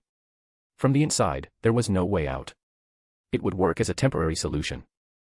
Once the dragon-repelling charm was close to completion, he could dismantle the cage without drawing too much attention. I've got one more question, Hagrid said suddenly, as something occurred to him. When Minerva comes, is she going to run into the same situation Harry and the others did? The other dragons weren't too much trouble. They weren't exactly tame, but they respected Kyle enough not to attack unfamiliar wizards who happened to stumble in. But that Horntail, even with Hagrid's dragon-tinted view of the world, he couldn't in good conscience say that one had a nice personality. At best, it was just pretty. It's fine. A beating should calm it down, at least for a few days, Kyle muttered, rubbing his temples. What? You're going to beat up a dragon? Hagrid jumped to his feet, spreading his arms and planting himself in front of the door like a mother hen guarding her chicks. Not me. I've got no interest in picking a fight with the Horntail, Kyle said, shaking his head. Hagrid, you'd better head back. You won't be able to visit the garden tonight. I'm not, Hagrid narrowed his eyes. I won't go in, I'll just watch from the side. That's fine, right? You can watch the Horntail, but not its opponent, Kyle said. It's for your own good. If you still want to keep hanging out with the dragons, it's better if you go. And what else could the Horntail be fighting but the basilisk? Even though Hagrid had an unusually high resistance to curses and dark magic, not even full-blooded giants were completely immune to a basilisk's gaze, let alone someone of mixed blood. If he stuck around to watch, there'd likely be one more disturbingly lifelike stone statue in the garden come morning. After much coaxing and repeated assurances that the Horntail wouldn't be harmed, Hagrid finally left, reluctantly, casting a glance back every few steps like a puppy being abandoned at the door. Kyle shook his head and tried to clear the ridiculous image from his mind. Outside, the first light of dawn had begun to spread across the sky. Without wasting another moment, Kyle opened the suitcase and jumped in. A few minutes later, a massive serpent poked its head out of the suitcase and slithered through the garden gate, which had been opened in advance. Moments after, the garden erupted with a violent tremor, accompanied by the faint, ringing clash of metal, like a sharp blade striking a solid shield. Kyle also climbed out of the suitcase and casually shut the garden gate behind him. He wasn't immune to the basilisk's gaze either, so he didn't follow it in. Instead, he stepped outside the house and stood staring blankly at the main door. Harry and the others' arrival had served as a timely reminder for Kyle. Hogwarts never lacked students who enjoyed pushing boundaries, like Harry, Fred, George, or even himself. The cage was secure, but leaving the entrance exposed was a risk. It needed a lock, one that couldn't be bypassed with an unlocking charm. Kyle drew his wand and flicked it rapidly. Within a few minutes, a golden circle had appeared on the wooden door. A closer look revealed that the circle was composed of numerous runes. But just as he was about to draw the second one, he suddenly paused and called out loudly. Hagrid, if you want to disappoint Professor McGonagall, then by all means, keep peeking. In the wooden hut next door, Hagrid hastily pulled his face away from the window. A clatter followed from inside. Judging by the sound, he'd knocked over his copper pot and broken something else along the way. Hagrid then stepped out of the hut, his bloodshot eyes glaring. I couldn't sleep. Fine, if you're up, then watch. I was going to talk to you later anyway, Kyle said. But remember, don't interrupt me, and don't let anyone else come close. Got it, Hagrid replied, thumping his chest. As long as Kyle was here, he wasn't worried about anyone bothering the Horntail. Kyle shook his head and didn't say anything more to Hagrid. He raised his wand once again. Next to the circle, another irregular pattern began to take shape. The two designs overlapped and blended with a third, forming a layered composition. Once enough of these designs were completed, they would together become part of an even more complex symbol. This was alchemy, an art that used the arrangement and combination of runes and glyphs to trigger specific magical effects. It was also painstakingly precise. Every step had to be flawless. Kyle's hand was steady. Slowly, the symbols on the door came together, bit by bit. Hagrid stood nearby, watching intently. But he couldn't make heads or tails of it. All he could tell was that Kyle had drawn two large circles, with a square inside and several curved lines. Closer to the center, there were smaller circles and irregular shapes. In short, it made no sense to him. His eyes blurred, and his head began to spin. Still, Hagrid was determined to keep watching, though it wasn't long before he started nodding off. He didn't know how much time had passed, but by the time the sky had fully brightened, the once quiet castle had begun to stir. Even from a distance, he could hear the students' laughter and chatter drifting through the air. Kyle finally lowered his wand, rubbed his eyes, and let out a long breath. At last, it was done. The same garden alchemical mist, only this one wasn't designed for dragons, it was meant for wizards. A simplified version of the one used at the entrance of Beauxbatons. It was a bit crude, sure, but more than enough to handle the students inside the castle.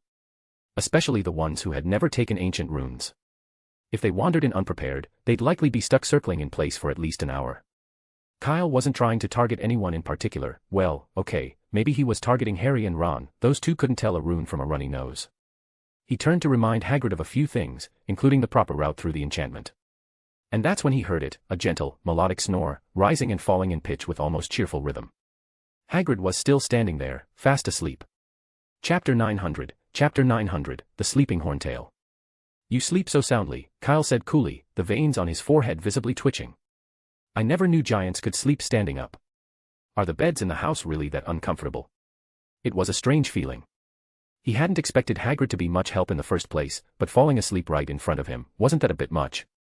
Even if he had gone to sleep inside the room, Kyle wouldn't have minded. Hagrid's face turned beet red. He hadn't meant to do it, but the things Kyle had drawn were just too sleep-inducing.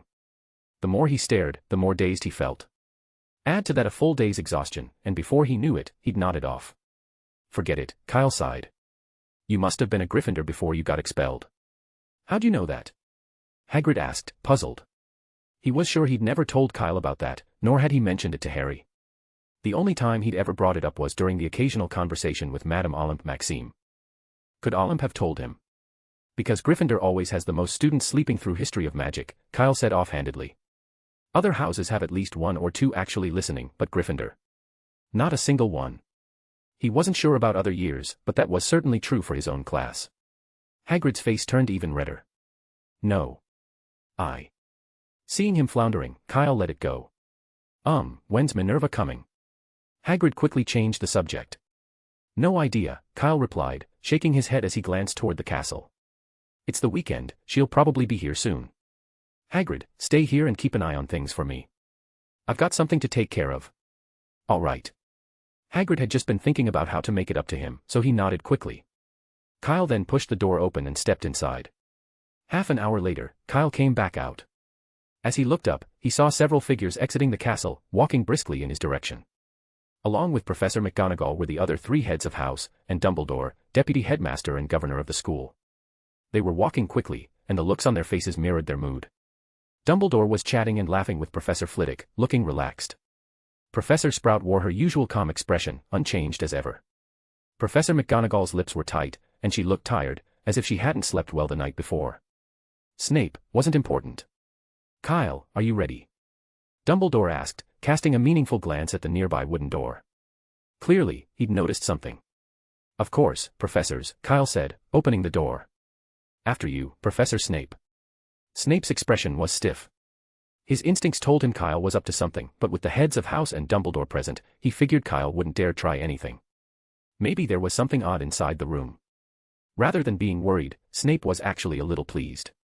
He wasn't afraid of Kyle playing tricks, after all, this was an inspection. If he got injured, even slightly, lost a hair, say, he'd have every reason to make things difficult for Kyle. Young and reckless. Just wait. If Kyle didn't hand over 10 pints of dragon blood personally, he wouldn't hear the end of it. Without hesitation, Snape stepped up onto the stone stairs. The runes on the door lit up, glowing faintly with gold. But because the door had been opened, the runes carved on its front were now hidden behind it, and Snape didn't see them. Then, naturally, he turned a corner, walked back down the steps, and started pacing up and down the stone stairs, turning back and forth in place.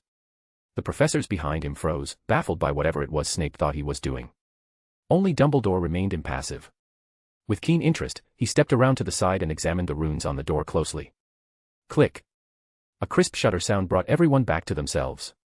Kyle stood nearby, camera in hand, snapping pictures of Snape. Noticing the professor's attention, he casually put the device away. "Oh, it's nothing.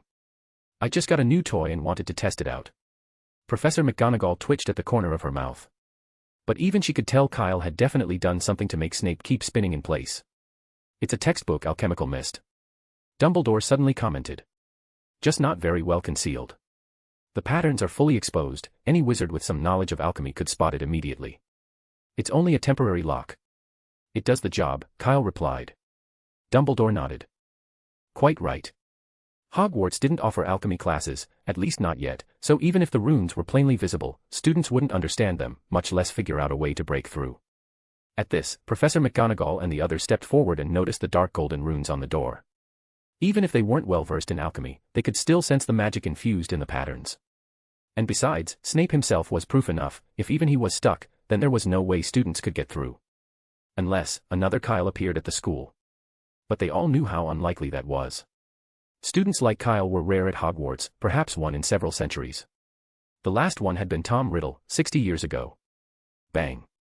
As the group continued talking, the stone steps in the distance suddenly split apart, more precisely, they were blasted open by a spell. Snape stood there panting, eyes bloodshot. He was furious. In fact, by the time he completed his second circuit, Snape had already realized he'd fallen into a trap. But he couldn't get out. The scenery around him appeared unchanged, yet constantly shifted. No matter which direction he walked, he always ended up back at the starting point. It was as if he were trapped in an invisible maze. But Snape was still a professor. Once he understood what was happening, he acted decisively, casting a spell to shatter the steps beneath his feet and using the resulting disturbance to locate the correct path. In short, he'd smashed his way out of the maze by brute force. Kyle wasn't surprised. If a rough, hastily made trap could actually hold a professor, that would have been surprising. Still, Snape's current expression wasn't exactly friendly. When he looked at Kyle, it was as though he were staring at a cauldron of spoiled potion. Kyle instinctively took a step back and moved beside Dumbledore, flashing an innocent-looking smile. "Much appreciated, Severus," Dumbledore said with a genial smile. "So, how did it feel? Did that experience clear up some of your doubts?" Snape opened his mouth slightly but didn't speak. He simply let out a sharp huff, turned, and walked away. He could tell Dumbledore had clearly taken Kyle's side. And there was no way to use what had just happened as an excuse to go after Kyle, especially not with the other professors present. None of them would support him either. After all, they were here to evaluate security. It wasn't like they could complain because things were too secure. He was the only one who had reason to be upset. Which was exactly why Snape didn't want to stay a moment longer. "Looks like Severus approves of your little setup," Dumbledore said lightly, flicking his fingers. The scattered stones rose into the air on their own and floated back into place over the broken section of steps. Then he walked straight into the room. Although the dark golden patterns still glowed faintly, they had no effect, almost as if they weren't there at all. "Professor McGonagall, would you like me to mark out the correct path?" Kyle asked. "No, that won't be necessary," said Professor McGonagall. She intended to experience the so-called alchemical mist for herself, only by doing so could she better grasp its finer details. But before that, she added, narrowing her eyes, "May I take a look at your camera?" "Huh." Kyle blinked, then replied, "Of course, no problem."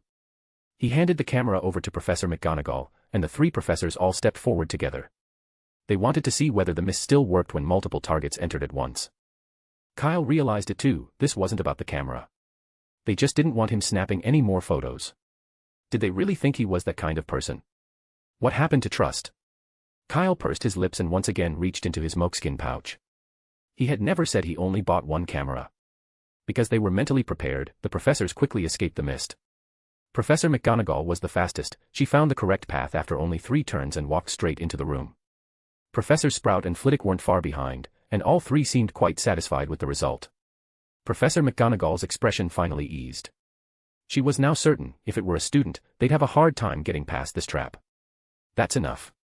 Take us to see the dragons," said Professor McGonagall. Naturally, Kyle didn't refuse. He quickly stepped into the house and opened the door to the garden. But as he watched the professors file in one after another, he scratched his head, feeling like something was missing. Oh well. Probably nothing important. Although Kyle had temporarily turned the garden into a sort of enclosure, it was still quite spacious. Even with 3 dragons flying overhead, the area didn't feel cramped at all. Professor McGonagall had seen dragons before, but seeing so many at once, especially here at Hogwarts, still came as a surprise. But she quickly noticed something. Weren't there supposed to be 5 dragons? Ah, Norbert's an adult dragon, Kyle explained. He finds the others too noisy, so he didn't come out. He paused, then added, the last one, oh, there it is. Kyle pointed to a tree not far away. Dangling from it was a large, pitch-black creature that looked fast asleep. Its head lolled over a thick branch, mouth hanging open, tongue draped off to the side, a truly bizarre sleeping pose. A Hungarian horntail. Professor Flitwick immediately recognized the breed, startled. Aren't horntails supposed to be aggressive? Why is it so quiet? Maybe it's just got a different temperament, Kyle replied calmly. Then what about those wounds? Professor Flitwick frowned. Those holes, they look like bite marks. Is there any magical creature that can bite through a dragon's scales?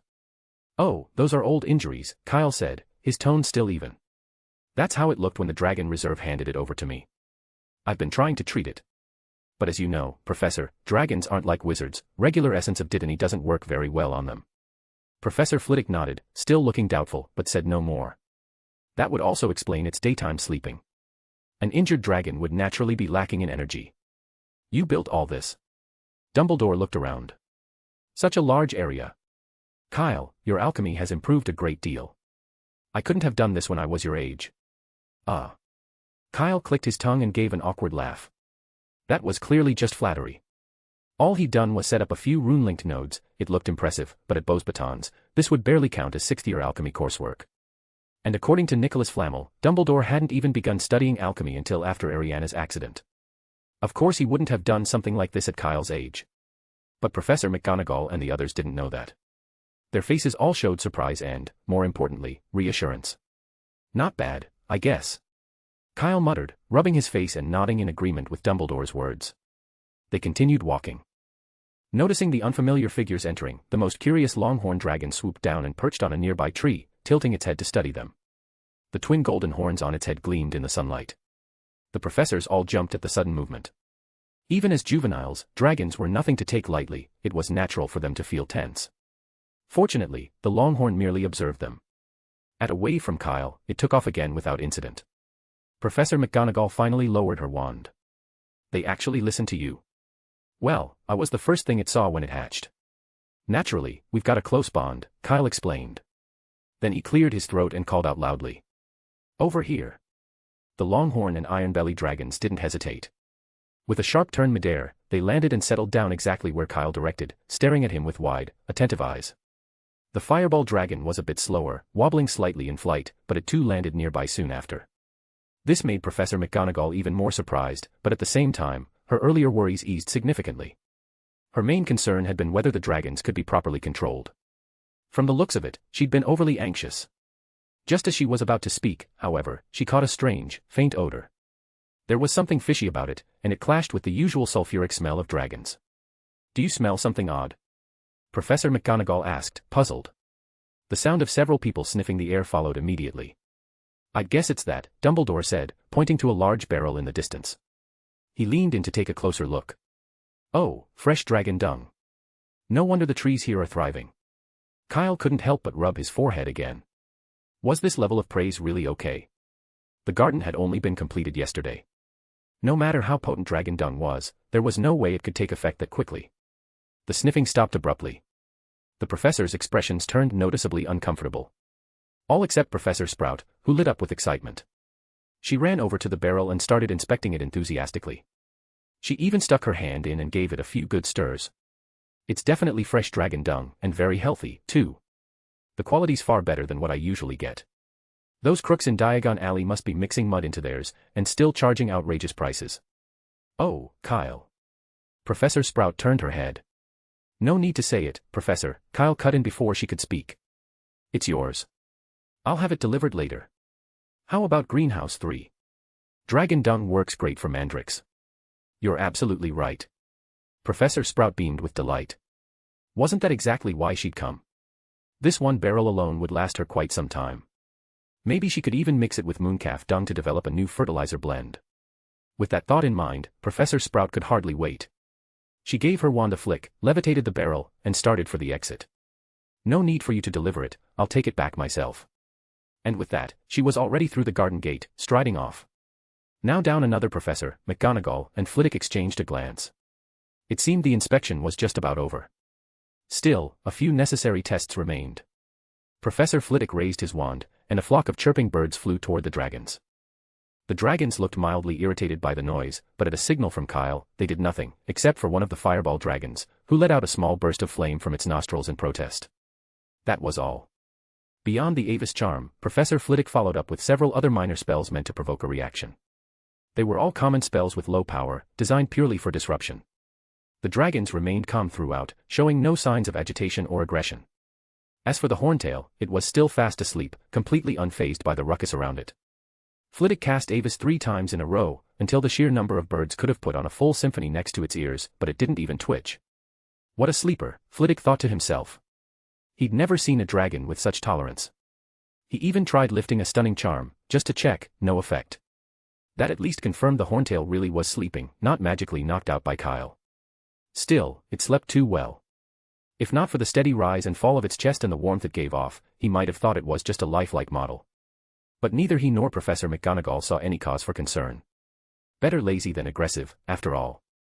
In the end, it was the infamously bad-tempered horntail that turned out to be the most reassuring of the lot. Kyle. At that moment, Professor Sprout reappeared, pointing toward the door. Someone's asking for you outside. For me?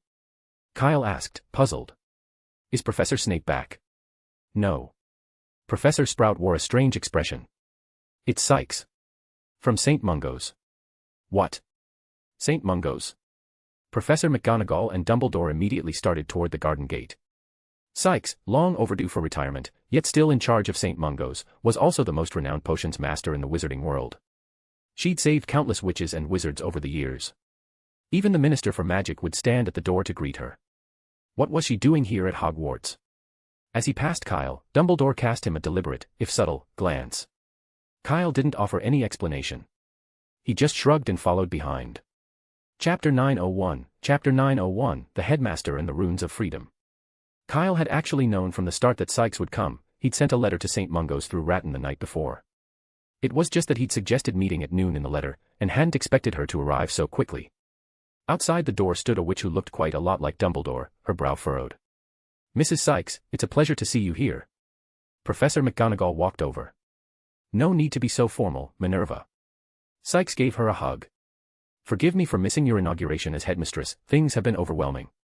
I hope it's not too late to offer my congratulations. Of course not, said Professor McGonagall. To be honest, she'd been in such a daze during the ceremony that she hadn't even noticed who was sitting in the audience. Now, the 2 tall, thin witches, both serious in expression, stood side by side, looking for all the world like older sisters. Welcome, Pegasia. Dumbledore came over as well. I'm surprised to see you outside St. Mungo's. Long time no see, Albus, Sikes nodded. After the brief greeting, her gaze shifted to the doorway, where Hagrid was still pacing in circles, and her frown deepened. Albus, is he also a professor here? She asked, puzzled. At first I thought some sort of magic had affected his mind, but after a closer check, there was nothing unusual. Is this some kind of Hogwarts ritual? Or maybe a half-giant tradition? Sikes could clearly sense that something was off with Hagrid. Her fingers twitched, driven by professional instinct. She wanted to examine him more closely. Ah, just a little trick, Dumbledore said with a smile. With a wave of his hand, the runes on the door immediately dimmed. Hagrid finally came to a halt and noticed the group standing nearby. He tried to greet them, but as soon as he opened his mouth, he felt something rising from his stomach. Forgetting all about courtesy, Hagrid clamped a hand over his mouth and staggered off toward the forbidden forest behind them. Ugh. The scene turned a little awkward. My apologies for the spectacle, Professor McGonagall said stiffly, shooting Kyle a glare. Kyle gave a weak tug at the corner of his mouth and turned his head away. He'd actually remembered Hagrid was outside while they were in the garden, but hadn't thought it was a big deal. Kyle had figured that, with a half-giant's constitution, the alchemical mist wouldn't affect him much. But apparently, alchemy worked very differently from magic. Sikes observed the reactions of those present. Though she still didn't know exactly what had happened, she could guess it had something to do with Kyle. She looked around briefly, then drew her wand. At the edge of the forbidden forest, 7 or 8 nameless wildflowers floated into the air, quickly shriveled, and released a few drops of sap into a small orb of clear water. Next, she plucked a few leaves from a rowan tree, crushed them, and mixed them in as well. Dumbledore was the first to respond. With a casual flick of his wand, he turned a stone into a bottle and caught the now tinted liquid. "Have the half-giant drink this, it'll do him good," said Sikes. "I have no doubt," Dumbledore replied with a smile. The most renowned potioneer in the wizarding world. Even if she claimed the items Professor Sprout had gathered were useful, Dumbledore wouldn't hesitate to feed Hagrid a spoonful. "Please excuse me a moment." Holding the bottle, Dumbledore started walking toward Hagrid. "Oh, Minerva, I just remembered, Horace was looking for you. Something about potion ingredient procurement, I believe." Of course, he could tell exactly who Sikes had come for. Professor McGonagall took a moment to catch on. She wasn't too familiar with the connection between Sikes and Kyle. But she understood Dumbledore's hint and called for Professor Flitwick to head back to the castle with her. Once everyone had left, Sikes chuckled. "Albus is still as considerate as ever. Isn't he, though?" Kyle shrugged.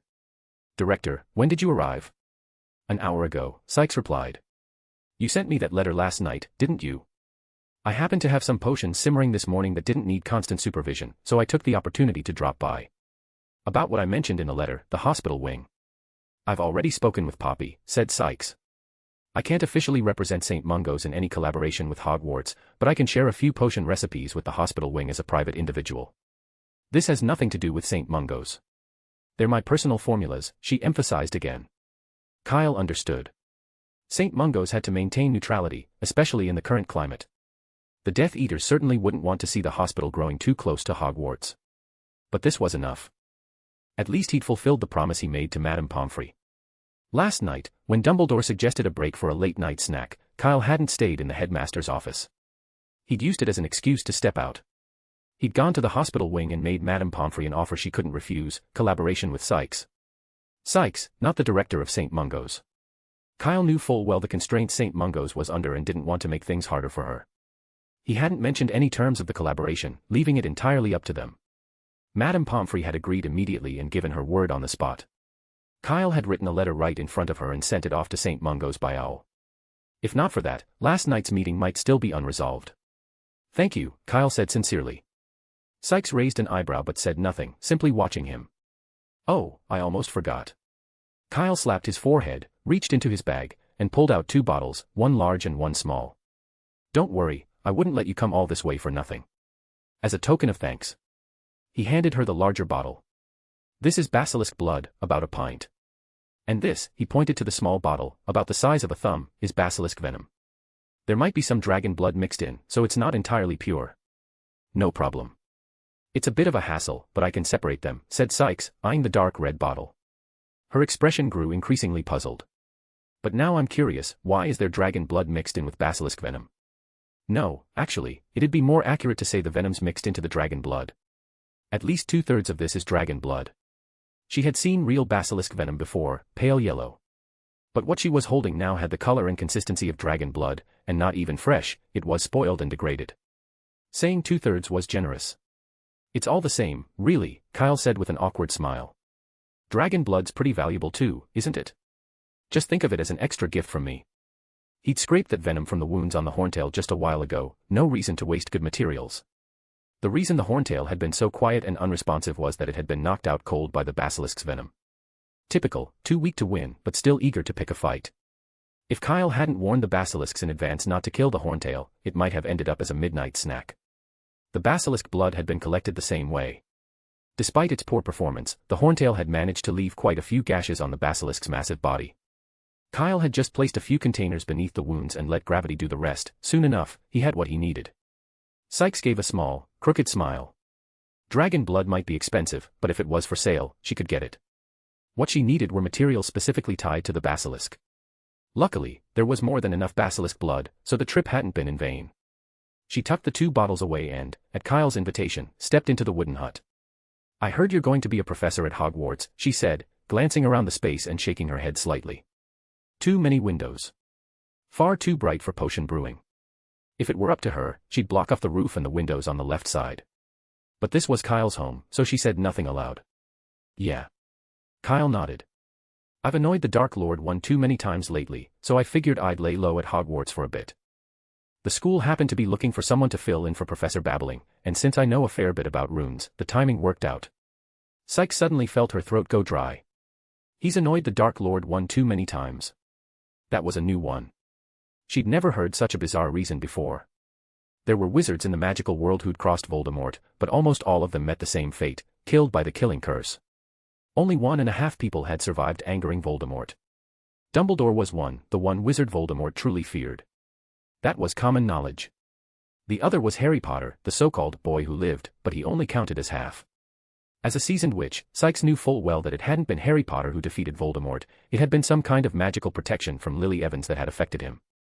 The whole boy who lived title was largely a convenient narrative crafted by the Ministry to help settle the fear caused by the Death Eaters. In truth, the one Voldemort had wanted dead was Lily. But she was already gone. Only Harry had survived. And now, there was someone else. Even if only temporarily, it was still astonishing. Then there was that phrase, one too many times. It sounded like Kyle had done more than she knew, and whatever it was, it had been enough to make Voldemort want him dead at any cost.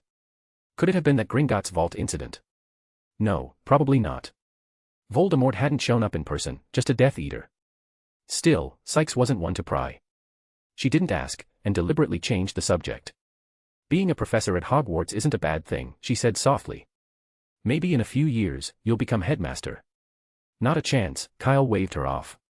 What, you don't believe it? Sykes gave him a glance. Don't you think it's a bit too convenient? Why would Minerva and Albus suddenly agree to give Beauxbatons time off? From what I know, one hard requirement for becoming headmaster at Hogwarts is having taught here before. Maybe that's true, Kyle said calmly, but even so, it's not going to happen. Perhaps Dumbledore and Professor McGonagall did have that in mind, but even if they did, it was only a thought. Dumbledore, the greatest wizard, the one who defeated Grindelwald and earned the Order of Merlin, first class. Professor McGonagall, the most renowned Transfiguration Master and a dutiful deputy headmistress. Both had only become headmaster in their 80s. Kyle had seen the portraits in the headmaster's office, everyone who'd earned the position through proper channels had reached that age or close to it. He wasn't even 20. It was far too early. Besides, Kyle knew himself. Teaching for 60 years straight. He couldn't guarantee he wouldn't get bored and bolt halfway through, just like Professor Babbling. Professors of ancient runes were as free-spirited as the ever-shifting runes they taught, never bound by tradition. The castle couldn't hold the spirit of runes, and Professor Babbling was a prime example. Eccentric, elusive, if it wasn't class time, good luck finding her. Kyle felt it was only right to carry on that fine tradition. They chatted a little longer, and then Kyle took Sykes to see his garden. As it turned out, the director's professional instincts kicked in again. She stared fixatedly at the golden horns on either side of the Romanian longhorn's head, her gaze intense enough to scare the poor thing into hovering midair, too frightened to land. A treasure, no doubt. The horns were a primary ingredient in flying potions, also useful for brewing fire resistance and reinforcement drafts. In the eyes of any potioneer, they were priceless. Unfortunately, they were still small. The longhorn wasn't fully grown yet, so the potency of the horns would be about half what it could be. In the end, Sykes gave up on a certain impulsive idea and looked away. But it still gave Kyle a scare. He'd been worried Sykes might suddenly whip out her wand and give the Romanian longhorn a haircut. Thankfully, her mind was still on the potion simmering in her cauldron, and she was soon ready to leave. Kyle walked her to the edge of the school grounds. Before parting, Sykes handed him a piece of parchment. Boomslang skin, unicorn blood, mandrake sap, leech juice, lacewing flies, ginger root, powdered sulfur. Kyle scanned the list of ingredients with a puzzled look. What kind of potion is this? I've never seen this combination before. A medieval formula, Sykes replied. It was developed by a dark wizard. A dark wizard. Sinjdor, the one who controlled dragons. Heard of him? That rang a bell for Kyle. He was fairly well known, not all that powerful himself, but born with a talent for taming dragons, and dangerously ambitious. Essentially, the Voldemort of his era. The dragons under his command had caused serious problems for the Ministry of Magic. But his reign didn't last long. As troublesome as dragons were, they were still magical creatures. Just like Antioch with the Elder Wand, if the wizard himself lacked strength, even the strongest tools wouldn't help. Sinjdor had been quickly taken down once the Aurors got close. With his death, the dragon threat disappeared. He later became a cautionary tale, a reminder to every magizoologist not to stray down the wrong path. This potion was his invention. Kyle asked. That's right, said Sykes. It temporarily enhances a dragon's strength and increases the heat of its flame. I figured you might find it useful. Your dragons are still too small. Aside from the horntail, it wouldn't take more than 3 or 4 Death Eaters working together to take them down. Thanks, Kyle said, pocketing the parchment. I just happened to know about it, Sykes replied. And brewing it isn't easy. The ingredients are expensive, you'll have to source them yourself. I figured. Good. Sykes stepped through the school gates, then added with a half-smile, maybe once you're headmaster, I'll consider teaching potions at Hogwarts. Well, you'll be waiting a while. Kyle shrugged, clearly uninterested in the topic. It was too far off to bother thinking about. When Kyle returned to the cabin, Dumbledore was already chatting with Hagrid out in the garden. I honestly didn't think you'd be able to get Sykes to come, Dumbledore said, glancing over and giving Kyle a subtle wink. That's what made Poppy change her mind, isn't it? Yeah. The director agreed to share some of her personal potion recipes. No wonder, Dumbledore said. Didn't expect you to have that kind of pull. Actually, looks like you've got more sway than I do. Sykes wouldn't come to Hogwarts just because I asked. Whenever we meet, it's always me going to her. It's not me, it's the basilisk, Kyle said with a grin. I'm the only one who can provide basilisk blood and venom. She seems to value that a lot. Fortifying potion, Dumbledore said abruptly. What? A potion that offers defense against spells, Dumbledore explained. It's a recent invention, functions similarly to a shield charm, but lasts much longer. It's especially effective against dark magic. Director Sykes invented that. Kyle was clearly impressed. That basically made it a liquid version of Protego. Drink a bottle during combat, and you could probably shrug off a couple of stunners. I should have given her more basilisk blood, he said, a bit regretfully. With how massive the basilisk was, he could have easily spared another 5 pints. It's fine, Dumbledore said, shaking his head. Aside from basilisk blood, the potion also requires quintaped claws. Just as rare. Honestly, Kyle suddenly felt his own shield charm was perfectly adequate. No potion needed. By the way, one more thing, Dumbledore added. Beauxbatons already left the school. The notice will be posted tomorrow. Once the break is over, you'll officially take over her classes. Kyle's mind instinctively went back to what Sykes had said earlier. But he quickly shook it off. I understand, he said.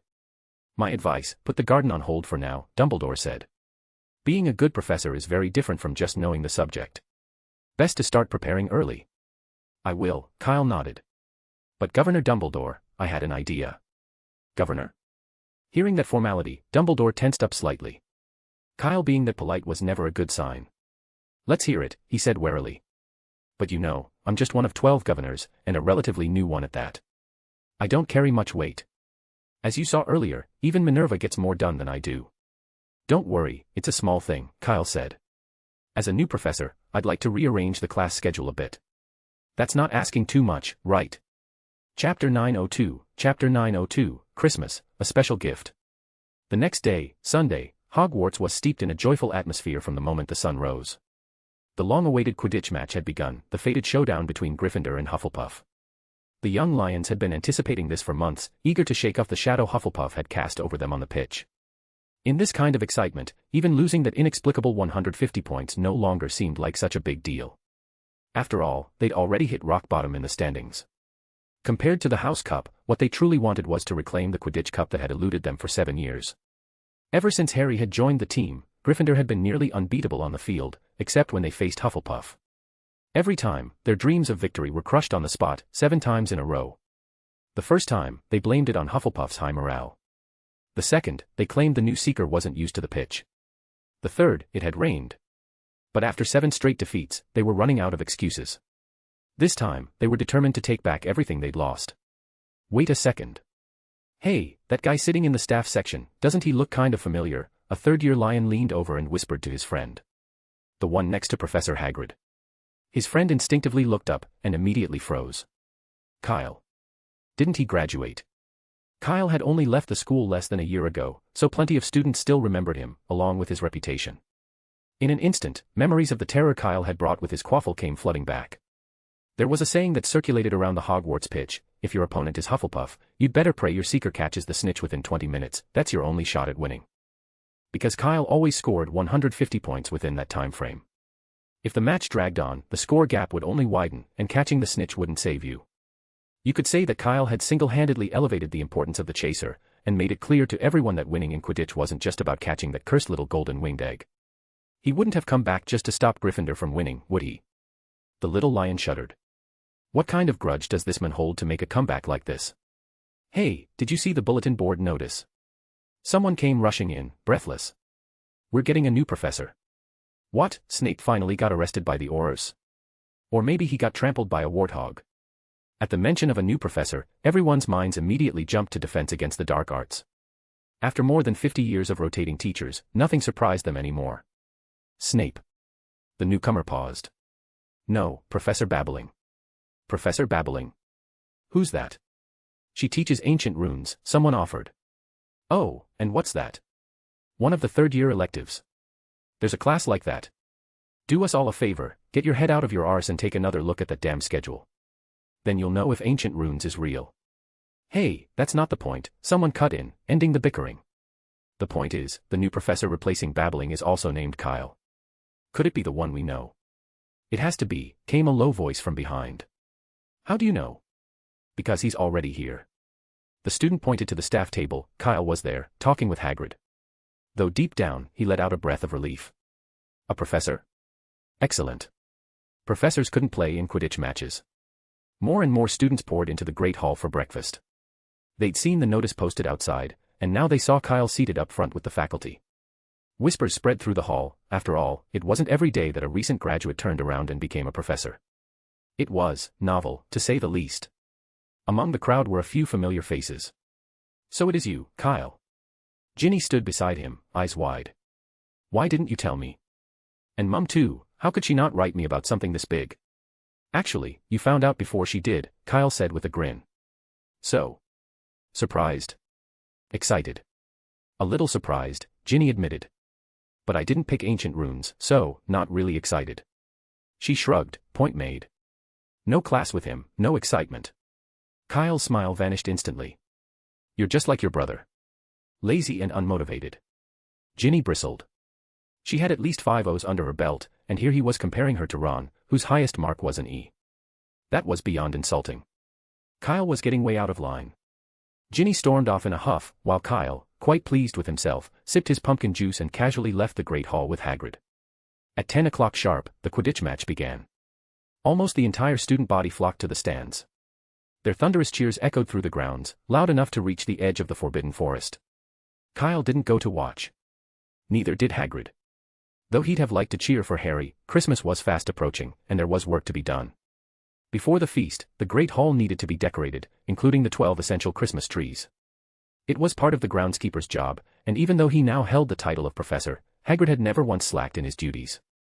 So after breakfast, Kyle reluctantly said goodbye to the dragons in the garden and made his way into the Forbidden Forest. By midday, a line of perfectly shaped Christmas trees had been arranged outside the wooden cabin, along with holly, mistletoe, and other decorative plants, all handpicked by Hagrid.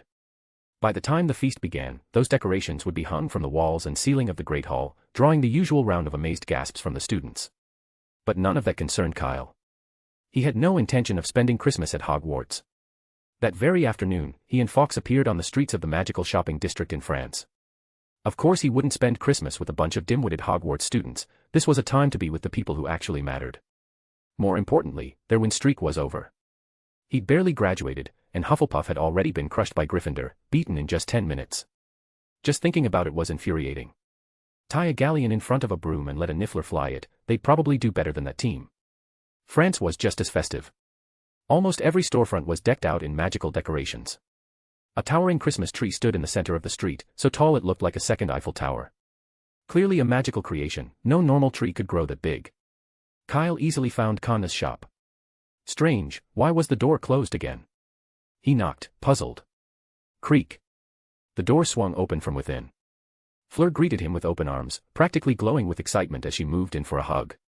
Kyle was a little taken aback by her enthusiasm, and also a bit torn. As a friend, he couldn't exactly dodge her hug. But Kanna was here too. Was this really appropriate? He stood there awkwardly, stuck between indecision and manners. But the next moment, all hesitation vanished. There you are, finally. Wait, damn it, it's you. Fleur came to an abrupt halt. All that joy on her face instantly twisted into disdain. Kyle couldn't understand how someone could change expression so fast. What's that supposed to mean? You own France now. Why can't I be here? Didn't you just visit? Fleur said, looking at him like he was something unpleasant stuck to her shoe. If you miss her so much, why not just have Connor move back to England? A lot had happened recently, repairing the time turner, going back to 1899 to find Dumbledore, saving Ariana, busting up a Death Eater plot in Cornwall, and facing off against Voldemort with Fiendfyre in the Hebrides. But those events had taken place outside of normal time, known only to a select few. To Fleur, still living in the regular timeline, Kyle had only just left France, and now he was already back. Annoying wasn't even the half of it. Not your business, Kyle muttered, clearly irritated. But still, he couldn't figure out why Fleur was so fired up today, like she'd swallowed a blasting curse. Was she feeling unwell? Where's Kanna? Kyle looked around. In the basement, brewing potions. You'd better not disturb her. Fleur had calmed down a bit by then. She reached over and pulled open the curtains, letting sunlight brighten the shop. Why are you closed? Kyle asked. You were closed last time too. Tomorrow's Christmas, it's the busiest time of year. Because. Fleur's tone faltered, then continued, we got a big order from Beauxbatons, and with Christmas coming up, it's a tight deadline. We decided to close up to get it done. But why are you here again? Things in England all sorted, she asked, squinting slightly, as if trying to read something in his face. Same old story, power struggles, paranoia. But it's still better than before, Kyle said. That much was true. Since the Hebrides, Voldemort had gone unusually quiet. Apart from Oren's raid on Gringotts, there'd been no reports of Death Eater activity. Or at least, none that the Aurors or Dumbledore had picked up on. It's Christmas, figured I'd finally take a little time to come visit. Kyle glanced toward the basement door. When will Kanna be up? No idea, Fleur replied. Usually by evening, sometimes later. You two are really swamped, huh? Kyle said, glancing at her. Obviously, Fleur said, raising an eyebrow. Kyle waited until evening before Kanna finally emerged from the basement, rubbing her eyes. When she saw him, she froze for a moment, then lit up and ran toward him with a smile. Unfortunately, just as Kyle opened his arms to receive the long-awaited hug, Fleur stepped in and shoved him aside. Kanna ended up hugging her, and Fleur turned her head to shoot Kyle a smug, deliberately nasty smile. No wonder she was ostracized at Beauxbatons. She really brought it on herself. Kyle clenched his teeth. He had no idea what had gotten into Fleur today, why she was going out of her way to be difficult when he hadn't even provoked her. And that wasn't all. When Kyle invited Kanna out for a Christmas dinner, Fleur shamelessly tagged along, completely oblivious, or indifferent, to the fact that she was a third wheel. Later that night, Kyle tried to stay at the shop, only for Fleur to shove him out the door. Kanna started to say something, but Fleur yanked her back inside. I can't sleep in the street. Kyle protested from outside, but all he got in return was silence, and a key tossed out the window. Number 97, south end of the commercial district. Find it yourself. Fleur's voice called out from within. Left with no choice, Kyle took the key and followed the address she'd given him, only to find himself standing in front of a villa. Unlike Diagon Alley, the French magical commercial street was more like Hogsmeade, with shops as well as a residential area for witches and wizards. Kyle had never been over that way before. And he definitely hadn't expected the housing to be this extravagant. Unlike the quaint, old-fashioned style of Hogsmeade, number 97 was a pristine, three-story white marble villa. If the grounds were just a little bigger, you'd call it a manor. He unlocked the door with the key, and was immediately greeted by the rich, ornate style of classic French decor. In a word, luxury. Fleur's this rich? Well, come to think of it, the Delacours were pretty well known in France. And really, anyone capable of winning over a villa probably wasn't just some average nobody. Kyle lay back in the massive villa, staring at the ceiling with a sigh. If he had the choice, he'd still rather be staying in the cramped little potion shop. No bedroom. Who cared, as long as it felt warm and familiar? But the problem was, Fleur had suddenly turned into a total gatekeeper, like Snape himself had taken over her body. Wait. Kyle suddenly sat up. What if Fleur was Snape, using Polyjuice Potion? It wasn't impossible. She had been acting completely off today, like a different person entirely. And with Christmas around the corner, the Hogwarts professors were likely on break. If Snape didn't have any afternoon classes, he could have made it to France ahead of Kyle. Did he already guess I'd come looking for Kanna? Kyle stared thoughtfully out the window for a while before shaking his head. No, I'm overthinking this. Polyjuice Potion could change someone's appearance, but not their bloodline. For example, someone who drank a potion with Hagrid's hair might look like Hagrid, but they wouldn't grow to his height, because height was tied to giant blood, and Polyjuice couldn't replicate that. And when Kyle saw Fleur earlier, he'd still felt the inexplicable urge to stuff her into a suitcase. That confirmed it, her Vila blood was still very much intact. There was no way she was Snape in disguise. Which only made things stranger. What the hell is going on with her?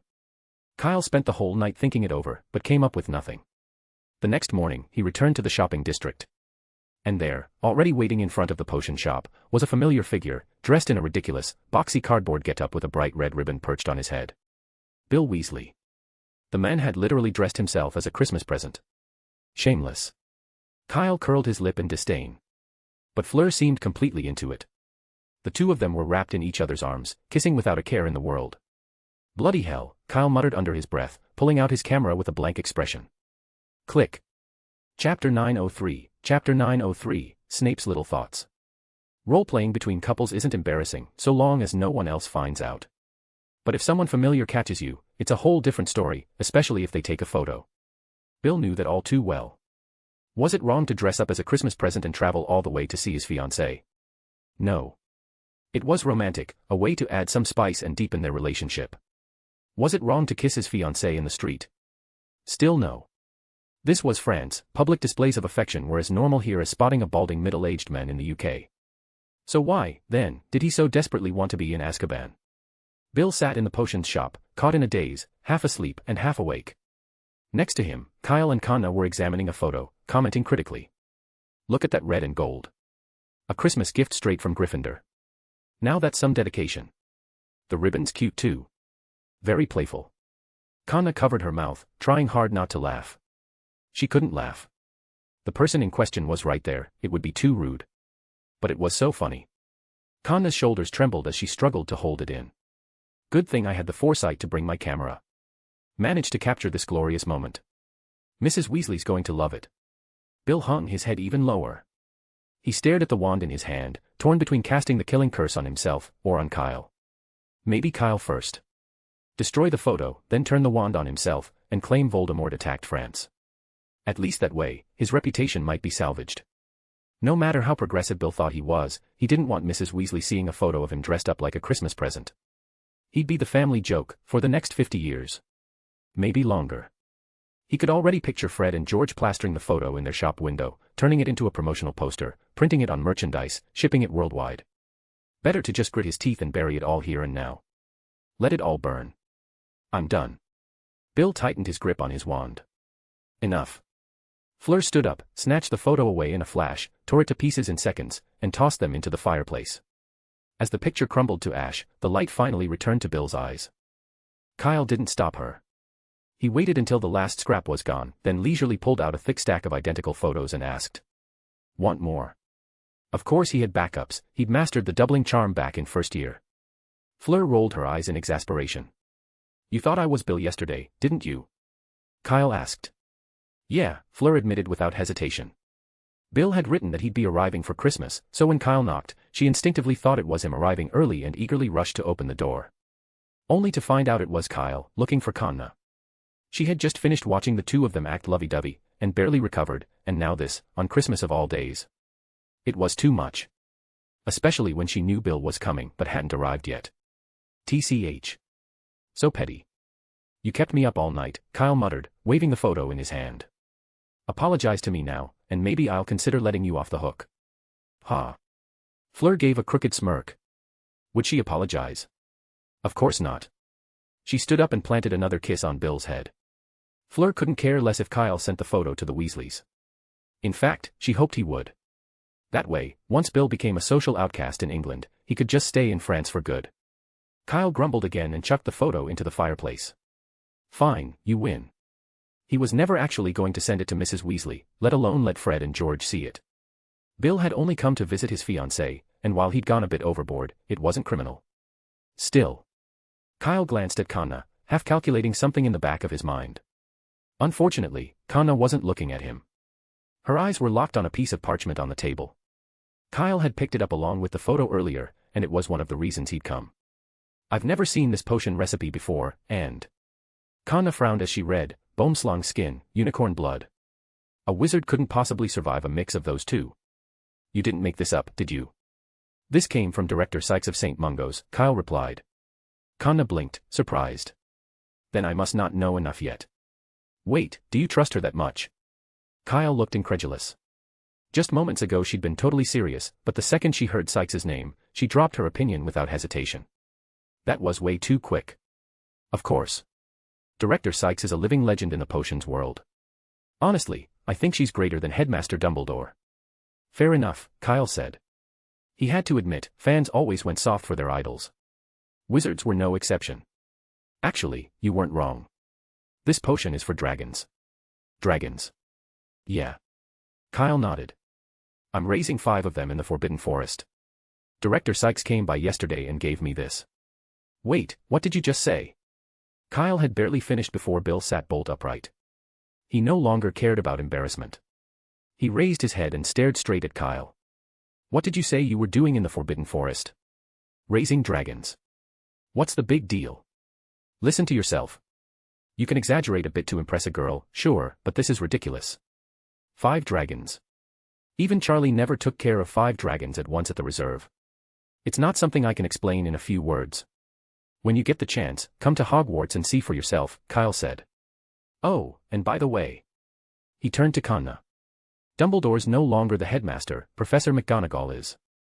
Also, after Christmas, I'll be the ancient runes professor. What? What did you just say? Both witches turned to him almost simultaneously, only Bill was too stunned to react. What, none of you knew? Kyle asked, puzzled, directing his gaze toward Fleur. Madame Maxime attended the inauguration of the new headmistress. Didn't she tell you? No, Fleur shook her head. We haven't been in touch much lately, actually. Then something seemed to occur to her. She turned and glared at Bill. And you? How could you not mention something this big in your letter? Bill looked a little aggrieved. Fleur was French, why would she care who the new headmistress at Hogwarts was? And besides, why would they need to bring up Dumbledore in their correspondence? Still, seeing the expression in Fleur's eyes, Bill decided to keep those thoughts to himself. He was also a little thrown. He had known that Hogwarts had a new headmistress, but what was this about Kyle becoming the ancient runes professor? No one had told him. And then there were the 5 dragons. He'd been thinking it over. Kyle wasn't the type to brag, and considering how close he was with Conna, there was no need for some ridiculous lie just to show off. Which meant, it was probably true. But the more likely it seemed, the harder it was to believe. Wizards raising dragons. Even Gringotts only dared to keep them in secret. Maybe Kyle was hiding them too. If he got caught, that would be an express ticket to Azkaban. Bill got up nervously and pulled the shop's curtains shut. No need to get so worked up, Kyle said, waving a hand as he gave a general rundown of what had happened. The main focus was how Professor McGonagall came to replace Dumbledore. As for the time turner and everything it entailed, there was far too much to explain, and Fleur wasn't someone who needed to know all the details. Kyle simply pinned it all on Newt and Dumbledore, saying it was thanks to their help that he'd gotten the license to legally raise dragons. It wasn't that he didn't trust Fleur, given her relationship with Bill, she was practically family. But this involved some of Dumbledore's secrets, and it just wasn't convenient to share too much. Even so, it was already more than enough to surprise them. Conna sat there, mouth open in amazement, like she was listening to a fairy tale, utterly adorable. And Fleur. Kyle didn't know if it was just his imagination, but she seemed to be regressing to some kind of ancestral state. It's just a few fire dragons. Is that really so shocking? Talk about making a fuss over nothing. I can't believe I missed so much, Conna said, a little wistful. You. Kyle glanced at her, as if he wanted to say something. Never mind, Conna said suddenly, changing the subject. Professor McGonagall's a great choice for headmistress. I haven't congratulated you yet, by the way. After Christmas, you'll probably be the youngest professor at Hogwarts, won't you? I think so, Kyle nodded. TCH. Fleur rolled her eyes but didn't say anything. Instead, she wrapped her arms around Bill again and gave him another dramatic kiss. Hey, Bill protested. There was no feeling in that kiss at all. I might as well have been an apple. A sweet apple, Fleur replied with a grin, clearly in a much better mood. Kyle smacked his lips. Suddenly, he felt full. So this was how Fleur felt before. Turns out, she had every right to be annoyed. But the weird thing was, even with Conna sitting right next to him, he was the one getting force-fed all the lovey-dovey stuff. He wanted to be an apple too. Conna. Kyle turned toward her. Do you have any unicorn blood? What? Unicorn blood, Conna repeated. These are the 2 rarest ingredients in the recipe. I've got boneslong skin, but I almost never use unicorn blood. You've probably got some, right? Oh, yeah. Kyle pulled out a bottle. Inside was a silvery liquid, gleaming like molten silver sickles. As for how Kyle had unicorn blood, it came from Hagrid. He'd casually mentioned to Hagrid that if he ever came across an injured unicorn, he should collect a little blood. Kyle really hadn't expected anything to come of it. Unicorns were magical creatures with a very rare trait. No other creature would willingly attack them, not even the most aggressive horntails. And unicorns themselves weren't fragile, either. Under normal circumstances, they were almost never injured. Kyle had planned to buy some from Diagon Alley instead. Though unicorn blood carried a strange immortality curse, once it left the body, the curse would dissipate within seconds. So it wasn't considered a banned substance and was used in a number of potions. For example, Felix Felicis, one of the most famous potions, listed unicorn blood as an essential ingredient. Of course, it was incredibly expensive, about 10 times the price of dragon blood, and very hard to come by. Kyle never expected Hagrid to show up with a full bottle that very night. And it wasn't a small amount, either. According to Hagrid, while unicorns rarely fought each other, there was one exception, around Christmas time, when they searched for mates. To show off their strength, they'd chase away rivals. Hagrid had happened to find one with a pierced front leg, bleeding heavily. And he said there might be more in the coming days. If Kyle needed more, he could get it. How did you know I had unicorn blood? Kyle asked, curious. Here. Kanna pointed to a subtle mark on the parchment. I don't just know you have unicorn blood, I also know you've brewed this potion before. She picked up the parchment and gave it a sniff. Your cauldron exploded, didn't it? You knew that. Kyle looked genuinely surprised. His cauldron had exploded, twice, in fact. Both times, the potion had boiled over the moment he added the unicorn blood, splattering everywhere. Boneslong's skin and unicorn blood react badly together. It's like casting a water-making charm and a blasting curse at the same time. Of course your cauldron blew up if you added them directly. Kanna explained, you should have mixed the unicorn blood with powdered ginger root first to act as a buffer. But Director Sykes didn't mention that. Isn't it common knowledge? Kanna replied matter-of-factly. Kyle opened his mouth but didn't say anything. He'd always thought he did well in potions at school, he and Kanna had been on par. How had the gap grown so wide in such a short time after graduating? Leave it to me. Kanna casually gathered up the parchment. And that too, she added, pointing at the unicorn blood in Kyle's hand. It's wasted on you. All right then. Kyle obediently handed over the bottle. Ha! Fleur gave a gleeful little laugh beside them. It was the first time she'd seen Kyle taken down a peg. So what if he'd won the Triwizard Tournament? His cauldron still exploded when brewing potions. Her potions had never exploded. Kyle heard the sarcasm, of course, but didn't react. Beauxbatons' potions curriculum was like Hogwarts' care of magical creatures, combine all the students across the years and you'd barely have 100. She didn't know a thing about potions. Right, I've got something for you too, Kanna suddenly said.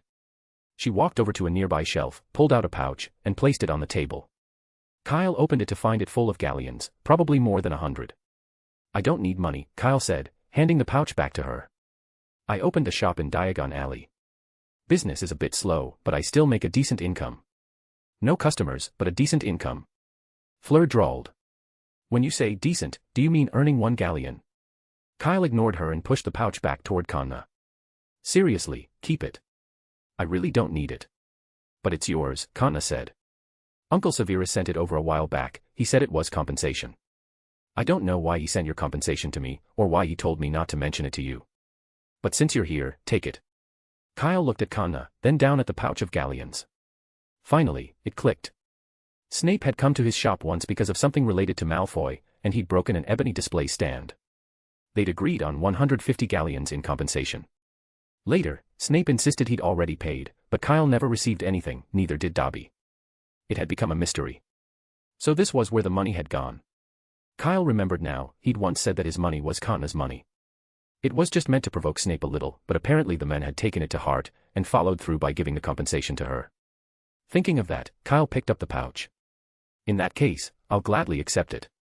This pouch, is it yours? Or did Professor Snape send it with the gold, he asked.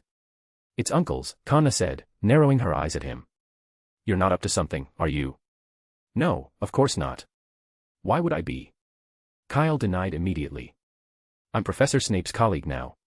Why would I scheme against him? You're overthinking this. You'd better not be, Kanna sighed. She hadn't even mentioned Snape's name just now, and Kyle had already confessed everything without being asked.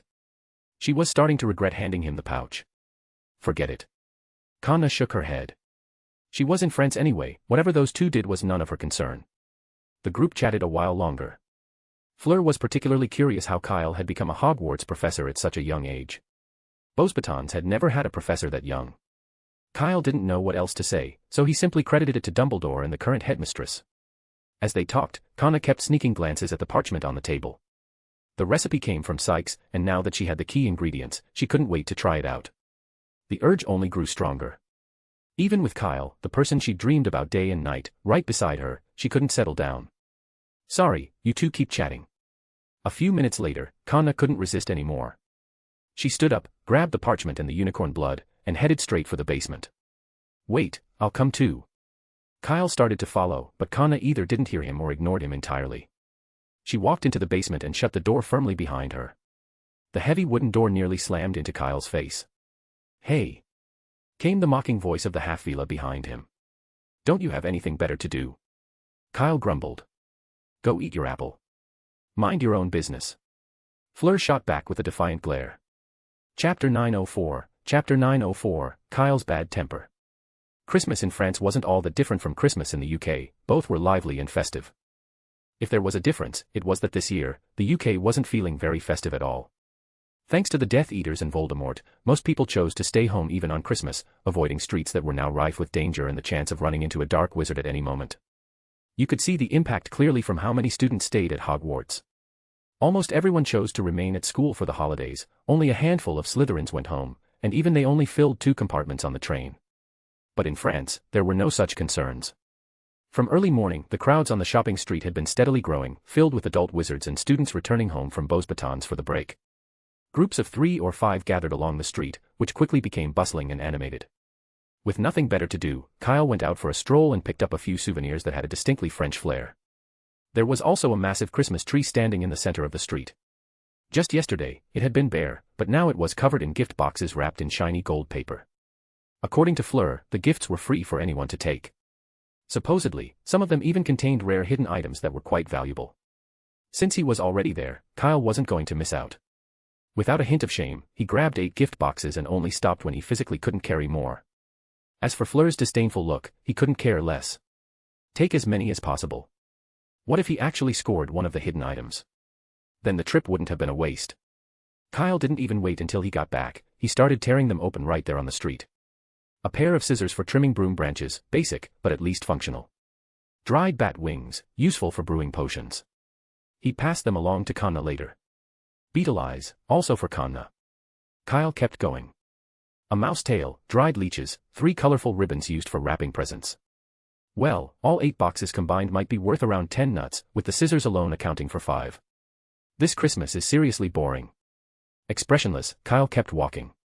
No wonder the gifts were up for grabs. This stuff wasn't even as good as the streamers at Hogwarts, people wouldn't bother picking it up if it were lying in the gutter. Kyle had a strong suspicion this was just some French shop's way of clearing out old inventory. Fleur seemed to have predicted all this from the start. She and Bill had only taken 1 gift each.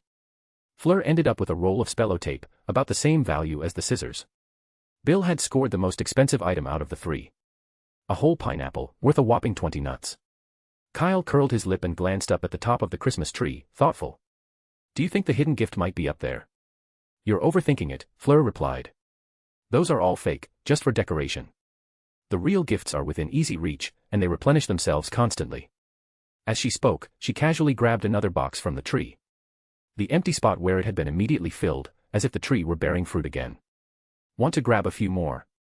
Fleur coaxed. There's no limit. Take as many as you want, who knows, you might get something valuable. No thanks. I'll leave them for someone else, Kyle refused firmly. A scoop of beetle eyes in Diagon Alley went for 5 nuts, about 25 eyes. He'd just unwrapped one, worth maybe a fifth of a canute. The ribbons weren't worth much more. With junk like this, it would take a whole day of opening boxes just to make 10 galleons. He wasn't about to waste his time.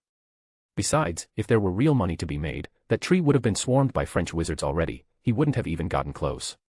Fleur was clearly just hoping to watch him make a fool of himself. They wandered around the street a little longer before Bill and Fleur decided to head elsewhere. Kyle, not wanting to play third wheel, returned alone to the potion shop. The potion for the dragon must have been especially complicated, because it wasn't until evening that Kana finally emerged from the basement with a vial of red potion in hand. All done, she said, handing it to Kyle. Where's Fleur? She probably ran off with Bill. No way, Kana replied, though she guessed they must have gone off somewhere together. Last time Kyle visited, Fleur had taken them all around France. Now that Bill Weasley was here, she'd probably done the same. Forget them. May I have the honor of taking you to dinner? Kyle asked, casually slipping the potion into his pocket and offering her his hand. You've been working all day, you must be starving.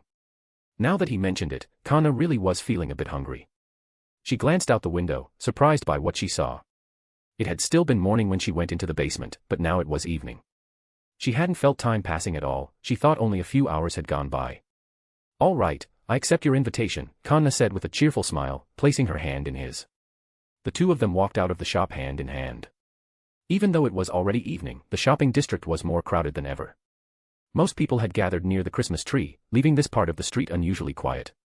That enormous tree had now been lit up, even more beautiful than it had been during the day, visible from far down the street. How about French food? Kyle suggested. I remember Nicholas recommending a place near his old home. I had something else going on at the time and didn't get the chance to try it. Now's the perfect opportunity. All right, whatever you say, Kana replied with a smile. She wasn't particular about food, anything that filled her up was fine, but if it had Nicholas Flamel's recommendation, it was probably worth checking out. Kyle was in a great mood. Fleur, that massive walking spotlight, was supposed to head back to her villa tonight, which meant he could stay in the potion shop. Not that it meant anything. Just somewhere to sleep, that's all. The corners of his mouth lifted slightly. This year's Christmas was shaping up pretty well. What are you smiling about? Kana looked at Kyle, a nagging sense of danger rising in her gut. Nothing. Just thinking about something nice, Kyle said. Oh, really? Of course, he answered, sounding full of conviction. By the way, Kana said, as if something had just come to mind, do you have a suitcase with the undetectable extension charm? We need to deliver a large batch of potions to Beauxbatons, and having a good trunk would save us a lot of trips. You've asked the right person, Kyle replied confidently. It needs to be a big one, Kana added. No problem at all. He took out his leather suitcase and pulled another, larger one from inside. He'd made several of these when practicing the undetectable extension charm. This one had the most capacity, he'd used it to carry his school things back when he was still a student. Since graduating, it had been sitting empty. Beauxbatons didn't provide a container when they placed the order, he asked, handing the suitcase to Kana. Nope, Kana said. How stingy, Kyle muttered. Their alchemy class shouldn't be short on this kind of thing. Maybe they just forgot, Kana said offhandedly. Kyle didn't dwell on it. Well then, let's get going, ow. Before he could finish his sentence, a large, fiery red bird suddenly landed on his shoulder and pecked him on the ear with its hard beak. Fox. Kyle looked at the phoenix in surprise, feeling the warmth radiating from its body. What are you doing here? Fox opened his beak and dropped a piece of parchment. Kyle instinctively caught it and gave it a glance. One look, and his expression darkened. The message was short, Dumbledore needed to see him. On Christmas Day. Who works overtime on Christmas? Isn't that the kind of behavior that gets you strung up on a lamppost? No way. Kyle couldn't help growling at Fox. Go back and tell Dumbledore that I'm spending Christmas in France this year, nothing can stop me. Not even Merlin. Fox tilted his head. He'd been roused from his perch by Dumbledore to deliver the message and was still half asleep, barely registering what Kyle was saying. But as soon as he heard "go back," flames began to spark from his wings. Kyle froze. I meant you go back, not take me back, he said, panicking as he tried to pry the sleepy phoenix off his shoulder. The apparition was interrupted, and the flames around Fox began to flicker and fade. Puffed. Kana couldn't hold in her laughter. At this point, if she still didn't know what Kyle was plotting, she'd have to be an idiot. Was the youngest member of the most extraordinary society of potioneers an idiot? Of course not, and she didn't mind, either. Still, she glanced at the discarded piece of parchment, sighed softly, then stepped forward and rose onto her toes. Kyle felt something soft press against his lips. His hands froze mid-motion.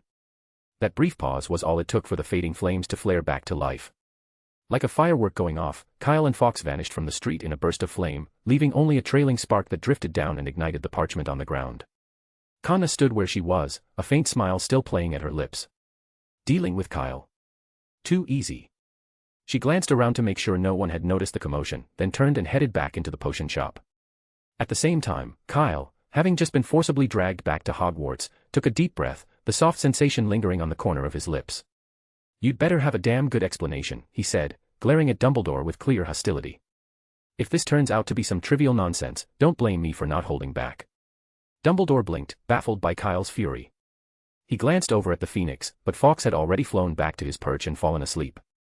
"Oh, Kyle, I don't know what just happened," Dumbledore said, "but if beating up a man over 100 years old will make you feel better, I won't stop you." "Ha." Kyle let out a cold laugh. Beating up Dumbledore, if only he were strong enough for that.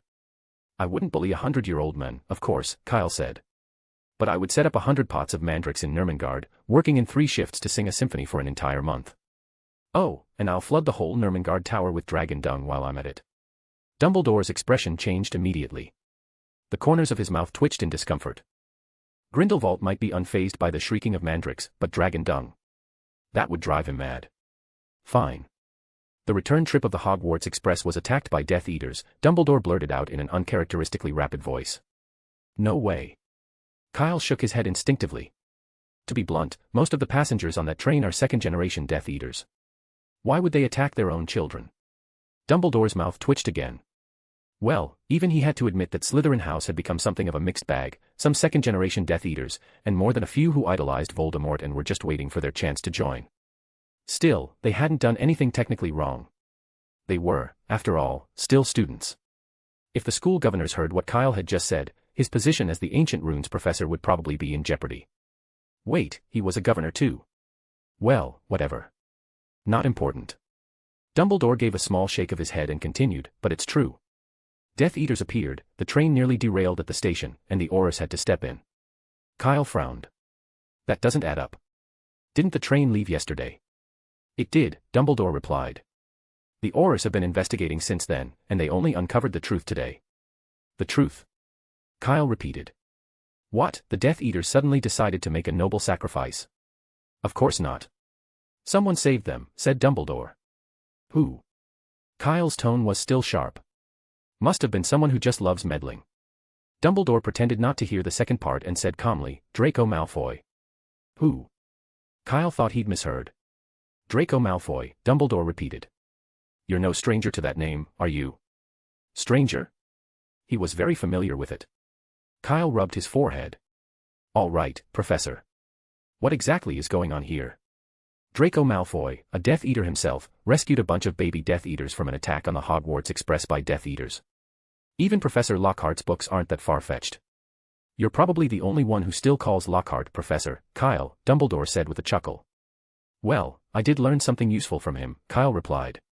"But Professor, that's not the point, is it?" "No, it's not," Dumbledore said, his tone growing serious. "According to the Aurors, the Death Eaters attacked the incoming Hogwarts Express at platform 9 3/4 yesterday. Fortunately, they received a tip-off just 5 minutes beforehand and arrived in time. After investigating, they discovered that the tip came from none other than Draco Malfoy." Kyle still felt something didn't sit right. It was like listening to a rejected chapter from the Tales of Beedle the Bard. Also, before the Aurors arrived, Draco apparently boarded the train and fought a fierce battle against the Death Eaters. "Hold on, Professor. Just, hold on a second." Kyle cut him off. "Let me make sure I heard this right. You're telling me that Draco Malfoy, got into a life-and-death fight with Death Eaters?" "That's correct." "You heard me right," Dumbledore said with a nod. "Got it. Please, continue," Kyle said with a grin. "When you're done, I'll head to Diagon Alley to put in an advance order for dragon dung, enough to fill the entire Nurmengard Tower." Draco Malfoy, locked in mortal combat with Death Eaters. That was about as believable as Hagrid stewing a dragon for supper. And Dumbledore had pulled him all the way from France over this. "Don't be so quick to judge. We're not done yet. Here, have some lemonade," Dumbledore said gently, tapping the table to summon a house elf, who brought over a fresh glass. Dumbledore couldn't help being nervous. Kyle really would do something that outrageous. Sure, Grindelwald had done wrong, but he'd already been punished. What Kyle was planning was a bit excessive. "Let me guess," Kyle said, taking a sip. "Draco Malfoy wants to come back to Hogwarts, doesn't he?" "Exactly," Dumbledore confirmed. It was quite the coincidence. Just as the Aurors confirmed Draco had sent the message, Lucius and Narcissa delivered him to the Ministry, hoping the Aurors would keep him safe. At the same time, Tom showed up and cast the Cruciatus Curse on them right at the Ministry's doorstep, in front of everyone. Their screams could be heard throughout the entire building. That's it? Kyle asked. Tom also tried to force his way into the ministry to kill Draco, but I stopped him, Dumbledore said. He left with Lucius and Narcissa, and Draco was taken into aura protection. Kyle didn't respond until he'd finished the lemonade.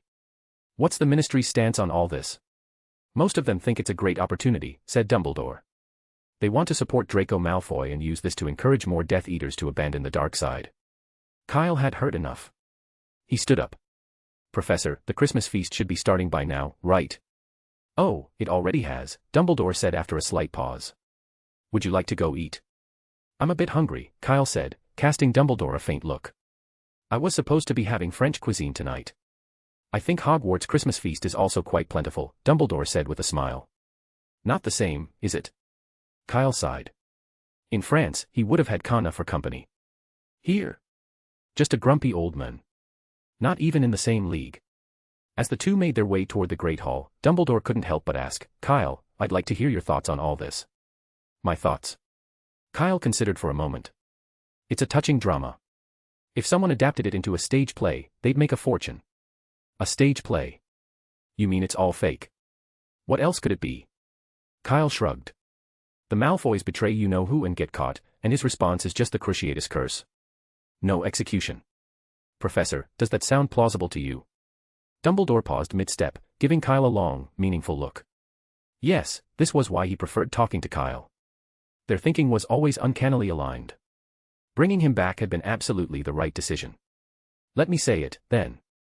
Kyle, unaware of Dumbledore's thoughts, reached out and pushed open the side door to the Great Hall. If any of this were real, Lucius and Narcissa wouldn't have lived long enough to reach the ministry in the first place. Chapter 905, Chapter 905, Potions and Logistics. France, Magic Shopping Street. Christmas had just passed, but the holiday break was still ongoing. Beauxbatons students bustled through the streets, wondering how to turn their limited pocket money into more joy.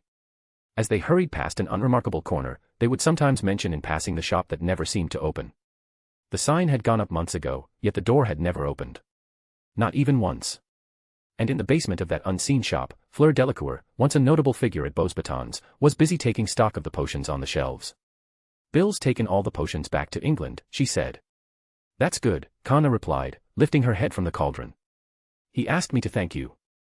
The potions were incredibly useful, Fleur continued. Bill said that even Aurors in England are struggling to buy quality blood-replenishing potions and antidotes, even with galleons. Then I made the right choice, Kana said with a smile. Even if Kyle and Snape didn't want her staying in dangerous England, it didn't mean she was powerless to help. Logistics was just as critical in war, and for wizards, potions were logistics. And as it happened, she had a bit of talent for potioneering. You're not wrong, Fleur said, packing the tallied potions into a box. But there's something you need to know, France is feeling the effects too. Since last week, the prices of some key ingredients have been steadily rising. Bezoar especially, its price has doubled. With the same number of galleons, we're able to buy less and less. As she spoke, Fleur shut the box with a frustrated thud. I went to my father for help, but he refused to fund us. That's not surprising, Kana said calmly. The Delacours are a French wizarding family. In a way, they represent France itself, so naturally they can't get too involved in Britain's affairs.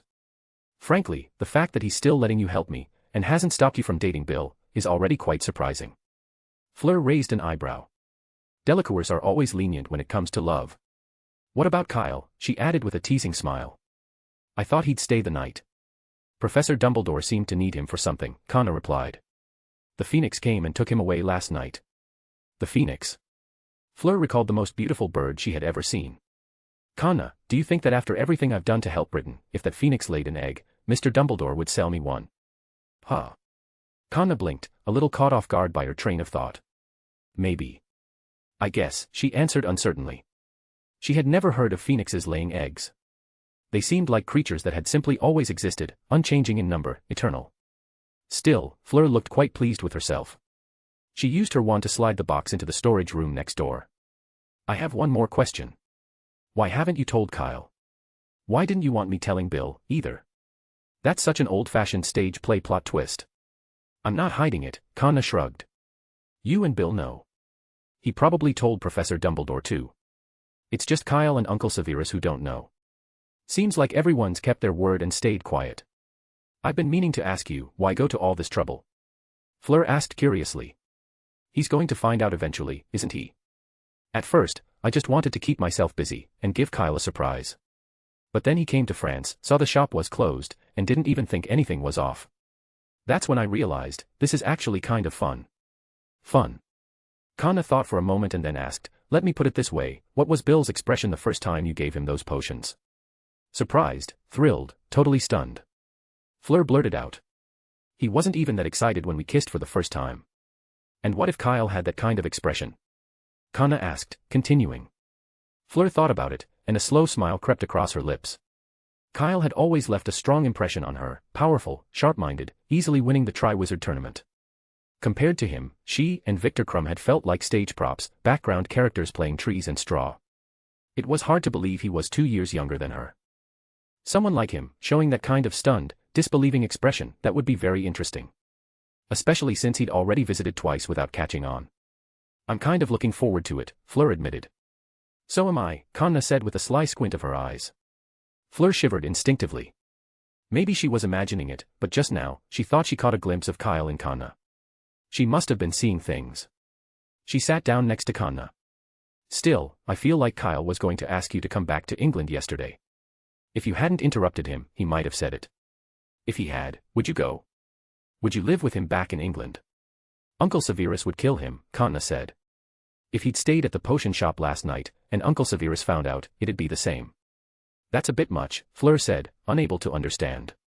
Are all British wizards that conservative? It's not like that, Kana shook her head. Or rather. Uncle Severus is just different. He really cares about you. He does, Kana said softly. Snape cared about her, more than he cared about himself. And that kind of care often felt like a heavy weight on her shoulders. Especially before she came to France, during that long conversation they had in the castle.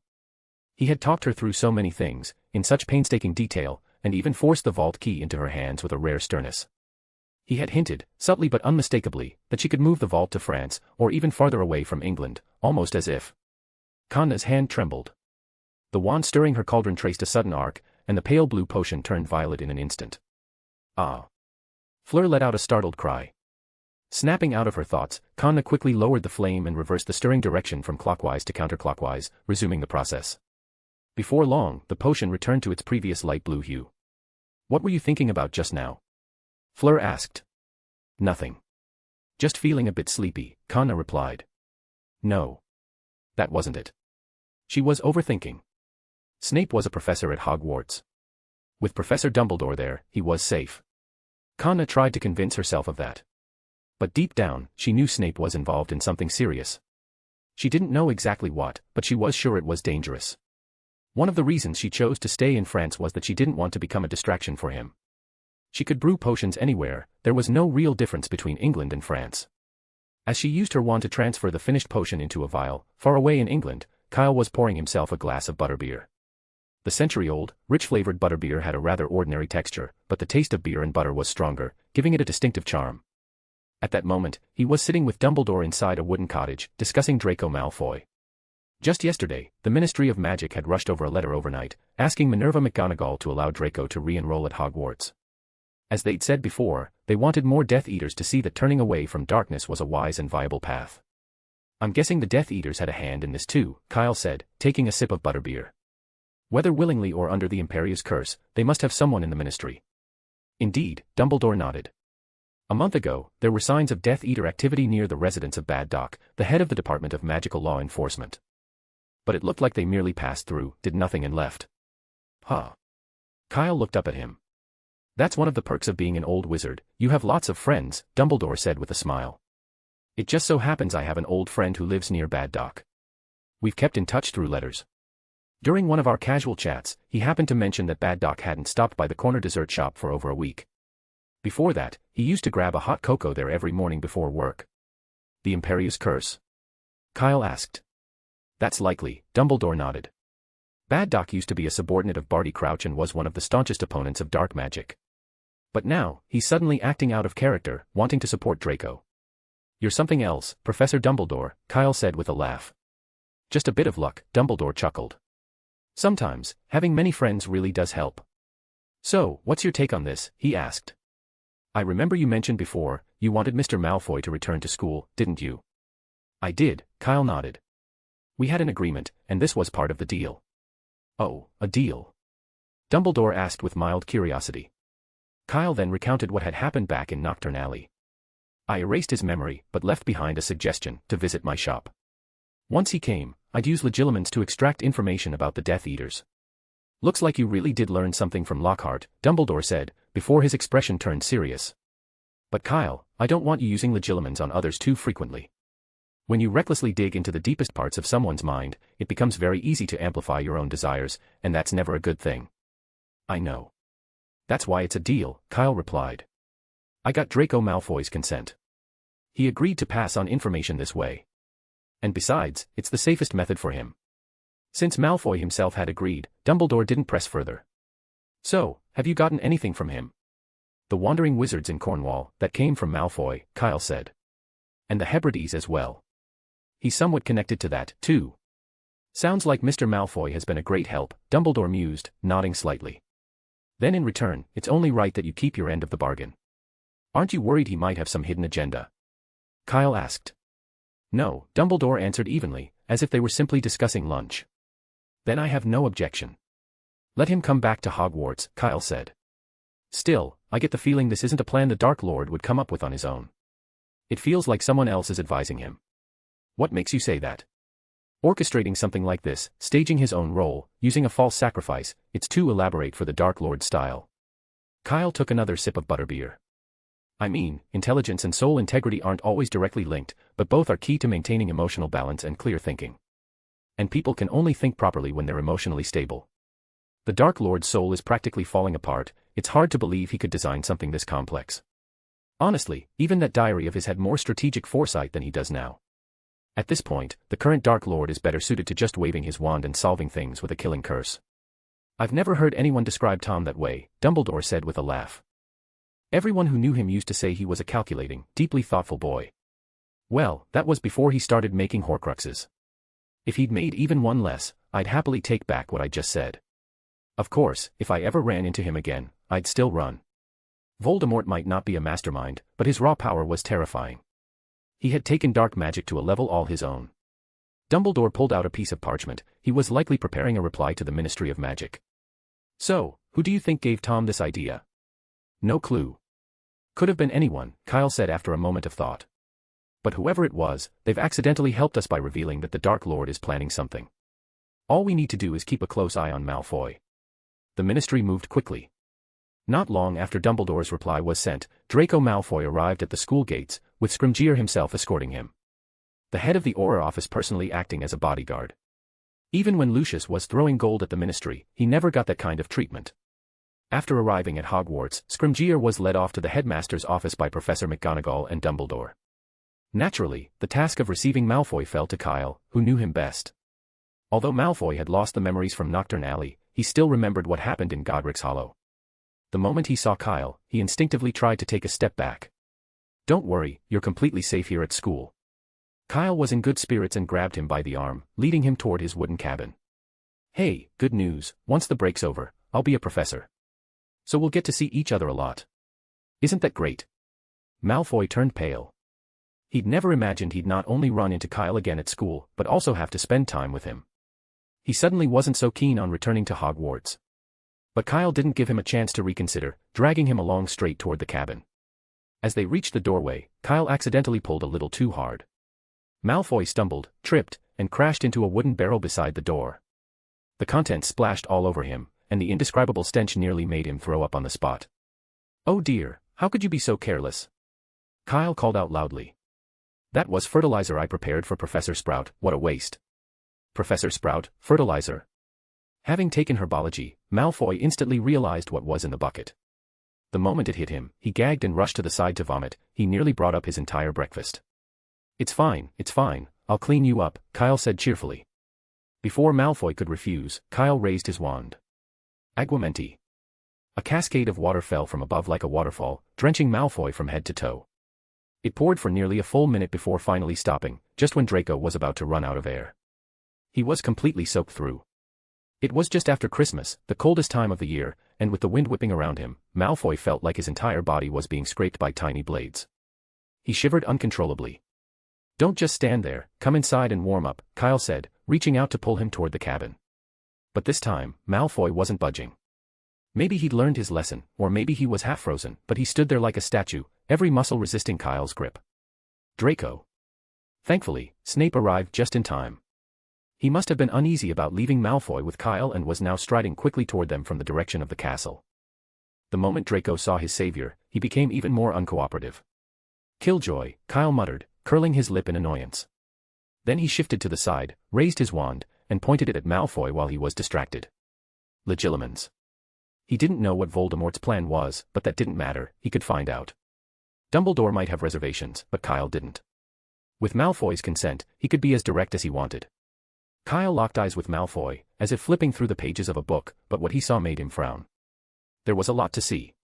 He saw Malfoy locked in a fierce battle with Death Eaters aboard the Hogwarts Express, spells flying in every direction. He also saw him, though clearly hesitant, send a letter to the Ministry via Owl, revealing information. But beyond that, the memories were mundane, scattered fragments of daily life. The part Kyle most wanted to find wasn't there. Malfoy hadn't seen Voldemort directly since glimpsing him through a Ministry window. Some parts of the memory seemed obscured, as if something had deliberately blocked them, just like when Slughorn had tampered with his own memories. All Kyle could see was fog, blank pages. Draco, are you all right? Snape reached out and pulled Malfoy away, breaking the connection between their eyes, and with it, the legilimency link. Malfoy still looked a little dazed. Professor Snape. Kyle called quickly, drawing his attention. Professor Dumbledore asked me to take care of Mr. Malfoy. I'm just carrying out my task. You call this, taking care of him? Snape looked from Kyle to Malfoy, who was still soaked, shivering violently, and spoke in a tone colder than the wind howling through the forbidden forest. It was just a small accident, Kyle replied. Mr. Malfoy was a bit careless, and I was just about to bring him inside to warm up. That won't be necessary, Snape said flatly, pulling Malfoy firmly to his side. I'll take it from here. This no longer concerns you. Kyle stared at Snape. That level of concern, did he know something too?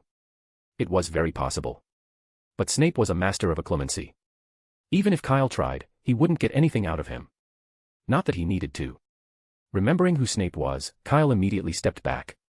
Well, if you insist, Professor Snape, I'll leave Mr. Malfoy to you. But you might want to get him back to the castle quickly, or he might need to take sick leave on his very first day back. I don't need you to remind me. Snape shot Kyle a furious glare, then turned and strode away with Malfoy. Chapter 906, Chapter 906, Malfoy's Situation, The Mystery of the Boy Who Lived. Draco Malfoy's return to school caused a major stir among the students. The strongest reaction came from Gryffindor. After all, he was the only confirmed Death Eater at Hogwarts, and now he was just back. Even after hearing the full story from the professors, most of them weren't buying it. He's definitely faking it. This is all part of a conspiracy. That line had practically become Ron's catchphrase lately. He'd go on and on to anyone who'd listen, listing all the things Malfoy had done. It was even said that he and Harry had snuck into the Slytherin common room late at night, trying to expose Malfoy's true intentions. Their evidence. The Gryffindor hourglass had dropped another 50 points. Clearly, they'd been caught, again. But Malfoy's return had been ordered by the Ministry of Magic. Headmistress McGonagall and the Board of Governors had all agreed. A handful of disgruntled students couldn't overturn that decision. And after a few harsh point deductions from Snape, the backlash finally began to quiet down. Still, Harry and his friends were furious. They even went to Hagrid and Kyle, hoping they'd speak out on behalf of the faculty to oppose the decision. To be fair, they had matured quite a bit lately. At least now they were seeking help from professors instead of charging ahead blindly. Unfortunately, they went to the wrong people. I refuse. Kyle said flatly in Hagrid's wooden hut, grabbing a piece of meat from a tin and tossing it to a nearby cat who was napping by his feet. But you know the truth, Harry protested, clearly frustrated, his eyes darting toward Kyle's hand. That cat was massive, larger than a Kneazle, and its eyes were unnaturally large and strange. And cats weren't supposed to eat raw, bloody meat, were they? As Harry stared, the cat suddenly looked up. It startled him so much that he quickly averted his gaze and said, "You were on the tower that night, you saw him let the Death Eaters into the castle. He's a Death Eater through and through." "I know. But so does Dumbledore." Kyle fed the Modagot another chunk of meat. "If he's fine with it, why should I object? And besides, more importantly, according to my employment letter, I don't officially become a professor until after the Christmas holidays." He glanced at Harry.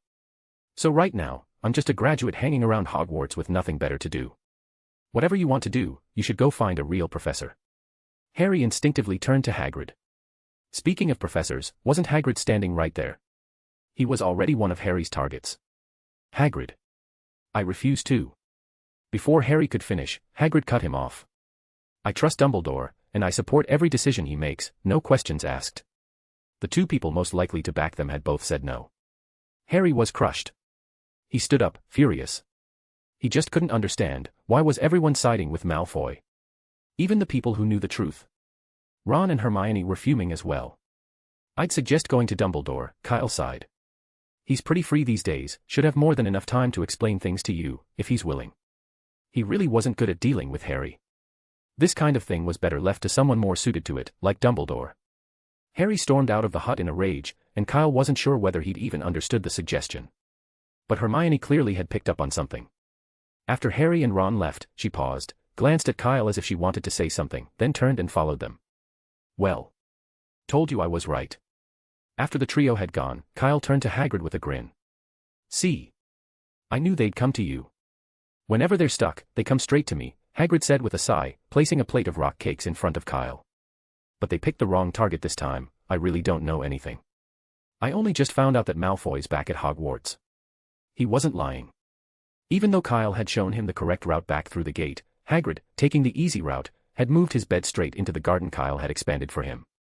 So, with his mind full of dragons, Hagrid had no idea what had been going on at the school lately, let alone anything about Malfoy. He's probably the first student to be expelled and then return, Hagrid muttered. Are you sure he's really safe? Truth be told, Hagrid agreed with Harry, he also believed this might be a plot, some grand conspiracy by Death Eaters and Voldemort targeting Hogwarts. But he trusted Dumbledore even more. Including what he'd just said about supporting Dumbledore's decisions unconditionally, it wasn't just to placate Harry. If Dumbledore believed Malfoy could return, then he must have his reasons. And with Kyle agreeing too, Hagrid felt there was no need for him to interfere. Better to use that time thinking about how to bond with the dragons. Lately, he'd been living in the garden, but the dragons still didn't want anything to do with him. It left Hagrid feeling a little defeated. Still, he didn't blame the dragons. Their wariness of wizards was natural. It only proved how clever they were, good lads, all of them. Thinking about the dragons, Hagrid began to fidget in his seat, his eyes drifting again and again toward the direction of the garden. Kyle took a sip of tea and suddenly realized how unnecessary his concerns had been. Hagrid didn't care about Malfoy at all. He didn't even know about him, and Harry definitely wasn't getting any intel here. A few minutes later, Kyle left the hut and headed back toward the castle. The door to the headmaster's office was shut. The stone gargoyle out front told him there were already 3 guests inside. It had to be Harry and the others. So they'd taken Kyle's suggestion after all, and gone straight to Dumbledore once they got back to school. Kyle didn't plan on joining them. He gave a small nod and turned to leave. But as he passed through a corridor, he suddenly had the distinct feeling someone was watching him, strongly so. He looked around, and his eyes landed on the portrait of the fat lady. Ah. That explained it. Kyle grinned and strolled down the stairs, unfazed, under the fat lady's fiery glare. Come back here, you rude boy, ungrateful little brute. The fat lady's shrill voice trailed after him, but Kyle acted as though he hadn't heard a word. Now that he was technically a professor, he and the fat lady were, in a sense, colleagues. It wouldn't do to provoke her further. If she went into one of her sulks again, he'd have a hard time explaining it to Headmistress McGonagall. After all, guarding the Gryffindor common room was a delicate job, and few portraits did it better than the fat lady. Kyle decided to head to the Great Hall for lunch. One of the perks of staying at Hogwarts was not having to think about what to eat. When mealtime came around, he just had to walk to the hall, no planning needed, no effort wasted. There, he happened to run into Malfoy again. At the moment, Malfoy was practically despised by everyone in the castle. Even Mrs. Norris looked like she wanted to claw his face off when she passed him. There was no helping it. None of the other houses wanted anything to do with the former Death Eater. These were teenagers, young witches and wizards in the full swing of righteous indignation. Death Eaters were hated enough on principle. Add in the fact that Malfoy had once let them into the castle, and honestly, the only miracle was that no one had attacked him outright. Even with the headmistress, the professors, and the ministry all stating that he'd turned over a new leaf, there was no way the students were going to accept him again so quickly. Worse still, his return came after betraying Voldemort, or so it appeared. That made even the Slytherins turn their backs on him. In fact, they probably hated him more than the other 3 houses did. If Snape hadn't personally arranged a private dorm for him, Malfoy might have ended up half dead on his first night back. Even his former cronies, Crabbe and Goyle, now kept a wide berth. Still, there was one person who seemed willing to sit next to him. Astoria Greengrass, at least, Kyle thought that was her name. He remembered she was a Slytherin girl 2 years below Malfoy and, apparently, the only one willing to sit beside him. Aside from those two, the entire stretch of table was deserted, as though the air itself stank in that section. Even the food had been cleared away, leaving only a bowl of dry, bland boiled potatoes in front of Malfoy. When Kyle entered, Malfoy was trying to shoo Astoria away. The girl. Well, she didn't insist. As soon as he motioned for her to leave, she quietly stepped aside. But she did take an empty plate with her. Then, under the cold stares of those around her, she served some food from the other end of the table and brought it back to set in front of Malfoy. That girl is so not Slytherin, someone muttered behind Kyle. He turned his head. Oh, it's you two, long time no see. Justin Finch-Fletchley and his friend Macmillan, both Hufflepuffs, a year below Kyle. We heard the news, Justin said excitedly. You're coming back as a professor, ancient runes, right? That's right, Kyle nodded. Too bad we didn't take that class, Justin sighed. Kyle wasn't surprised. Ancient runes only had about 10 students across all 4 houses. Hufflepuff being the smallest, it was no shock they hadn't enrolled. I've seen you a few times already, but you were always up at the staff table. Why, did you need something? Kyle asked. No, just wanted to say hi. Justin grinned. Shame you can't play Quidditch as a professor. Ever since our house team lost its key players, Hufflepuff's been on a 2-game losing streak. It's like watching warthogs try to fly brooms. Honestly, I don't even want to watch the next match. Don't be like that, they've been trying hard, Kyle said, clapping him on the shoulder. So, what do you think about Malfoy? Dumbledore must be going senile, Justin said bluntly. Even if Malfoy really has reformed, he shouldn't have been allowed back at Hogwarts, Macmillan added beside him. Honestly, it's not even good for him. Fair point, Kyle said with a smile. Hufflepuffs weren't as extreme as Gryffindors or Slytherins, which often gave them a more balanced perspective. And the truth was, Malfoy didn't belong back at Hogwarts. After bidding them goodbye, Kyle made his way to the staff table and greeted Slughorn, who happened to arrive at the same time. I knew it, you were bound to make something of yourself, said the potions professor, clearly delighted. By Merlin's beard, I've never heard of anyone becoming a Hogwarts professor before the age of 20. There's a little dinner party tonight, if you could make it, everyone would be thrilled to see you. Maybe next time, Professor, Kyle declined politely. I've got a few things I need to take care of tonight. You know how it is, first time stepping into a professor's role, there's a lot to prepare. No worries. I have every confidence in you, said Slughorn warmly. He was about to extend the invitation again, but Kyle deftly shifted the conversation elsewhere. Slughorn's dinner parties were great for making connections, sure, but if you didn't need those connections, they were nothing but a trial. Kyle had no interest in sitting through an evening of people trying to outflatter one another. Halfway through lunch, Harry arrived. He looked pretty sour, no doubt he'd just been handled by Dumbledore and hadn't gotten the answers he was after. A few minutes later, Dumbledore himself walked in. He looked surprised when he spotted Kyle, then sat down beside him. You sent Harry to me, didn't you? I did, Kyle nodded. Harry and Malfoy never got along, and he clearly doesn't want him back at school. He came to me earlier, hoping Hagrid and I would speak out against the decision on behalf of the staff. Yes, he was very agitated, Dumbledore said as he sliced into a custard and berry tart and took a bite. You didn't tell him the truth? Kyle asked. Harry's the boy who lived, the Dark Lord's nemesis. He's essential to our fight against him. Dumbledore paused, his fork frozen midair. Truthfully, he'd begun to question that prophecy more than once. Was Harry Potter really the one foretold? So far, it had been Kyle who destroyed almost all of Voldemort's Horcruxes. He and Harry were born on the same day. He fulfilled the prophecy just as well. But then, Voldemort had chosen Harry. When Lily Evans' sacrificial protection caused the killing curse to rebound, it forged a magical bond between them. That moment had sealed the prophecy's fulfillment. From a divination standpoint, Harry was the chosen one, Voldemort had selected him personally. And yet, Dumbledore couldn't shake the feeling that Harry was becoming increasingly irrelevant. Maybe it wouldn't be long before Kyle was able to kill Voldemort on his own. No, that was wrong. Kyle couldn't kill him. Dumbledore's expression shifted. He shook his head slowly. There was one inescapable truth, unless it was addressed, Voldemort could never truly die. And the burden of that fell to Harry. Only he could resolve it. Then again, Dumbledore realized he hadn't taught Harry anything in quite some time. Their one-on-one sessions, the sharing of Voldemort's memories, he wasn't even sure when all of it had stopped. When had it ended? He thought back. It must have been the moment he decided there were more important matters than Harry's training. And why had he thought that? Because of Kyle, most likely. Dumbledore said nothing, only sighed and shook his head repeatedly, leaving Kyle puzzled. He inched his chair a little farther away. Maybe the noise of dragging the chair finally brought Dumbledore back from his thoughts. I'll tell him, he said at last. But not yet. Could I ask a favor? Depends, Kyle said. If it's too much trouble, I might have to start asking about compensation. No problem, I still have a bit saved up, Dumbledore said with a chuckle. I'd like you to keep an eye on Mr. Malfoy. If you can, try to figure out why he's really come back to Hogwarts.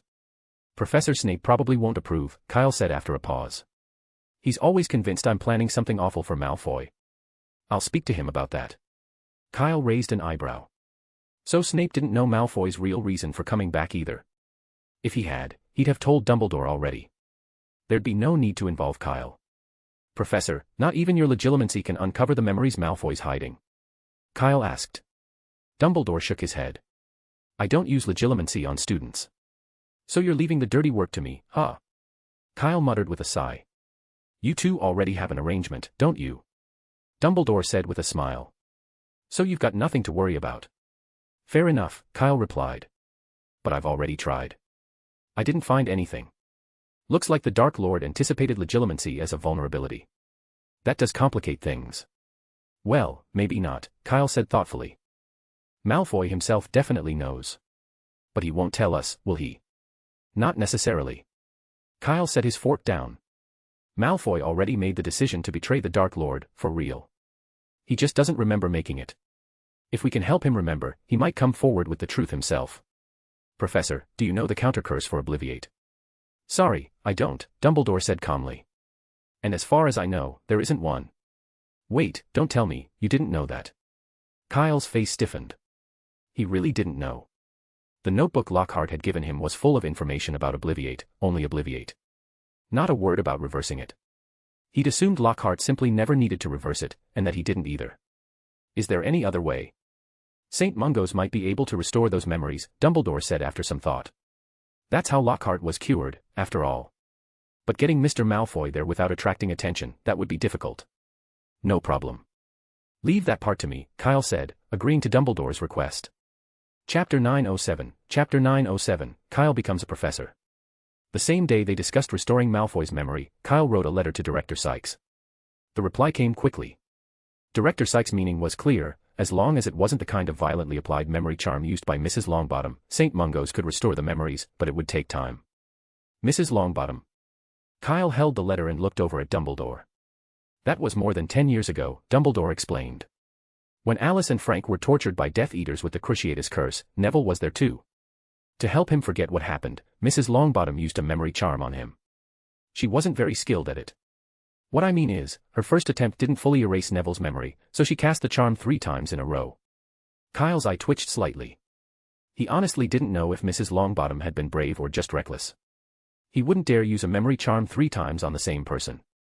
No one can say she made the wrong decision, Dumbledore continued, but some believe that certain things should be left to professionals, especially something as complex as a memory charm.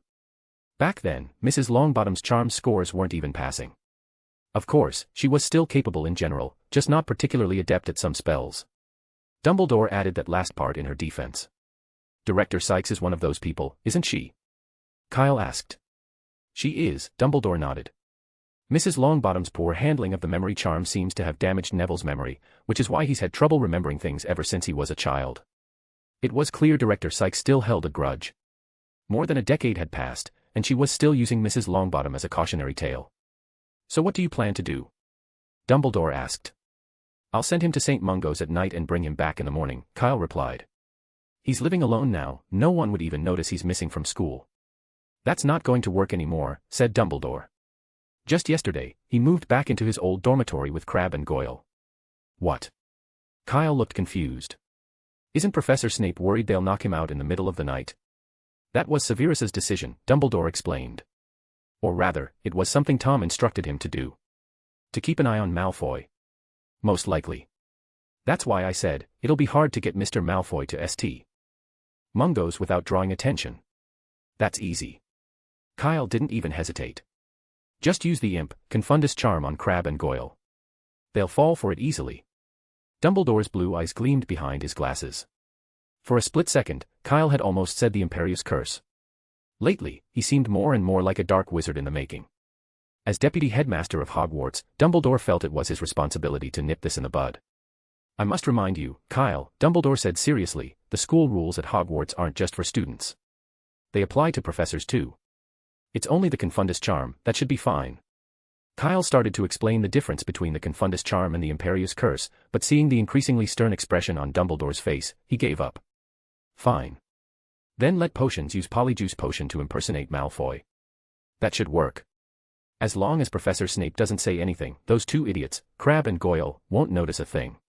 Dumbledore's expression finally eased. So, do you have someone in mind? How about Harry? Kyle suggested. He knows Malfoy inside and out. He'd be perfect. Dumbledore paused, then shook his head. He's not suitable. Harry still needs to be in school. Pick someone else. Then Cedric, Kyle said, recommending another name. This time, Dumbledore nodded thoughtfully. Cedric was a good choice, clever and meticulous. Even if Crabbe and Goyle noticed something off, he could probably bluff his way through it. All right then. Write a letter to Mr. Diggory. No problem, but... Kyle held out his hand. This is extra work. I want overtime. Cedric's part of the Order of the Phoenix too. The Order of the Phoenix still needs to pay overtime, Kyle replied, giving Dumbledore a look. Besides, didn't you disband it? Dumbledore had no comeback. Kyle moved quickly and wrote the letter on the spot. He wasn't asking for overtime on a whim, since the operation had to be kept secret, they couldn't go through official channels or request help from the Ministry of Magic. Cedric would need to take time off to help, and even if he didn't care about the loss, they still had to compensate him. By that afternoon, Cedric had arrived at Hogwarts. The Ministry of Magic had been extremely busy lately, and getting time off, especially an extended leave, wasn't easy. But Kyle had connections there, and conveniently, one of them happened to be Cedric's direct superior.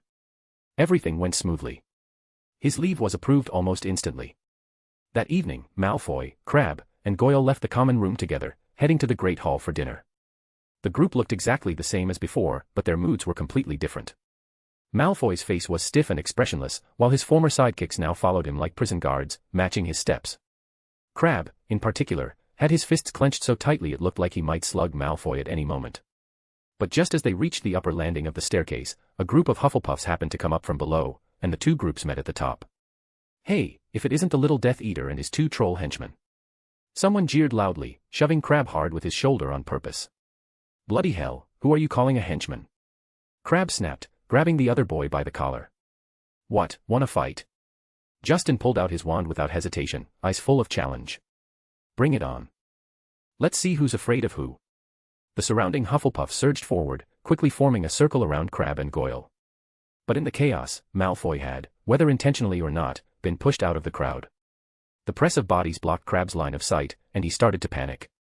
Not because he was scared of a fight, he and Goyle didn't think much of Hufflepuffs, but because he was afraid of losing sight of Malfoy. This was the Dark Lord's first task for them. If they screwed it up, they were finished. The two exchanged a glance and started shoving their way out. But the Hufflepuffs were clearly out to provoke them and refused to move aside. To make things worse, a group of Gryffindors showed up. Seeing someone picking a fight with Slytherins, they joined the fray without hesitation, surrounding Crabbe and Goyle even more tightly. Outside the growing crowd, Malfoy gave a cold snort and turned to leave. He had no intention of helping. But just then. Stupefy. Malfoy didn't even see who cast it. His eyes rolled back, and he collapsed on the spot. He vaguely felt someone grab his collar and stuff him into something, and then, nothing. At the same moment, another Malfoy smoothly took his place. Kyle, are you sure this is going to work? Cedric, who had just taken the Polyjuice potion, asked nervously. I don't know Malfoy at all. Relax, you don't have to. Kyle clapped him on the shoulder and said quickly, just keep your mouth shut and look like you've got a stick up your arse. If those two little trolls try anything, hit them. At this point, nobody would be surprised if Malfoy lashed out. Cedric opened his mouth, but before he could speak, Snape suddenly appeared and, without a word, dispersed the crowd surrounding Crabbe and Goyle. The two of them scrambled out, looking flustered. Their first reaction was to search for Malfoy, and when they saw him still standing where they'd left him, they let out a collective breath of relief. Good thing you know what's good for you, Crabbe growled, stomping over. You filthy traitor, why didn't the Dark Lord just kill you? Don't say that, Crabbe, Goyle muttered. Draco, he. You sticking up for him? Crabbe turned sharply, voice cold. If he runs, you're finished too. I wasn't. Goyle lowered his head, falling silent. Crabbe had changed a lot lately, and it unnerved him. Naturally, he didn't dare argue, especially since Crabbe wasn't wrong. They were under orders to keep an eye on Malfoy. That was the mission. You'd better not try anything funny, Crabbe said with a vicious glare at Malfoy. Or I'll show you what my fists taste like. Cedric remembered Kyle's advice and stayed silent, his expression stone-cold as he gave a dismissive snort. He still felt uneasy, but to his relief, Crabbe and Goyle didn't seem suspicious at all. The moment the three of them entered the Great Hall, a young girl ran over. Draco. There you are. Cedric froze again. He didn't recognize her at all, not even the faintest clue. With no other choice, he put on a stern expression and let out another cold snort. Get lost. The girl actually walked away. At the staff table, Kyle nearly burst out laughing as he watched the exchange. To be fair, Cedric was doing a pretty convincing job. Once he was sure everything was going smoothly, Kyle wolfed down a few bites of dinner, then slipped out of Hogwarts and took Malfoy to St. Mungo's. On the way back, he picked up a few bottles of Draught of Living Death for Cedric. After all, the real challenge would come at night.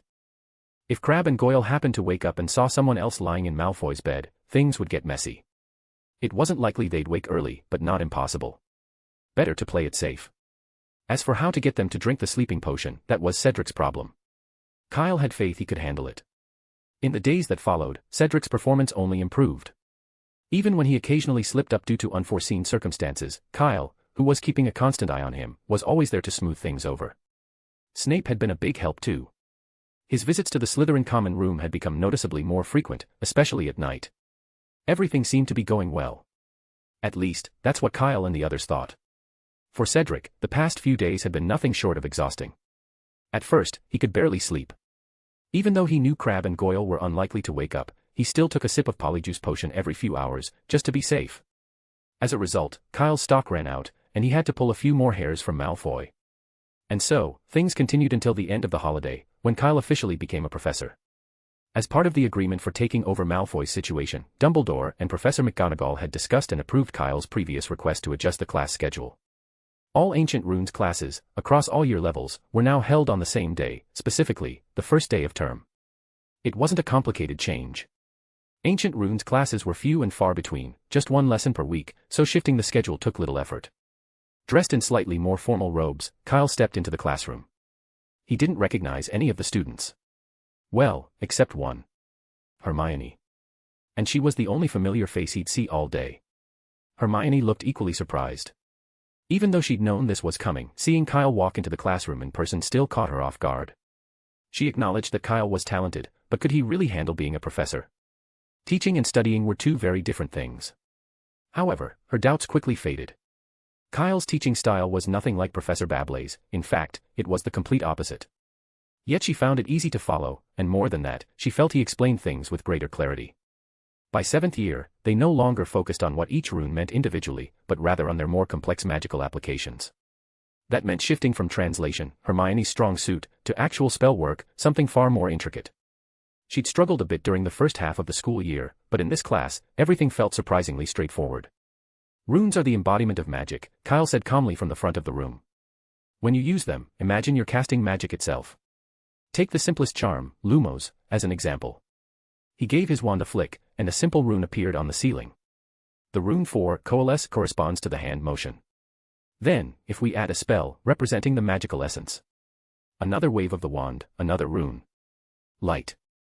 The two runes combined, and a bright light flared into existence. See? That's rune-based magic, Kyle explained. It's different from incantations, but also very similar. If you stop thinking of it as a whole new subject and start connecting it with spell work, you'll find it's not so hard after all. What about more advanced spells? Hermione raised her hand, though her voice had already reached the front before she finished speaking. I mean, more complicated ones. Then you add more runes, Kyle replied, drawing his wand again. Let's try the levitation charm. Who still remembers the wand movement for that? Swish and flick, the entire class replied in near-perfect unison. It was first-year material, and they were now in 7th. Of course they remembered. Exactly. Swish first. A rune appeared on the podium. Still the coalesce rune, like the downward wand movement. You'll use this in almost every spell. It's so common you don't even need to think about it. Just draw it. After all, you always move your wand when casting magic. A ripple of laughter ran through the class, something that had never happened before in ancient runes. Then comes a tap, the convert rune, representing a change in magical flow. And finally, the incantation. Levitate. 3 runes aligned in sequence, and a book lifted smoothly into the air. Hermione's eyes lit up. Out of habit, she pulled out her notebook to jot things down, but after only 2 lines, she stopped. There simply wasn't much to write. By the time the class ended, she had filled only 2 pages, less than half of what she usually wrote in a single lesson.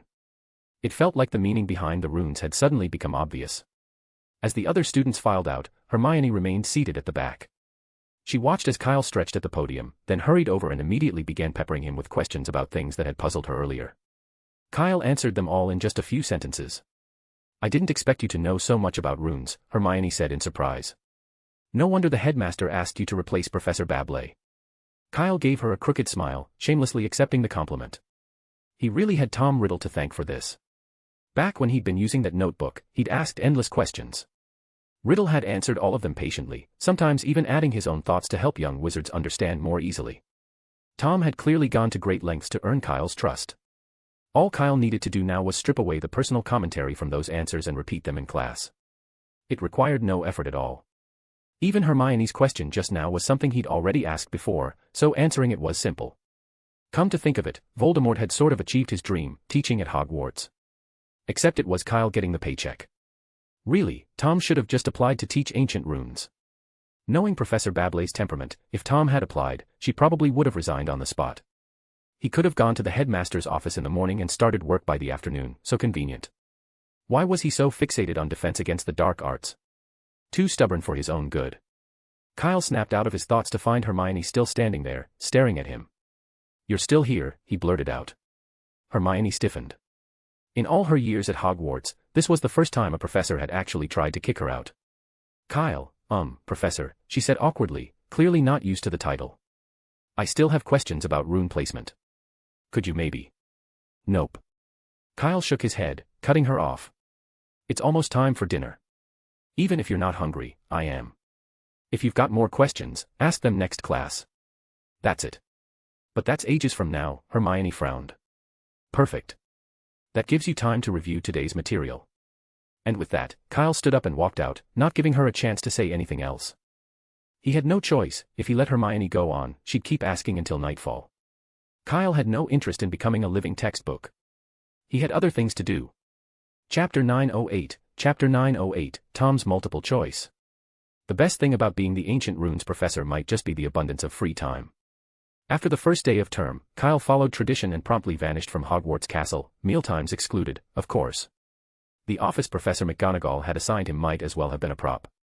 It was completely empty, not even a single chair. When Hermione came by to ask a question, she actually thought she'd walked into the wrong room. But that too was tradition. When Professor Bublé had held the position, her office had looked exactly the same. Outside, heavy snow was falling.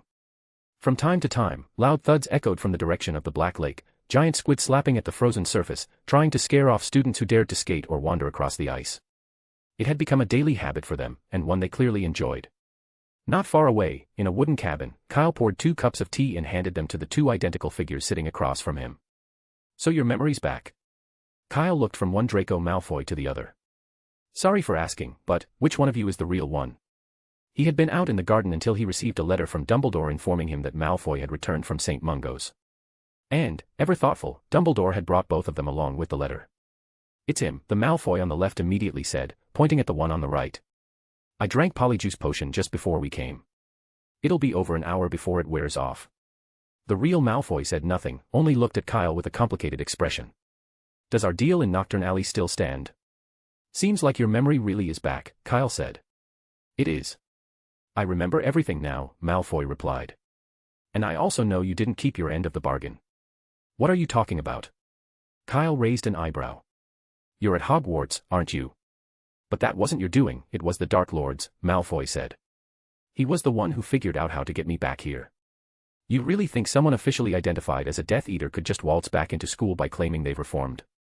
Kyle let out a short laugh. Don't forget, the current headmistress is Minerva McGonagall.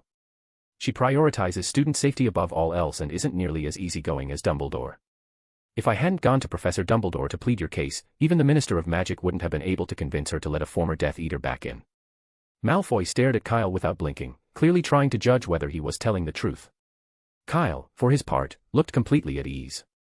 Malfoy's return to Hogwarts had been the result of discussions between Kyle and Dumbledore. It was only after that Dumbledore persuaded Professor McGonagall. One way or another, Kyle had played a key role. Neither of them spoke for a while, and the room settled into silence. I can tell you what the Dark Lord asked me to do, Malfoy said at last. But you have to promise me. No, Dumbledore has to promise me he'll rescue. You don't have a choice, Kyle cut in, not letting him finish.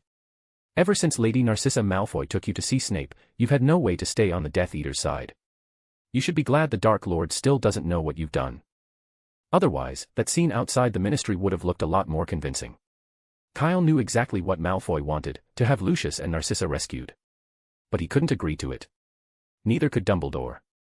He was certain that Lucius and Narcissa were under heavy guard, and Voldemort was using them to keep Malfoy under control. Trying to rescue them would be tantamount to declaring open war on Voldemort.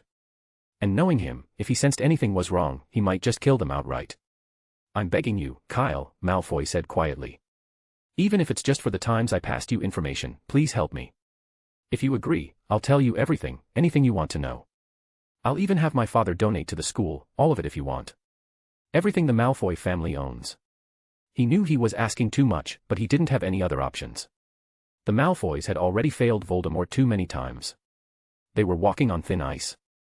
If he failed this task, Lucius and Narcissa wouldn't survive. But the task itself was impossible. Voldemort had never intended for them to succeed. He had no intention of letting them live. To be honest, Kyle was wavering. But just then, a voice came from outside the cabin. I can agree to that.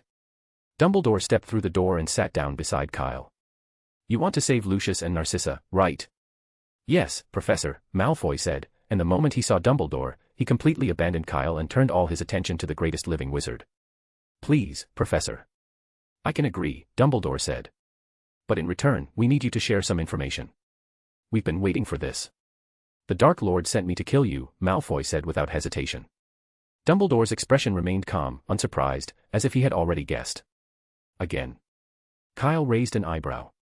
This wasn't Malfoy's first attempt to assassinate Dumbledore, and he had failed the last time.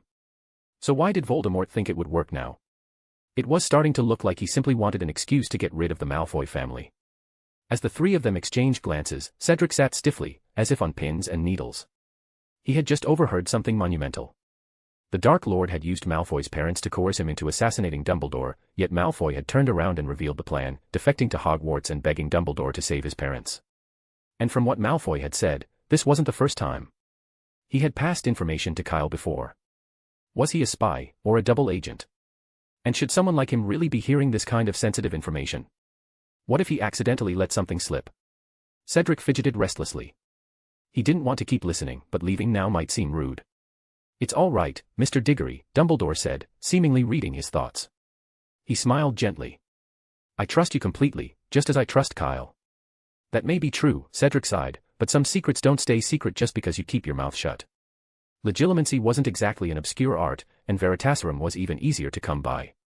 As someone working at the Ministry of Magic, he couldn't guarantee he'd never be put in a compromising position.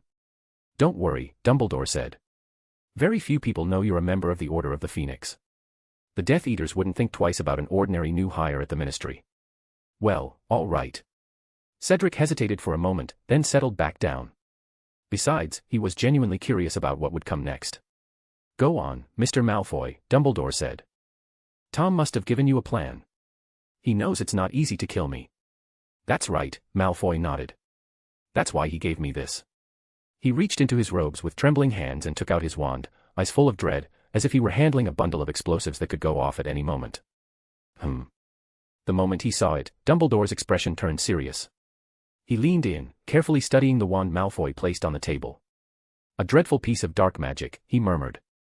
Cedric leaned in, confused. To him, it just looked like any ordinary wand. This is my wand, Malfoy said with a shaky voice. But the Dark Lord modified it. It can fire a single Avada Kedavra. That's all. Kyle raised an eyebrow, almost amused. A wand that could cast the killing curse, was that supposed to be impressive? Plenty of Death Eaters could use the curse, and none of them had managed to kill Dumbledore. If that was all Voldemort had offered, it seemed remarkably half-hearted. It's not the same, Dumbledore said, adjusting his glasses. If I'm right, the curse is designed to rebound if it fails, isn't it? Why yes, Malfoy stammered. Rebound? Kyle asked. What does that mean? It's simple, Dumbledore explained. Think of it as a fusion between Avada Kedavra and Protego. If the spell doesn't succeed in killing its target, it automatically rebounds on the caster. Kyle's eyes widened in realization. So if Malfoy fails to kill you with it, he dies himself. That's right, Dumbledore said with a faint smile. Tom's tactic was to force a choice, sacrifice myself, or watch one of my students die right in front of me. And he made it obvious, deliberately so, just to be sure I'd see it. Though Dumbledore was smiling, his voice was colder than the snowstorm outside. Kyle clicked his tongue. He had to admit, this was a vicious move from Voldemort. No wonder Dumbledore was so furious. Malfoy might be a Death Eater, but the moment he returned to Hogwarts, he was once again a student, and there was no way someone like Dumbledore would just stand by and watch one of his own be killed. Which meant, even if he knew it was a trap, he'd probably take the killing curse himself. Still. Did you know who forget about the Phoenix? Kyle muttered under his breath. Fawkes had only recently gone through rebirth, but phoenixes were immortal creatures. Even if they took Avada Kedavra every day, it wouldn't matter. At worst, it would delay their growth, maybe leave them stuck as fledglings for a few more years. Dumbledore, who had been burning with anger just moments ago, suddenly froze. His entire body went stiff for a second. Professor, don't tell me you forgot too, Kyle said, giving him a suspicious look. Of course not, Dumbledore replied, a bit stiffly. I simply didn't want Fawkes to go through rebirth on my behalf. It wouldn't be fair to him. Oh, how noble. Fawkes must feel so honored, Kyle said flatly, the sarcasm barely hidden in his voice.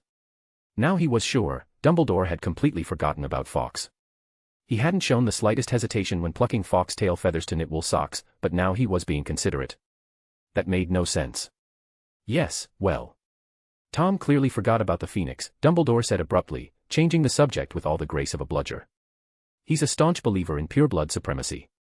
He looks down on all half-bloods and muggle-born wizards, let alone magical creatures. In Tom's eyes, anything that isn't a snake, be it a phoenix, a dragon, or a caterpillar, is all just the same, beasts. Kyle replied absently, not bothering to argue. Anyway, back to the point. He turned again to Malfoy. The mission you know who gave you was to cast the killing curse on Dumbledore the moment you were alone with him. That right? Malfoy nodded.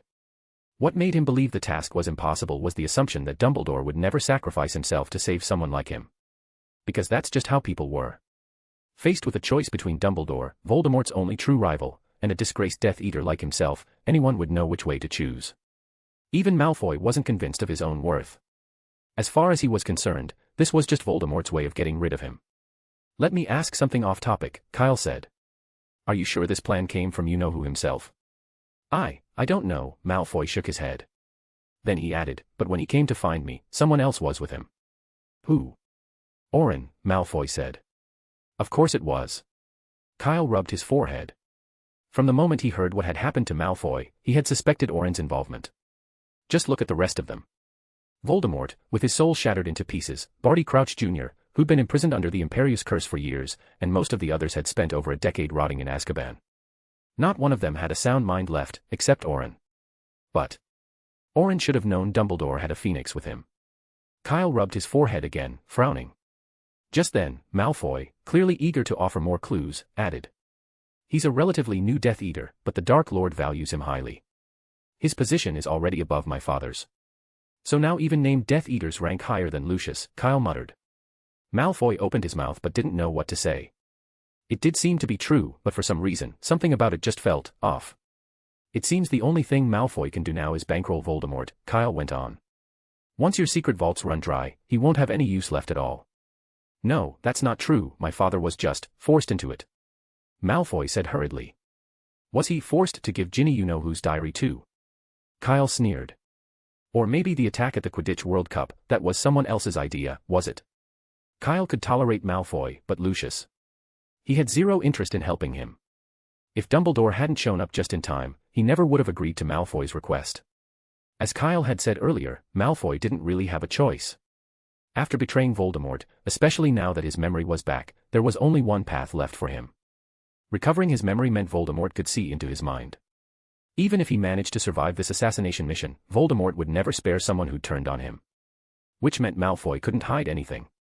He had to come clean about the mission, there was no second option. A pity, really. Dumbledore had picked the worst possible moment to walk in. Once again, the room fell into silence. Fortunately, Cedric chose that moment to begin changing back into himself, breaking the tension.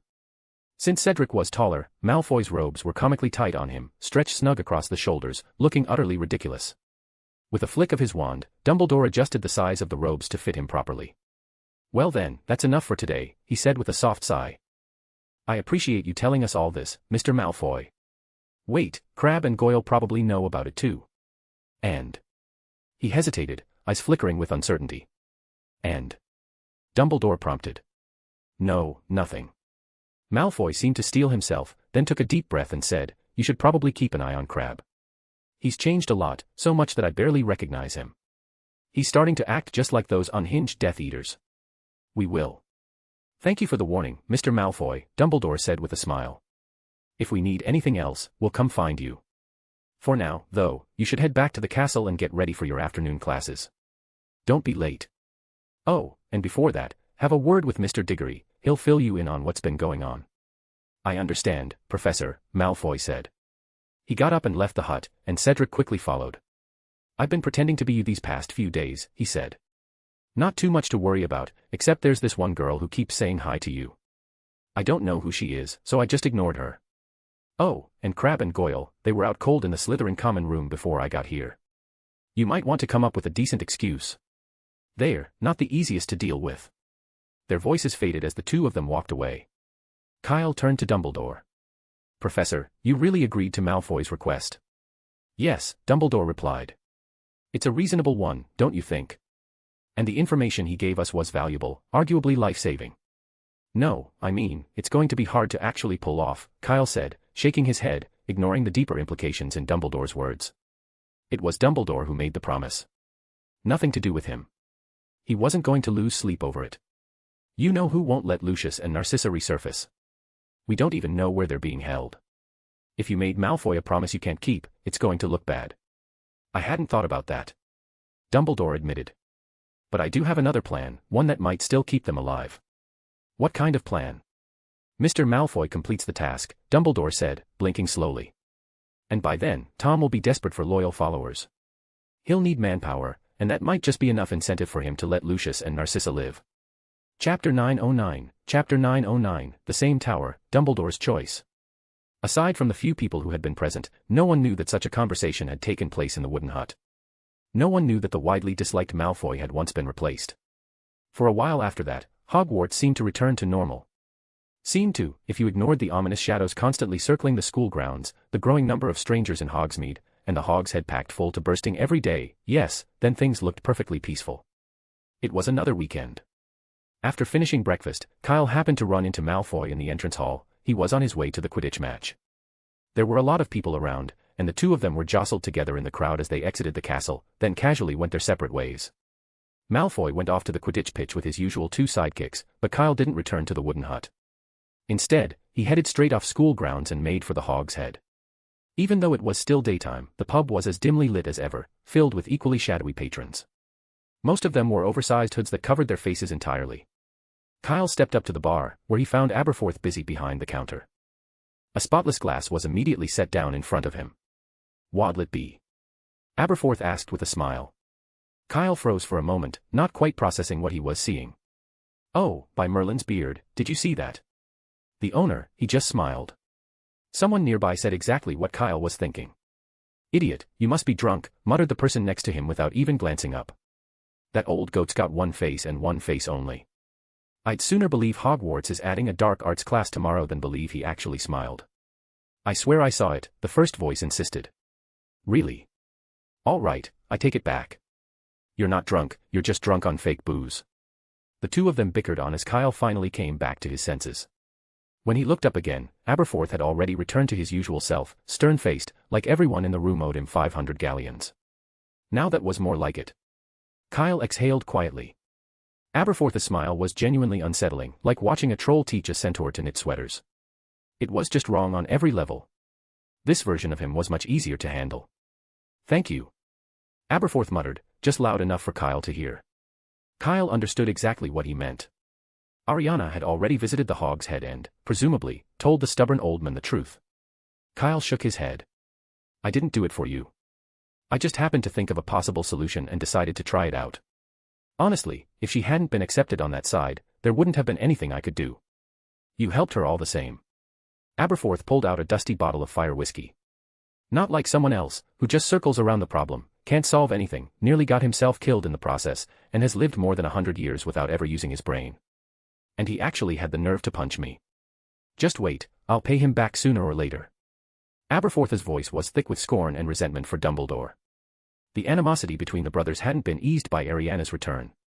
If anything, Dumbledore's punch had opened a whole new chapter in their feud. Kyle wisely said nothing. What those two did was none of his business, so long as they didn't drag him into it. Aberforth wiped off the bottle and poured Kyle a glass.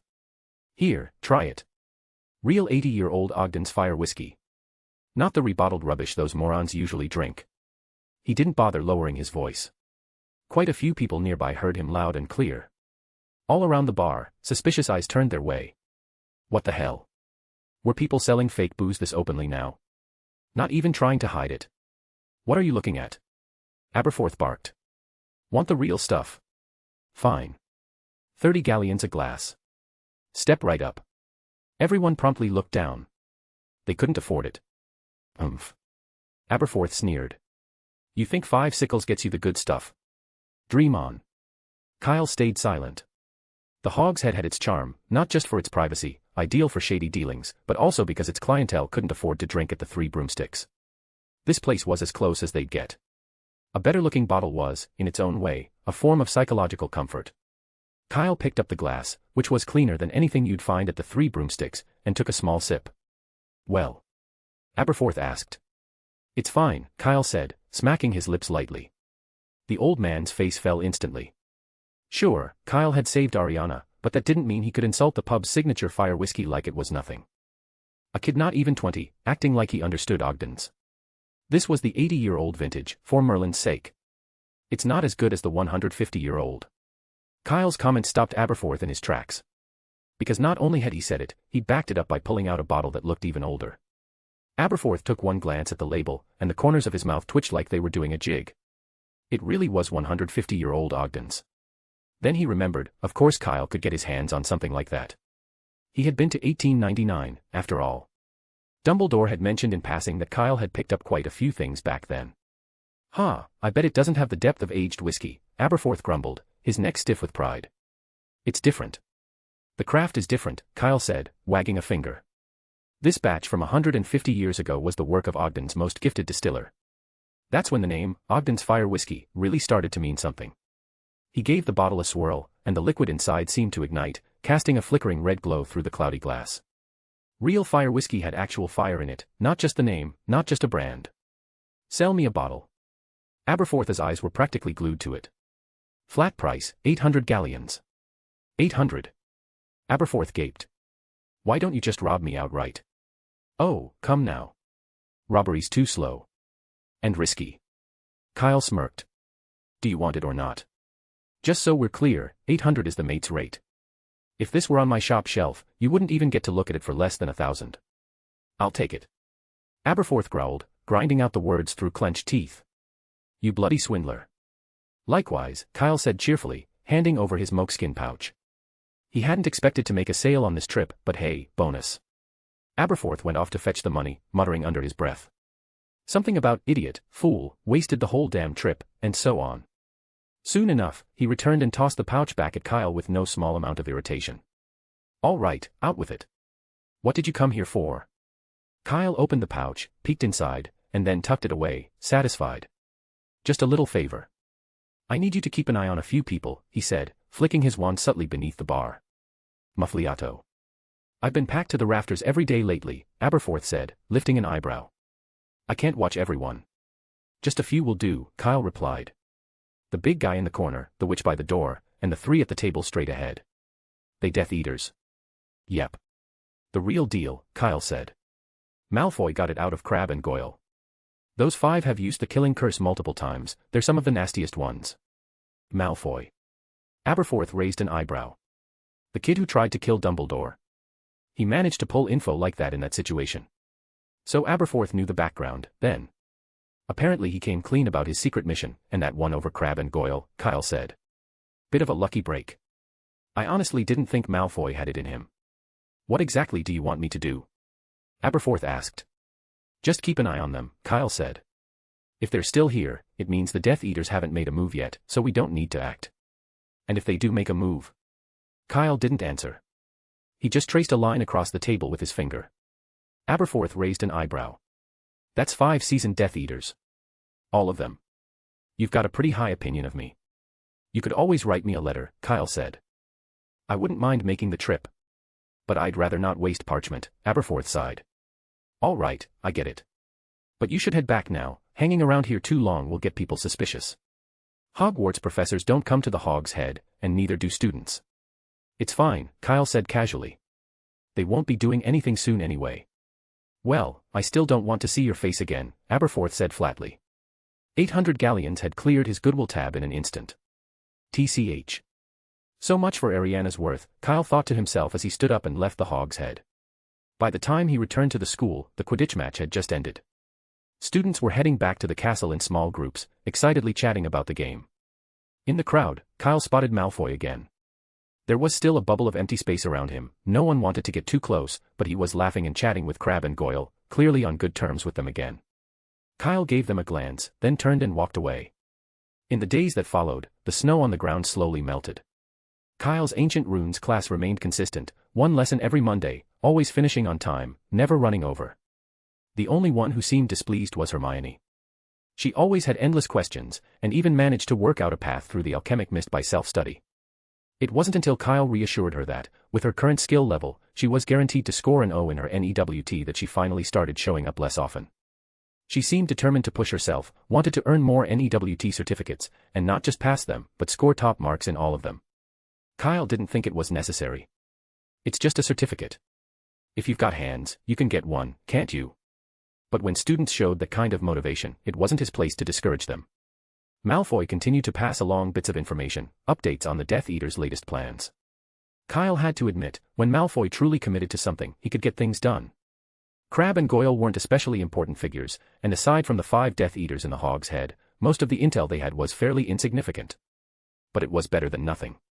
And combined with their other double agent, Snape, most of the Death Eaters lurking in and around Hogwarts had been more or less identified. During this time, Dumbledore seemed to become unusually busy. Kyle didn't know what he was up to, but he stopped by the wooden hut a few times to give some instructions.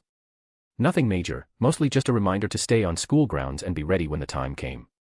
He hadn't said what kind of opportunity it was, and Kyle hadn't asked. Until another Quidditch match. As usual, the students of Hogwarts eagerly poured into the Quidditch pitch. But this time, the crowd was noticeably thinner. Malfoy was missing, and so were Crabbe and Goyle. Kyle was in the garden setting up rune arrangements when he suddenly heard the cry of a phoenix. He looked up and saw Fawkes, inexplicably perched atop one of Hogwarts' towers. That's the Headmaster's phoenix. Hagrid had looked up as well. Of course he recognized a phoenix, but since they didn't have saw-like teeth or a particularly fearsome appearance, they'd never really appealed to him. He looked away after a single glance. Strange. It never leaves the Headmaster's office. What's going on today? No idea, said Kyle. I'll go check it out. All right, Hagrid replied, not giving it much thought. Kyle left the garden, pulled out his firebolt, and sped toward the tower where Fawkes was perched. The door was already open. Crabbe and Goyle lay unconscious on either side of the room. Dumbledore stood directly in front of the window, and Malfoy stood opposite him, exactly as they had stood years ago. It's starting? Kyle asked. Yes, Dumbledore nodded. Tom seems to be growing impatient. He's been pressing Mr. Malfoy repeatedly, but so long as I remain alive, he doesn't dare make his move. He already defeated me and took the Elder Wand, Dumbledore sighed. I thought that alone would give him enough confidence, but Tom is still just as cautious. He really beat you? Kyle's voice rose slightly. Yes. Utterly defeated. Even my wand became his trophy. Dumbledore spread his hands, indicating he no longer possessed the one tool no wizard could do without. Kyle, of course, had seen Dumbledore's other wand, the black one. But most of the time, Dumbledore didn't use it. He preferred solving problems with wandless magic. This was no exception. Then let's begin, Dumbledore said, looking toward Malfoy. Minerva and Severus are already on their way, just as we discussed. All right. Malfoy raised his wand, his hand trembling uncontrollably. Hold on, Kyle suddenly interrupted, glancing around. He pulled out his wand and levitated Crabbe off the ground. What are you doing? You don't want Fawkes to be the one to burn for you, do you? Kyle gave Crabbe a shake.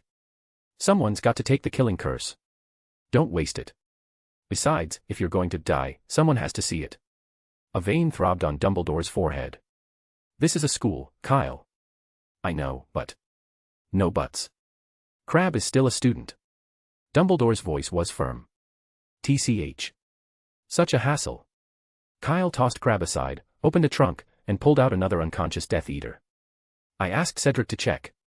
This guy killed 5 muggles using dark magical items, and during a Death Eater operation, he took down an Auror and 2 hit wizards.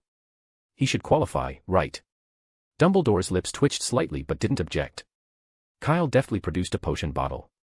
No need, said Dumbledore, stopping Kyle from yanking out his hair. Polyjuice has a time limit, it's not ideal. As he spoke, a black wand appeared in his hand, and he pointed it at the Death Eater. In the blink of an eye, a second Dumbledore stood in the room. Kyle raised his wand and guided the duplicate to the window. Professor, you sure no one's going to notice? I'm confident in my transfiguration, Dumbledore said. Not sure if I've ever mentioned it, but I did spend quite a few years teaching the subject. Watching how smoothly the two worked together, Malfoy's hand began to tremble even harder. He couldn't help but think, if he hadn't chosen to betray the Dark Lord, if he'd followed the original plan, then that Dumbledore being held at one point might have been him instead. At that thought, it wasn't just his hand shaking, his knees buckled, and he nearly collapsed on the spot. Move quickly, Dumbledore urged. Minerva is already downstairs. The fewer people who know, the better we can fool Tom. Just like Alastair. Kyle glanced at Dumbledore but said nothing. He carefully positioned the fake Dumbledore in front of the window and made a small adjustment to the distance. Outside, hurried footsteps echoed up the stairs. The professors had arrived. Kyle swiftly turned his wand on Malfoy. Expelliarmus. Malfoy instinctively thrust his wand forward. He didn't speak a single incantation, but a killing curse shot from the tip of his wand like a bolt of lightning. It burst out like an ill-timed, garish firework. There was no resistance. The curse struck the Dumbledore squarely in front of the window, and the room fell completely still. Bang. At almost the exact same moment, the door to the tower burst open. A tabby cat leapt into the room, transforming midair into Professor McGonagall, with Snape right behind her. Their eyes went first to Malfoy's wand, spinning through the air into Kyle's hand. Then they saw Dumbledore, bathed in a fading green glow, launched backward through the window by a powerful force. Professor McGonagall's scream caught in her throat. She couldn't make a sound, couldn't move, and could only stare as Dumbledore plummeted from the tower. Chapter 910, The Song of the Phoenix.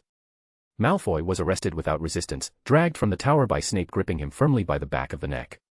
Nearly every professor had witnessed him kill Dumbledore.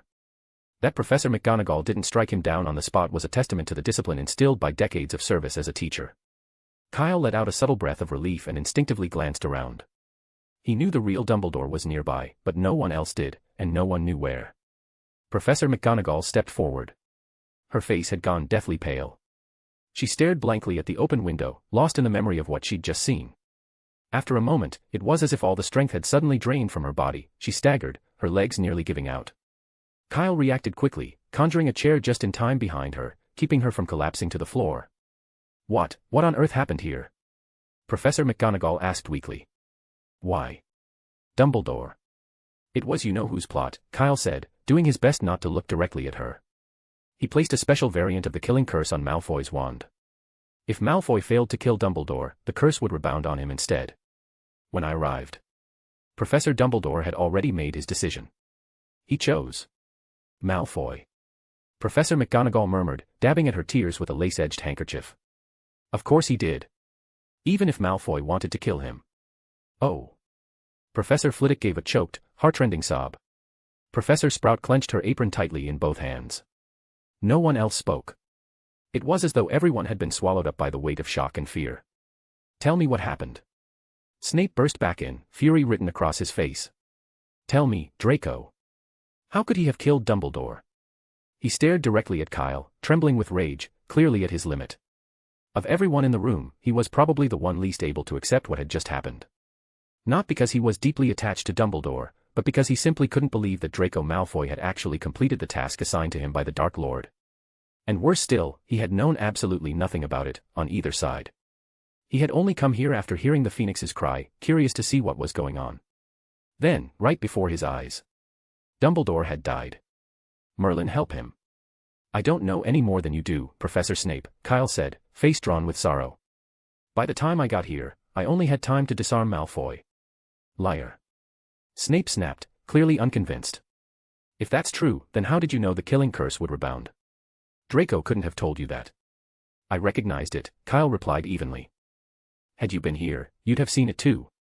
It was a very recognizable piece of dark magic. Maybe that's exactly what you know who wanted, he never planned to hide it.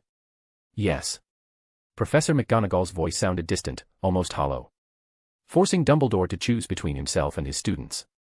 He would always protect a student. Snape still wasn't buying it. Kyle's reasoning sounded solid, but Snape's instinct screamed that it was all a lie. Kyle knew more. Much more, things no one else in the room could possibly know. What they'd just witnessed couldn't have been the real story. Snape said nothing more. Without warning, he turned and leapt out the window. The sudden movement gave everyone another fright. For a terrifying moment, they thought Snape had been pushed past his limit, that he'd lost all hope. But the grim image they imagined never came to pass. Outside, Snape's body transformed into a cloud of dark mist, and he swiftly located Dumbledore's fallen form in the hedges below. Let's see what you're really playing at, Snape muttered, pulling a small vial of potion from his pocket and sprinkling it over Dumbledore's body. A restorative elixir, meant to counteract the effects of Polyjuice potion. He'd been carrying it for some time now. But to his surprise, nothing changed. Dumbledore's form remained exactly the same. Snape pulled out his wand next. Finite Incantatem. Revelio. Restituo. Snape fired off spell after spell, but none of them worked. Dumbledore still lay there, completely motionless. Everything pointed to one conclusion: he was truly dead. Limp and lifeless, like a discarded rag doll. Snape felt a growing sense of agitation. He couldn't believe this was all just coincidence. Dumbledore had to have kept something from him, and that gnawing sense of being left in the dark made his irritation spike. But now wasn't the time to dwell on it. The tower window looked straight out over the Quidditch pitch, and many people had seen Dumbledore fall. The match had been forced to stop. Neither team cared about the quaffle or the golden snitch anymore, they were all flying toward the tower. Although the professors had quickly sealed off the area, a few players managed to bypass them with exceptional flying skills and got close. Professor Dumbledore. Harry shouted, diving on his broom. Get back. Snape, already on edge, finally found an outlet for his fury. He snapped, spare me your useless curiosity. 50 points from Gryffindor. You killed him. Harry roared, glaring at Snape. You had to be the one. You're a Death Eater. Silence, you arrogant, self-important fool. Snape's face was like thunder. Baselessly accusing a professor. Potter, that's worth 100 points from Gryffindor, and detention for the rest of the school year. Point deductions. Detention. Harry didn't care anymore. Staring at Dumbledore's lifeless form and Snape's loathsome face, he felt as if he'd been whacked in the head by a bludger. He clutched his broom tightly, just to keep himself from falling. He'd always known Snape was a Death Eater. He just hadn't thought he'd actually dare to lay a hand on Professor Dumbledore. Then, a cat leapt from the tower. Its movements were awkward, it even stumbled on the way down. When it hit the ground, the tabby shifted back into Professor McGonagall. Professor McGonagall. Harry cried, as if seeing salvation. Snape, he. That's enough, Potter. Professor McGonagall pressed her lips into a thin, trembling line. What Professor Snape just said, that's exactly what I would have said. Now go back to where you belong. But Gryffindor's got no points left. If you want to finish that Quidditch match, I suggest you leave. Now. I understand. After a few moments of heavy silence, Harry turned his broom and flew off. He realized he might have been wrong. If Snape had truly killed Dumbledore, there was no way Professor McGonagall would act like this. But who else could it have been? Dumbledore was dead. Voldemort had no rival now. Was he going to attack Hogwarts next? Harry's thoughts spiraled in every direction. He didn't even notice where he was flying until someone stopped him. Oi, Harry. Just because you're in 7th year doesn't mean you get to go barreling into the Forbidden Forest like that. Hagrid had grabbed the tail of his broom and dragged him down. And what were you thinking? You nearly flew straight into a tree. Hagrid. Harry looked at him, wondering, did he know? Did Hagrid know what had happened to Dumbledore? Probably not. Hagrid rarely ever spoke about anyone with the kind of respect he had for Professor Dumbledore. Why were you so quiet? Hagrid asked. Harry didn't answer. He shifted the topic. Where are you going? To find Kyle. He should be in the castle, Hagrid said. Those centaurs came back again. Probably looking to cause trouble for him. I need to give him a heads up. In the past, Harry would have immediately asked why the centaurs were after Kyle. But right now, he didn't have the energy to care. He's probably got bigger things to worry about, Harry murmured without thinking. He remembered seeing Kyle in the tower when he flew by. Right, of course. Kyle was a professor now. He wouldn't have been driven out with the others. It's all right. Kyle's never been too bothered anyway, Hagrid replied. Wait, shouldn't you be in the middle of the Quidditch match? What are you doing near the forest? Don't tell me the golden snitch flew in here. He chuckled at his own joke. The match was cancelled, Harry said. What? Why? Because. Professor Dumbledore. Harry's voice hitched. Dumbledore. Was he watching the game? Hagrid looked down at him, seeming only half-focused. He was eager to find Kyle, pass along the centaur warning, and then get back to tending the dragon. He was killed. Oh. Hagrid didn't seem to hear him properly. Hagrid, Harry repeated, Dumbledore was killed. Hagrid froze for a second, blinking. What did you just say happened to Dumbledore? He's dead. Someone killed him. In the tower.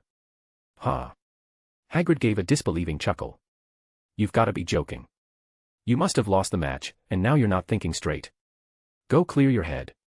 Find Ron and Hermione. Where are they? I saw it. No way. On the astronomy tower. Professor McGonagall saw it too. Kyle was there. But Hagrid still didn't believe him. When he looked at Harry, his eyes now held something else, pity. Poor kid. Must have been hit hard by the loss. Now he was talking nonsense. You must be seeing things, Hagrid said, striding toward the castle. That wasn't a funny joke. Good thing you said it to me. If any other professor had heard, they'd have taken points, and I doubt Gryffindor has many left by now. Oh, look, there's Hermione. She's probably been looking for you. Hermione came running over, breathless. Harry, I've been calling you this whole time, you didn't answer, so, was that really Dumbledore who fell from the tower? Ha. Here we go again.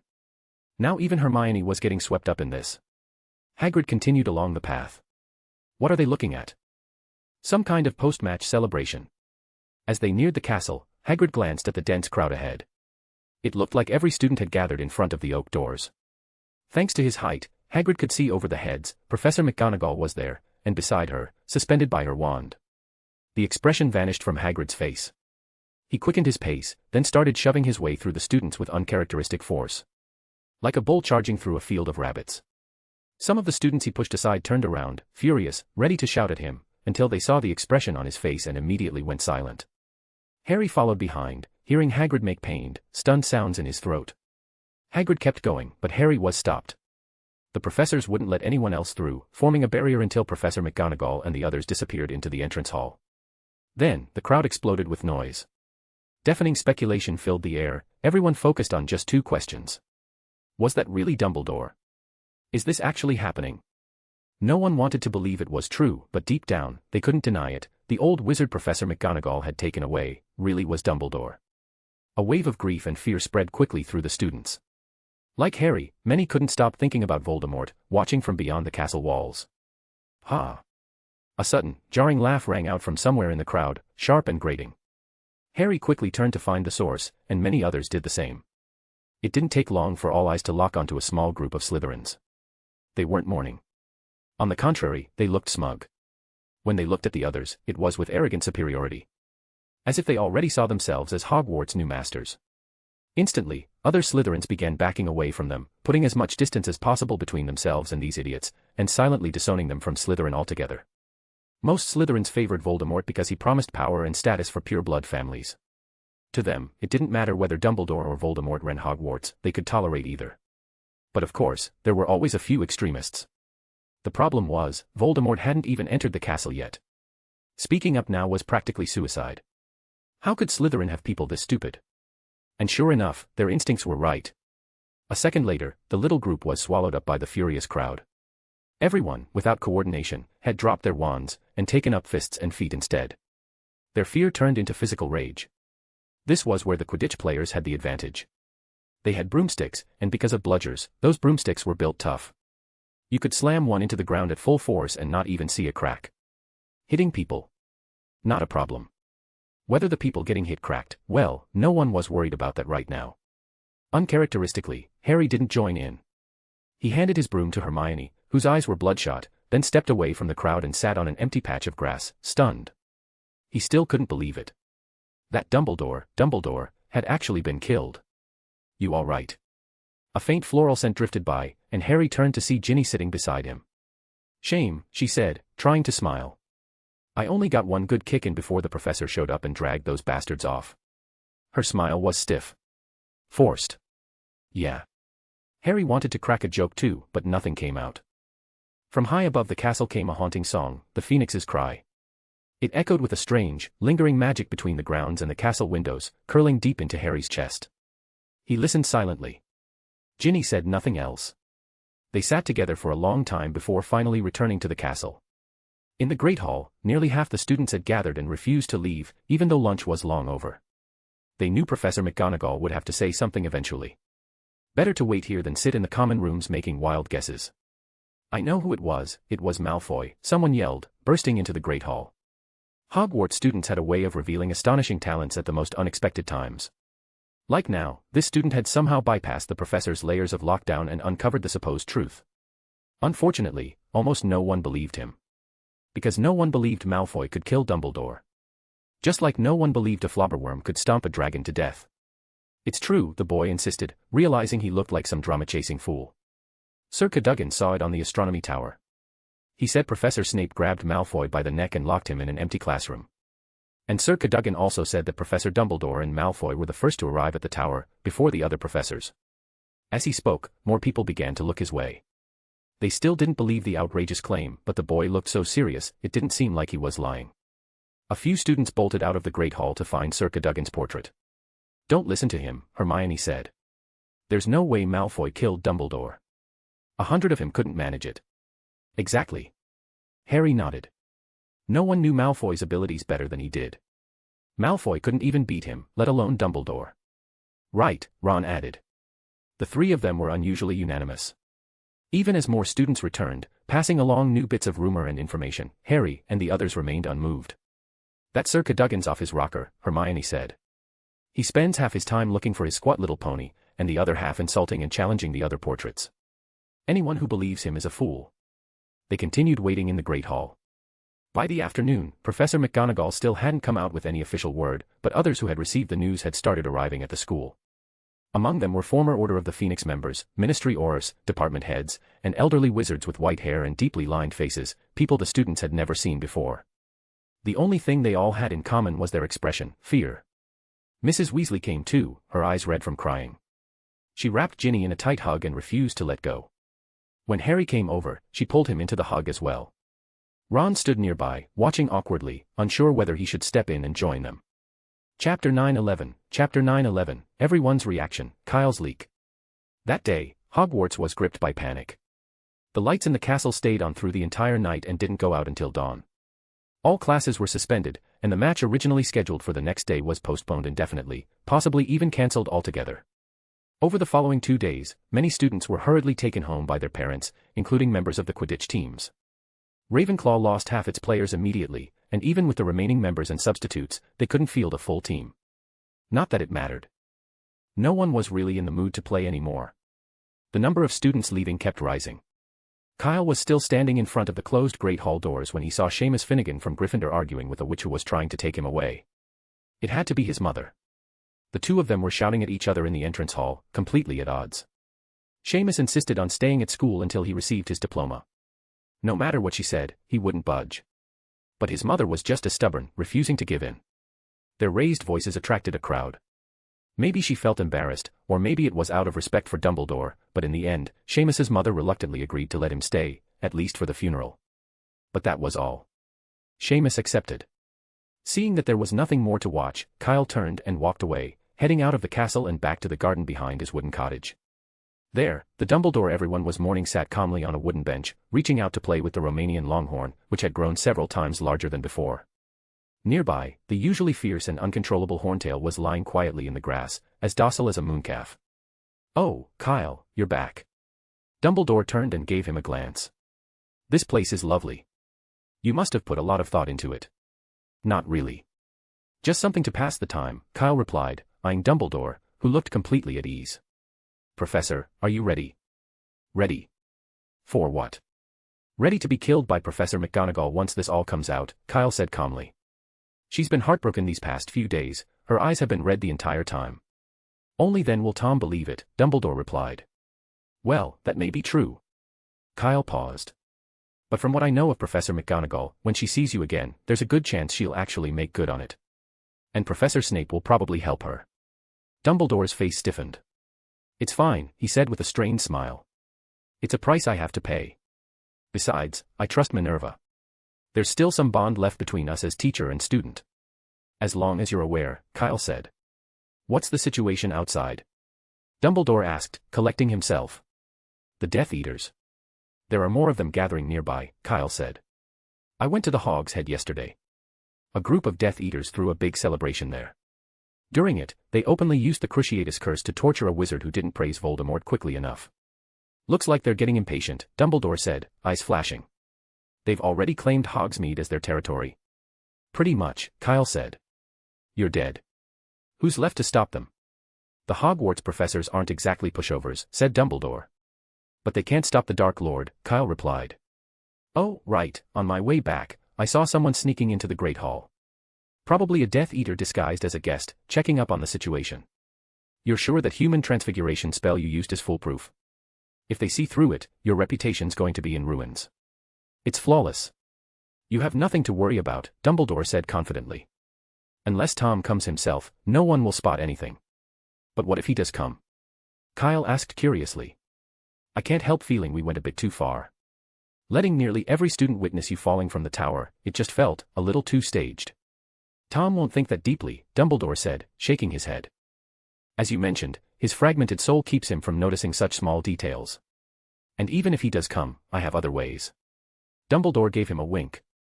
"Don't forget, this isn't the first time I've pulled something like this." "Not the first time."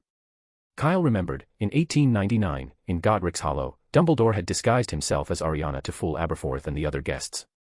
He really did have experience in this sort of thing. Kyle walked over and sat down beside him. "Hagrid hasn't been back." Kyle hadn't spent the past 2 days at school, he'd been out monitoring the Death Eaters' movements. He only knew that Dumbledore was currently hiding in the garden. It was close enough to the castle and usually deserted, making it the safest place aside from the Room of Requirement. The only risk was that Hagrid could show up at any moment. "No," Dumbledore shook his head. "I saw Hagrid's bed, but not Hagrid himself." "Still, that's actually good news. Much as I trust Hagrid, and I'd entrust my life to him without a second thought, he can be a little too honest for his own good. If I recall correctly, Harry's picked up quite a few confidential things from him over the years." Kyle gave Dumbledore a sidelong glance. "Wasn't that your intention? That Harry would hear those things from Hagrid?" "Most of the time, yes. But not always," Dumbledore admitted without hesitation. "Harry isn't like you. He needs to grow. A labyrinth filled with danger and trials is far better than repeated lectures." Kyle shrugged, neither agreeing nor disagreeing. Still, speaking of Hagrid, Kyle couldn't help but think of the exhausted look on his face when he'd seen him outside the Great Hall earlier. It looked like Hagrid had been staying there for 2 days straight, even the dragon couldn't drag him away from the castle. Another recruit for Dumbledore's dream team. Maybe. But Kyle still felt that, given Hagrid's nature, he probably wouldn't be able to bring himself to go against Dumbledore. Too honest for his own good. Less fun that way, for Kyle, at least. He really wanted to see McGonagall, Snape, and Hagrid teaming up to go after Dumbledore. A knock at the door snapped Kyle out of his thoughts. He looked up. Dumbledore, who had been sitting right beside him just moments ago, was gone. The visitor was Professor Sprout. She told Kyle that the time for Dumbledore's funeral had been confirmed, it would be held tomorrow. Kyle nodded to show he understood. "Professor, would you like to come in for a bit?" "No," said Professor Sprout, her expression somber. "There will be a lot of people. Minerva won't be able to handle it on her own." She turned and walked away, forgetting to take the dragon dung Kyle had prepared for her. Professor, your sins must be piling up by now, Kyle murmured softly. A sigh came from behind him. If he had a choice, he wouldn't have done it this way either. By evening, a dozen massive silver-maned winged horses appeared over Hogwarts, pulling behind them a pale blue carriage the size of a house. Madame Maxime, headmistress of Beauxbatons, stepped down from the carriage and leaned into Hagrid's shoulder, covering her face as she wept. Representatives from the Ministry of Magic also arrived, this time an official delegation, including Minister Amelia Bones, Auror Office Director Scrimgeour, and several other high-ranking figures. Kyle also spotted his father, Chris, but not among the ministry group. He was standing beside an elderly couple. Newt and Tina. The three of them stood at the edge of the Forbidden Forest, silently watching the castle, their faces heavy with sorrow. Kyle jogged over to them. Dad. What are you doing here? Mr. Scamander insisted on coming, Chris said softly. I couldn't find a reason to say no. After more than 60 years of friendship, I had to be here to see Albus off, Newt said, his voice trembling. Child, I heard you witnessed everything. Can you tell me what happened? Tina asked gently. The moment she got the news, she rushed back from Ilvermorny, not even taking time to change clothes. Not even Grindelwald could kill Dumbledore. How could a teenager manage it? As she spoke, Newt's body swayed involuntarily, and Chris quickly stepped forward to steady his arm.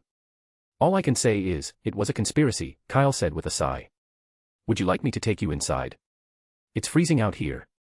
The school's prepared accommodations for guests. No, we'll just stay here, Newt shook his head. The ministry and Hogwarts probably don't want to see me. I'd rather not cause a scene. All right then, Kyle replied casually. To be honest, I don't think there's much point anyway. Maybe next time. Chris turned sharply to look at Kyle. His expression shifted rapidly, shock, confusion, then a dawning realization tinged with disbelief. Next time. Unless. The thought was almost too much. For a moment, Chris wondered if he was overthinking it. But he knew Kyle, and he knew that kind of comment wasn't made lightly. Just then, Kyle looked back at him and smiled faintly. Let's head back, Chris said firmly to Newt and Tina. It's far too cold out here, and the Aurors from the ministry are hovering nearby. If they see you, I'll end up writing piles of reports again. Newt didn't seem eager to leave just yet. He continued staring blankly at the castle. Dumbledore wasn't just someone he deeply respected, he was a friend of more than 60 years. How could he turn and leave after just a glance? Just then, a light drizzle began to fall. Why don't you come to my place? Kyle offered, pointing off to the side. I built a wooden house near the edge of the Forbidden Forest. It's not far, and you can still see the castle from there. This time, Newt gave a nod, and with Chris supporting him, they started making their way toward the cottage. The subtle exchange of glances between Kyle and Chris hadn't drawn Newt's attention, but it hadn't escaped Tina's. As a seasoned Auror, there was no way she would miss something like that. She deliberately slowed her pace and walked alongside Kyle at the back of the group. I heard you've become a professor at Hogwarts, Tina said. I haven't had a chance to congratulate you yet. Just a minor post, Kyle replied. 1 day a week. Basically part-time. That's still impressive, considering you're not even 20. Tina narrowed her eyes. And you and Chris? Dear, I'm sure you know what I'm about to ask, don't you? I do, Kyle replied. And if my answer is exactly what you're thinking, what would you do? I'd punch him without a second thought, Tina said, taking a deep breath. But Newt definitely wouldn't want me to. Well, that can't be helped, Kyle said, striding forward to lead the way. The group arrived at the wooden house. Tina paused for a moment, surprised by the alchemical symbol carved into the door. With her level of expertise, she immediately recognized what it was. No wonder Kyle had managed to become a Hogwarts professor at such a young age. Kyle led them inside, then opened the door to the garden and said, Mr. Scamander, one of my 5 dragons has been acting oddly. Could you take a quick look? Still heavy with grief, Scamander didn't really feel up to it, but since Kyle had asked so directly, he couldn't refuse. He and Tina walked into the garden together. Kyle, however, remained outside. Chris didn't go in either. Though he had his suspicions, knowing something and seeing it for yourself were 2 very different things. This was enough. No need to get too close to the truth. The garden door closed again, and Chris rubbed his forehead. Dad, what's wrong? What do you think? Chris sighed, then suddenly asked, Are you sure? Of course. I was there. I witnessed the whole thing firsthand. No wonder. Chris shot to his feet and strode for the door.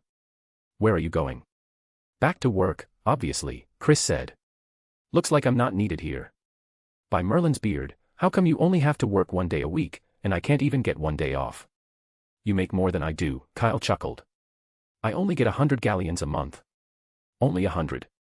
Honestly, that wasn't so far off from what Chris had earned before becoming a department head. Ha! Chris suddenly thought of Kyle's 10,000 galleon savings, and the shelves full of rare goods in his Diagon Alley shop, and laughed too. Working at the ministry really didn't get you far. Chris left Hogwarts soon after, as quietly as if he'd never been there. Kyle returned to the cottage, brewed a cup of tea, and waited patiently. Before long, Newt and Tina emerged from the garden. Newt looked much better than before, no longer trembling when he walked, his voice steady, a healthy flush back in his cheeks. You lot are really bold. It wasn't my idea, Kyle said quickly. I was just helping out. Forget it, Newt shook his head, letting the matter drop. I had a look at your dragon. Nothing serious, just a few surface injuries on its iron belly. Looks like it got whacked by something really strong, probably with a wooden club. Something strong. Kyle thought for a moment. Grop. Grop. Newt asked, puzzled. Oh, he's a slightly underdeveloped adult giant. There are giants in the Forbidden Forest. Now Newt looked genuinely surprised. There didn't used to be, Kyle explained. Grop is Hagrid's brother. Hagrid brought him here and has been teaching him wizard etiquette and language. You know Hagrid, the gamekeeper at Hogwarts, half-giant. I know him, Newt said. But training a giant is no small feat. Their brains can barely manage their massive bodies. In most ways, they're only slightly more intelligent than trolls. It's all right, Hagrid enjoys it. He's been at it for years. Fair enough, Newt said. We should be heading back. It's nearly dinner time. Don't you want to try Hogwarts food again? It's been a while. Tempting, Newt admitted, but I'd better not. If the Aurors spot me, it'll just cause trouble for Chris. It's fine. He loves writing reports, Kyle said with a grin. Still, Newt didn't stay for dinner.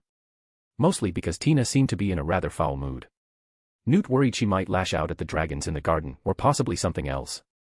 But that suited Kyle just fine. He watched as Newt and Tina left the grounds, then packed away his camera with a hint of regret.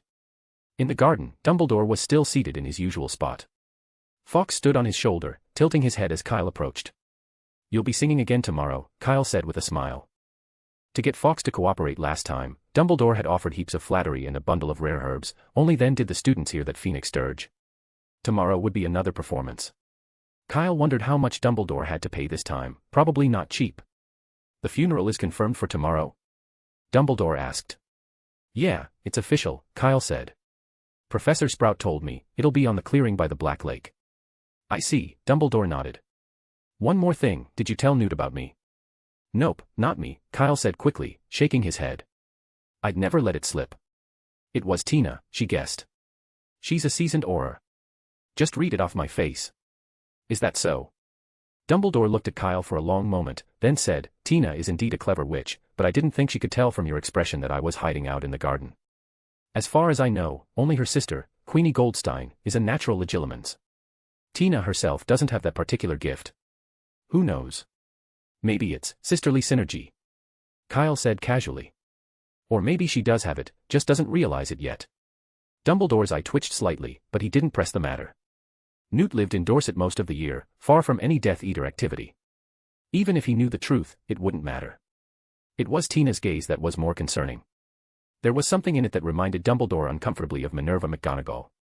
Chapter 912, Chapter 912, Dumbledore's Inherited Pettiness. The next morning dawned bright and sunny, but inside the Hogwarts Great Hall, the atmosphere was heavy with an indescribable weight. Everyone was dressed in formal robes, eating breakfast in complete silence. No one spoke a word. The vast hall was quieter than the library. Well, not everyone. Over at the Slytherin table, there was still a bit of hushed whispering, Crabbe and Goyle murmuring to each other. They'd been released just the day before. The official story was that they'd uncovered Malfoy's plot, only to be ambushed and knocked unconscious by him at the scene. Not just the professors, even most of the students could tell they were lying. But Malfoy, loyal to the end, had vouched for them and taken full responsibility. As a result, they were released, and to some Slytherins, they were even seen as heroes, basking in the glow of exaggerated admiration. Of course, after what had happened earlier, they didn't dare act too cocky. The last batch of dimwits who tried that were still lying in the hospital wing. Madame Pomfrey was a professional through and through. She never tampered with treatments or gave the wrong potion, not even in anger. But she had been so overwhelmed with grief lately that she no longer had the energy to maintain order in the hospital wing. In the past, the hospital wing had to be as quiet as the library, sometimes stricter. Even a whisper could get you thrown out. Now, things were different. You could probably play a full game of Quidditch in there and she wouldn't even blink. The doors were open all day and all night, anyone could come and go freely. The result? The Slytherins kept getting injured. Just when their bruises were about to heal, they'd show up the next morning swollen all over again. Snape eventually had to station guards at the infirmary door. But that backfired too. By the next day, those guards were laid up in beds themselves. Madame Pomfrey was so furious she spent the entire day loudly berating Snape for having something seriously wrong with his head. After that, the Slytherins toned it down. Even if they wanted to celebrate, they could only sneak in a smile when no one was watching. After breakfast, everyone left the castle in an orderly procession under Professor McGonagall's direction. The funeral was being held beside the Black Lake, at a clearing where hundreds of chairs had been arranged the day before. The guests who had arrived early were already seated. At the front sat Professor McGonagall, the Minister of Magic, Scrimgeour, and several other high-ranking officials. Chris was there again. Even though he already knew the truth, no one else did. As a former student and a department head at the ministry, skipping the event would have seemed grossly disrespectful. Whether representing the ministry, honoring his identity as a member of the Order of the Phoenix, or simply to avoid exposing Dumbledore's plan, he had to be there, to keep up appearances. Kyle also spotted Aberforth among the crowd, sitting there with a miserable expression, as if Dumbledore really had died. Or maybe, he was just bitter that it wasn't real. Aberforth probably knew the truth. After all, if Dumbledore couldn't hide it from anyone, he certainly couldn't hide it from Ariana. And since Ariana had always favored Aberforth as her favorite brother, Kyle didn't believe for a second that he hadn't been told. Kyle glanced toward a corner near the back, where an old witch stood alone, apart from the crowd. "I didn't expect to see you here," Kyle said, walking over. "Has the Department of Mysteries run out of things to do?" "No, let's just say I have," Ariana replied with a smile. "Thanks to you, I've been working in the Department of Mysteries for nearly 100 years now. I still remember when Diana first joined, she got herself into some kind of trouble almost every single day." "Oh, and she's the department head now, by the way." "Got it," Kyle nodded. Seniority really was everything. Just like Professor Marchbanks, officially the head of the Wizarding Examinations Authority, but even the minister would jog over to greet her with respect. Ariana's status in the Department of Mysteries was probably just as untouchable. "No matter how stiff they are, no one's going to scold a witch over 100 years old," Ariana said. She glanced at the growing crowd taking their seats, and her expression shifted subtly. "So this is what it feels like." "What?" "What Albus must have felt back in Godric's Hollow," Ariana said with a wry smile. "I suppose attending his funeral evens things out." Kyle raised an eyebrow. Was this what they called Dumbledore's inherited pettiness? Ariana didn't stay long, perhaps afraid she'd burst out laughing. Once everyone had settled in and Hagrid emerged from the castle carrying something in his arms, she quietly slipped away. Only Aberforth, lost in his own theatrical performance, remained seated, sobbing. Kyle honestly felt like giving him an award for best in character. Forget the Death Eaters, even he felt like rushing back to the garden just to make sure Dumbledore hadn't actually died. How could anyone watch Aberforth cry like that and not believe it? Up front, the short wizard conducting the service was a familiar face. He'd been the one to preside over Alastor Moody's funeral last time. Now, it was Dumbledore's turn. Kyle couldn't help but wonder, when those two showed up at the same time, what kind of expression would be on his face. It probably wouldn't be joy. Hopefully, he'd be able to hold himself together. Still, after sitting through 2 fake funerals in a row, Kyle was feeling pretty drained himself. It wasn't easy keeping a straight face at something like this, especially when laughing was absolutely not an option. So instead of sitting in the seat Professor McGonagall had arranged for him, far too close to the front, where every movement would draw attention, he simply added a chair for himself in the very last row. Beside him sat Grop, Hagrid's brother, a giant clad in a jacket and trousers the size of a tent. A giant wearing clothes was surprising enough on its own. Maybe it was the outfit, but his massive, lumpy head, like a grotesque boulder, actually seemed to carry a hint of gentleness. When Hagrid came back, sobbing, Grop even reached out and patted him sympathetically on the shoulder. By Merlin's beard. Kyle had never imagined he'd witness genuine empathy from a giant. Of course, Grop's comforting gesture came with weight, literally. The legs of Hagrid's chair sank straight into the ground, and the man himself nearly toppled over. Kyle barely managed to stifle a laugh, lowering his head as his shoulders shook. Thankfully, the motion looked enough like sobbing that no one gave him a second glance.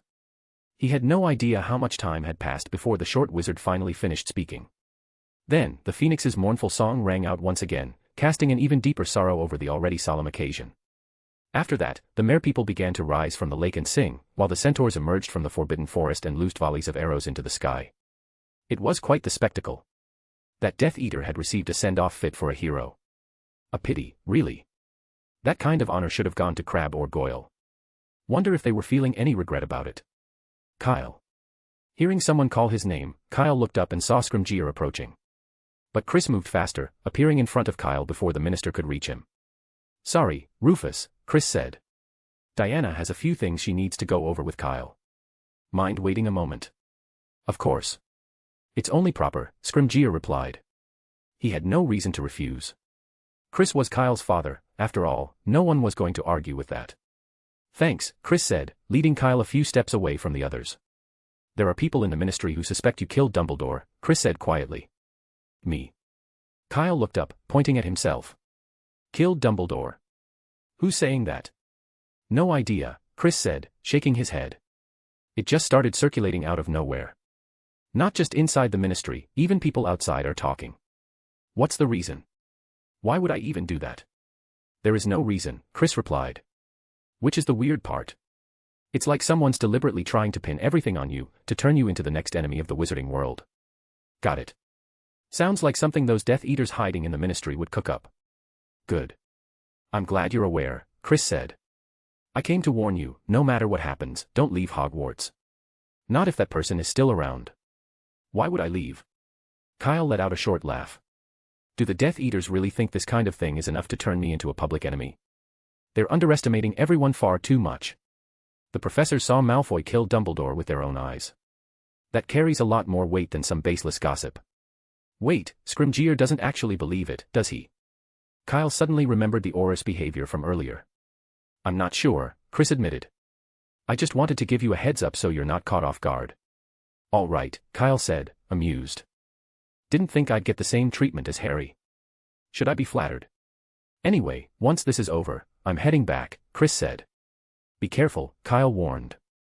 I'm worried the Dark Lord might go after you and Mum. He's already tried more than once, Chris said, spreading his hands. I don't know what you've been doing lately, but I've definitely run into more Death Eaters than usual. Don't worry, when it comes to dealing with the Dark Lord and Death Eaters, your mum and I have more experience than you do. Worst case scenario, I'll just hole up in the Department of Mysteries. Kyle nodded. But honestly, I don't think it'll come to that, Chris went on. Now that Dumbledore's dead, the Dark Lord will probably set his sights on Hogwarts. He's coming for you directly. Sounds about right, Kyle said. All right.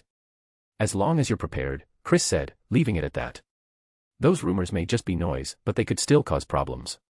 Keep your guard up. And if Scrimgeour says anything unpleasant, well, just handle it however you see fit. The man is good at catching Death Eaters. He gave Kyle a pat on the shoulder, then turned and left Hogwarts. Immediately after, Rufus Scrimgeour stepped forward. Someone's targeting you. The opening line was nearly identical to Chris's, and for a second, Kyle felt a little disoriented. So Scrimgeour wasn't here to interrogate him. Chris already mentioned it to you, didn't he? Scrimgeour asked. About the rumors.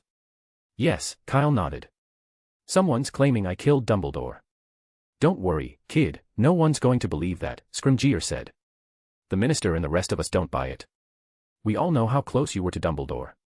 As if to reinforce his words, the Phoenix, having completed its ceremonial flight, landed naturally on Kyle's shoulder. Scrimgeour's eyes flickered for a moment. Thank you for your trust, Director Scrimgeour. I won't let the gossip get to me, Kyle said. I'm sorry, but I really should go find Professor McGonagall.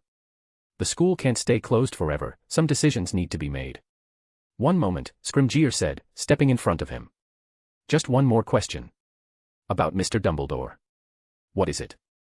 Well, did he leave anything behind? Scrimgeour's eyes drifted to the Phoenix again, intentionally or not. I mean, for someone as wise as Mr. Dumbledore, I imagine he must have made preparations in advance. Contingencies. Or even, unfinished business. Oh. Kyle gave Scrimgeour a quick glance. I don't know what you're getting at, Director, but I really have no idea whether Professor Dumbledore made any plans or left anything behind. His expression remained neutral. Why not ask Professor McGonagall? She's the headmistress now, she'd surely know more than I do. Right, Scrimgeour muttered, frowning. For a split second, something flickered across his face, but it vanished just as quickly. But I heard you were the first one there, at the scene, he said. I was, Kyle replied without hesitation. The other professors arrived shortly after.